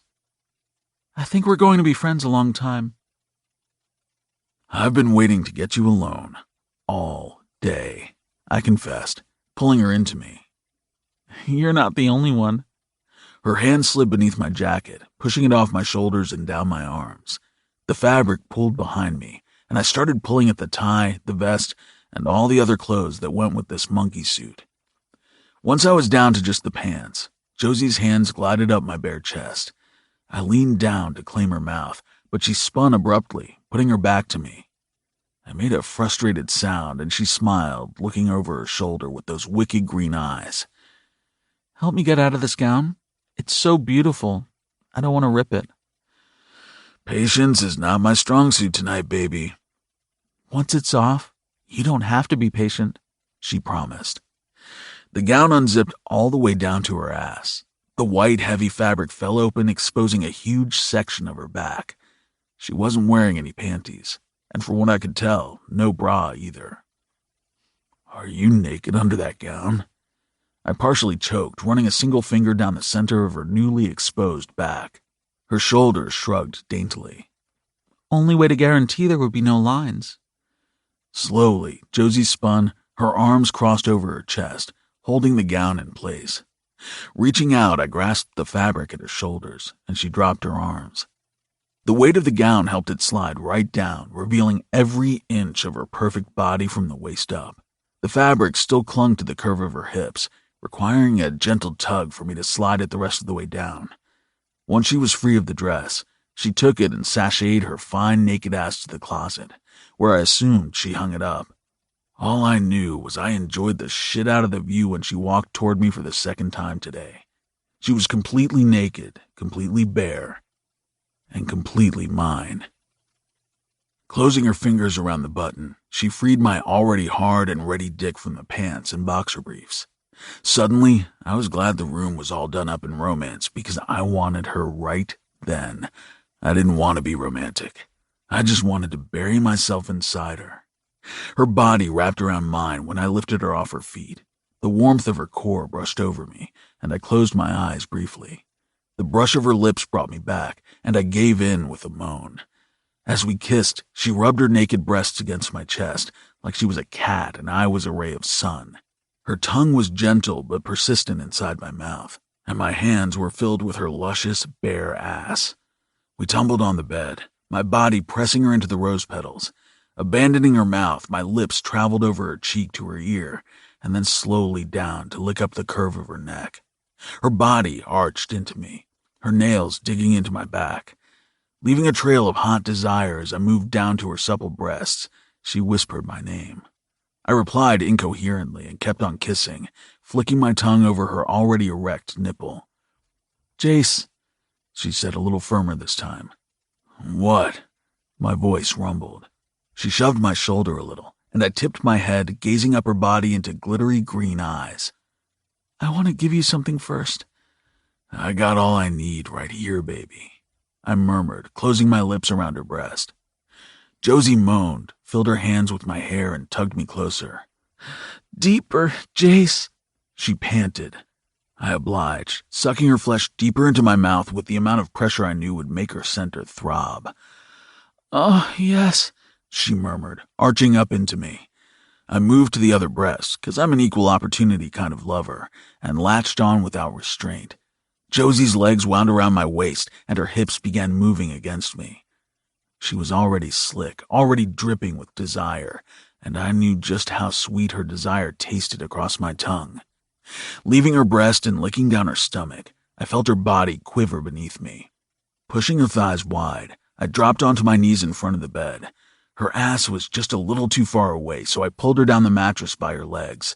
Rose petals rained off the edge of the bed around my knees, but I barely noticed because she was on full display. The already pumped clit stood out at the top of her folds, and I practically salivated. I dove right in, licking with one long stroke right up the center of her body. Josie shuddered and cried my name. I was beyond playing, beyond teasing. I just wanted her. Spearing her with one thick finger, my tongue found her clit and began moving. Her hands hit the bed on both sides of her, crushing the petals between her fingers as the small of her back arched. Oh, Jace, she moaned. I licked and sucked, pumping my finger in and out of her slick body. She tasted so incredibly sweet, but the way she whimpered my name was sweetest of all. I knew when she was close because her knees started trembling. With one final push, I sank my finger deep and crooked it toward me, gliding it over her most sensitive spot. Her breathing increased and a low moan built in her chest. Keeping up the added pressure with my mouth, I sucked her deep, and she exploded right across my tongue. I drank her in deep, not licking, not removing my finger until she was totally silent and spent against the mattress. Withdrawing carefully from her body, I stood and gazed down at her body lying limp across the bed. You have rose petals in your hair, I said, my voice husky. Josie's eyes slid down my body. Her pink tongue jutted out to lick over her lower lip. All of a sudden, she pushed up so I was standing between her legs, and she was sitting on the foot of the bed. Her hand wrapped around my rigid cock, and her other cupped my balls. For long, blissful moments, Josie worked my dick with both hands. She had the skill of a magician. My balls were drawn against my body when her mouth slid over my length. Fisting a hand in her hair, I held on as she worked my cock, bobbing her head up and down, pausing long enough to lick it from the base all the way to the tip, like it was the biggest and best ice cream cone she'd ever had. Eventually, raw need took over. My hips began moving, thrusting into her warm, wet mouth. Josie wrapped her hands around my ass, her nails digging into my cheeks as she urged me to fuck her harder and deeper. I did, but only for a moment. I couldn't take much of her deep-throating because I knew I'd never last. Abruptly, I yanked free, my dick standing between us, glistening from her mouth. Placing my hands beneath her arms, I lifted her up the mattress, settling her back in the center among the roses. She spread her legs wide when I came over her, brushing her hands lightly down my arms. I love you, Jace, she whispered, holding my stare. Oh, baby, I vowed. I love you just as much. With one long stroke, I went deep, filling her body and making us both groan. Josie started moving first, rotating her hips, teasing my cock until I pushed up onto my hands and began to pump. Harder, Jace, she begged, sinking her nails into my biceps. I picked up the pace and she literally purred. My body was shuddering, begging for release, but I held it off as long as I could, until I felt her straining beneath me, asking for the same release my body was desperate for. With one last push, I went deep inside her, wrapping both my arms around her body, holding her against me as my dick pulsed and released inside her. She welcomed my orgasm with her own. Our bodies milked each other as we lay there tangled in each other's arms, spent. I didn't know how much time passed before she patted my shoulder. I rolled sideways onto the bed, pulling her along with me. You smell like roses, she murmured, inhaling deep against my chest. So do you. We lay together a while longer before I carefully slid out from beneath her. You want some champagne, baby?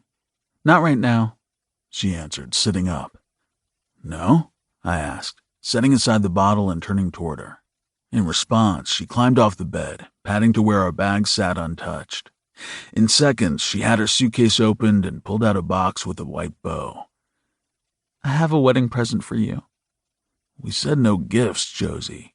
I grumped. I hadn't gotten her anything because the agreement was to do some shopping once we got to Paris. But this one is special, she cajoled, and I don't want to wait to give it to you. Her lower lip stuck out, and I caved. What is it? With a gleeful smile, she bounced back onto the bed, sitting naked in the center. Her cheeks were still flushed from the sex, but her eyes were alert. Come here, she beckoned, patting the space beside her. Far be it from me to deny my sexy naked wife. As I joined her on the bed, she held out the box excitedly. Shaking my head, I took it, untied the bow, and lifted the lid. Josie was looking at me with wide, expectant eyes, a wave of nervousness flickering behind them. Glancing back down, I pushed the tissue paper away and glanced in. The bottom fell out of my stomach. Looking between her and the item inside the box, my heart stuttered. Josie, I began. She nodded and bounced a little on the mattress. Reaching in, I grabbed the small wand thing and lifted it up, gazing down at the two definitive lines. Are you pregnant? I'm pregnant, she confirmed. Shock and awe rippled through my brain, robbing me of speech. After a long moment, Josie touched my hand. Jace? My eyes went to her bare midsection instantly. My baby is in there. I pointed. She nodded, a smile playing on her lips. Tossing the stick over my shoulder, I heard it clatter somewhere on the floor. I tackled her, and she laughed. You're having my baby? I said, staring down into her beautiful face. Yes, Jace, I'm having your baby. Fusing our mouths together, I kissed her long and deep. When finally I pulled back, I took her face in my hands and pressed our foreheads together. You're pregnant. Are you happy? She asked. I laughed. Are you fucking kidding me? I'm delirious. Josie hugged me tight, joy bursting around her. I found out a couple days ago. It was so hard not to say anything. I almost did a few times, but I wanted to wait till tonight. Brushing the hair out of her face, I smiled down at her. I'm never going to be able to top this present. She laughed. I don't know. Paris is pretty good. My eyes rounded. You can't fly across the world in your condition. I was straddling her body. My God, I could crush her and the baby. Literally vaulting off her, I bounced to the side of the bed, giving her ample space to breathe. She laughed. You're being crazy. Woman, don't you laugh at me. That's my kid in there. I ground out, pointing to her belly. Josie's eyes softened. Reaching for my hand, she placed it on her stomach, resting hers over mine. I already saw my doctor. I wanted to confirm it before I told you. I told him about our honeymoon and he said it was perfectly fine to go to Paris. It's still very early in the pregnancy. I just can't travel when I'm further along. You're sure? I questioned. I promise, she swore. We better enjoy this vacation because I have a feeling we won't be getting another one for a long time. A baby, I mused. The surprise was finally beginning to sink in. Yeah, a baby, she whispered, cuddling into my side. So I became a husband and a father on the very same day. Seemed as if I didn't do anything without doing it all the way. Today has been a good fucking day, I announced. Josie laughed. I'll second that. Glancing down, I pressed my lips against her forehead. Stick with me, baby. I'll take you on one hell of a lifetime ride. Pausing and thinking of the baby growing inside her, I added, with seatbelts. I felt her smile against me. Now that's an offer I can't refuse. Damn right it was. 32. Joey. 9 months later. I didn't want to find out if I was having a girl or a boy. It didn't matter, and I spent far too much time in my life feeling I wasn't good enough because I wasn't a boy. I would not do that to this child. No one else would either. I knew it was a not-so-subtle message when I announced we wouldn't know if this new member of our family was a girl or a boy until he or she came out. I wasn't into subtle messages anyway. I was always stubborn and mostly defiant. Pregnancy seemed to exaggerate those qualities. Jace was amused by it, which did not amuse me, often saying it was my mama bear mode. He was probably right. Being pregnant made me extremely protective over this baby and my body. He wasn't any better, though. If people thought he was an asshole before, now they thought he was an outright bastard. Personally, I thought it was sexy. I was picking up the protective vibes he was throwing down. Suffice it to say, our sex life was not hindered by my pregnancy. If anything, it kicked up a notch, something I didn't even know was possible. So, since I refused to find out the sex, we had a lot of neutral-colored clothes, and maybe a lot of clothes that were more gender-specific. I never thought I was a pink person until I walked into a baby boutique and saw it all. Ruffles, bows, sparkles. You'd have to be a cold-hearted dead fish not to think baby clothes were absolutely adorable. Even Jace's eyes would soften when I dragged him around the shops, holding his hand. Half the clothes wouldn't even get worn. Maybe I'd save them, in case we did this again. I loved being pregnant, everything about it. In some ways, it made the fact I was a woman even more empowering. I fully realized pregnancy didn't always have that effect on women. For me, though, a girl who fought against being what I was born as and trying to prove I was stronger than, being pregnant was oddly humbling. I'd been wrong all those years, wrong to let anyone make me feel I wasn't enough. Men and women weren't created equal. We just weren't. But we were created to be equally amazing, sometimes for the same reasons and sometimes for gender-specific ones. I was okay with that now. Another contraction squeezed my midsection, and I sucked in a deep breath. Jace was half on the bed, leaning as close as possible, his hand gripping mine. Getting much closer, the nurse said, reading the machines beside me. I think it may be time to push. I nodded enthusiastically, and she went in search of the doctor. Next time you tell me you want to have a baby, I'm going to have to think long and hard about this shit, Josie, Jace demanded. His voice was harsh, but his eyes, they were worried. I'm fine, Jace, I assured him. After a few deep breaths, the contraction began to ebb. I got this. You're in pain. Well, I didn't expect pushing out a baby to be pain-free. His hand covered my large, round belly. I liked being pregnant, but I would also enjoy seeing my feet again. I don't like seeing you hurt. Will you like seeing me with your baby in my arms? With a soft sound, he leaned forward and kissed my stomach. Oh, yeah. His chocolate eyes found mine. Maybe try and push him out real fast. I'll see what I can do, I muttered dryly. I love you, he told me. I love you too. Right after, another contraction ripped through my stomach, and I winced, grabbing my belly. Josie, he bellowed, shoving up out of his chair. It slid across the room, hitting the wall. What's wrong? I'm fine, I told him through deep breaths. But I really want to push. Racing to the door, Jace nearly ripped it from the hinges and launched out into the hall. Someone better get me a goddamn doctor. I'm delivering this kid myself, he shouted. I giggled through the pain. About damn time, he hollered a few seconds later. Were you on vacation? Jace, I said, my voice not carrying as strongly as I wanted. It didn't matter, though. He heard and came racing back into the room. What is it, baby? What's wrong? Stop being mean to the doctor. He gave me a dark look, but I only held out my hand so he would take it. I hear it's time to have a baby. My doctor came striding in like he wasn't even bothered my husband was acting like a caveman.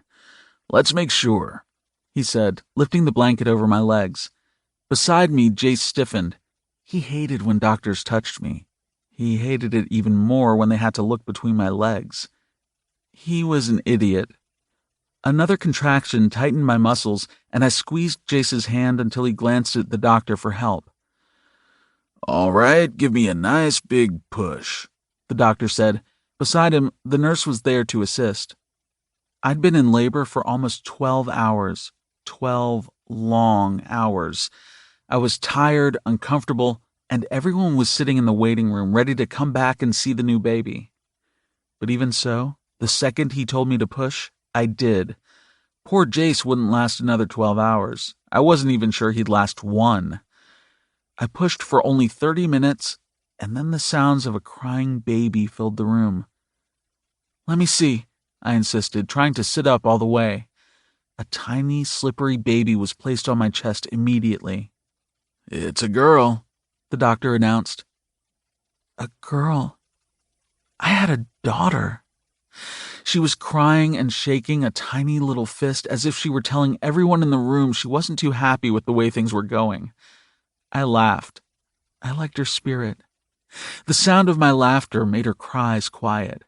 She looked up at me, her eyes wide and green. Her head was perfectly round and had a light dusting of downy dark hair. Hi, I told her, touching the fist she'd been waving around. She made a sound, a cross between a cry and a yell. Grinning, I said, She's just like you, Jace. He didn't answer. Tearing my eyes away from my new baby daughter, I found him standing a few feet from the bed, hands shoved deep into the pockets of his jeans. His eyes looked like wide saucers, the deep brown bottomless, and he was completely transfixed on me and his baby. His mouth was parted slightly, and the rise and fall of his chest was a little quicker than normal. Jace?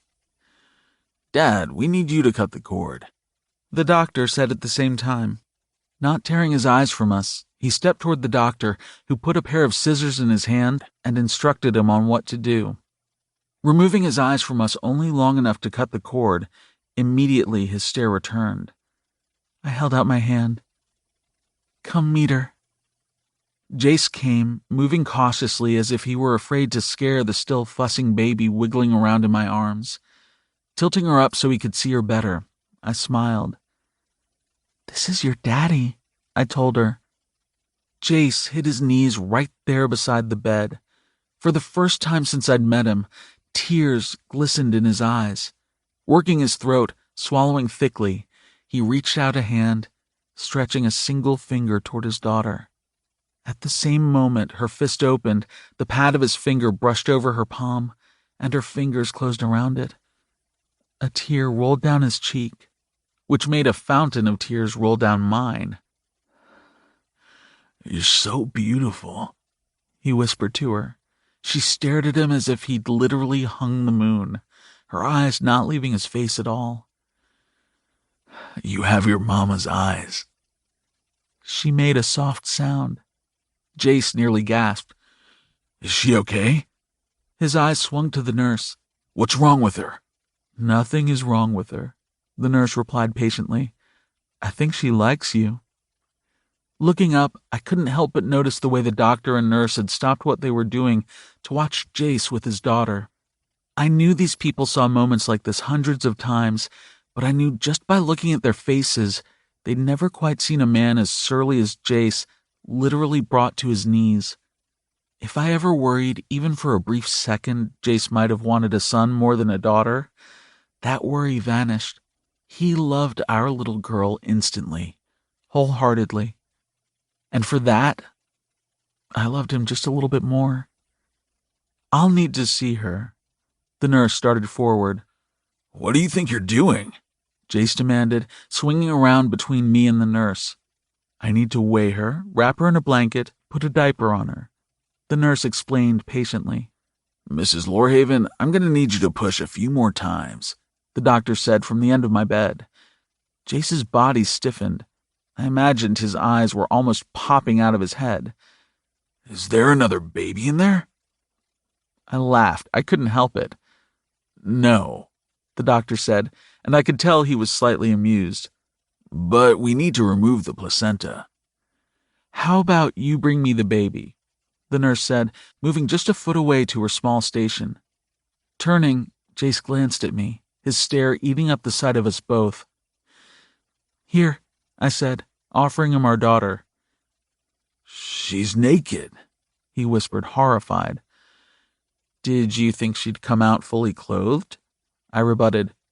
The baby started fussing and crying. I began to worry. "Take her, Jace. She's probably cold." Without hesitation, Jace swooped in, and as if he'd done it 1,000 times before, he scooped her up, pulling her into his chest, both arms wrapped tightly around her. "Hey now," he told her. "It's okay, sweetheart. Daddy's gonna take care of you now."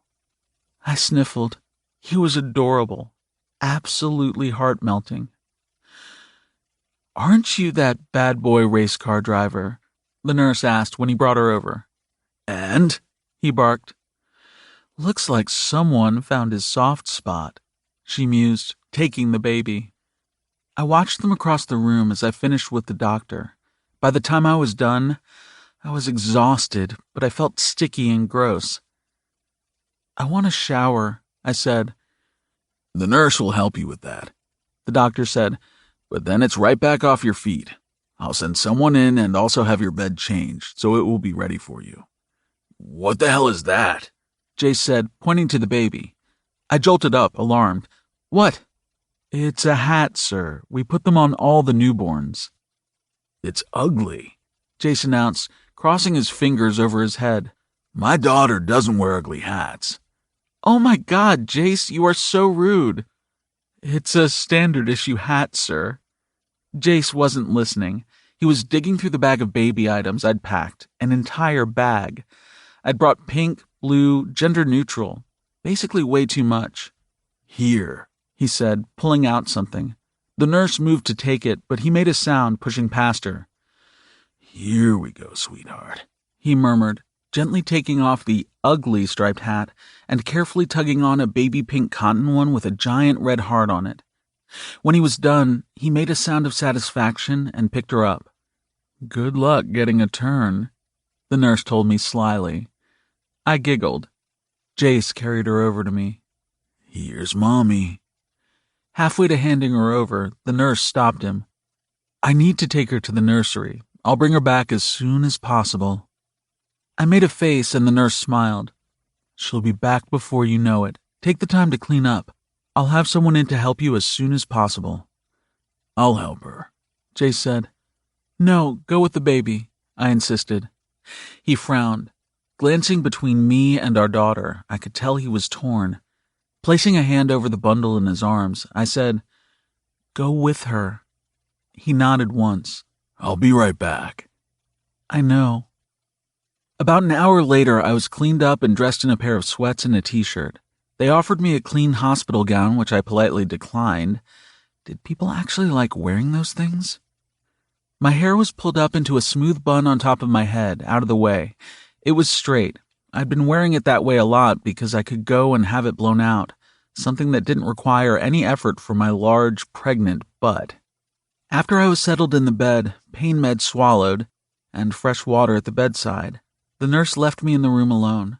The second she was gone, I pushed out of the bed, grabbed the baby bag I'd brought, and set it on the mattress so I could dress the baby when she came back. Then, impatient, I went out into the hallway to find my daughter. Feeling kind of like a cup of Jell-O as I walked toward the nursery, I knew I should be in bed, but I'd just been there for 12 long hours, and I wanted to see my daughter. Jace hogged her, and it made me grumpy. About halfway down the hall, a familiar figure came around the corner, along with a clear baby bassinet and a nurse. Everything inside me brightened. Pushing away from the wall, I started forward, stumbling just a bit. "What the hell are you doing?" Jace demanded, rushing to my side and lifting me into his arms instantly. Even though it was embarrassing, I let him have all my weight. I wanted to see the baby. "I told you I'd bring her back." "You really need to stay in bed," the nurse chimed. I ignored her, glancing instead at the little bundle wrapped up in the bassinet. My heart fluttered just seeing her. Warmth burst inside me. She was utterly beautiful and so tiny. "I don't know what kind of place this is." Jace spoke very quietly against my ear. "Look at that blanket, Josie. It's just unacceptable." I laughed. Since when did he become so concerned with fashion? "She weighs 7 pounds, 6 ounces, the nurse told me as we went toward our room, and is perfectly healthy." "She likes to cry," Jace told me. "She's hungry," the nurse said. "You'll need to feed her right away." Once the nurse was confident I'd gotten the hang of feeding her, she finally left us alone. I held her, mostly staring at her. Jace sat on the side of the bed, his arm around me and his daughter the entire time. "She's so pink," I whispered, brushing a finger over her chubby cheeks. "So little." "Kid's got a set of lungs on her, though. Did me proud. Every time that dragon nurse touched her, she let him have it." "You must be so proud," I teased. He didn't seem to realize I was joking. "Damn straight. This kid isn't going to take shit from anyone." "You can't say shit in front of a baby," I scolded. He made a sound, and I leaned into him, resting my head on his chest. The baby was sleeping in my arms, breathing soft and steady. I loved her so much, in a way I'd never loved anyone before. I loved her when I was pregnant, but the second I saw her, I loved her 10 times more. Jace kissed the top of my head. "She's beautiful, Josie." "I can't believe we have a daughter," I mused. Tilting my head back, gazing up, I said, "Thank you, Jace. Thank you for giving her to me." "You have to share." I laughed. "I think I can handle that." "The nurse asked me her name," Jace said as I gazed back down at her. "I didn't know what to say." We'd tossed names around my entire pregnancy, but one never felt just right. We had a few that were our favorites, but as I looked down at her now, none of them fit. "Sophia," I said, adjusting the pink hat on her head. "I think she looks like a Sophia." "That's a new one," he mused. "I like it. It can't be shortened into a boy name. It's very feminine, but also beautiful." "Sophie for short?" he asked. I nodded. "How about Sophia Jacqueline Lorehaven?" I felt the slight change come over him, the way his arm tightened just a little around me and our baby. "After my mother." "Jacqueline is a beautiful name," I said, knowing it would mean so much for him to be able to give a piece of his mother to the daughter she would never meet. Jace pressed his lips to the top of my head. Beneath me, I felt the thundering of his heart. "Is it okay?" I asked after a moment.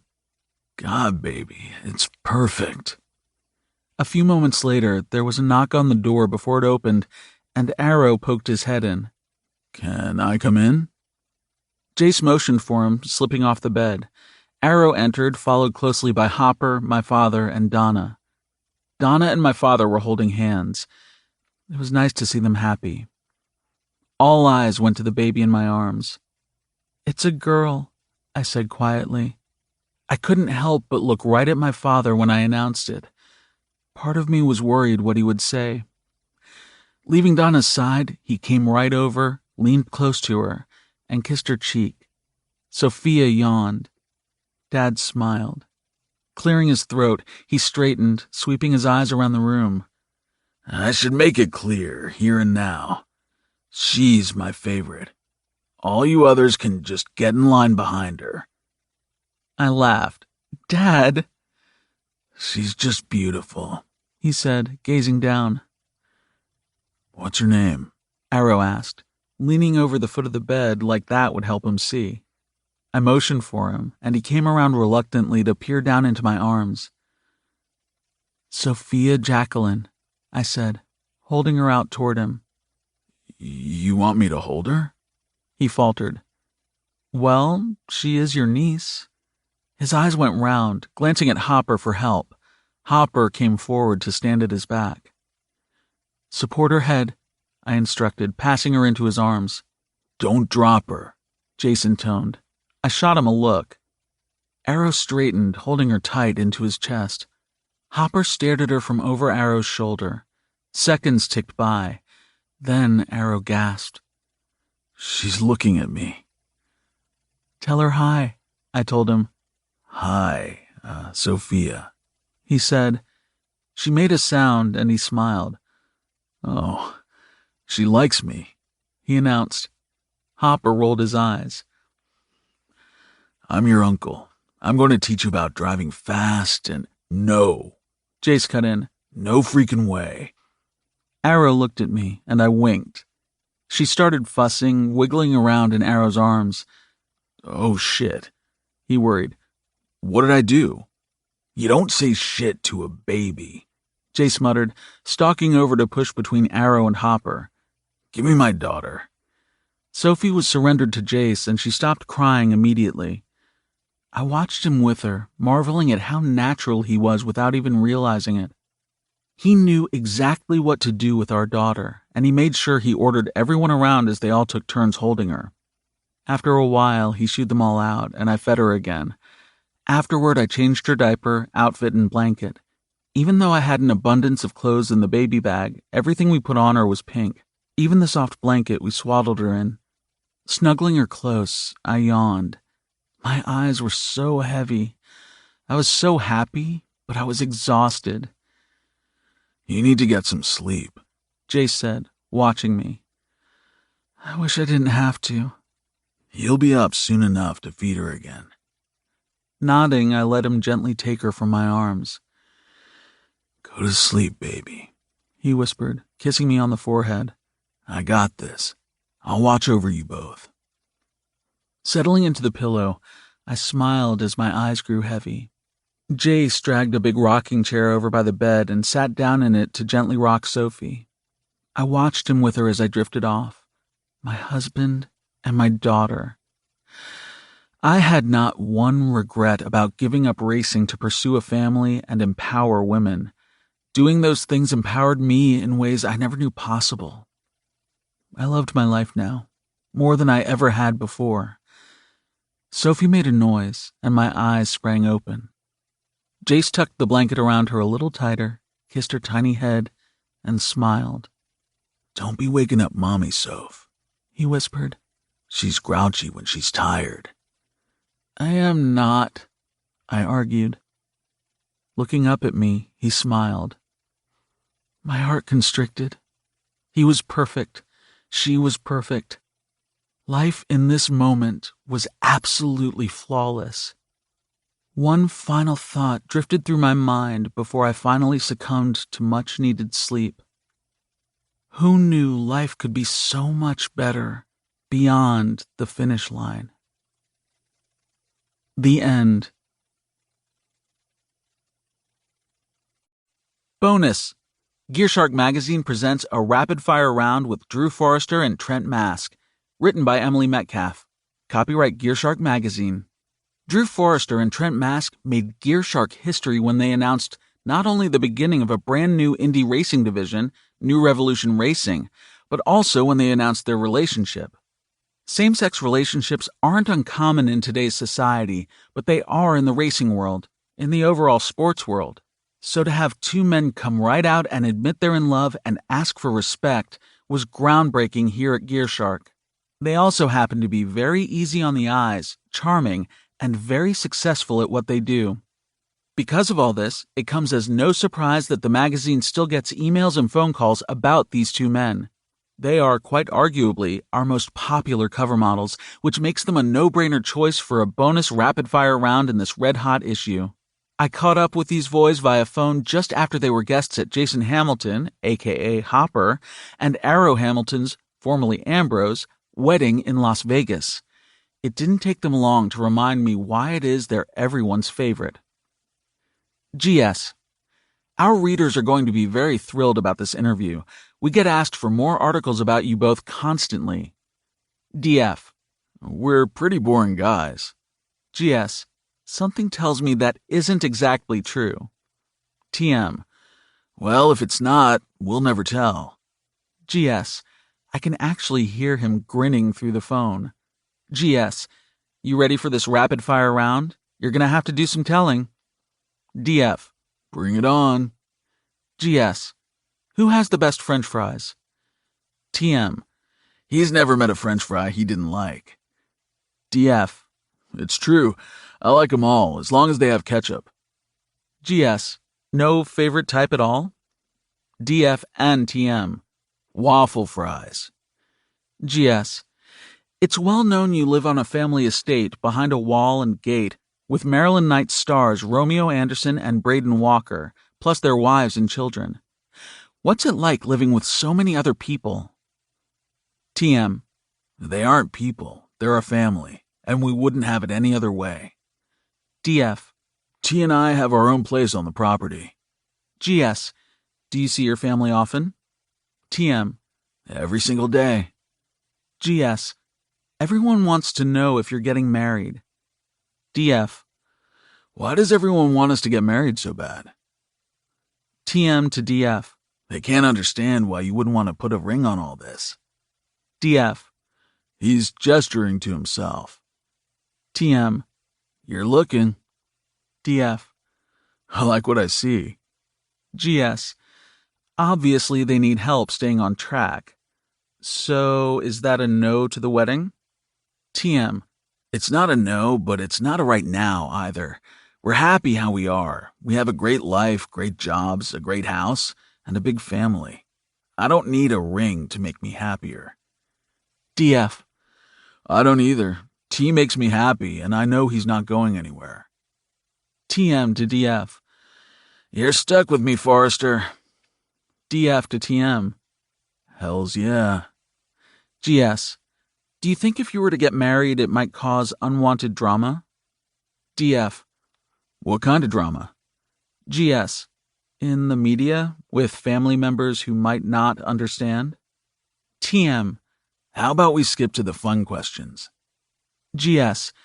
You'll have to forgive me. Our readers are very vocal. I had to ask. DF. Hopefully they'll understand we like to keep our private life private.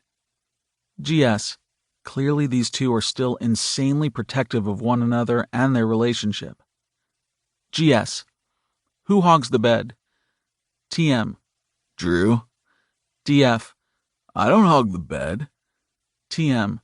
He totally hogs it. GS. Do you share clothes? TM. Always. GS.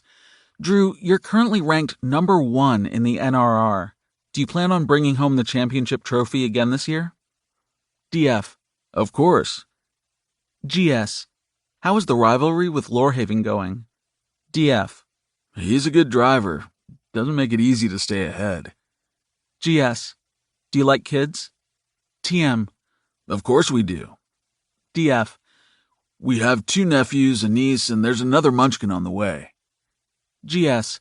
That would be Romeo and Rimmel Anderson who we're expecting, correct? TM. Yes. GS. Ever think about adopting? DF. We just adopted a dog. Our sister won't stop bringing them home from her shelter. GS. I meant a child. TM. He acts like a child, always wanting to eat, and I think he might need a diaper. He won't stop peeing on shit. GS. The dog? DF. He's brown. His name is French Fry. TM. Muttering. We're not calling that dog French Fry. DF. French Fry is a good name for a dog, don't you think, Emily? GS. I'm going to have to go with Trent on this one. TM. I told you, Forrester, it's terrible. Not even Rimmel was on board, and she named her dog Ralph. GS. Ralph is better than French Fry. TM and DF. Laughs. GS. Coffee or tea? TM and DF. Coffee. GS. What is your favorite month during the year? TM. October. DF. My birthday is in October. TM. That's why it's my favorite.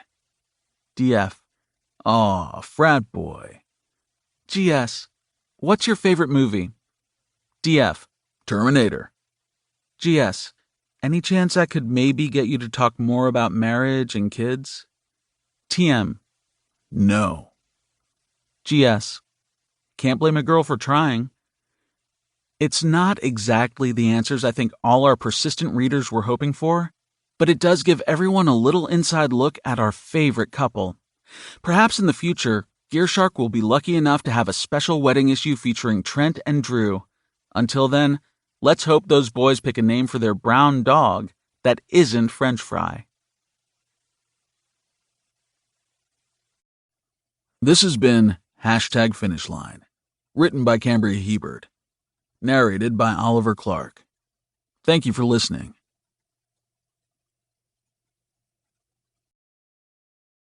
Audible hopes you have enjoyed this program.